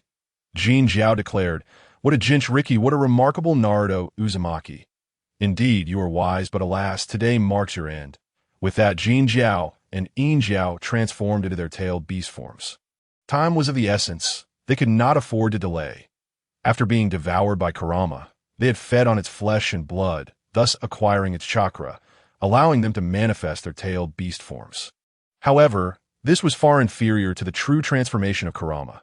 The 2 morphed into 6 malevolent fox spirits, intent on attacking Naruto. Meanwhile, Shursui and Orochimaru were hurrying to assist Naruto in alleviating the pressure. Tsunade and Jiraiya halted, observing the tailed beast forms of Jin Jiao and Yin Jiao. Tsunade exclaimed, "It's them!" She was well aware of these two warmongers. Jiraiya questioned, "Which forbidden technique is this? Who could be responsible?" He knew a bit about Edo Tensei, a forbidden jutsu developed by the second Hokage, which was inaccessible to ordinary ninjas. Jin Jiao and Yin Jiao exuded an aura of decay, unmistakably the scent of Edo Tensei. Naruto raised his hand, halting Shirzei and Orochimaru from advancing. Addressing Jin Jiao and Yin Jiao, he proclaimed, "Since you wish to be the vanguard, I shall grant you that." A long sword flew into his grasp as he stated, "Watch closely. This is the sword art of martial Tao." The strength of both Jin Jiao and Yin Jiao was not to be underestimated. They possessed the abilities of shadow ninjas, for otherwise they could not have slain Hashirama's Senju. Shirzue and Orochimaru understood that this was directed at them, focusing intently as they awaited Naruto's demonstration of power. Naruto pointed his sword at Jin Jiao and Yin Jiao, declaring, "If you can withstand a single strike from me, you may leave." Jin Jiao retorted, "You underestimate us, boy." Naruto replied, "Yet in my eyes, you are naught but worthless." With a fierce roar, the brothers unleashed their tails to ensnare Naruto. He countered, "Is this all you can do? Such barbaric attacks. You have greatly disappointed me. I do not even need to unleash my ultimate techniques to deal with you." With that, an aura of sharpness enveloped Naruto, as if he could rival heaven and earth. With a mere flick of his wrist, he severed the two tails that had wrapped around him, the falling crimson appendages dissipating into natural energy. "Is that all?" he taunted. "Show me your true prowess." "Give me a challenge," Tsunade gasped. "What is this power?" Jiraiya pondered. "I cannot discern. This does not resemble sage power. Sage techniques lack such purity. Could this be the essence of martial arts?" The response from Naruto's adversaries was yet another primal assault, leaving him somewhat disenchanted. This was beneath even the capabilities of a tailed beast bomb. Truly pathetic. Why may sway? Naruto intoned solemnly, swinging his sword with force, the blade's radiance surging forth as if the very fabric of space trembled in its wake. The sword's brilliance homed in on Jin Jiao and Yin Jiao. Before they could react, were cleaved apart, disintegrating into a cloud of dust that scattered into the air. The sword's energy carved a chasm 100 feet long into the forest. With a faint intertwining of sword chi, Naruto remarked, "Weak, exceedingly weak." This was no mere bravado. They were genuinely feeble. The duo, once at the level of shadow ninjas, now barely reached the pinnacle of elite Genin. And in his presence, they were undeniably inferior. Shirzei and Orochimaru were astounded. They knew Naruto was formidable, but they had not anticipated he would be this powerful. Jin Jiao and Yin Jiao, though not devoid of their former strength, were presently at the peak of elite Genin. Yet before Naruto, they were utterly obliterated by a single strike. Just how powerful had their Dragon King become? Tsunade inhaled sharply, sensing a power reminiscent of her grandfather's. Though slightly less impressive, she was certain that Naruto would grow to be as great a figure as her ancestor. Jiraiya murmured, "Martial Tao. Could this truly be the might of martial arts? It is indeed terrifying. Without sage techniques, one cannot contend with it." Jiraiya came to the realization that he was no match for Naruto, especially given that Naruto still possessed a Sharingan. He distinctly recalled that Naruto's Susanoo took the form of a swordsman. With the power he had displayed today, its might would undoubtedly be formidable. Previously, he had thought that fighting Naruto with sage techniques would result in a stalemate, but now he realized how foolish that notion was. With a heavy sigh, Jiraiya acknowledged that he needed to leave Yanlong country. This outing had proven to be an utter failure. He had been unable to persuade Tsunade, and his own resolve had begun to waver. He could not abandon Konoha. Not now, at least. Upon their return to Yanlong City, a young girl in a cheap house dashed towards Naruto, leaping onto his back in an instant. "Brother Naruto!" she exclaimed, her voice tinged with a hint of tears. Naruto, taken aback, asked, Tian, what brings you to Yanlong City? Have you also defected from the village?" Tian replied, "I missed you, brother Naruto, so I came." Naruto reassured her, "Well then, this shall be your home from now on. With your brother around, no one can bully you." Tian beamed. "Thank you, brother." Upon returning to the Lord's Manor of Yanlong City, Naruto was greeted by Niji, who smiled and said, "Welcome, Niji," having now undergone an eye transplantation. Niji had reached the mid-tier of the Jonin rank. With genuine gratitude, he replied, "Thank you." He continuously dispelled the caged bird curse mark, significantly enhancing his power, fully aware that all of this was due to Naruto, who had granted him a second chance at life. Naruto encouraged him, saying, "Keep up the good work and train diligently. This Yanlong City needs your steadfast protection." Niji affirmed, "I will.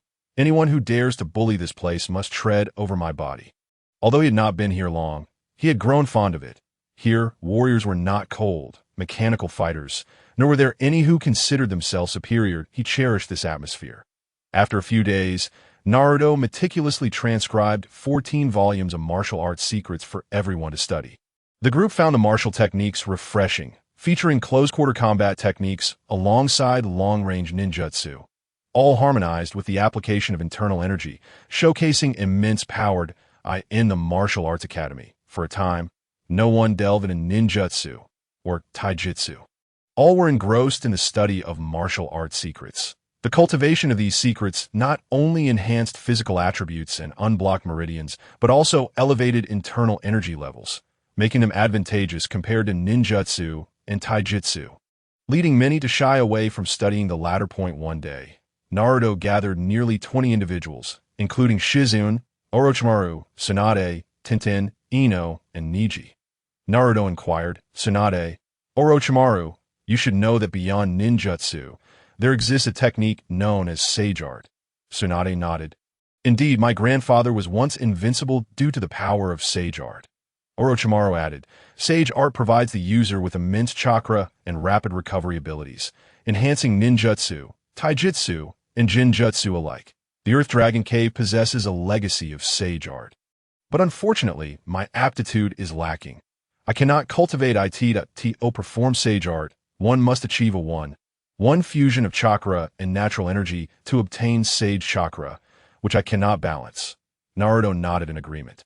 Precisely, much like my own experience. Naruto had absorbed natural energy and fused it with the Nine Tails energy, achieving sage mode. Shizune and the others gazed at Naruto in astonishment. The Lord of the Dragon King was capable of utilizing sage mode, leading them to contemplate Naruto's formidable combat prowess, seemingly filled with an abundance of hidden strengths. Naruto cautioned, "Do not let your imaginations run wild. While the martial path does not cultivate the sage arts of ninjutsu, practitioners of sage art must blend spiritual energy, physical energy, and natural energy in a one ratio to manifest sage chakra. However, both chakra and natural energy can be transformed into internal energy and true chi, making it impossible to maintain sage mode. As long as one operates internal energy or true chi, it'll be absorbed and dissolved, unable to sustain sage mode." Tenten asked, "Does that mean even you cannot?" Naruto replied, "Of course, my cultivation technique is somewhat stronger. My true essence is rather domineering. Once the technique is activated, it directly absorbs sage chakra." He continued, "However, just as ninjutsu encompasses sage arts, our martial path possesses its own profound truths. The essence of martial arts lies in cultivating one's spirit, energy, and body, refining the physical form while the spirit signifies mental strength and the comprehension of one's own path. For instance, my path is the way of the sword, and my intent embodies sword intent." As he spoke, Naruto's sword intent erupted, filling the entire assembly hall with its presence. Tsunade, Shizune, and Orochimaru felt the overwhelming power of this intent, recognizing its might surpass that of sage arts. Naruto explained, "To grasp the realm of intent, one must first master momentum." What is momentum? A simple example. When we behold towering mountains, we experience a sense of reverence. This is the momentum of the mountains themselves. Similarly, when gazing upon the vast ocean, we are awed by its grandeur and boundlessness. This represents the momentum of the sea. Naruto's explanation was clear, yet the others found it somewhat ethereal, as if a mist obscured their vision. With something deep within the fog beckoning them, they could only stumble forward, slowly approaching the elusive understanding. Naruto urged, During this period, immerse yourselves in contemplation. Forget all martial techniques and ninjutsu. And remember this: the heart's desire is the true shortcut. Chapter 65. Jiraiya returns to Konoha. Jiraiya returned to Konoha, sensing an unusual chill in the air. It seemed the village had grown considerably colder. He pondered, is it my perspective that has shifted, or has Konoha changed? Before he could step fully into the village, he was intercepted by a member of the Umbu. Lord Jiraiya, the Hokage requests your presence at the Hokage Tower. Jiraiya acknowledged. Understood. He gazed at the Hokage Tower. Once majestic, now appearing as a hunchbacked elder, he wondered, why does it feel as if Konoha is no longer thriving? As he approached the tower, his steps involuntarily slowed. This was an unfamiliar sensation. He was reluctant to enter the Hokage Tower. Nonetheless, he proceeded into the Hokage's office. Inside awaited four familiar faces: Hiruzen Tsurutobi, Danzo Kvyudatane, and Hamura Midokado, who had been anticipating his arrival. Jiraiya spoke. Old man, I have returned. He held deep respect for Hiruzen Tsurutobi. In his youth, had indeed nurtured Konoha's growth and served as an excellent mentor, guiding Jiraiya along his ninja path. Hiruzen inquired, Jiraiya, does Tsunade wish to return? This question struck at the heart of the matter, the one he was most eager to know, and also his greatest concern. The potential threat posed by the Qianlong organization was enigmatic. If Tsunade succumbed to persuasion and joined them, the consequences would be dire. Jiraiya replied, she does not wish to return. She has declined. Upon hearing this, Danzo's eyes flickered with a subtle gleam, as if an opportunity was presenting itself. Jiraiya continued, his countenance darkening. The others sensed the impending bad news, and Hiruzen's demeanor grew wary as he observed Jiraiya. Jiraiya declared, Tsunade has already joined the Qianlong organization and is now part of the Yanlong Kingdom.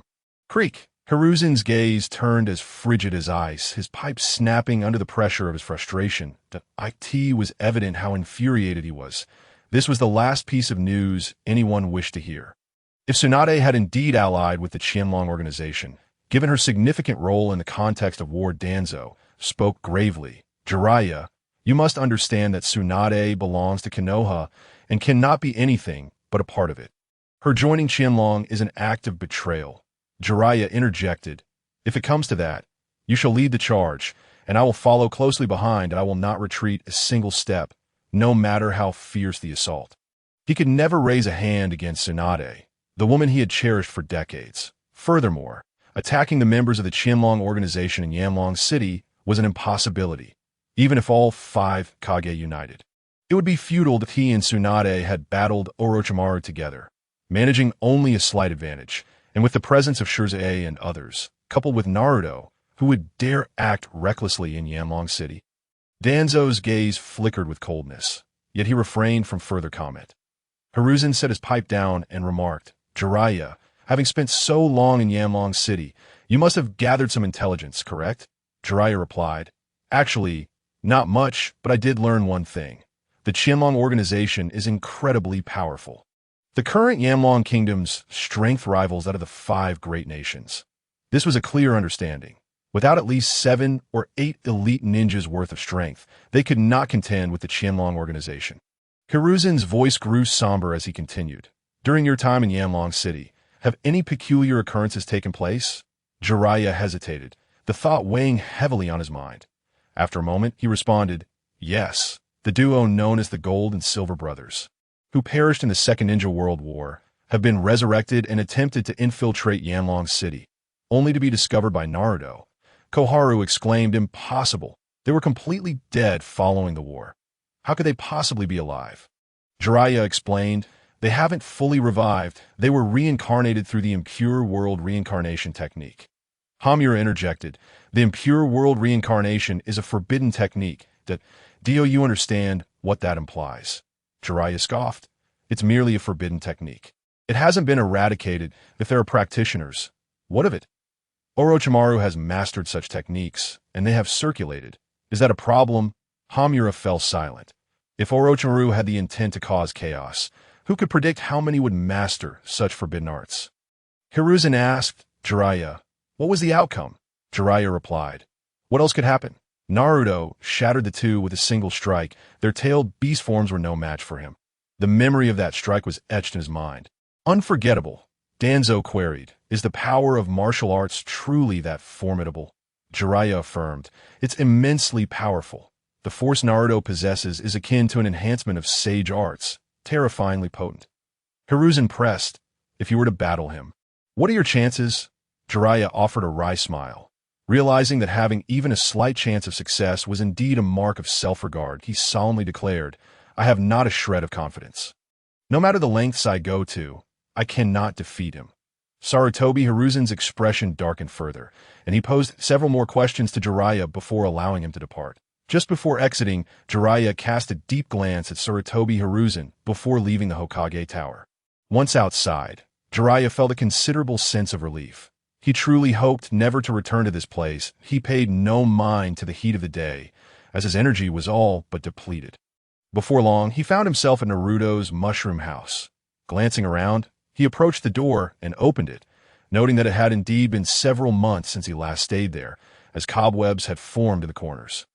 The interior was sparsely furnished. A simple bed, a table of modest size, and a set of well-worn clothes, the seams of which had started to fray, evidence of a long period without new garments. On the table, a few stacks of instant noodles were piled high, alongside a bottle of milk, dated from the 50th year of Konoha. Most milk has a shelf life of about a year.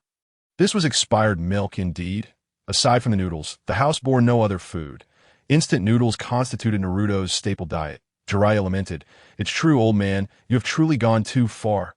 Minato, how am I to face you now? Namake's Minato was a disciple of whom Jiraiya was immensely proud. In terms of combat prowess, he was indeed formidable. Yet, as Minato's teacher, Jiraiya was unaware that his disciple's child was enduring such hardships and bitter times. Having locked the door behind him, Jiraiya descended the stairs, reflecting that this was a consequence of the old man's own making. He alone would reap the fruits of his misdeeds, in light of the heartless village. Naruto's defection was only reasonable. As Jiraiya reached the bottom of the stairs, he noticed two individuals waiting for him. With their distinctive hairstyles and physiques, they could only belong to the Nara clan. The newcomers were Shikamaru and Choji, who were eager to inquire about Naruto's condition in the Land of Flames. Jiraiya addressed them. You two brats. Are you waiting for me? Shikamaru nodded. Yes. We wish to ask you some questions. Jiraiya-sensei, Jiraiya replied. All right, but you must treat me. Shikamaru responded, No problem. In a barbecue restaurant, Shikamaru and Choji took on the role of chefs, grilling meat for Jiraiya to enjoy. After a few drinks, Jiraiya felt that the flavors were lacking compared to those of the Land of Flames. Once the drinks had flowed and dishes had been served, Jiraiya prompted, What do you wish to know? Speak up. Shikamaru inquired. Jiraiya-sensei, I heard you returned from the Land of Flames. Jiraiya affirmed. Indeed. Choji, taking a bite of meat, asked, How is Naruto doing? Jiraiya paused, casting a glance at the two before stating, He is doing exceptionally well. Remarkably so, in fact. His strength is formidable. Even I cannot match him. Shikamaru remarked, Of course, Naruto is to be expected. Suddenly, Jiraiya asked, I heard you were once good friends with Naruto. Aside from training, what does he enjoy doing most? Choji looked up and replied, I know this one. Naruto loves to laze around. What do you mean? Jiraiya inquired. Choji explained, After training, he likes to lie on the grass and doze off leisurely. Jiraiya mused to himself, This kid is indeed a bit peculiar. In the Land of Flames, I encountered Niji D. Oh, you know how he made his way there? Jiraiya asked. Shikamaru responded, Niji. Choji added, Niji-kun. Shikamaru muttered. So he went to the Land of Flames, that's good. There, he won't be bullied. Bullied? Jiraiya's movements halted as he continued. Are you two jesting? How many would dare bully him now? Shikamaru's eyes sparkled, and Choji paused in thought. Shikamaru asked, Sensei, has Niji's eyesight been restored? Jiraiya replied, Of course it has. Naruto invested heavily. One Byakugan and one Sharingan. His strength is immense that I believe it won't be long before you can no longer keep pace with him. Shikamaru and Choji gasped in astonishment. The strongest eyes of Konoha now resided in one individual, making him unparalleled. Shikamaru's mind raced, a faint smile gracing his face as he murmured, What a clever strategy. But the pain he endured must have been immense. Without considerable willpower, he would have been rendered a fool long ago. Choji added, with Niji's eyesight restored, I'll have 10 more servings of meat. Jiraiya silently reflected. Naruto, could this be your scheme? It seems rather intricate. At the Akatsuki headquarters, aside from Nagato, 3 individuals sat at the lower table. Konin, Uchiha Obito, and Uchiha Itachi. Sasuke had fled the village, yet Uchiha Itachi had not severed ties with Konoha and continued to provide intelligence. Nagato inquired, Obito, how confident are you in facing Uchiha Shurswain now? Uchiha Obito replied, I cannot say to date. Naruto Uzumaki has established his martial prowess for several years, yet no one has truly tested it. I cannot gauge the strength of his martial arts. Shursue's current might surpasses that of the past. Uchiha Itachi interjected, I have information regarding the might of his martial arts that should be of interest to you all. He then recounted how Naruto had slain both Kinshiki and Momoshiki with a single sword strike. All present wore grim expressions upon hearing this. The tailed, beast-empowered Kinshiki and Momoshiki had reached a level exceeding that of a Kage ninja. Even with the weakening from reanimation, they were still elite. JNINTOB slain by a single sword stroke left everyone bewildered at Naruto's true strength. Nagato pondered, what if he possesses the Rinnegan? Uchiha Obito cautioned, that cannot be. The Sharingan must be wielded by you to realize its full potential. Besides, with Naruto present, he would likely be detected before even entering the Land of Flames. Obito was genuinely hesitant to confront Naruto. One must consider that the Nine-Tails Jinchuriki, Naruto Uzumaki, possessed the Nine-Tails and the Sharingan. The combination of these two powers was far beyond what he could contend with at present. Thus, dealing with the potential dragon organization had to be postponed. Rash actions were inadvisable. Uchiha Itachi stated, I can attempt to probe the depths of the Land of Flames. Nagato warned, Itachi, be aware that numerous members of the Uchiha clan are present in the Land of Flames, each possessing terrifying strength. Should you go, the odds are high you will be captured or even killed. Uchiha Itachi assured, rest easy, I will proceed with caution. The Nine-Tails Jinchuriki is of utmost importance.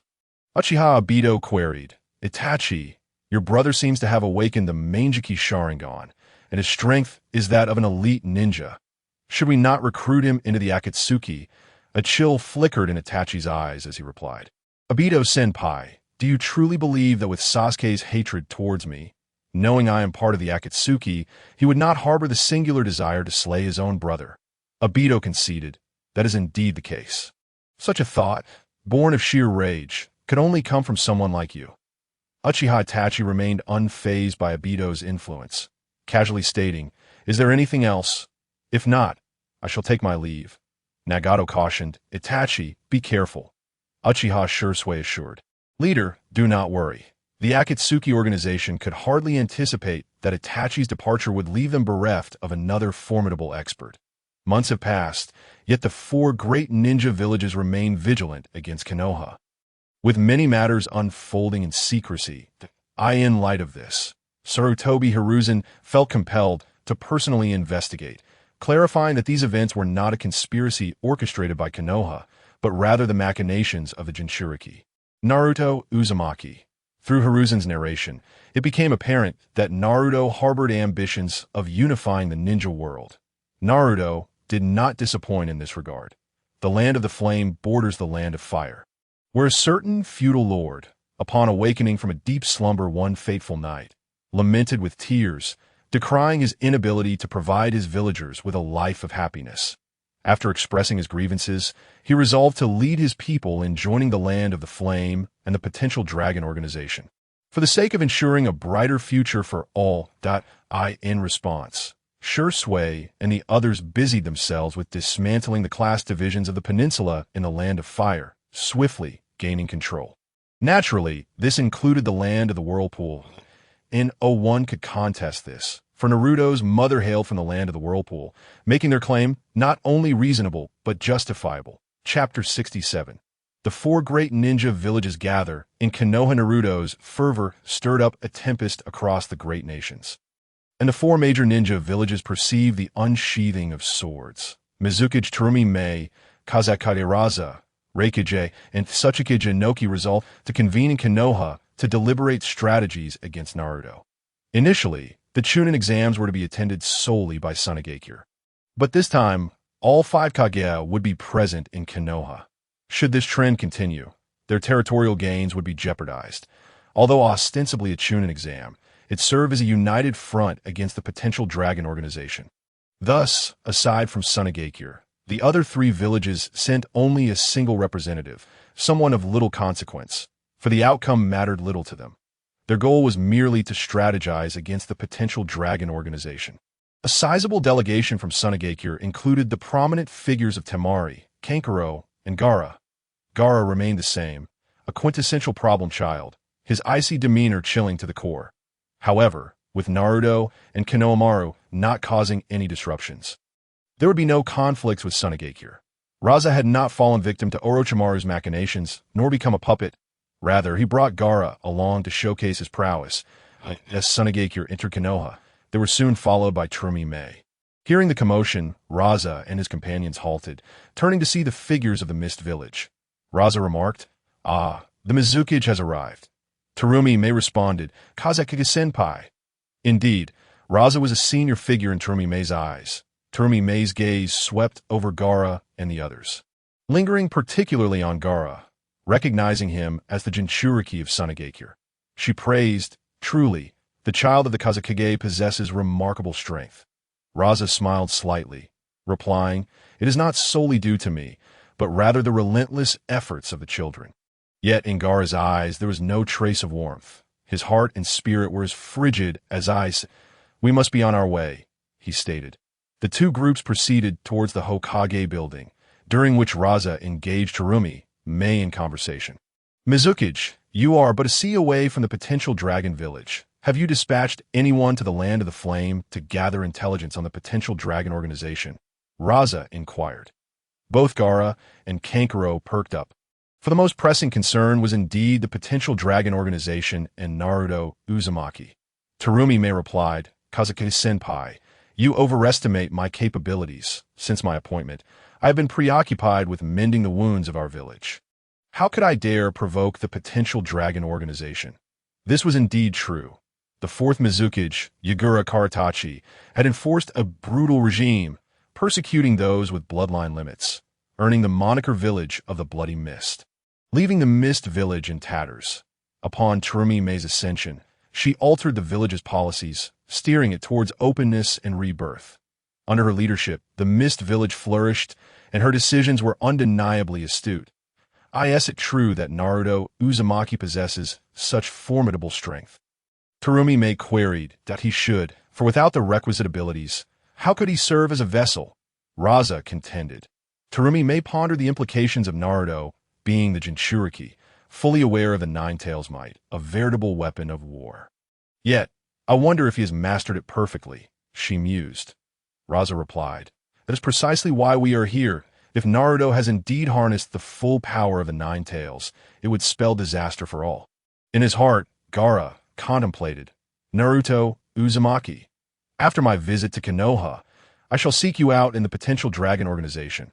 Among the 5 Kage, Raza was the least powerful, while Inoki was the most cunning. It was known for his fiery temper. Turumi Mei was the most beautiful, and Sarutobi Hiruzen was the most scheming." News reached the potential dragon organization, and Naruto received the information with a slight smile. Shursui inquired, "Lord Dragon King, should we prepare ourselves?" Naruto replied, "No need." Tsunade added, "Naruto, this matter is exceedingly grave. I implore you to consider it carefully. The people of the Land of the Flame are quite content." During this time, she had felt the warmth of the Land of the Flame, realizing that such humanity could change even the hearts of enemies over time. Naruto smiled gently, assuring, "Fear not, all is well." Orochimaru chuckled softly, remarking, "Indeed, Lord Dragon King possesses a far-reaching perspective. There is truly no cause for concern regarding the alliance of the 5 great ninja villages." Orochimaru had undergone a remarkable transformation. His once dark hair had been dyed a light hue and tied back. His snake-like eyes softened, and with some makeup and a flamboyant outfit, he appeared far less sinister, resembling a charming young man. When he first presented himself to Tsunade, she failed to recognize him and inquired, "Naruto, Where did you find another expert? Naruto replied. Tsunade, take a closer look. Upon scrutinizing him, Tsunade gasped. Orochimaru. Orochimaru sighed. Indeed, it is I, Tsunade, in disbelief, exclaimed, how did you transform into this? Orochimaru explained, this was the Dragon King's doing. He insisted on changing my appearance. Tsunade remarked to Naruto, I must admit, you are quite skilled. Orochimaru appears far more approachable now. Naruto jested, of course, I need to find him a wife and start a family. Hearing their banter, Orochimaru turned into a small snake and slithered away. Uchiha Izumi questioned, but why?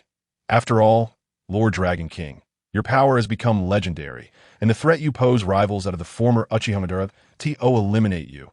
An alliance is the only path. Naruto clarified. Because I am currently just a threat. I have not yet truly encroached upon anyone's territory. Our immediate threat lies solely with the land of fire and Konoha. The wind, lightning, and earth countries are completely isolated from us by the land of fire, while the water country is separated from us by the sea, a natural barrier.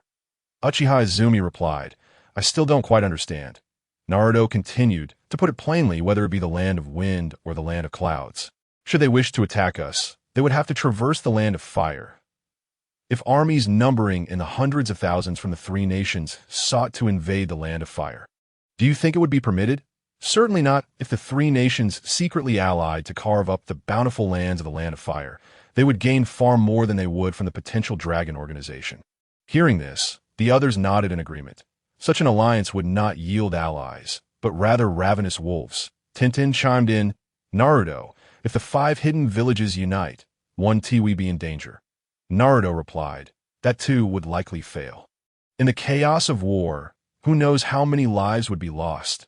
If the entire land of fire is left with only spies, how long could this nation possibly endure? Chapter 68. Lineage and Legacy, Shursui asked. Lord Dragon King, does this mean we will take no action at all? Naruto responded, what do you mean by doing nothing? Have you grasped the concept of power? Training is not a trivial matter, as the concept of momentum was broached. Each individual lowered their head in contemplation. Over the course of nearly 20 days, only one person succeeded, a fact that took everyone by surprise. This individual was none other than Tiantian. Tiantian's innate talent was rather unremarkable, not overly formidable. However, she adeptly combined space ninjutsu with concealed weaponry, resulting in immense power. What she comprehended was not merely momentum, but intent, the intent of assassination. Thus, one might say she ascended to greatness in a single bound. Nevertheless, it is worth noting that while Naruto's sword intent doubled the potency of his sword techniques, Tiantian's assassination intent only enhanced her abilities by 50%, a mere half-fold increase. Yet her capacity for concealment was more profound, allowing her to approach Shursui at a distance of 3 zhang without detection. Whereas previously, he could sense her presence from 10 zhang away, it seemed as though Tiantian was born for the art of assassination. Her combat prowess had already entered the ranks of elite jounin, and her terrifying capabilities surpassed even those of shadow ninjas. While a straightforward attack may be easily evaded, a concealed arrow is far more difficult to defend against. One can only imagine the sheer terror she would instill should she choose to strike. Orochimaru, Shursui, and Tsunade had all reached the threshold of comprehension regarding momentum, merely a step away from mastery. Naruto remarked, you all need to diligently enhance your strength. I shall make a trip to Konoha and take a look around. Tsunade replied, Naruto, I will accompany you back to see what is happening. With a beaming smile, Naruto quipped, what this, Tsunade? Can't bear to be apart from me. Or are you worried about me? Tsunade's anger flared. Her cheeks flushed as she retorted, you little brat, what are you thinking? Who is worried about you? Naruto answered, well, that's good. Then you certainly shouldn't go to Konoha. You must understand that you're now a member of the Hidden Dragon Organization, which means you have betrayed Konoha. Even if you're the granddaughter of Hashirama Senju, you might still be apprehended and criticized that I cannot bear to see that happen to you. Get lost. In front of so many people, being defended by Naruto left Tsunade feeling quite bashful. It must be said that after Tsunade practiced martial arts and transformed all her chakra into true energy, she appeared even more radiant, completely defying her 50 years and resembling a youthful 20-year-old girl. albeit slightly overnourished and overly mature. Orochimaru suggested, Dragon King, how about I accompany you? I am quite familiar with Konoha and know many hidden places. Naruto replied, No need. No need. Focus on your training. What can a small village like Konoha do to me? This time, I intend to visit old friends and see if I can persuade a few partners to join the Flame Dragon that I have heard that Mizuki Mei is a highly capable individual. Perhaps I can bring her on board. Orochimaru agreed. Indeed, she possesses great skill. After taking office, she enacted a series of decrees that revitalized the declining Kirigakure. If she were to join the Hidden Dragon, our strength would significantly increase, though it would undoubtedly deal a considerable blow to Kirigakure. Tsunade interjected, She is also quite an attractive woman. Naruto nodded, Yes, I have heard that her eyes are a striking emerald green. With long brown hair that obscures her right eye, it is said that she is so beautiful that she hides it. She has a gentle demeanor and always wears a smile, and most importantly, she is only 31 years old. Tsunade retorted, You little brat, will you ever stop?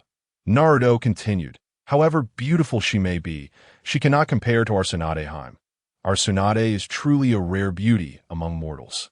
Such flattery delighted Tsunade, yet it also reminded her of their first meeting in Naruto's words, causing her cheeks to redden further as she shot him a fierce glare, choosing to remain silent. Tian looked at Naruto with a hint of helplessness, thinking to herself, Naruto Naikin, he always enjoys bickering with Lady Tsunade.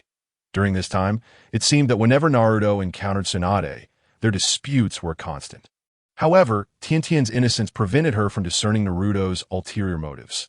Naruto recalled a matter regarding the generational hierarchy within families, and he felt it necessary to preserve the legacy of their ancestors, ensuring that their heritage left a mark in this world. Shursui, he said, I have noticed some confusion regarding your family's generational order. This left Shursui perplexed, prompting him to ask, Dragon King, please clarify. Naruto began, Allow me to tell you a story, and you shall understand. Once upon a time, in a small mountain town, there lived two brothers. The elder was honest and straightforward, lacking adaptability, and merely toiled as a farmer. The younger, however, was eloquent, cultured, and quite cunning, eager to see the world beyond the mountains. He ventured out, and that journey lasted over 60 years. The elder remained in the countryside, married, and had a beautiful child. As the child matured without leaving the mountains, he too married and had a son. This son, full of ambition, eventually left the mountains to forge his own path. 3 years later, this 21-year-old youth returned with a girl, his beloved, and they soon began to plan their wedding. However, on the day of the wedding preparations, an elderly man arrived, none other than the younger brother who had left 60 years prior. He held steadfast to his belief. No establishment, no family. Due to this conviction, he only started a family at over 40, and his daughter was the bride. Tsunade interjected, This cannot be. It is unacceptable. Naruto agreed. Indeed, such a union between aunt and nephew contravenes the natural order. Though they share the same surname, their experiences and origins differ. Leading to this tragic outcome, Shursui inquired, Dragon King, do you have a solution? Naruto replied, Certainly that a family tree can be established, with each generation incorporating a character from a designated term within their names to distinguish them. For instance, you could establish a family motto, spring and autumn prosperity, national peace, and people as safety. Your son could be named Uchiha Chuanhao, your grandson Uchiha Chokue, and your great-grandson Uchiha Ding. In this manner, the generational order would remain clear, and, as long as the family tree is remembered, such tragedies could be avoided. Of course, if the surname becomes too lengthy and difficult to remember, you might consider adopting simpler surnames like Zhou, Wu, Zhengwang, Zhao, Qian, Sun, Li, etc., ensuring the cultural heritage is passed down through generations, clearly documenting the history of the family. At this point, Naruto mused internally. Furthermore, the development of secondary family branches in this two-dimensional world might just be my calling. Shursui was the first to be thoroughly convinced by Naruto's reasoning, nodding in agreement. Right. Thank you, Dragon King. Chapter 69. The ideal nation with Shursui and the others promoting it, Naruto's reputation soared within the Flame Dragon Nation. His theory gained widespread acceptance, and numerous family trees were compiled, particularly within the Uchiha clan. After 3 days of diligent tracking, all familial relationships were finally clarified. In Yamlong City, one family surname after another was established. Especially Naruto's phrase Zhou, Wu, Zheng, Wang, Zhao, Qian, Sun, Li, which became one of the major surnames. One day, Tsunade approached Naruto, her gaze surveying the entirety of the Flame Dragon Nation. She inquired, Naruto, what exactly do you intend to accomplish? Puzzled, Naruto asked. What do you mean? Tsunade replied, altering surnames. Doesn't that seem rather frivolous? As she spoke, she delivered a punch towards Naruto. This was no ordinary display of strength. It was a far more formidable dragon fist. Faced with such might, Naruto avoided a direct confrontation to prevent harming Tsunade. Instead, he used the principles of Tai Chi to deflect her strike, placing a hand on her shoulder to calm her down. This little rascal is truly too powerful, Tsunade thought. If that punch had been thrown by Orochimaru himself, he would have to approach it with utmost caution. Yet in Naruto's hands, it felt akin to a child striking an adult. Naruto smiled and said, I recall that there are numerous clans within the ninja world, each with peculiar origins. The children inherit the surnames of wherever they are conceived, such as Watanabe, Matsushita, Suzuki, Inoue, Fujiwara, and so forth. Given that Inoue possesses significant skills, what do you think of my suggestion? As Tsunade listened, she sensed that the situation was becoming increasingly dire. With a fiery glare fixed upon Naruto, he quickly changed his tune. Naruto, feeling a hint of intoxication, gently caressed the object in question, exclaiming, Ah, the sensation is exquisite. I could forego 3 years of life for this. The only downside is that my hands are too short. I wish they could stretch like a 1,000-pound weight, Tsunade remarked. This is indeed remarkable. Naruto replied, Well, that settles it. Our educational system also needs reform, but a warrior must not only cultivate their skills, but also grasp a broader understanding of various principles. One cannot dismiss those who are unable to train. Fields such as medicine, hydraulics, agriculture, and industry require highly intelligent scholars. Naruto quickly proposed the implementation of 9 years of compulsory education, complemented by a university system. With the aim of transforming the citizens of the Yandran Kingdom into highly cultured individuals, he resolutely declared, Children of the Yandran Kingdom, tremble. Each semester will bring 10 sets of practice work, and every holiday 3 sets of mock exam papers. After all, I am your Dragon King. Upon hearing Naruto's theories, Tsunade's eyes sparkled with inspiration. Equality and accessibility to education for all, that was the essence of an ideal nation.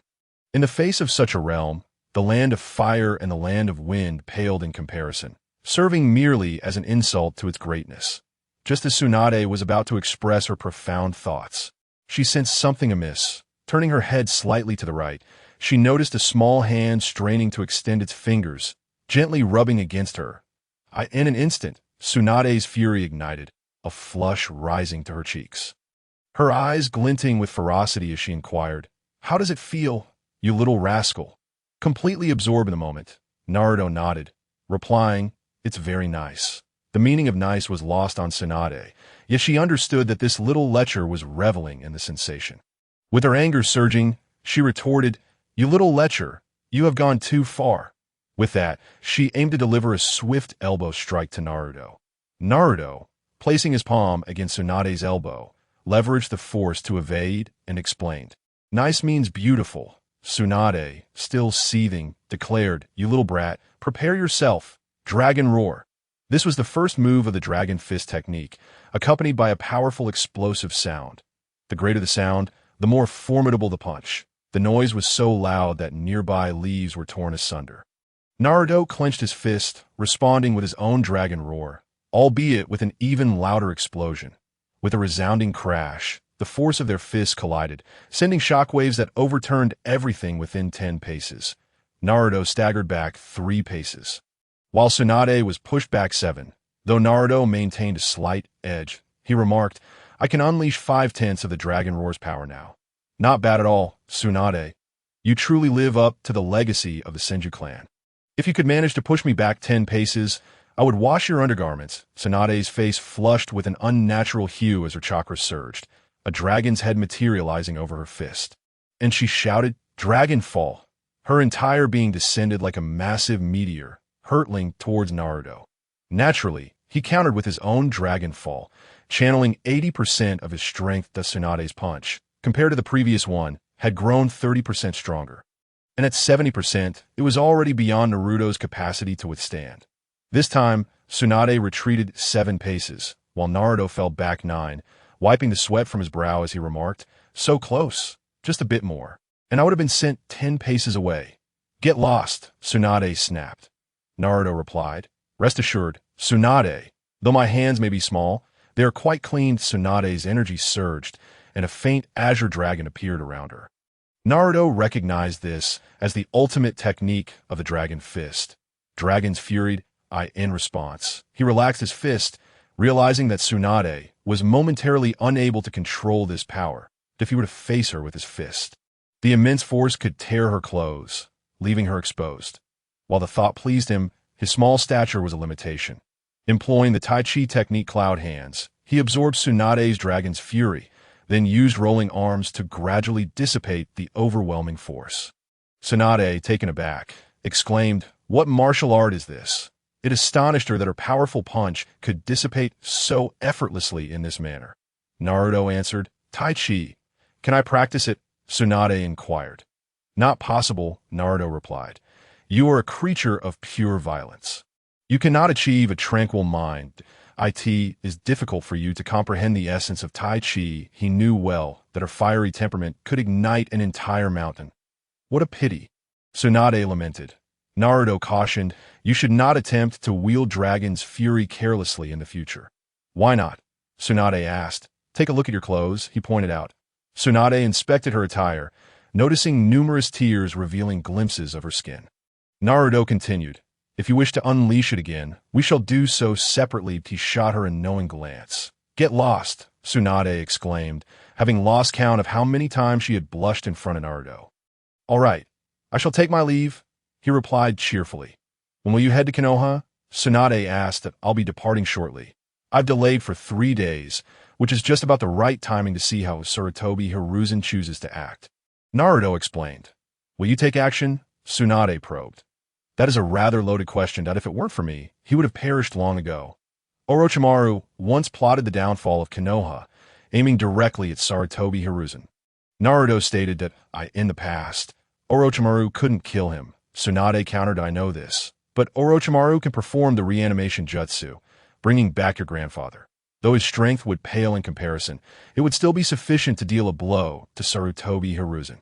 Tsunade's expression darkened at the mention of the reanimation jutsu, implying that her grandfather's remains had been disturbed. Naruto added, "As for your grandfather's body, well, let's just say that a long time ago, Danzo collaborated with Orochimaru on experiments. If you have a vendetta, you might consider sparing that little snake and seek out Danzo instead." Tsunade was unwilling to continue on that topic and asked, "How did you break through the Force Realm?" Chapter 70. The Shikamaru couple's duel. It was just a hair's breadth away. Tsunade was not someone who could easily calm herself. While she had grasped the concept of force, she still needed a bit more refinement to fully step into that realm. Naruto advised, "1,000 words cannot compare to genuine experience. Do not resist. Simply feel with your heart." With that, Naruto leapt into the air, transforming into a magnificent dragon. Tsunade felt this clearly. She recognized it as Dragon's Fury. Subsequently, an overwhelming aura enveloped Naruto, akin to a falling star. Tsunade, burdened with an immense weight, found it nearly impossible to move. In that moment, she distinctly felt the tremendous force, the weight of it pressing down on her, as if 1,000 obstacles could not withstand this power. Observing Tsunade's pale complexion, Naruto reined in his strength. With a sudden cough, Tsunade spat out a mouthful of blood, having sustained significant injury. Naruto landed behind her, channeling his energy to heal her internal wounds. After a moment, he withdrew his hands, and Tsunade's complexion improved considerably. She smiled and said, "Thank you." Naruto replied, "Such words are unnecessary. Who are we to each other?" Ignoring his comment, Tsunade asked, "Little lecher, how did you come to comprehend force?" Naruto smiled and replied, "Of course, it is because of you. Seeing you in such distress, I had no choice but to make some sacrifices to help you keep pace." Tsunade's cheeks flushed slightly as she retorted, "Speak properly." Naruto continued. To embrace one and protect the world is to understand that mastering one principle illuminates the understanding of countless others. Why swordsmanship has long transcended the mundane. What is so strange about grasping force? Tsunade queried, if you fight with all your might, can I withstand a round? Naruto responded, that is difficult to say. They're only overworked oxen, not exhausted fields. Tsunade clenched her fists again and turned her head. But it was too late. Naruto had already taken flight on his sword, heading in the direction of leaving Yandran City. Concern welled up within Tsunade as she thought, little rascal, take care of yourself. You are the light of Yandran. Naruto soared through the skies on his sword, traversing 10 miles with ease. The world of Naruto, set in a fantastical realm, is indeed vast, far exceeding the diminutive island of Little Sun by 100-fold. Contemplating this, Naruto pondered whether the author, Masashi Kishimoto, drew inspiration from the geographical layout of the Dragon Country. The territory of Little Sun, with its restless Pacific waves, could easily be engulfed, yet it has somehow become the epicenter of the ninja world, a notion bordering on absurdity. In a mere half-day, Naruto arrived at Konoha. With his remarkable speed and aerial prowess, even the legendary sage of the Six Paths, Senju Hashirama, which struggled to detect him, he first incapacitated a guard from the Nara clan. Though he could not employ transformation techniques, he possessed the more practical art of disguise, a legacy from his ancestors, which, when executed skillfully, left no room for exposure. Transformation techniques, in contrast, were far less reliable. Once chakra was depleted, one would revert to their original form.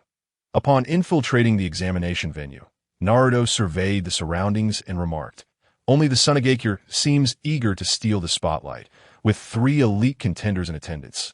His acute senses allowed him to perceive everyone in the venue, revealing that the representatives from the other 3 villages were of mediocre caliber and had long been eliminated. Only Tsunade's participants appeared determined to secure victory. Naruto mused, if Shikamaru, Choji, and Sakura do not intervene, Konoha's reputation will be utterly tarnished. With him, Sasuke, and Neji absent, there was genuinely no one to salvage the situation. Hinata was currently training in secrecy, and while he could contribute, he would struggle against the Jinchuriki. Gaara. The next match pitted Temari from Tsunade against Shikamaru. As Naruto prepared to approach Shikamaru, he nearly stumbled upon hearing a voice that brought him momentary surprise. What a pity. It seems I've missed quite a bit. Temari made a grand entrance, descending onto the arena atop a fan, intent on putting on a spectacular performance, determined to defeat her opponent. If it were the original Shikamaru, the outcome would be closely contested. However, the current Shikamaru was capable of dominating her. Naruto thought, Shikamaru, this could very well be your future wife. I wonder how you will decide. Shikamaru yawned, appearing lethargic, and stated, this is dreadfully dull, so I suppose I'll just... A voice chimed in his ear. Get down there quickly. She is your future wife. The familiar voice brought Shikamaru joy, and as he lost his footing, he plummeted into the arena, catching a glimpse of Naruto, disguised as a servant, offering him a subtle smile. With a thud, Shikamaru found himself unceremoniously flipped onto his back. Since nothing had altered here, the original narrative remained intact. Rather than lying there contemplating his strategy, like in the original story, Shikamaru rolled over to face Naruto. A smile gracing his lips. Shikamaru, trust me, she truly is your future wife. I'm merely playing matchmaker for you. Naruto's voice echoed in Shikamaru's ears, prompting him to furrow his brow and glance at Temari, whose fierce demeanor was imposing. This could be troublesome, he thought. Well, since I'm here, I might as well fight, but only at Chunin level. Shikamaru's current combat ability rivaled that of many elite jonin. Temari challenged him. What are you staring at? Do you still want to fight? Or are you too cowardly to concede? Such taunts had no effect on Shikamaru, who was immune to them, especially compared to the trials Naruto faced. However, having already lost one match, Konoha could hardly afford another defeat. Yet, should they win, the subsequent battles would be equally burdensome. Naruto watched with keen interest, curious to see how Shikamaru would respond. Would he, like in the original narrative, trade a victory for a partner? Without waiting for Shikamaru's reply, Temari launched an attack, summoning a gust from her fan, enveloping Shikamaru in a cloud of dust, swiftly vanishing into the forested arena. Her speed was astonishing. Realizing her intent, Naruto quickly assessed her strength, identifying her as a second-tier warrior, and thus lowered his expectations, his gaze shifting to the Kage seated above. Chapter 71. Gaara Naruto's attention landed on Inoki. Reflecting, so this is Inoki. This old man is quite cunning. He has even deceived the Akatsuki. However, when faced with me, I could easily outsmart him. Shaking his head, he dismissed the thought. Never mind. His granddaughter is rather unremarkable, and her name leaves much to be desired. As for the Tsuchikage and Reikage, Naruto overlooked them, finding them unremarkable, each more unattractive than the last. Wow, is that Meitoumi? She truly lacks endurance. Her appearance is comparable to Tsunade's, but her physique pales in comparison. That if fate allows, perhaps I could help her with her hair. Naruto mused as he observed Meitoumi, stroking his chin in contemplation. Originally, Shikamaru could have secured an effortless victory, but he had made a mess of things, barely managing to control Temari before conceding defeat. The strategy had been transparent. Had he won, he had resigned, thus he could not claim victory. Nonetheless, he had managed to dominate his opponent, dictating the outcome. In his mind, he had emerged victorious. Reluctantly, the announcer declared Temari the winner. Shikamaru then scanned the area for Naruto, only to find him absent. He searched the stage fruitlessly, and while others might have recognized the familiar faces in the crowd, no one cared to speculate. You thought you could find me? Not a chance. Naruto chuckled to himself. If he were to grow overly familiar, it might draw the attention of Sarutobi Hiruzen, a prospect he found tiresome. Shikamaru, what are you searching for? Choji inquired. A familiar servant, Shikamaru replied. Ino added, Shikamaru, you could have easily won. Why didn't you? Choji interjected. He prefers tranquility, sleep, and a leisurely life, wishing not to squander time on such trivial matters. Hence he surrendered. Ah, Ino responded, bewildered. The next match was set. Rock Lee from Konoha versus Gaara. Naruto remarked, with Sasuke out of the picture, it seems Gaara has taken his place. However, it appears they are destined to clash eventually. Just a bit sooner than anticipated, as the referee began the match, Lee sprang into action. Gaara stood aloof, arms crossed, emanating an aura of coldness akin to a frigid abyss, surrounded by swirling sand. Each of Lee's strikes was thwarted by Gaara's impenetrable defense. After a series of unsuccessful attempts, Lee was forced to retreat and reconsider his approach. That Naruto's gaze shifted to Might Guy. Mused, if anyone embodies the dark horse here, it is undoubtedly him. Should he unleash his signature kick, it would undoubtedly reverberate throughout the ninja world. Guy, if only you had a few more lives, I would relish witnessing your divine dragon kick. Nevertheless, Naruto believed Lee's chances of victory were slim, unless he could break through to the 7th level of the Hunyuan body refinement stage to overpower Might Guy. Despite Lee's change in strategy, he continued to face failure against Gaara's formidable defenses. What a pity, Naruto sighed. Lee's rapid attacks were impressive, yet his power fell short. Had he been allowed to unleash his full potential, he could have easily sent Gaara flying, perhaps even out of Konoha. Is this all you have? Gaara coldly remarked, his demeanor reminiscent of Sasuke's aloofness, the only difference being that Sasuke appeared somewhat more dashing. Recalling Gaara's backstory, Naruto felt a twinge of sympathy for him. Despite their unfortunate childhoods, Naruto had been luckier than Gaara. Both had endured loneliness, abandonment, and ridicule, perceived as manifestations of monstrous beasts. Yet, Naruto had been surrounded by caring individuals, Hinata, Kakashi, Iruka, and others, while Gaara had only his uncle, who ultimately deceived him in the name of duty. Gaara's childhood was devoid of joy or laughter, filled only with anguish and existential confusion. In truth, Gaara was a genuine villain, much like Orochimaru. How had he not been dealt with? A grave oversight indeed. Naruto felt a twinge of regret. If one were to attribute Gaara's transformation to a single cause, Shikako bore a significant share of the responsibility. Shikako, much like Sarutobi Hiruzen, belonged to a similar ilk, albeit lacking the latter's patience and foresight. In a bid to observe whether Gaara could master his emotions and control Shikako, he dispatched Gaara's uncle, Yashimaru, to assassinate him, while deceitfully nurturing Gaara for years without ever harboring any affection for him. His actions were driven solely by a desire for vengeance. to avenge his sister. He even went so far as to suggest that Gaara's mother despised him, thus undermining Gaara's love and longing for her, which indeed plunged him into madness. As Gaara's murderous intent surged, Yashimaru could not bring himself to harm his sister's child, ultimately falling victim to Gaara's wrath. Upon realizing that his assailant was none other than his own uncle, Gaara was overwhelmed by an uncontrollable torrent of sorrow and anguish, leading Shikaku to wreak havoc. Though it was ultimately suppressed by Shikaku's reckoning, Gaara had already become a failure, as he incessantly sent assassins after him, driving Gaara further into isolation, bloodlust, and a disdain for the world, transforming him into a being devoid of emotions. In the midst of his slaughter, he seemed to find solace, growing increasingly cold-blooded. We are both lost souls in this vast world. Gaara, come to my side, he mused. Gaara lifted his head and declared, there is not enough blood. There is still not enough blood. He initiated an attack, the sand within his gorge swirling violently, targeting Rock Lee. The battle was finally set into motion. Rock Lee attempted to leap into action, only to be ensnared by the sand, forcefully thrown against a wall before crashing to the ground. Naruto remarked, chakra imbued with will. A pity it is too weak. He found no surprise in the notion that chakra could carry consciousness. After all, even spiritual energy can exist independently, so it was reasonable for consciousness to attach itself to chakra. Moreover, Kurama resided within him, possessing its own subjective awareness. However, should it grow stronger, it would indeed become a tailed beast. At this moment, no one held any hope for Rock Lee. Gaara had yet to truly engage, yet he had already left Rock Lee vulnerable.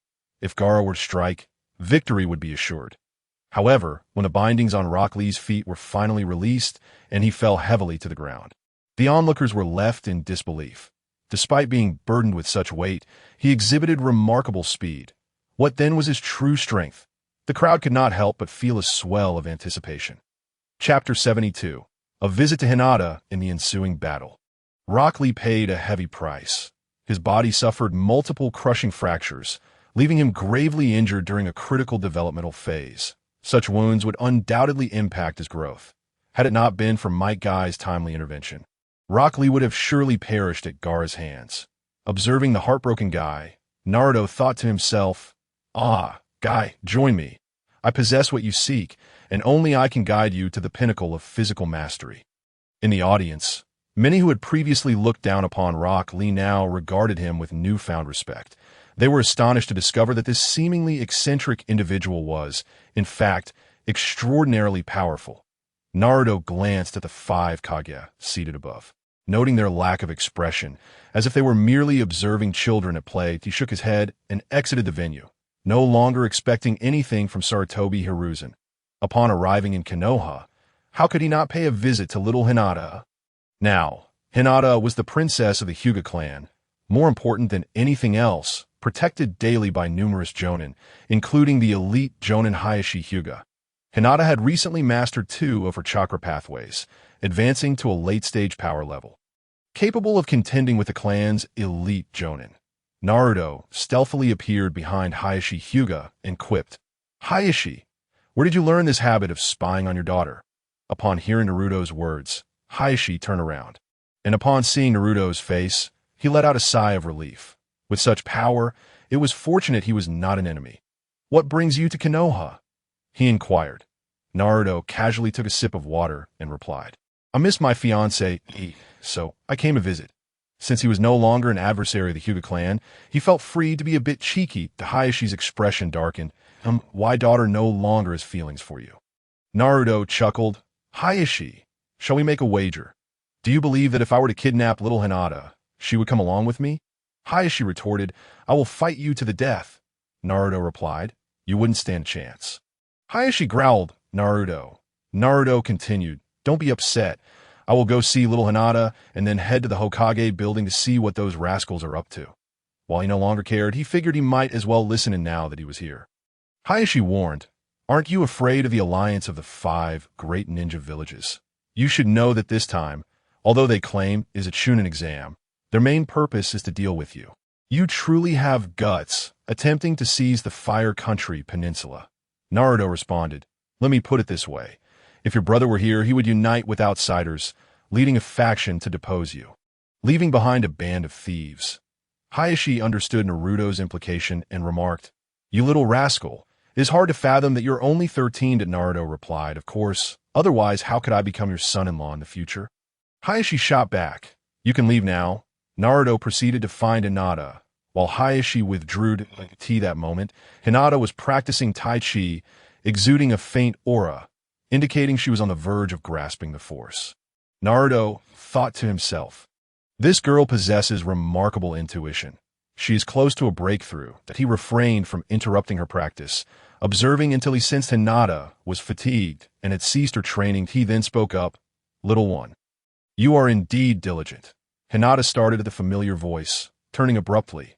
Upon seeing Naruto's face, her longing transformed into motivation, and she rushed into his embrace, softly whispering, "Naruto-kun, I miss you so much." Every day, she thought of him. Every moment consumed by the desire to see him, channeling her yearning into relentless training.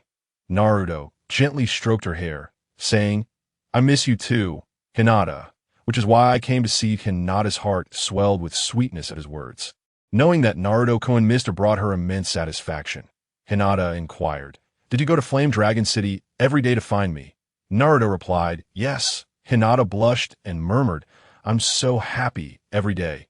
Naruto teased, "Is that so? I just proposed to Hayashi a little while ago." Ah, Hinata's eyes widened, her cheeks flushed crimson as she collapsed, fainting.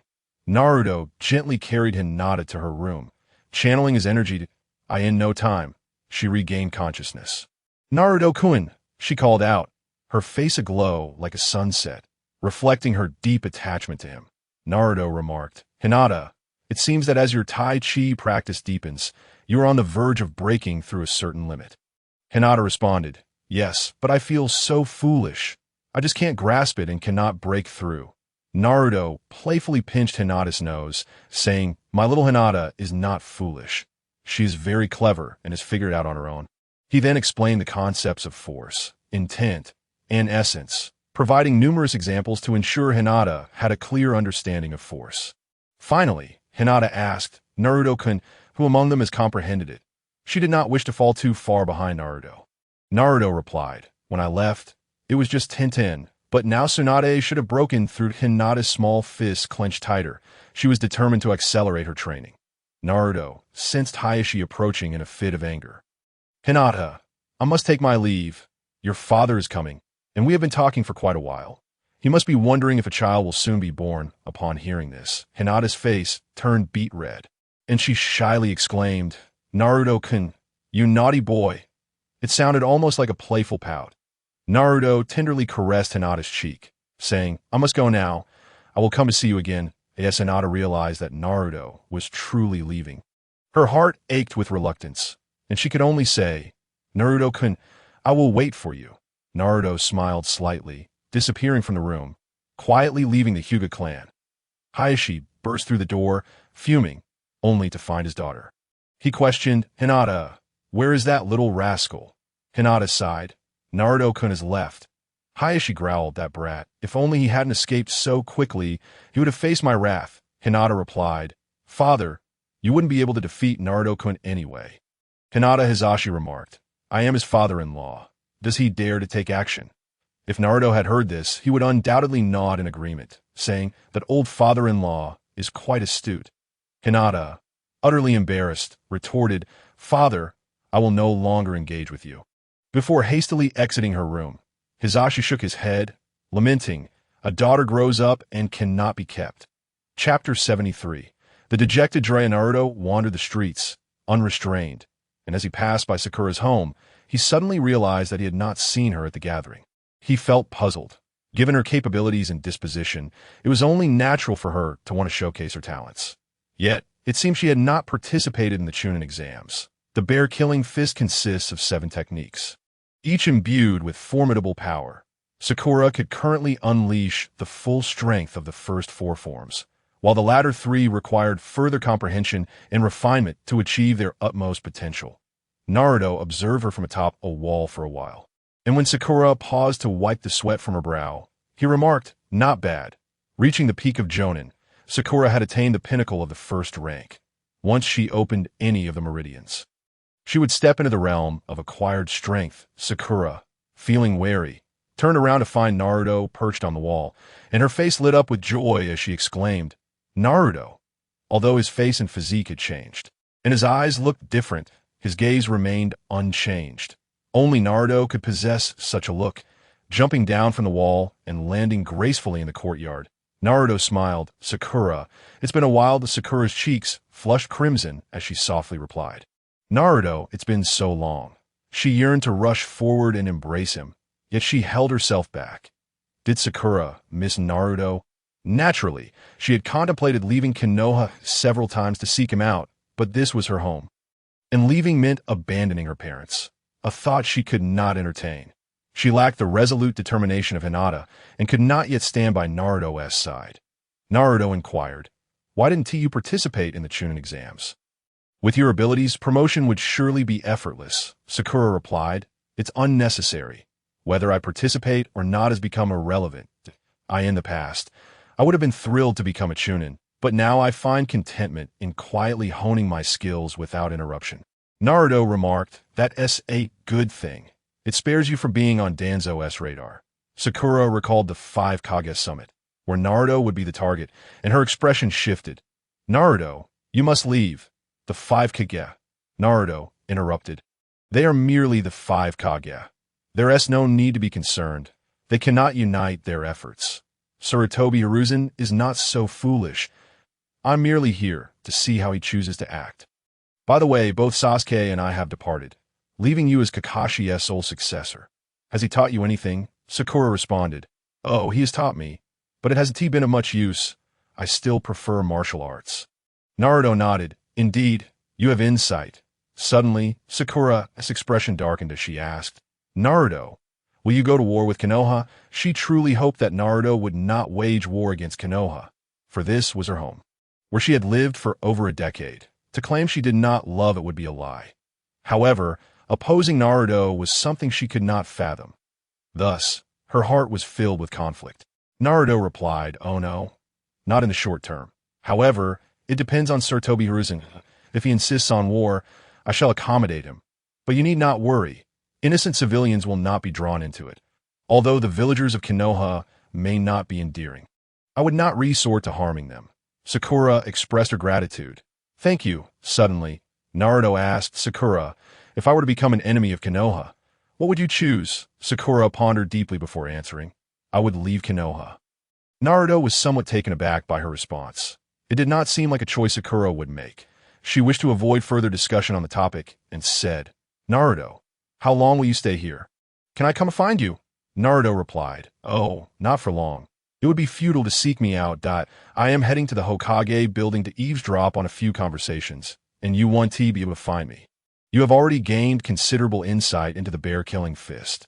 It is time you learn some additional concepts." After spending some time imparting the essence of martial arts, whether she could grasp the notion of momentum would depend on her own understanding. Gazing at the empty courtyard, Sakura felt a sense of melancholy. They could never return to those days of training together, fishing by the river. Leaving the Hyuga residence, Naruto contemplated visiting the Nara clan to seek out Shikamaru. However, he was soon drawn elsewhere. The figure before him was none other than Jiraiya. In the world of Naruto, Jiraiya was a figure Naruto greatly admired. Yet now, he appeared utterly dejected, his clothes filthy and unwashed for what seemed like an eternity. His hair was a tangled mess, and he reeked of alcohol, as if he had suffered a great blow. Naruto thought to himself, surely not. This great man has fallen so low he found it hard to comprehend, as his perception of Jiraiya was that of an eternal optimist, one who could withstand any hardship, even death itself, without faltering. What could have led this esteemed figure to such despair? After some consideration, Naruto discreetly withdrew. Soon, a group of 7 or 8 slender young women approached, dressed provocatively, their smooth skin revealing an air of wealth. In this two-dimensional world, the ability to allure was very much applicable. Initially, the girls vehemently rejected Jiraiya's advances, even expressing their anger towards Naruto. However, upon seeing Naruto produce a substantial amount of money, Their expressions shifted dramatically as their eyes sparkled with greed, transforming into dollar signs as they meticulously prepared themselves for the encounter.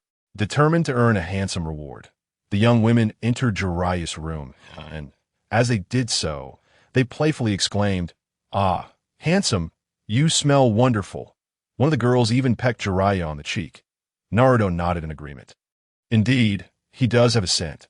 After all, this fellow hasn't bathed in days. Jiraiya, momentarily bewildered by the influx of beautiful women lavishing attention upon him, felt revitalized, blushing profusely as he embraced the situation. Naruto stood there, dumbfounded, witnessing Jiraiya's sudden resurgence. He couldn't help but give a thumbs up, exclaiming, "Truly a remarkable talent." Entering the room, Naruto summoned the wine bottle before Jiraiya, gulping down a few swigs before saying, "I thought you had succumbed to despair. I didn't expect to see you so rejuvenated. Continue on, continue on. I've seen the performances of your talented actors before, though I occasionally dabble in acting myself. Though I'm a paragon of virtue, I've yet to witness a live performance." Jiraiya, unable to comprehend Naruto's words, finally recognized him, saying, "So it's you. Ladies, please step outside for a moment. We shall resume shortly."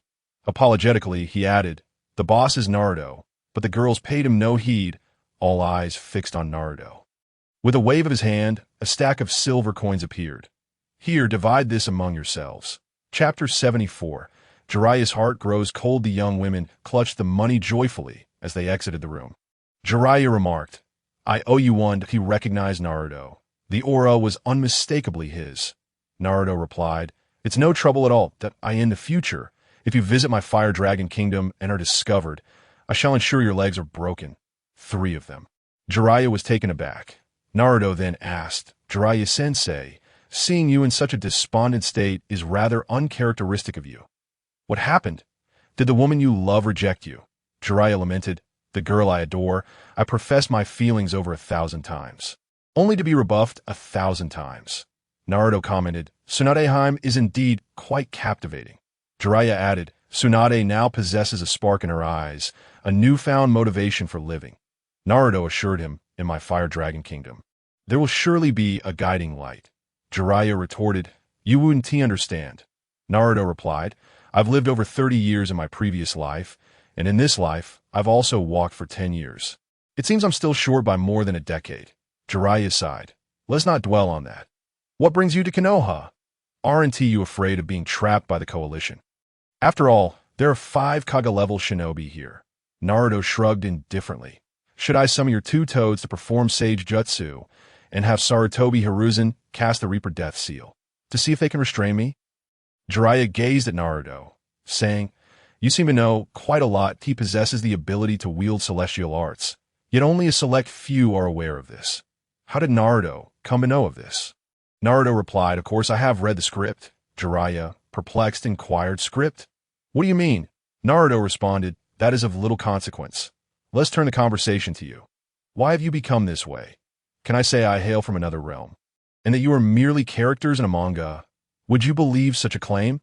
Jiraiya fell silent for a moment before saying, "I am simply somewhat disappointed." Naruto remarked, "Is that merely disappointment? I perceive your state as profound disillusionment. Otherwise, how could the great Jiraiya have fallen to such a state?" Jiraiya offered a wry smile, shaking his head, and asked in a subdued tone, "Naruto, do you know who resurrected the likes of Jin Jiao and In Jiao?" Naruto replied, "Naturally." Jiraiya exclaimed, "You truly know?" Naruto continued, "By process of elimination, it is evident. The technique originates from Konoha. Who else could it be but your old man? As for Danzo, that old wretch in his current condition, could he possibly wield such power?" Jiraiya shuddered and said, "If even you are aware, how could others remain ignorant? Truly baffling, perplexing." Naruto stated, "I know, but that does not mean others do, for this ninjutsu is classified information, devised by the Senju Tobarama, and has been sealed away. Few have seen it, and even fewer comprehend it. Speaking of which, you aren't feeling despondent because of this, are you?" Jiraiya shot Naruto a glance, seemingly conveying, "Look at how capable you are." Naruto retorted, "Goodness, is this truly too much for you? Do you believe that even more outrageous events will unfold in the future?" Jiraiya's eyelids flickered as he asked, "What do you mean by that?" Naruto inquired, "What is the current strength of Konoha?" Jiraiya replied, "If the Uchiha clan were still intact, they would undoubtedly be the foremost. Now, who dares to claim supremacy before the Land of Flames?" He could not deny that presently, the City of Flames holds unparalleled combat power. None of the 5 great shinobi villages can rival it. With Tsunade and Orochimaru alone, many shinobi villages find themselves utterly outmatched, not to mention the formidable Uchiha Shursui and his ilk. Naruto responded, "Thank you for the praise." Jiraiya clarified, "This is not flattery. It is sincere." Naruto smiled faintly. "I too am sincere." Jiraiya remarked, "Currently, Konoha has fallen beneath the Hidden Cloud Village. They possess a perfect Jinchuriki, while Konoha's has fled." Naruto dismissed the unnecessary remarks, prompting Jiraiya to ask, "What do you mean?" Naruto elaborated, "Let us say, hypothetically, if I were to attack Konoha and you found yourselves unable to withstand it or to mitigate losses, what would you do? Would your beloved teacher resort to summoning a few deceased individuals?" Jiraiya stood, shaking his head as he insisted, "No. Note he comprehended Naruto's implication. In Konoha, who could possibly be summoned, aside from the first and second Hokage? Only their emergence could provide sufficient deterrence." Naruto pressed, "Truly not." "Shall we place a wager?" Jiraiya queried. "What do you intend?" Naruto proposed, "I will stir up some trouble here to observe Sarutobi Hiruzen's choice. If he opts to resurrect Senju Hashirama and Senju Tobirama, will you join my organization, the Rising Dragon?" In that moment, Jiraiya fell silent. Could he take such a gamble? Truthfully, he dared not. His teacher had become decayed, blinded by power and eroded by desire, having committed such an act once. It was only natural he would do so again. Naruto remarked, "Jiraiya-sensei, you are truly an admirable person, a remarkable shinobi. Though you possess a few flaws, particularly your lecherous tendencies, I believe you have not walked your path diligently. It should not be as foretold by that great toad. Do not let it become your obsession. Your true journey lies ahead, where you must break free from the constraints you encounter and carve out a path of your own. I can provide a platform for you. I hope you will consider it earnestly." With that, Naruto exited the room, leaving Jiraiya to ponder. As he stepped into the courtyard, several young women remained, their gazes fixed upon him, seemingly eager to conduct further business. Naruto said, "Given your steadfastness in your duties, go ahead and serve him well. You may keep the proceeds." The young ladies beheld the thick wad of money in Naruto's hand, their eyes gleaming with excitement. This single transaction could sustain them for 3 months, and they swiftly rushed into the room, leaving Jiraiya to revel in the newfound joy. Naruto mused, "Sarutobi Hiruzen, the splendor of Konoha has been severed by your own hand." Even formidable individuals like Jiraiya had lost faith in him. It is worth noting that Jiraiya had once been a disciple of Sarutobi Hiruzen, holding great respect for his teacher in the original narrative. Even when dissatisfied with Sarutobi Hiruzen, he ultimately returned to assist him in cleaning up the aftermath. However, now, Hiruzen's series of actions had left Jiraiya's heart cold. Previous mentions of stepping aside seemed to have been mere jest, for he had not broached the topic since returning. Naruto shook his head, choosing not to dwell on Sarutobi Hiruzen, instead focusing on undermining the very foundation of Konoha. Chapter 75. The proud younger brother and the humble older brother in the dimly lit and frigid forest. Branches intertwined, allowing only faint light to filter through the leaves, creating an eerie atmosphere. The cold wind howled, causing the branches to creak, imparting a sense of being trapped in a bizarre realm. Thud, thud, in the dense woods. 2 figures raced through the underbrush, clad in identical black cloaks adorned with red clouds, their heads crowned with forehead protectors bearing a distinctive scar. This attire is synonymous with but one organization in the shinobi world, the Akatsuki. The 2 individuals are none other than the Akatsuki members, Kakashi Zabuza and Uchiha Itachi. Suddenly, Uchiha Itachi halted in his tracks, prompting the advancing Zabuza to return and inquire, "Itachi, what has crossed your mind?" Uchiha Itachi replied, "Zabuza, you should return." Zabuza, perplexed, responded, "Itachi, what do you mean?" Uchiha Itachi declared, "I intend to withdraw from the Akatsuki." Upon hearing this, Zabuza's eyes narrowed, and he asked why. Are you aware of the consequences of betraying the Akatsuki? Uchiha Itachi affirmed, "Of course, I do not care." He was uncertain of the Akatsuki's ultimate objectives, but he was confident that they would not pursue him relentlessly unless they crossed paths, leading to a confrontation, after which he could simply flee, allowing the matter to fade away. Zabuza replied, "Itachi, we are friends. You are presenting me with a dilemma." Uchiha Itachi insisted, "Leave now. You are no match for me, and I do not wish to harm you." Zabuza pressed, "Itachi, I want to know the true reason." The true reason lay in Sasuke's defection from Konoha, leaving Itachi somewhat disillusioned with the village. Thus he would no longer act as an insider for Konoha. The arrival of Naruto had triggered a butterfly effect, and Uchiha Shirsue's path alongside Naruto had greatly impacted Uchiha Itachi. He realized he had strayed from his path, having become a pawn for Konoha. Previously, when Uchiha Sasuke was in Konoha, he did not mind being a pawn as long as he could protect Sasuke. However, now that Sasuke had left the village, he found no reason to remain in the Akatsuki or to serve Konoha any longer. Uchiha Itachi stated, "Zabuza, farewell." He offered no explanation, and once he finished speaking, he departed. Zabuza contemplated pursuing, but as Uchiha Itachi turned back, his crimson eyes flashed, freezing Zabuza in place. After a prolonged moment, he regained his composure and remarked, "The Sharingan is truly formidable."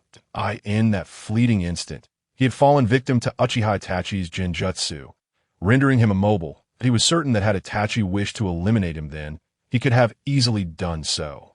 Zabuza scratched his head, contemplating, "It seems I must seek new companions." As for the organization pursuing Uchiha Itachi, it was simply implausible. Uchiha Itachi's strength was immense, and none could ascertain just how powerful he had become. Such a thankless endeavor would certainly not be pursued by the organization. As for Danzo, he has returned to the organization to report this matter, leaving Nagato to deal with the ensuing headaches. Itachi Uchiha, having departed from Kisame Hashigaki, found his thoughts consumed solely by Sasuke. He was determined to locate him without delay. After 3 days of searching, Itachi finally found Sasuke. Upon their encounter, Sasuke's immediate reaction was to launch several shuriken, his hands swiftly forming seals as he channeled chakra to initiate ninjutsu, igniting a battle between the brothers. However, moments later, Itachi demonstrated through his actions that a brother would always be a brother. After a flurry of exchanges, Itachi emerged victorious. With a sense of pride, he remarked, "Well done, Sasuke. I never expected you to have grown so strong." Yet his expression soon turned cold, his eyes filled with derision as he retorted, "Foolish little brother, is this all the progress you have made over the years?" Witnessing the drastic shift in his brother's demeanor, Sasuke began to grasp Naruto's words. His brother indeed bore a heavy burden. Nevertheless, forgiveness was not something he could easily extend. "You don't need to put on this act," Sasuke said coolly. Itachi, momentarily taken aback, responded, "What do you mean, foolish brother?" Sasuke replied, "I'm aware that many in the Uchiha clan perished, including several children. My absence from the clan was merely an excuse. Leaving me behind was part of your bargain with Konoha." Upon hearing this, Itachi's facade crumbled. He realized his brother had unraveled the truth. Instantly reverting to the role of the protective elder brother, his gaze filled with the image of Sasuke. He asked, "Sasuke, how did you come to know this?" Sasuke, with a hint of arrogance, stated, "I knew because I wanted to." Through his years spent with Naruto and others, he had matured significantly. Itachi's expression twisted as he recollected his past actions, a pang of remorse gripping his heart. "Sasuke, I am sorry. I chose the wrong path and misplaced my trust in Konoha. If only I could turn back time, I would have followed in Shirsue's footsteps, leaving Konoha to restore the Uchiha clan." Seeing his brother in such distress pained Sasuke. His own face contorted in anguish as his Sharingan activated. "I don't know how to forgive you. After all, you killed our parents," he uttered. However, Itachi's eyes sparkled with hope. He discerned the underlying sentiment in Sasuke's words. His brother still cared for him, albeit struggling to overcome the emotional barrier. This was enough for Itachi, who felt that even if he were to perish, it mattered little. He had never anticipated receiving his brother's absolution, but now his heart was no longer shrouded in darkness. Reminded of Naruto's words, Sasuke reined in his anger, his eyes returning to normal. Noticing a smile on Itachi's face, he snapped, "What are you so happy about?" His expression icy, he tilted his head at a defiant angle. Exuding an air of pride, Itachi replied, "Sasuke, thank you that I am truly delighted." Sasuke countered, "I have not yet forgiven you. You are still not my brother." With that, he turned to walk away, not in a hurry, but with deliberate steps. Itachi hurriedly followed, asking, "Sasuke, where are we going?" "That is none of your concern." Sasuke shot back before adding, "To Inryu City, to train in martial arts, to evolve my Sharingan, and to resurrect our parents." Itachi inquired, "Can we really bring them back to life?" Sasuke affirmed, "Naruto once said that with a Rinnegan and enough life force, one could resurrect deceased loved ones." Sasuke held a deep trust in Naruto's words. After all, given Naruto's strength, there was no reason for him to deceive him. Itachi replied eagerly, "Very well, Sasuke, I shall accompany you." Sasuke insisted, "No, I must first go to Konoha to take revenge on Danzo." Itachi concurred, "You are right, that old dog Danzo must die. Let us go to Konoha together and exact our vengeance on him." Sasuke retorted, "Do not follow me." Itachi replied, "Oh, very well. I too intend to go to Konoha." Chapter 76. A breaking point. The summit of the five Kage had yet to commence, while Naruto was a guest in Konoha. Leisurely lounging at the Nara residence with Shikamaru, Narashiku, upon seeing them, said nothing. After all, his son had already become a Jonin, his strength now matching his own, so he left them to their leisure. Ever since Naruto's arrival, Shikamaru had ceased attending the meetings, having resigned himself to being a failure and preferring the comfort of home. One day, Shikamaru, Choji, and Sakura took Naruto to the riverside, their former training ground. The location remained unchanged, suggesting that the three often trained there.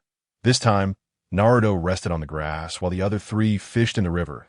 It seemed that the absence of Naruto had allowed the fish and shrimp to flourish over the past year. As the trio quickly caught a substantial haul, suddenly, Naruto sat up. What the hell?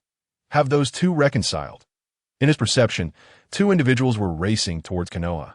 Those two were none other than Sasuke and Itachi, coming to seek vengeance against Danzo. What brings the brothers to Konoha? Naruto mused. Surely they aren't seeking revenge. Shikamaru inquired, "What is wrong, Naruto?" Naruto replied, "You all go back. Someone is coming, and I need to investigate." Sakura, anxious, asked, "Naruto is an enemy?" Her concern for Naruto's safety evident. Whether to worry or not was beside the point. Would Naruto truly engage in battle against an enemy in Konoha? Absolutely not. Choji, tearing open a bag of chips, munched while saying, "Sakura, there's no need to worry. Naruto is incredibly strong. The enemy cannot harm him." Naruto clarified, "It's someone you know, and also an enemy of Konoha." Upon finishing, he vanished into the forest, concealing his presence. Sakura murmured, "Our acquaintance, an enemy of Konoha. Who could that be?" Shikamaru's eyes flickered as he quietly remarked, "It must be Sasuke Uchiha returning." True to the Nara family's intellect, he pieced it together immediately. Such brilliance befits Konoha's strategic family. "We should head back. We can't let the conflict spill over to the villagers," he said. Such deep-seated enmity would not dissipate without bloodshed. They resolved to stay out of it, focusing solely on protecting the villagers. Naruto stealthily approached Sasuke and Itachi, finding them just as he had imagined. Sasuke walking with a haughty demeanor, while Itachi followed closely behind, his eyes filled with affection. While they claimed to have forgiven one another, the reality was far more complex. Sasuke did not harbor hatred for Itachi, or else he would have already attacked. The two brothers returned openly, and a shadow guard had already reported to Hiruzen Sarutobi. Upon hearing Itachi's name, Hiruzen's gaze sharpened. Truly, Itachi deserves to be Hokage, he thought, believing that Itachi was upholding his ideals and safeguarding Konoha, which brought him comfort. In a bid to showcase his magnanimity, he gathered a considerable number of people and discreetly mobilized the masses to welcome Sasuke and Itachi back. Little did he know, this would mark yet another day of humiliation for him. Danzo had also received word and stealthily led the root members to the scene. Unbeknownst to him, this time he would have no chance. Devoid of his Manjiki Sharingan, his current strength paled in comparison to the original story. He would be no match for Sasuke and Itachi. Naruto thought to himself, Danzo, How dare you come here? It is truly time for you to meet your end. As for the brothers' arrival in Konoha, apart from killing Danzo, Naruto could think of no other motive. As for nostalgia for home, it was unlikely that either of them felt such a longing now. Sasuke and Itachi, oblivious to the unfolding events, soon found themselves face to face with Hiruzen and others. Hiruzen greeted them warmly. Sasuke, Itachi, welcome back to the village. Sasuke retorted, Hiruzen, back to the village. Are you senile or simply asleep? His frosty tone immediately alerted Hiruzen to the shift in circumstances. Sasuke was not coerced back by Itachi, that a glance at Itachi revealed that he too was no longer under Hiruzen's control. Hiruzen asked Itachi, what is the situation? Itachi, with an affectionate tone, replied, Sasuke intends to kill Danzo, so naturally, I must accompany him in that endeavor. With a demeanor of indifference and a tone of icy detachment, Sarutobi Hiruzen entirely disregarded Uchiha Itachi. Flames flickered in Uchiha Itachi's eyes as he inquired, do you know what you are doing, Hiruzen? Uchiha Itachi's gaze turned towards Hiruzen, cold as ice, as he responded, Hiruzen, I am acutely aware of my actions. The Leaf Village is dead in my eyes, having withered completely under your conspiracy to AT this juncture. What was there to fear in tearing off the facade? Uchiha Itachi's eyes opened, revealing the eternal Mangeki Sharingan. Indicating a recent evolution, the aura he exuded had already surpassed that of Hiruzen. The likes of Noki, Madarumi, and Rashi sensed this overwhelming presence and hastily arrived, halting upon recognizing the Uchiha clan members.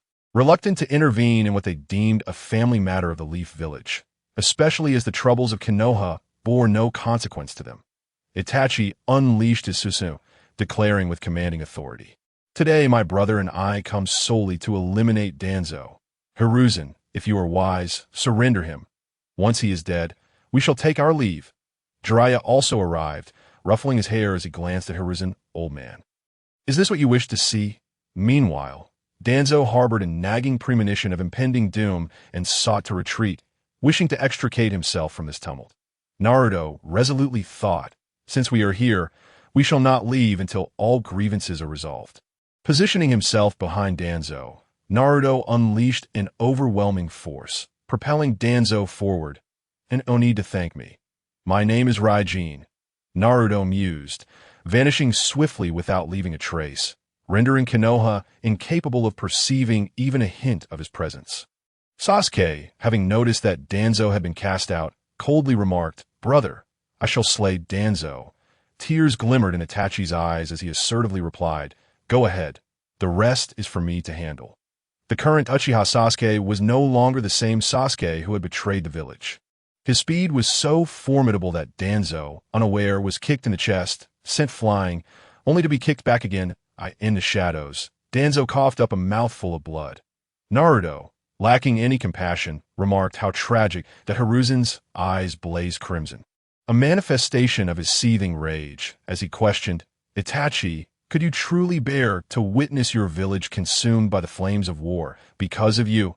At this moment, Hiruzen sought to evoke the compassion of Uchiha Itachi, hoping to awaken the sentiments he had once instilled in him, the desire to maintain peace in the village. His efforts had indeed been fruitful, yet with Shurisue's demise and Naruto's leadership shattering Itachi's resolve, a new path had opened up before him, a grand avenue. Uchiha Itachi coldly declared, Were it not for Sasuke's desire to keep you alive, Hiruzen, I would have killed you. Why this tragic turn of events? Sasuke, bewildered, grappled with the notion that Itachi, a member of the Umbu, should comprehend the dangers facing Konoha better than anyone, yet he so recklessly sought vengeance. Upon hearing Itachi's words, Naruto internally scoffed. The two brothers had indeed experienced a significant surge in power. A fact acknowledged by Naruto, Sasuke was an elite Jonin, while Itachi could be deemed at the level of a Kage. However, such strength was insufficient to make a substantial impact in Konoha, especially considering the likes of Jiraiya, Guy, Kakashi, and others, not to mention the combined might of several prominent clans that could easily thwart them.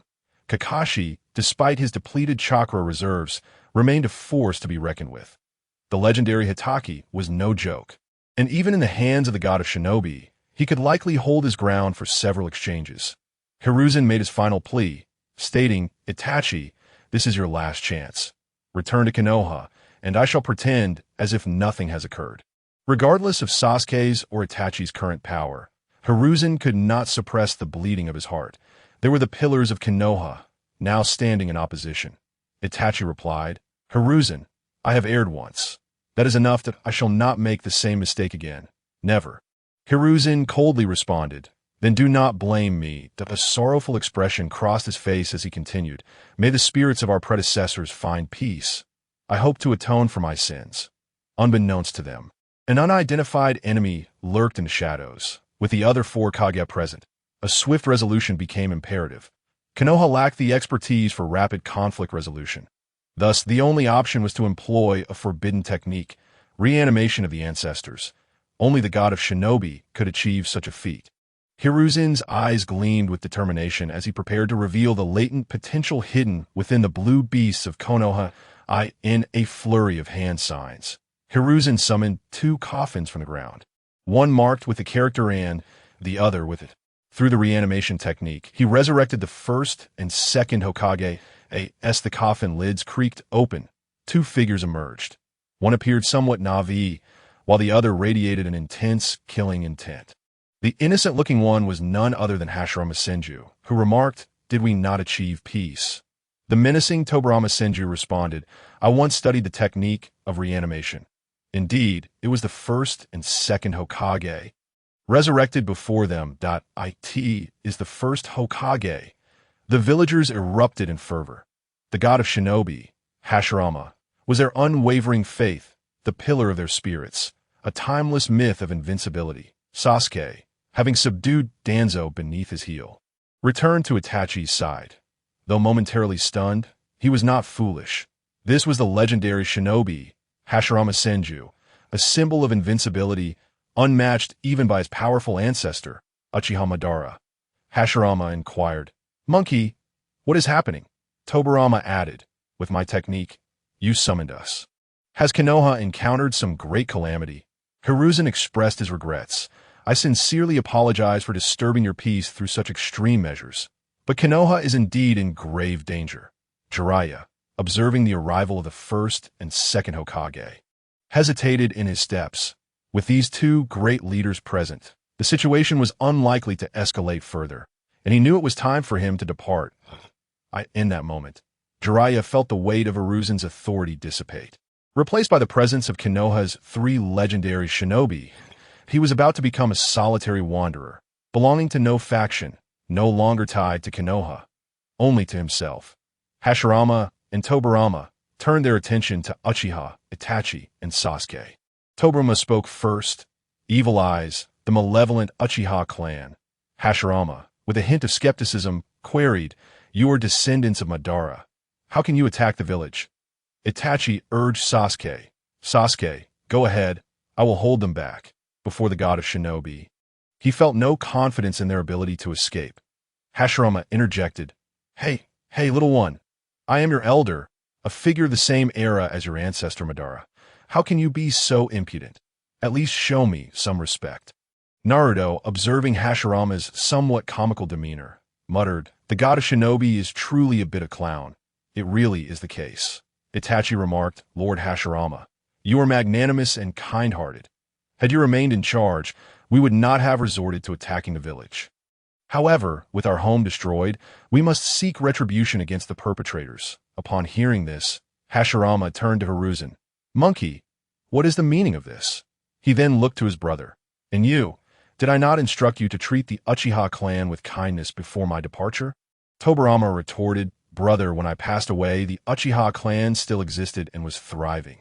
Itachi interjected, "Lord Tobirama, at that time my clan indeed existed, but we were continuously marginalized, progressively retreating in hopes of coexisting peacefully with the village. Yet the result was the opposite. We were driven to destruction.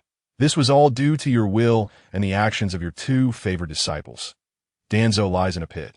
You may gaze into his eyes and see if they are not the eyes of my Uchiha clan." Tobirama coldly declared, "The Uchiha clan is inherently evil. They must be eradicated."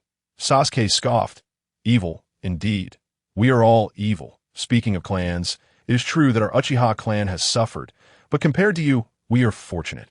Tobarama's icy demeanor sharpened as he questioned, "What do you mean by that?" Itachi continued, "The Senju clan no longer exists in Konoha. Apart from Lady Tsunade, there are no members of the Senju clan remaining." Hashirama's anger flared as he turned to Hiruzen, demanding, "Monkey, what is happening?"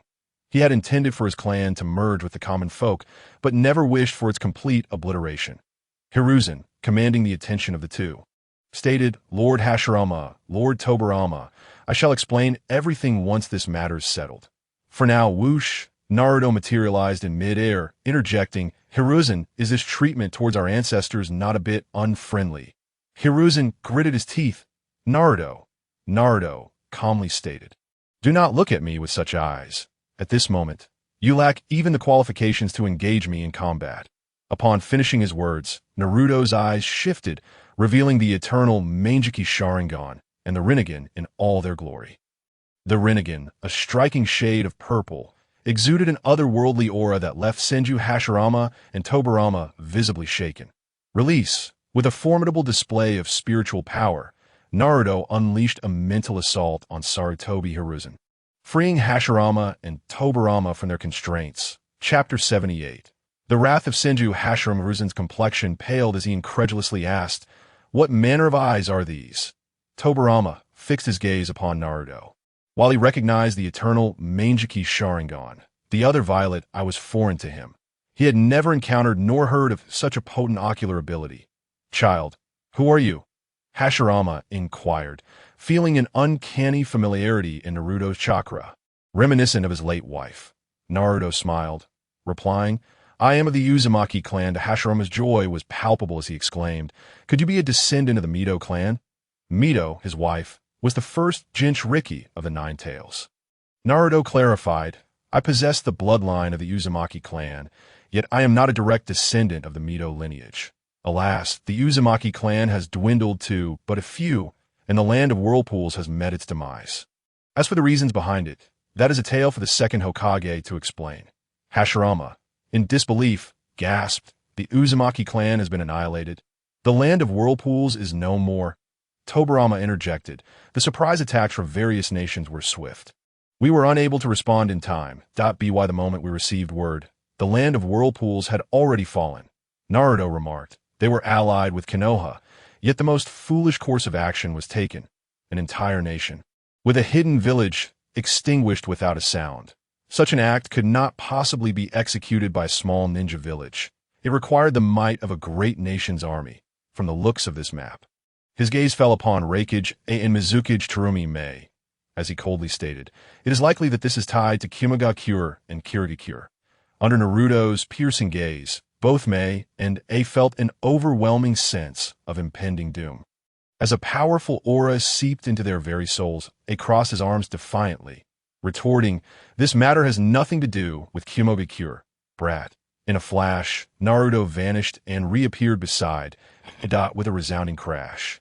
He delivered a devastating punch that sent it crashing into the ground, creating a massive crater. "Dare to act arrogant before me. You truly have some nerve," Naruto icily declared. "I will grant you a mere 3 years. If you do not make this public, I shall not hold back." A coughed up blood, struggling to rise, feeling the countless bones that had been shattered within him, the sound of his own blood flowing echoing in his ears. Strong, terrifyingly strong. This is the might of the Dragon King. Uzumaki Naruto. Is this merely brute strength? Tobarama questioned. Hashirama replied, "No, this is the power of the flesh." He sensed no chakra fluctuations. This was not a result of concentrated chakra combusting into explosive force. It was Naruto's raw physical prowess, such formidable power of the body. How is this even possible? Naruto's initial display had indeed astonished everyone present. With a sardonic tone, he remarked before the Second Great Ninja War, "Konoha thrived in peace, enjoying tremendous growth. When Kimagakure and Kirigakure mobilized their armies, it was evident that you were woefully unprepared. Meanwhile, the tale of Konoha's White Fang, who sacrificed his mission to save his comrades, has become widely known. One must admire that. Furthermore, Following the fall of the land of whirlpools, most of the sealing techniques were acquired by Konoha. This Uzumaki Naruto truly respect. Hashirama's eyes blazed with fury, while Tobirama, under his brother's intense gaze, lowered his head, unable to meet Hashirama's eyes. Hashirama scolded, "Monkey, you two have a part to play in this." Naruto seized the opportunity to add, "Hiruzen Sarutobi has indeed excelled in these matters. For instance, Hinata Hizashi met a truly unjust demise when Kumogakure sent envoys to Konoha and abducted the Hyuga heiress. Not only was it discovered, but Hizashi was also killed. Kumogakure had the audacity to demand an explanation. And our third Hokage proposed the solution of surrendering Hizashi's corpse to prevent war. Ultimately, Hizashi sacrificed himself for his brother. One must commend the brilliance of this decision. It not only garnered fame, but also eliminated dissent and suppressed the Hyuga clan. Truly a threefold gain." With a thunderous crash, Naruto's words struck Hashirama, who delivered a punch to Hiruzen's face, sending him crashing to the ground as he coldly stated, "You lack the qualifications to be Hokage." Though he may have appeared naive, he was far from foolish. The repercussions of this revelation would be profound. Once word spread, other major ninja villages would undoubtedly follow suit, leading to a cycle of violence, with Konoha's abundance of clans possessing Kekkei Genkai and secret techniques. Fear would inevitably grip the populace, and one could predict who might next follow Hizashi's fate, nor would they know if they might be offered as a sacrificial gift by Konoha. What safety could such a village provide? Did such a village even deserve to exist? Hashirama lamented. In the end, we misplaced our trust, a Hokage incapable of protecting his villagers, one who sacrifices them. How can he lead Konoha to greatness? Naruto's eyes sparkled with unexpected joy, a joy that was utterly unforeseen. Hiruzen's reputation had crumbled in that moment. Hiruzen was nailed to the pillar of shame. No matter how hard he had strived in the past, it had all come to naught, dissipating like the morning mist. While Hiruzen had indeed sought to diminish Hashirama's merits, he was still the third Hokage. Had he been the seventh or eighth, perhaps he could have succeeded. After all, time has a way of erasing the past. Yet, only a few decades had passed, and Hashirama's contributions could not be obscured. The legend of the god of ninjas still lingered in the ninja world. He could not erase that. Now, upon hearing Hashirama's words, the surrounding villagers regarded Hiruzen with the same disdain they once held for Naruto in his youth, and murmurs of discontent rippled through the crowd. Hashirama turned to Naruto, asking, "Child, are you also a ninja of Konoha?" Naruto replied, "I am not a ninja. I am a warrior, and my father was the fourth Hokage of Konoha, but he perished sealing the 9 tails away, and Kurama resides within me. I was in fact the Jinchuriki of this generation." Hashirama's eyes lit up as he remarked, "So, you are indeed one of Konoha's own." Naruto replied, "That was in the past. I lived here for 12 years. Hashirama continued, "Then, Naruto, return to Konoha. You could be the 5th Hokage. After all, this is the village where you grew up, and you have an emotional connection to it." Naruto raised a hand, stating, "Hold on, Hashirama-sensei. You may be mistaken that I truly have no feelings for Konoha, and as for the position of 5th Hokage, I have little interest in it." Hashirama sensed that there was more to this than met the eye and inquired, "Naruto, is there some misunderstanding here?" Chapter 79. Danzo's isolation. Upon hearing this, Hiruzen felt an unsettling premonition. Seizing the opportunity, Naruto recounted his experiences, demonstrating a remarkable storytelling prowess, vividly portraying his childhood. In conclusion, Naruto asked, "Hashirama-sensei, do you believe it is wrong for me to have left the village? Or should I have abandoned my hatred and fought to protect those who once viewed me as an enemy?"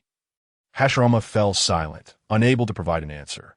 Naruto pressed on, "Moreover, this insignificant village of Konoha holds no allure for me. I now command the Riri Kingdom, have seized the Fire Country Peninsula, and reclaimed the land of whirlpools. Doesn't that afford me a far more leisurely existence than any Hokage?" Hashirama inquired, "Riri Kingdom? Where might that be?" Naruto replied, "It was once the land of tea, and it seems it has tried to escape again in the pit." Danzo attempted to flee, only to be captured by Naruto. Simultaneously, Naruto removed the eye patch from Danzo's face, revealing the numerous crimson Sharingan embedded in his right arm. He turned to Tobirama and said, "Behold your esteemed disciple. He has indeed inherited your ruthless nature.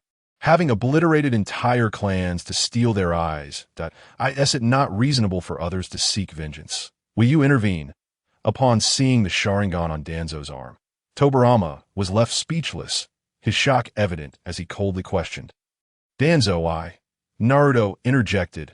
"Allow me to answer that for him. I am always willing to lend a hand. Firstly, he fears for his life. The Uchiha Izanagi can ensure his survival. Secondly, he seeks to extend his life through experimentation. This scoundrel has gone to great lengths, not only studying your corpses, but also capturing war orphans for his experiments, all in pursuit of immortality. I am indeed a person who is always willing to help, and I shall grant a 5-star review." Naruto continued to stoke the flames, stating, "Do not be angry just yet. Sarutobi Hiruzen is somewhat aware of this matter, yet he feigns ignorance. What is his relationship with Danzo? In name, one is the root and the other the tree, but in reality, they collaborate in the shadows, engaging in a clandestine massacre. The people Hiruzen wishes to eliminate, Danzo secretly schemes against, spreading information that incites the villagers to launch collective attacks. The likes of Konoha's White Fang and the Uchiha clan met their demise this way, and I, the son of the Kyuubi, have also been branded by Danzo's machinations. Thus, through this sinister partnership, Konoha has achieved its current prosperity. The phrase to kill with intent epitomizes this. It is truly ruthless, simply merciless. They can well imagine that from this day forth, both Hiruzen and Danzo shall be infamous, their names forever tainted." Naruto then said, "As for what I've mentioned, you may not believe it, but verification is simple. Kakashi, please step forward." Kakashi, upon hearing the truth of his father's demise, felt a pang of pain in his heart, gazing up at the sky, his spirit seemingly drained. When he noticed Naruto beckoning him, he nodded and made his appearance. Naruto remarked, "Can you wait a moment?" Kakashi. The others looked on in bemusement at Naruto. Then, Naruto's eyes shifted, his formidable mental energy striking Danzo, compelling him to divulge his research. This was one of the abilities of the Rinnegan, to control the mental will and actions of others, extracting information from their minds. Hiruzen made no move to intervene. He understood that any attempt to stop this would be futile. Let it all be destroyed. The situation was now entirely under Naruto's control, and any resistance would only be a grotesque display. Naruto addressed Kakashi. "Have you understood the location? You may investigate the underground research chamber. The truth shall be revealed." Senju Hashirama interjected. "No need to go." Naruto insisted. "You should still go. Perhaps you may save a few lives. This time." Hashirama did not object, and Kakashi proceeded to rescue those in peril. After today, Konoha would no longer have its roots. Hashirama's gaze fell upon Naruto, stating, "The energy within you is quite extraordinary, not chakra, but something far more potent." Naruto replied, "This is natural. I call it true essence. The essence of martial arts be why absorbing the energy of heaven and earth, it surpasses chakra in refinement. Even sage chakra pales in comparison." Hashirama inquired, "Martial arts? Do you mean Bushido?" Naruto Koundret, Senju-sama. "That is where you err. Do not insult my martial arts with the notion of Bushido. Martial arts is a path of cultivation through combat, the foremost means of pursuing truth. The spirit of martial arts seeks to quell conflict and find the ultimate goal of mutual aid and unity amid strife. This is my expertise, and I am well acquainted with IT. IT is a pity, however, that without thorough indoctrination, you may not grasp the essence of my words," Hashirama remarked. "This new form of cultivation is quite intriguing. Should the opportunity arise, I would certainly like to witness it." Naruto responded, "I too wish to experience the legendary prowess of the god of shinobi. After you handle Konoha's subsequent matters, you may visit the land of flame, and we shall engage in combat." Hashirama readily agreed, saying, "Very well." Tobirama added, "Count me in as well." To which Naruto retorted without hesitation, "You may sit this one out. You, who could be defeated by the likes of Kin and Jin, are not worthy to battle me." This was not mere arrogance. It was the truth. Kin and Jin, through their reincarnation abilities, had been vanquished by a single strike from him, and Tobirama would meet a similar fate. Tobirama. Hashirama laughed heartily, exclaiming, "You are quite the character. Konoha's letting you go is its gravest mistake. What a pity, what a pity. Had you and I existed in the same era, you would undoubtedly have changed the world," Naruto stated.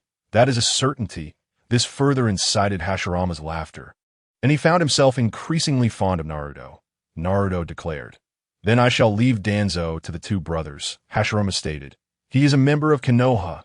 To be honest, I truly do not wish to hand him over to you. He should perish on Konoha as judgment platform. But it is not yet the time for us to battle. So be it. You may take him." Naruto turned to Sasuke and Itachi, saying, "Sasuke, Itachi, he is in your hands." Originally, it was their stage, painstakingly built, yet it was Naruto who had taken center stage. Sasuke expressed his gratitude. "Arigato, Naruto." Itachi also smiled and said, "Arigato, Naruto-kun." For Naruto, Itachi's heartfelt thanks meant a great deal. After all, it was Naruto who had pulled Sasuke from the depths of despair, not only strengthening his abilities, but also transforming his character and acknowledging him as his brother. Naruto replied, "No need for thanks. Sasuke and I are friends, and it is only natural for friends to assist one another."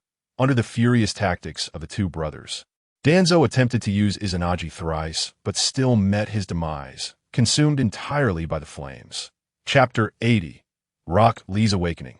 This time, the Chunin exam had turned Konoha into a laughingstock. Both Hiruzen and Danzo would be forever remembered in the shinobi world, their filthy tactics leaving a nauseating stain on their reputations. The Sarutobi clan also suffered undeserved calamity, becoming the object of the villagers' disdain. Fortunately, some remnants of their former influence remained, preventing others from openly bullying them. Hiruzen aged considerably, transforming from the respected Hokage into a mere pariah. Each day, the voices of the villagers cursing him echoed in his ears. In this moment, he finally grasped the suffering endured by Tsukumo Hatake and Naruto. Such a sensation was indeed unbearable, with each word piercing his heart like a steel needle. Had Naruto departed from Konoha? Naturally not. His purpose in coming to Konoha had yet to conclude. He needed to recruit more talented individuals. Kakashi would suffice.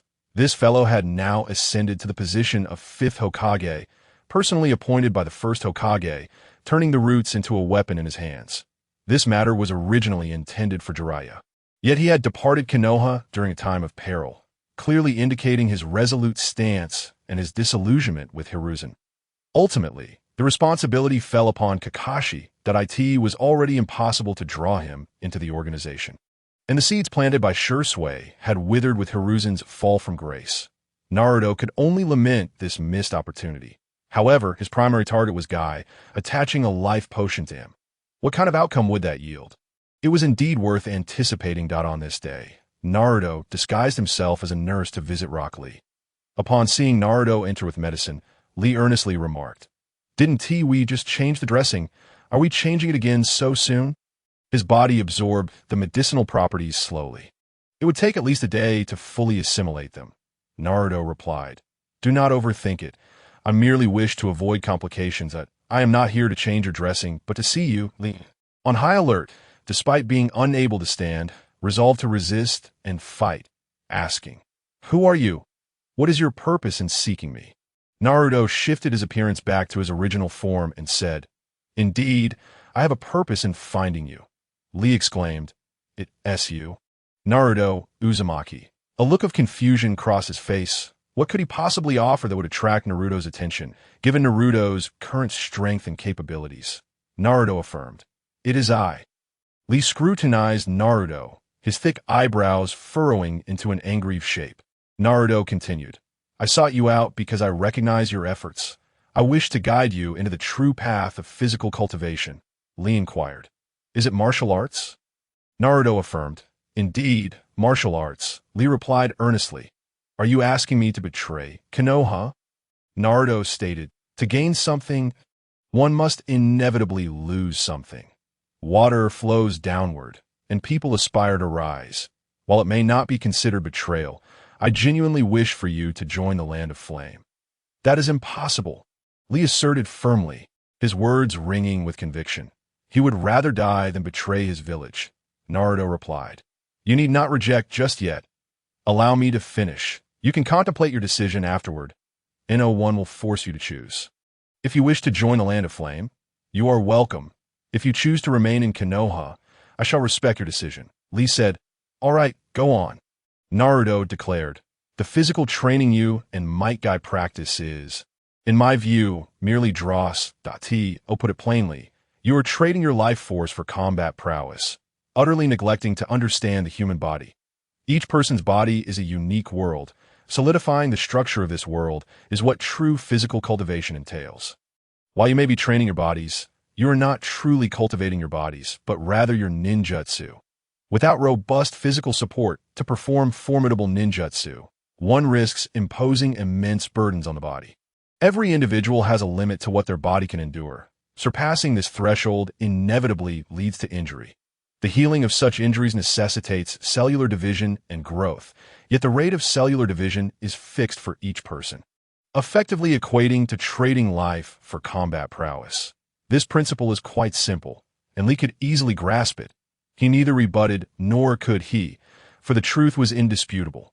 Naruto stated, in martial arts training, one must first strengthen the body that if one's physical form reaches a level akin to mine, not to mention opening the fifth gate, even the eighth gate could be withstood. As he spoke, Naruto produced a knife from an unknown source and struck it forcefully against his wrist. With a resounding clang, his arm remained unscathed, while the blade shattered upon impact. Lee's eyes widened in astonishment. The blade had indeed broken without even grazing his flesh. Was this still a mere mortal body? The answer was unequivocally yes, for it was a perfectly honed mortal form. Naruto inquired, "Are you familiar with Tsunade?" Lee, momentarily stunned, nodded. "Yes, she is one of the legendary Sannin, an incredibly powerful kunoichi." Naruto affirmed, "Her strength is formidable. As a medical ninja with the bloodline of the Senju clan, she possesses terrifying physical prowess. When she attacked me with her immense strength, it scarcely reached 80% of mine. Understand this. It is the power of the physical body, not the energy cultivated through martial arts, that if you were to practice body cultivation techniques and attain even a tenth of my strength, you could not only pin guard to the ground but also avoid lying here in defeat." Lee asked, "Is it truly possible to reach such heights?" Naruto replied, "With your effort, it certainly is." Lee appeared visibly stirred, yet the notion of leaving Konoha was beyond his grasp, leading to an internal conflict. Naruto reiterated, "As I said, the choice is yours. If you join the Flame Dragon Nation, we can together establish a truly free realm. Consider it well. I shall take my leave." He mused internally. "I still need to persuade your teacher. Convincing him would be a considerable gain." Lee did not attempt to detain Naruto, realizing he needed to ponder this matter carefully. In contrast, Might Guy was far more vigilant, launching a sidekick towards Naruto, who deftly evaded the attack. Guy's subsequent strikes were similarly powerful, yet in Naruto's hands, he appeared as a child, swiftly subduing him with ease. Guy recognized that he faced a master, and his chakra began to stir as he prepared to open the 8 gates. Naruto remarked, "Sensei Guy, is there truly a need to open the 8 gates?" Guy's familiar voice responded, "Is that you, Naruto?" Chapter 81. Hinata vs. Guy. Naruto's expression shifted as he replied, "Yes, it is I, Sensei Guy." Guy stated as expected, "Your defense against such a forceful attack was effortless. By the way, why haven't you left yet? With the first and second Hokage teaming up, you could find yourself in a precarious situation." He did not find it surprising that Naruto could easily counter him. After all, the Raikage could render him incapable of standing with a single punch. Naruto assured him, "I fear not. Given the recent events in Konoha, they hardly have the leisure to engage me in battle. Besides, I am far more inclined to duel with you." Guy asked in confusion. Me? This genuinely perplexed him. Naruto affirmed, "Indeed, it is you." Guy questioned, "You hold me in such high regard?" Currently, he was merely a genin, an inconsequential one at that. How could he capture Naruto's attention? At this moment, Naruto's strength had garnered the acknowledgement of the god of ninjas, casting a far brighter light than Guy's relatively obscure reputation. Naruto nodded. "Naturally. I am well aware of the script. How could I not recognize this dark horse of yours? After all, you kicked half of Madara's body away." Guy shook his head. This world now belongs to the youth. I'm too old to keep up. Naruto, with a furrowed brow, replied, Sensei Guy, you are being overly pessimistic. True old age is reserved for those in their 80s or 90s, like Sir Toby Hiruzen, who can rightfully claim to be old. In your 30s, you are in your prime. Calling yourself old is rather disingenuous. Guy, disinterested in further debate, asked, Naruto, what brings you to seek me? Naruto responded, to discover the true path of body cultivation. Guy inquired, martial arts? Naruto confirmed, martial arts. Thereafter, Naruto commenced his persuasive tactics with great expertise. He could spin even the most dubious claims into seeming truths. While Guy possessed a whimsical nature, he was no fool. If Naruto were merely trying to deceive him, it would be a challenging endeavor. However, Naruto's rational argument struck a chord within him. Naruto stated, should you possess a powerful physique, even opening the death gate would be bearable. Sensei Guy, can you fathom what that would be like? I genuinely wish to engage you in a battle while in the death gate state, but opening it would cost you half your life to the Grim Reaper, leaving your survival uncertain. Reflect on this. If you wish to understand the allure of martial arts, seek out my former companions for a sparring match. Once you have come to terms with it, I shall await you in Qianlong City. As Naruto departed, Guy remained attuned to the true energy Naruto had left within him, which was mending his hidden wounds and fortifying his cells. And as time passed and night fell, Guy finally awakened, exclaiming, what a tantalizing power! The children of Konoha are surely extraordinary, particularly the little princess of the Hyuga clan. Guy, eager to learn more, made his way to the Hyuga clan. Guy had little prior interaction with Hyuga Hisashi, who was slightly older and considered an elder. His arrival prompted Hisashi to personally greet him. Might Guy, Hisashi exclaimed. Guy replied, Hisashi senpai. Hisashi inquired, Guy, what brings you to the Hyuga clan? Guy stated, I wish to meet Hinata. Hisashi's Byakugan flickered with curiosity as he asked, you seek my daughter. Is there a particular reason? Guy answered honestly, I wish to personally experience the might of martial arts. In truth, the best way to grasp the allure of martial arts would be to seek Naruto.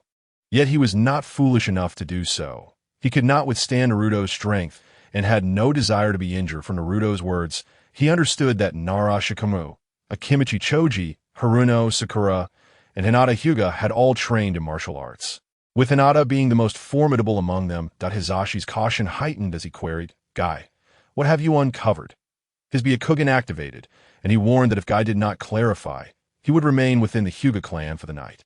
Guy sensed Hisashi's hostility and quickly explained, Hisashi senpai, Naruto Uzumaki wishes to invite me to join Qianlong.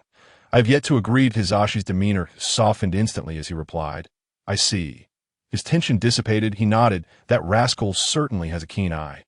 Your diligence will surely yield results if you master the art of body refinement. He then led Guy to meet Hinata. Hinata, greet Sensei Guy, Hisashi politely introduced. Hinata responded, hello, Sensei Guy. Hisashi continued, Hinata, Guy is here to provide you guidance. Huh. Hinata's innocent eyes brimmed with disbelief at the notion of a duel. Hisashi clarified, Guy is a key figure that Naruto seeks to ally with. Upon hearing this, Hinata felt a surge of excitement and asked, Sensei Guy, will you assist Naruto-kun? This revelation revealed much. It seemed the Hyuga clan of Konoha leaned towards Uzumaki Naruto. Hisashi internally lamented, a daughter cannot be kept at home, as all benefits appear to favor Naruto. Guy, however, was oblivious to such thoughts. He was eager to experience the power of martial arts firsthand, merely stating, I do not plan to leave Konoha just yet. Hinata replied, I see. Sensei Guy, opening the 8 gates will harm your body, and I am currently in elite Jainin. You would need to open the 6th gate, so how about we spar without using chakra, relying solely on taijutsu? Upon hearing that Hinata possessed the strength of an elite jonin, Might Guy could not help but display a look of astonishment, casting a glance at the nearby Hisashi Hyuga, who proudly confirmed this revelation. Consequently, Guy's fervor for martial arts intensified. Hinata assumed a Tai Chi stance, her movements slow and fluid, devoid of any trace of force. She spoke softly, Teacher Guy, shall we begin? Guy hesitated, inquiring, Hinata, is this a martial arts technique? Hinata offered a faint smile and replied, Indeed. Hisashi shook his head slightly. Realizing that Guy was about to be outmaneuvered by his own daughter, he interjected, "Guy, do not underestimate this set of martial arts. It surpasses even our family's secret techniques." Intrigued, Guy decided to test his skills. He launched a swift, straight punch at Hinata. She raised her palm to intercept his fist, and just as their hands were about to meet, she flattened her palm and gently grasped his fist. Retreating 2 steps while pulling Guy forward, in that instant, Hinata struck down on Guy's fist, causing him to slide back several meters before he could regain his footing. Guy stared at Hinata in disbelief, as if he had seen a ghost. Hizashi mused to himself, "This is already impressive. If she manages to ensnare him and spins him in the air, it would be truly embarrassing." Guy attacked again, increasing his speed significantly. Yet Hinata approached the battle with the calmness of Tai Chi, adhering to the principle of using stillness to counter movement and slow to overcome speed. After several exchanges, Hinata no longer needed to evade. Regardless of how fast Guy attacked, she effortlessly neutralized his strikes. What an unusual technique. She could utilize force, disperse it, and even accumulate it. Brute force would be futile, and he would have to change his approach. Guy reflected that no matter how powerful his punches were, upon making contact with Hinata's hand, it felt as if he were striking against cotton, his strength dissipating under her gentle touch. Hizashi shook his head slightly, recognizing that the momentum was now firmly in his daughter's favor. Guy was ensnared. As Guy retreated, Hinata advanced, and when he pressed forward, she would retreat. Guy was compelled to concede that he could not escape Hinata's grasp. It was as if he were ensnared in glue, growing tighter with each encounter, and no matter how hard he exerted himself, he could not break free. Hizashi declared, "The outcome is already determined."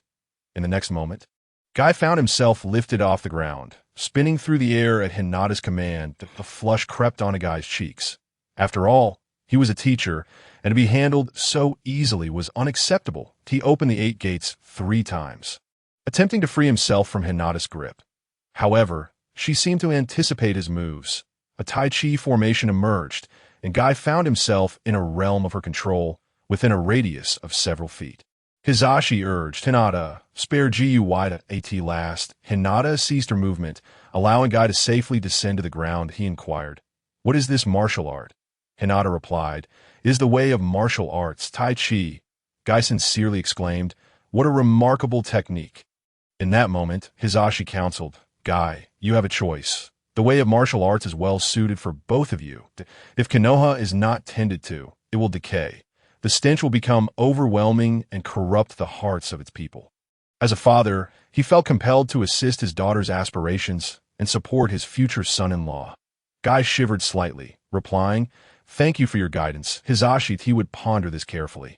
After departing from the Hyuga clan, Guy returned home, yet he found himself unable to sleep, contemplating visiting Rock Lee. Venturing out in the middle of the night to see a patient was an endeavor only Guy would undertake. However, midway through his journey, he encountered a figure limping toward him. It was none other than Lee, who too was restless. His conversation with Naruto echoed in his mind, the seeds of martial will taking root within him. "Teacher Guy!" Lee exclaimed. "Lee!" Guy responded, embracing him as if they were father and son. Guy asked, "Why are you out of the hospital?" Lee replied, "Teacher Guy, I met Naruto today, and he told me." Guy interjected, "He sought you out as well?" Lee, taken aback, asked, "Teacher Guy, could it be that he—" Guy nodded, "The physical training." This was not an appropriate place to converse. So, Guy escorted Lee back home, where they began discussing Naruto's invitation and an overview of physical training. Eventually, a silence fell between them as they both expressed a keen interest in martial arts training, yet the current situation in Konoha prevented them from leaving. Otherwise, they would be met with ridicule.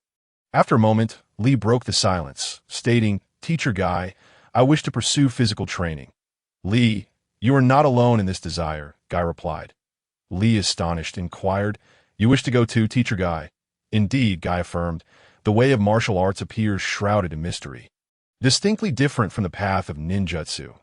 It does not deplete energy, but instead cultivates it. I visited the Hyuga clan today." Lee's expression shifted to one of confusion. He was aware that his teacher had little interaction with the Hyuga clan. "But why visit them?" Guy continued, "I sparred with Hinata Hyuga." "You heard correctly. It was Hinata, not Hisashi, and I was defeated. What? Lee gasped.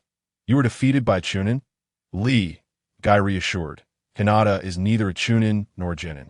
After training with Naruto for these years, she has become an elite Jonin, and she has mastered a new martial art that I was easily bested by her, of course. If Guy had unleashed his full power, Hinata would not have stood a chance against him. After all, he was capable of defeating even the formidable Obito Uchiha. It was not merely Hinata's level that posed a challenge. Even those of the same realm would find it difficult to withstand him.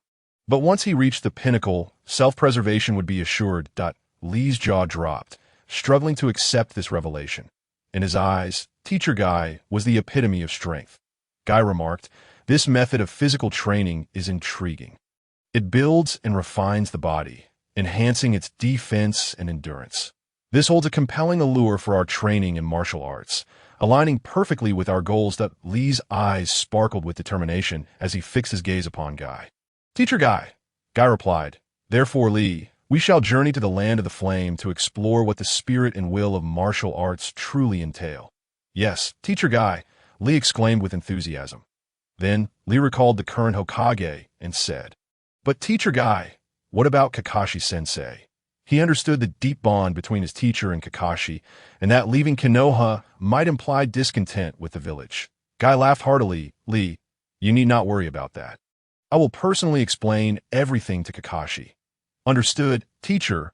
Lee affirmed that Guy's swift decision stemmed not only from Naruto's influence, which played a role, but it was merely a minor factor. He would not have acted so hastily without considering the implications of physical training. He was acutely aware of the pain involved in the process and did not wish for his disciple to endure such suffering. He was indifferent to the shame, having borne his share of ridicule in his youth. Yet, the most compelling reason for his prompt decision was Hisashi's remark. If Konoha is not tended to, it will decay. The stench will become overwhelming and corrupt the hearts of its people. Was this not a reflection of Konoha's current state? The village was rotting from its roots, the waters too abundant, fearful of the branches falling, taking root and sprouting into the main trunk, thus severing the water supply and creating a situation of stagnation. The following day, Might Guy donned his attire meticulously, appearing in a formal outfit, as if preparing for an impending battle. In truth, it was indeed a significant confrontation, as he intended to negotiate with Kakashi regarding his departure from the village. Kakashi had only assumed the role of Hokage for a few days, yet he was adept at managing affairs, with support from the first and second Hokage, ensuring everything proceeded smoothly. Upon Guy's arrival, Kakashi greeted him. Guy, what brings you here? With a serious tone, Guy replied, Kakashi, may we have a conversation? This was the first time Kakashi had witnessed Guy's stern demeanor and realized the gravity of the matter at hand. He nodded in agreement. All right. Two individuals rendezvoused at the precipice, where they beheld the panoramic view of the vibrant foliage below. The slanting rays of the setting sun cast a beautiful glow, rendering the leaves equally enchanting. Yet beneath this golden light, the leaves appeared akin to an aged wanderer, weathered by time, shuffling onward, nearing their inevitable end. Kakashi inquired, Kai, what is it that you wish to discuss with me? Might Guy, a longtime friend of Kakashi, felt no need for concealment and candidly replied, Kakashi, I am leaving Konoha with Lee. Kakashi probed further, Kai, why is that? Might Guy responded, to pursue the true essence of physical cultivation. Kakashi understood immediately, stating, you intend to join the Qianlong organization to master the martial way? Might Guy affirmed, indeed, the martial arts strengthen the body and instill fearlessness against blades, something mere physical techniques cannot achieve.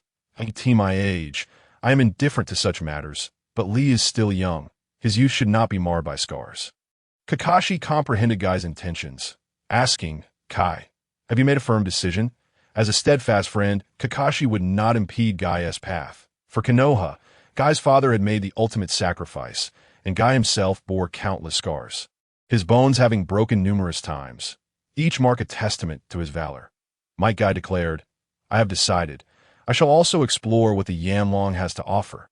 Kakashi replied, I respect your choice, Kai, and I merely hope that we shall not find ourselves adversaries in the future. Might Guy assured Kakashi, rest assured, That will not be the case, that we are friends. Best friends, I will not oppose Konoha, nor shall I partake in battles against it. Kakashi trusted in Guy's character, fully aware of his integrity. Might Guy then asked, Kakashi, how long did the first and second Hokages exist? Kakashi responded, about 4 months. Might Guy and Rock Lee accepted a unique mission devoid of specifics, and thus, the two departed from Konoha to undertake this nameless task. Once again, Konoha lost a comrade, and Kakashi sighed. It seemed as though there was no salvation for Konoha. Shikamaru Nara, Choji Akimichi, Hinata Hyuga, and Sakura Haruno, these powerful younger generations, intertwined with Naruto's fate, would not become the pillars of Konoha. As for Might Guy and Rock Lee's departure to the land of Yamlong, Naruto remained oblivious. He was currently pursuing the shinobi of Sunagakure, intent on capturing Gaara. Naruto exuded a hint of energy, prompting Raza to call out, "Who goes there?" Naruto revealed himself, stating, "Fourth Kazekage, you truly are a waste, yet you stand beside me, unable to detect my presence." Raza stiffened, responding, "Uzumaki Naruto." Gaara's gaze was frigid as he fixated on Naruto, a glimmer of pride flickering in his eyes. They were kindred spirits, both having faced ostracism in Konoha, where he had heard Naruto's tale, a story of being shunned, branded a demon, and forced into a solitary existence. Nursing wounds in dark corners, Naruto proclaimed, "It is I." Acknowledged by the god of shinobi, Naruto's prowess was formidable, capable of eliminating the Raikage with a single hand. Thus, vanquishing Raza posed no challenge. He lowered his stance slightly and continued, "I am here for a simple purpose." Pointing at Gaara, he declared, "I have come for him." Gaara remained composed, crossing his arms with an uncanny calmness, yet he was undeniably curious about Naruto's intentions. Raza interjected, "Dragon King, I fail to comprehend your meaning." Naruto elaborated, "The meaning is quite straightforward. I intend to take him with me. You would do well not to interfere, especially you, Raza. You are the last person I wish to see." Kankuro, respecting his father, retorted angrily, "Do not insult," but was swiftly silenced as Naruto thrust him into the ground. Naruto warned, "It is best if you refrain from interrupting while I speak." Locking eyes with Raza, he continued, "I am keen to ascertain whether Gaara is indeed your son, that I wish to observe if he can master his emotions and control Shikaku, becoming the Jinchuriki of Sunagakure. You covet the position of Kazekage. Sending Yashimaru to assassinate Gaara, his own uncle, and deceiving him into believing that he was never loved, merely seeking vengeance for his sister. You even suggested that Gaara's mother despised him, aiming to sever his affection and longing for her. Subsequently, Yashimaru willingly perished at Gaara's hands, and when Gaara discovered that it was his uncle who sought to kill him, he was stricken with shock, unable to contain his sorrow, which led Shikaku to spiral out of control. Though suppressed by your gold sand, in your heart, Gaara is already a failure. You have not merely attempted to assassinate him once. You have observed his remarkable growth and temporarily allowed him to remain. What sort of father are you, to allow such a fate for your son? Gaara has matured, yet he has become increasingly solitary, bloodthirsty, and disillusioned, ultimately embodying tragedy. Temari shook her head, exclaiming, "That cannot be true. It is impossible." "Father," Naruto replied, "Temari, awakened to reality, I understand that you harbor resentment towards Gaara, but ask yourself how much love you truly hold for him. Have you ever considered him as your brother, empathizing with his life from his perspective?"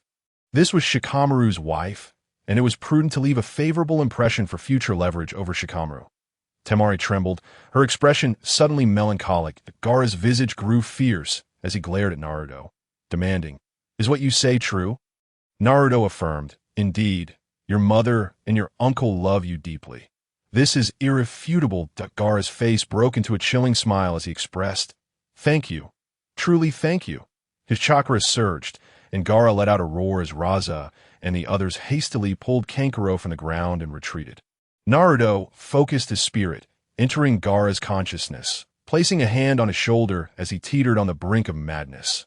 Awaken! Chapter 84. An Unfathomable Crisis. Under Naruto's influence, Gaara regained his composure. Naruto stated, "Gaara, our fates are entwined. Neither fortunate nor unfortunate, I lost my parents, received no affection from my grandmother, nor love for my uncle, and became a mere pawn, while you, despite enjoying your uncle's care, possess a father who is not truly a father. Gaara, consume his chakra. No one can dictate your fate. That Naruto's words trailed off as Shikaku interjected. Sensing the presence of Kurama, it tempted Gaara, having no qualms about its actions. Kurama's voice resonated. Shikaku, I strongly advise you not to provoke Naruto. He will kill you. Naruto remarked. Kurama, do not portray me as a monster. I am quite fond of nuclear peace. Shikaku retorted, you wretched fox, I despise your presence. Gazing at Naruto, it continued, little brat. Naruto pointed a finger and commanded. Lie down. Shikaku's massive form immediately complied, flattening itself against the ground. Gaara's eyes widened in disbelief as he observed Naruto's display of power over Shikaku, a being he considered invincible. Yet under Naruto's command, Shikaku was subdued with a mere gesture, a level of strength beyond his reach. Kurama chuckled in schadenfreude. You brought this upon yourself. It too had experienced this uncomfortable sensation, yet ultimately felt powerless against Naruto's overwhelming strength. Shikaku remarked, you foul fox. This is your host. It seems you have submitted to him. Kurama replied, at least I can endure for a while you succumb with a single blow. Shikaku retorted, get lost. Naruto paid no heed to the two entities. His objective had been achieved. He had subdued Shikaku and issued a warning to keep its arrogance in check. Gaara, life is fraught with many twists and turns. Only through adaptation can one discover shortcuts. Sometimes, living differently, embracing a new life, may lead to improvement. Do you not think? Naruto stated calmly. Gaara questioned, can the Yanlong truly achieve equality among all, fostering mutual protection and assistance? Naruto replied, Gaara, I do not wish to deceive you. I cannot guarantee that. Remember, wherever there are people, there will inevitably be conflicts and injustices. Humanity harbors selfish desires, which only amplify disputes. Absolute peace is unattainable, yet I can assure you that darkness will only be a minuscule fraction. Scarcely a tenth, Gaara declared. Very well, I believe you. I will follow you. Naruto affirmed, that is a wise decision that I in the external world. Rasha observed as Naruto stood facing Gaara, whose chakra had dissipated. He understood that Naruto's consciousness had entered Gaara's body to negotiate with Shikaku. Unfortunately, it was not a negotiation, but rather a one-sided domination, crushing Shikaku. Rasha dared not launch a surprise attack on Naruto. He lacked the conviction for a decisive strike. If he were to provoke Naruto, returning to Sunagakure would be nothing short of a fantasy. As Gaara's consciousness returned, he felt considerably lighter. He turned to face his father, sister, and brother, declaring, I am leaving. Upon hearing this, Rasha's anger flared. Gaara, do you even comprehend what you are saying? Gaara replied, I do. Did I intend to escape the confines of Sunagakure, to break free from your control? I asked their problem with that. His tone was icy, as if he were addressing a foe rather than his father. Rasha turned to Naruto, asking, Lord Dragon King, is this not a bit excessive? Naruto responded, excessive? I don't think so. Who told me I am so powerful? As he spoke, a crimson chakra enveloped him, fully transforming in his tailed beast form. The overwhelming aura was suffocating, rendering Temari and the others unable to resist. The sight of such vibrant malevolence was unprecedented for them. They found themselves incapable of even a semblance of defiance, let alone combat. Naruto threatened, Rasha, the fourth Kazekage, do you wish to test your mettle? Test his mettle? Was he seeking death? While he had some confidence in dealing with Shikaku, facing the fully transformed Ninetales left him with no assurance whatsoever. Reluctantly, Rasha grit his teeth and said, you may leave. And Naruto's gaze shifted to Temari and Kankuro, saying, if you too wish to depart from Sunagakure, you may come to Yanlong City.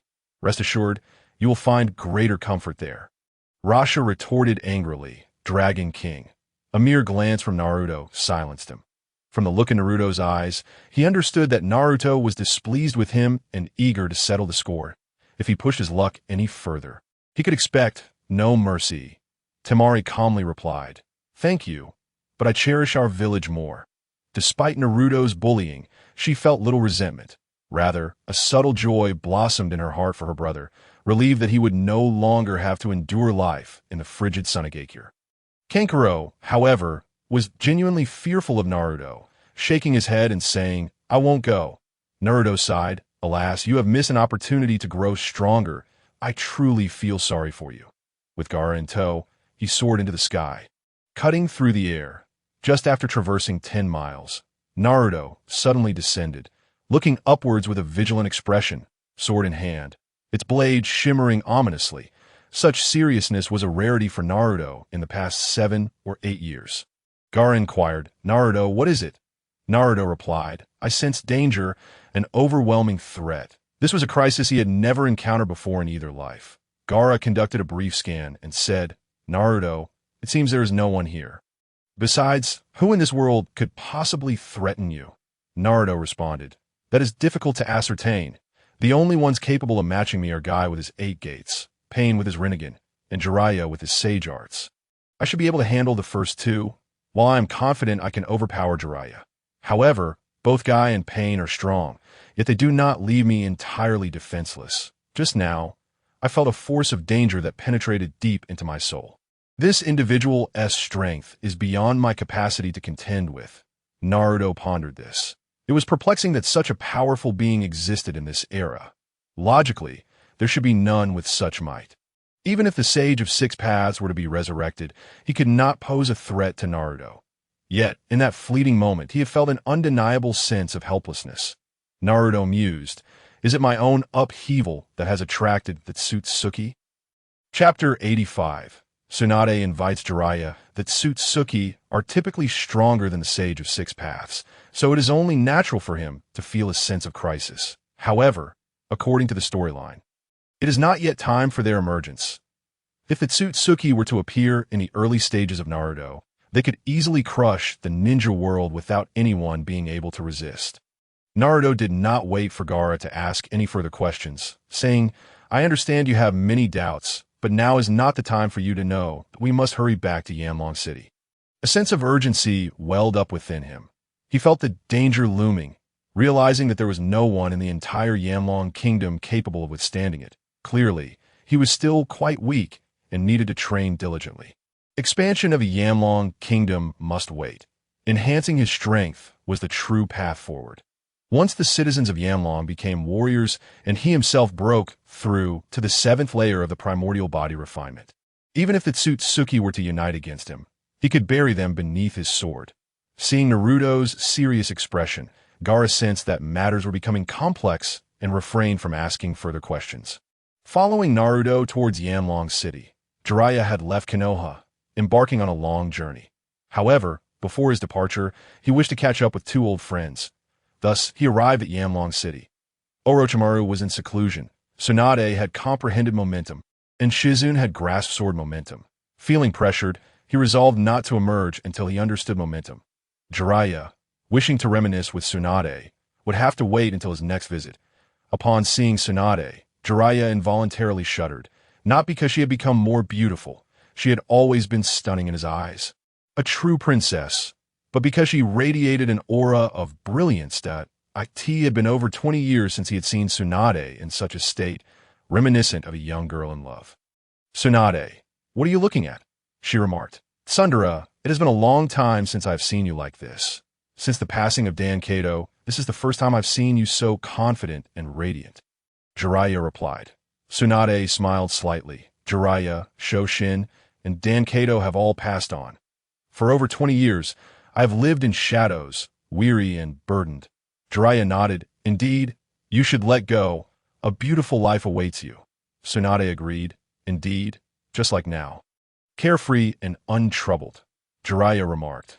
"We must thank Naruto for bringing you back from the depths." The glimmer of light sparkled in Tsunade's eyes. "Jiraiya, that little brat is no ordinary child." As she spoke, a smile lingered on her lips. Her heart filled with joy. Truth be told, Tsunade had known Naruto for less than a year. Yet in their time together, he consistently brought laughter to her life, if one were to speak of suffering. Naruto's hardships were no less than hers. She had at least experienced the love of her parents, the affection of her grandfather, and the companionship of many friends. But what about Naruto? He had no family, no kin, struggled for sustenance, and endured endless scorn in such an environment. Had it been her, she would have likely exploded. Yet Naruto not only rose above it, but achieved remarkable success in her leisure time. Tsunade had once asked Naruto about the fourth Hokage, inquiring about his feelings.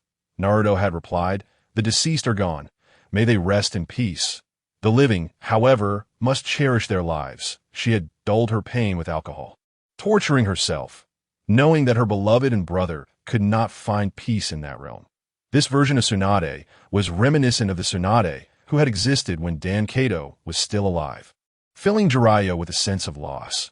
He felt as though he had been defeated, bested by a mere child. However, the great Jiraiya was still the great Jiraiya. He could only feel happiness for Tsunade. If a great figure were to wither away, it would be better for Tsunade to shine in her final glory. "Listen, Tsunade," Jiraiya said, "you must consider carefully. Naruto is not just a person of 40 years.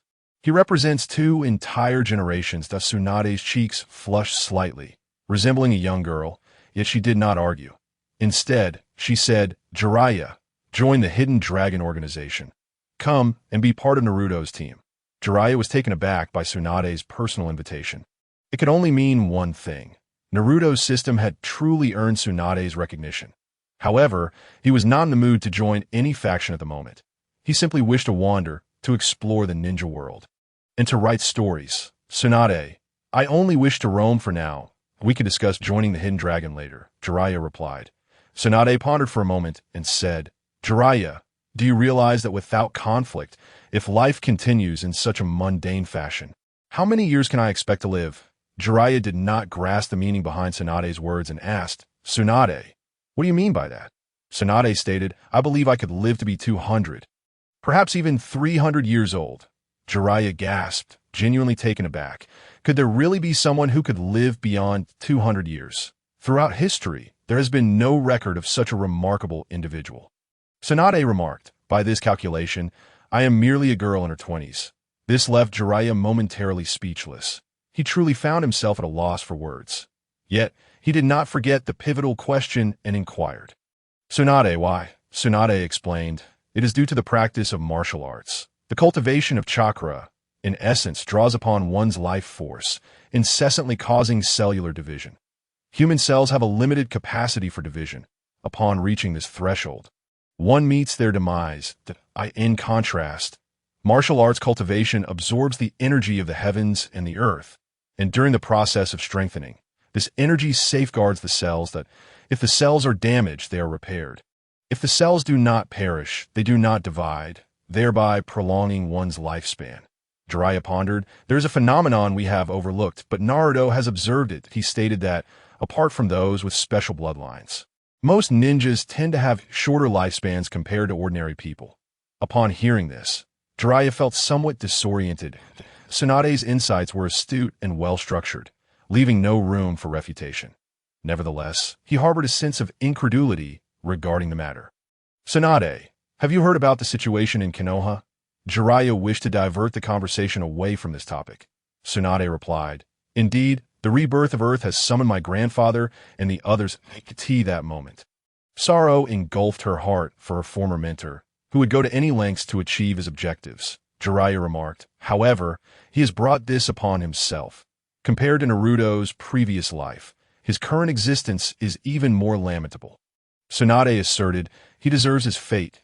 Jiraiya inquired, "The first and second Hokages should still exist for some time. When do you go see them?" Tsunade stated, "I shall not return, lest I merely add to my sorrow." Chapter 86.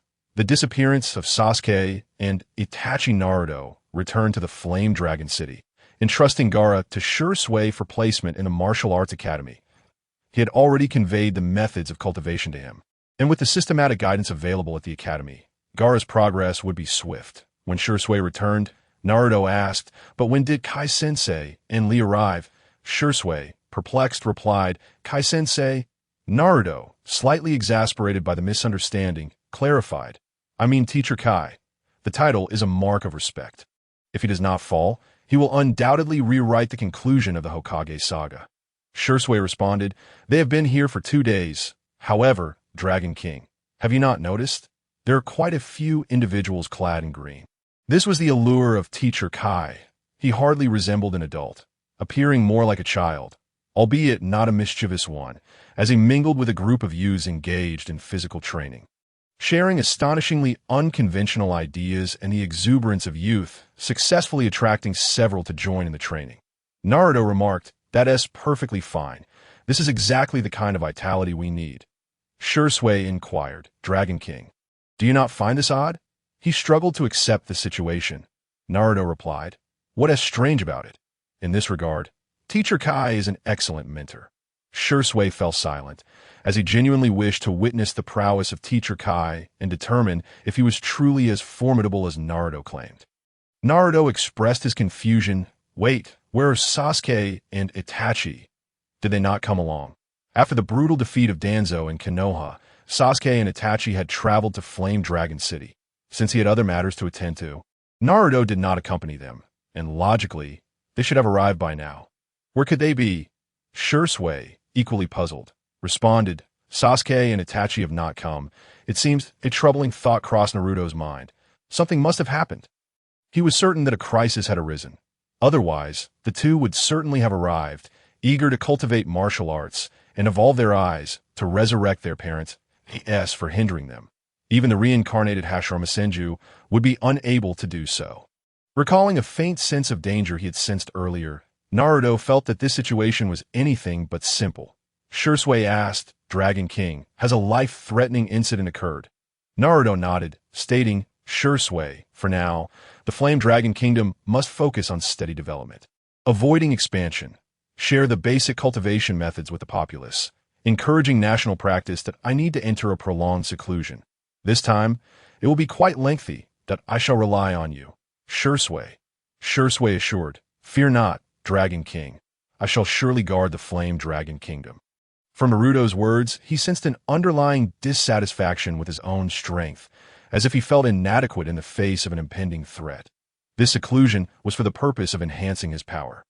This realization heightened Shursui's vigilance. Naruto's abilities were unfathomable, and if he sensed danger, the power of their enemies must be formidable indeed. Naruto also instructed Shursui to provide Gaara with a pair of eyes at the appropriate moment. Where appropriate meant when Gaara's heart was receptive, ensuring that they would serve the Flame Dragon's protection. Shursui understood that Gaara, the Jinchuriki of Tsunagakure, possessed exceptional talent and could indeed wield a pair of Sharingan. After concluding his discussions with Shursui, Naruto stepped outside, only to be immediately enveloped by Tenten, who clung to his back, exclaiming, "Naruto, big brother, I miss you so much." Naruto responded, "You little rascal, what brings you here?" "Shursui mentioned you were in seclusion." Tenten replied, "Big brother Naruto, I have been working hard. My strength has reached the late stage of the acquired realm, and my understanding has broken through to the 5th level." Shursui, upon hearing this, felt genuine envy. He was currently at the innate stage, but had only just entered the initial phase of momentum, still 3 stages away from mastery: minor completion, major completion, and peak, thanks to Naruto's influence in the Flame Dragon Kingdom. Regardless of who trained in martial arts, they no longer referred to themselves as Genin or Jonin, but as practitioners of the 3 ranks of martial arts. Acquired innate. Naruto exclaimed, "That's impressive." Tenten beamed with pride, saying, "Of course." Naruto praised, "Undoubtedly, you are my Tenten. Truly remarkable." Tenten insisted, "Big brother Naruto, you must reward me. You owe me a reward for tomorrow." Naruto teased, "You little glutton, are you hoping for my grilled fish?" Tenten replied, "Big brother Naruto, it has been ages since we dined together. I long to frolic carefreely like we did in Konoha, but alas, I can only say, Tenten, brother has urgent matters to attend to and may not be able to accompany you tomorrow." While taking a day off was certainly feasible, Naruto would be too preoccupied to enjoy himself, leaving Tenten to bear the disappointment. "What? Big brother Naruto has matters again," Tenten said, disheartened. Naruto confirmed, "Yes, big brother will enter seclusion tomorrow. And this time will be quite a while." Tenten exclaimed, "What? Big brother Naruto, you are going into seclusion again." Naruto affirmed, "Indeed, brother needs to enhance his strength to protect you." After sharing a meal with Tenten, Naruto set off for a small island where he intended to enter seclusion for cultivation. Before he could begin, Tsunade approached him. "You heartless one, Have you forgotten about me? Tsunade said, her tone laced with grievance. Naruto assured her, how could I forget anyone? Especially you. Tsunade huffed. That's more like it. Naruto, why have you chosen to enter seclusion again? With your strength, even during grandfather's prime, he could not claim superiority over you. Recalling his agreement with Hashirama Senju, Naruto realized that this promise could only be fulfilled at a later time, that he replied, because I sense a threat from an enemy whose strength endangers me, igniting a profound sense of crisis. Thus, I must prepare. Tsunade inquired. Who is it? Naruto replied. I am uncertain. It is a mysterious individual. In an instant, he felt a strong conviction. Although it was merely an intuition, he trusted that this feeling was not an illusion. There was indeed a powerful adversary lurking in the shadows, one capable of overwhelming him. Tsunade remarked, among the 5 great ninja villages, it seems there are no exceptional individuals beyond the Kage level. Who could it be? Naruto nodded, stating, among the 5 great ninja villages, even if our ancestors were revived, they would not instill fear in me. This individual might very well originate from the heavens, Tsunade interjected. You speak of nonsense. What do you mean by from the heavens? Naruto chuckled softly, choosing not to elaborate. Tsunade gently asked, Little rascal, how long do you intend to remain in seclusion this time? Naruto replied, I am unsure. Once I achieve a breakthrough, I will emerge, and I won't keep you waiting too long. Tsunade retorted, Little brat, who would miss you? Naruto teased, You would, of course. You are unaware that at night, someone dreams, softly calling Naruto. Naruto, is that not longing for me? Whom else could it be? Tsunade's face turned crimson, a blend of urgency and anger as she exclaimed, You scoundrel! With a single punch, it came crashing down. Chapter 87. The Mysterious Residual Shadow. 6 paths sage, high above the ninja realm, at an altitude of thousands of meters, 2 spectral figures stood facing each other. One of them was semi-consolidated, with an unusual appearance, adorned with 2 horns, a necklace of 6-pointed jewels, and wielding a black staff. The other figure was a fractured form, devoid of a face, missing arms and legs, and appeared somewhat frail, as if even a gust of wind could sweep him away. Yet his aura was formidable, surpassing that of the elder who clutched the black staff. Who are you? Inquired the elder, feeling an overwhelming pressure emanating from the fragmented body before him, rendering him insignificantly small, akin to a grain of sand in a vast ocean, or an ant. The residual shadow replied, Who I am is of little consequence. What matters is that the path of the ninja is fracturing, and the ninja sect you established is on the verge of vanishing. The ninjas of this world will gradually fade into obscurity. What do you mean? Questioned the elder, bewildered. Is the path of the ninja fracturing? Is the sect disappearing? Is the world facing annihilation? Has the final outcome shifted, with the fruit of the divine tree consumed? Will the world ultimately perish? The residual shadow responded, The world will not be destroyed. However, there exists a force that is relentlessly assaulting the path of the ninja, growing stronger by the day. Eventually, the path of the ninja will surely vanish, if the path of the ninja disappears. Will this force persist? Asked the elder. Naturally, it will remain and flourish, unstoppable, the residual shadow assured him. The elder inquired, What will be the outcome? What will it be?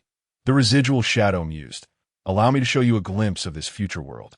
Images flooded into the elder's mind. Smoke enveloped the infinite darkness, shrouding every sky, city, street, and soul. Cries, pleas, maniacal laughter, and voices of compassion reverberated throughout the world, a cacophony of despair.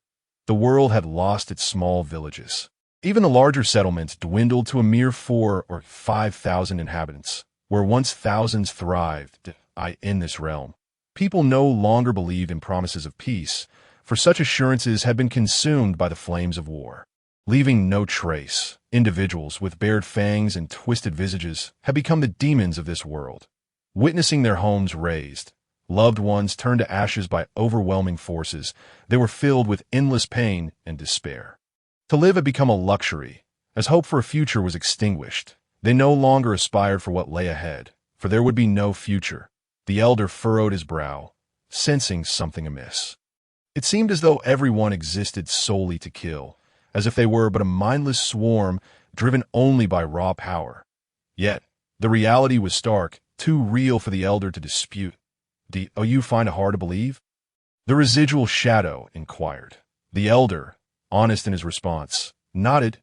"Indeed. Very well." The residual shadow continued. "Let us converse further about the prophesied child." The elder focused intently upon the residual shadow, awaiting his next words.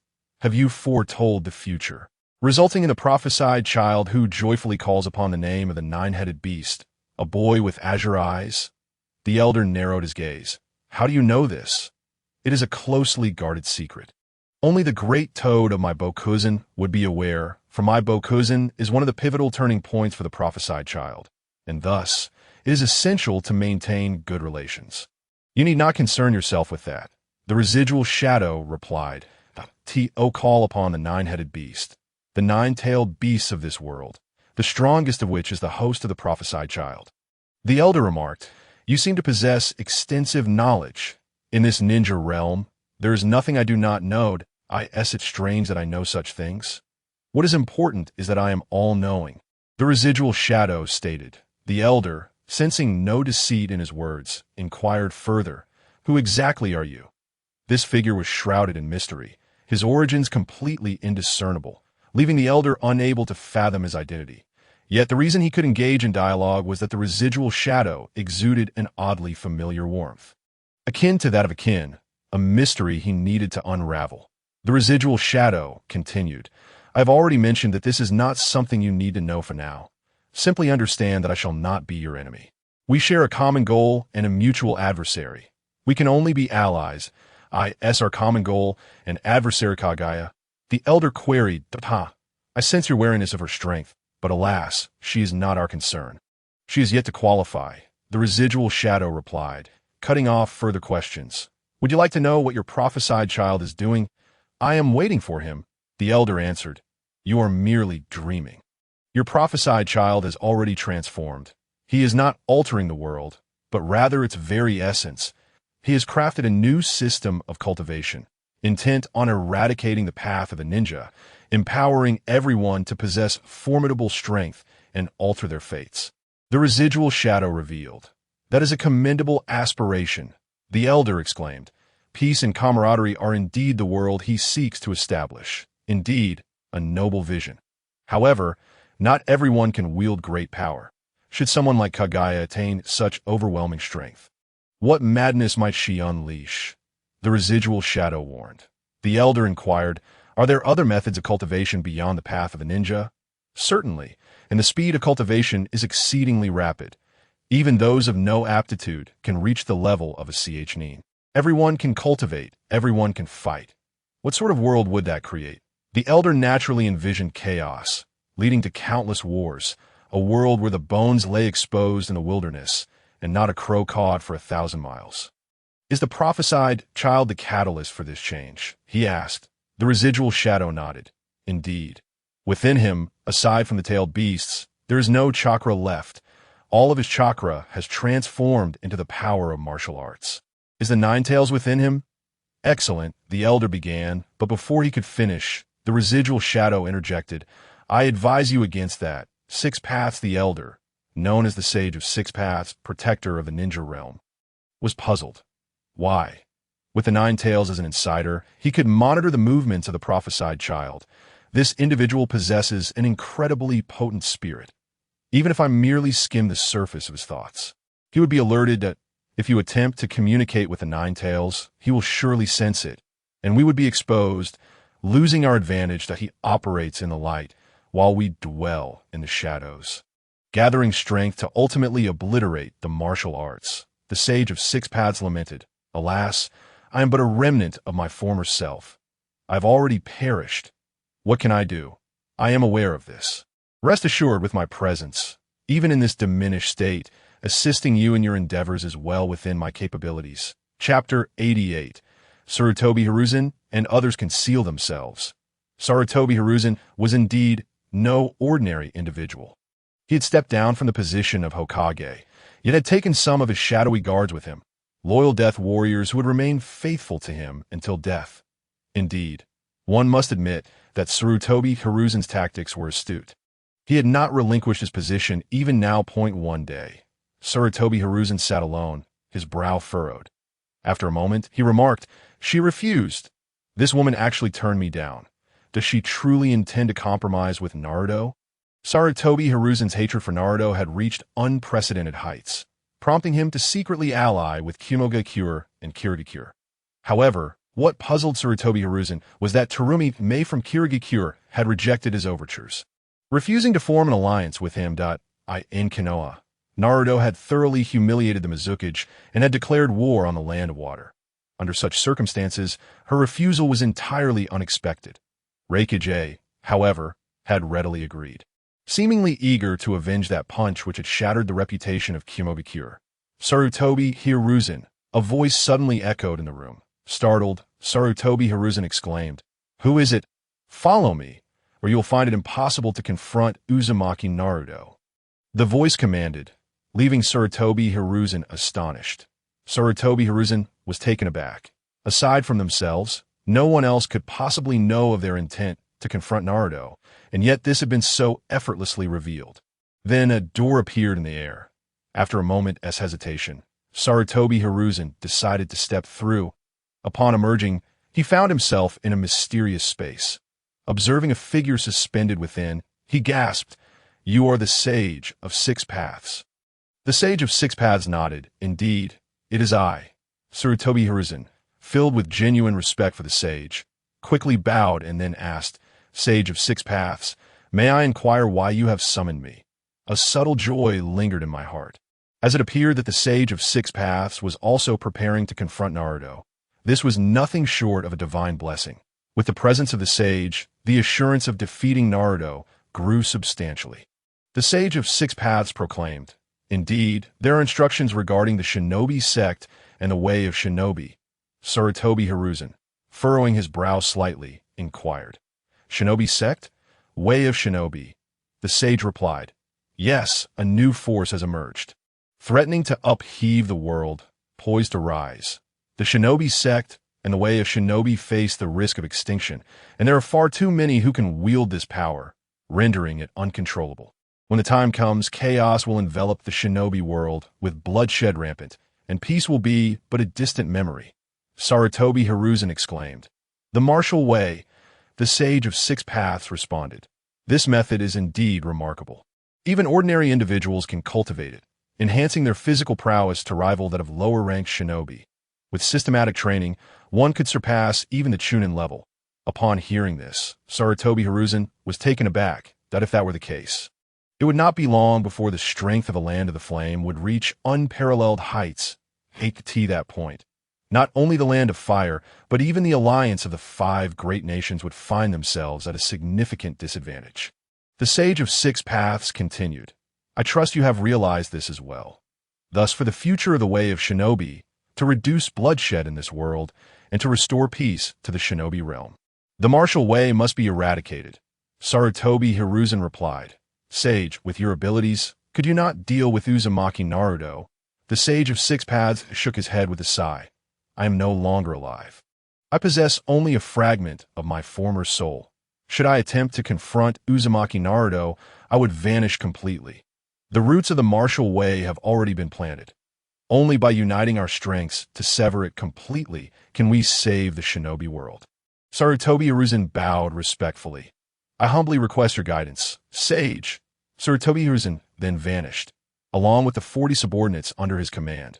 Simultaneously, A from the Hidden Cloud Village and Raza from the Hidden Sand Village, along with their retinues, also disappeared.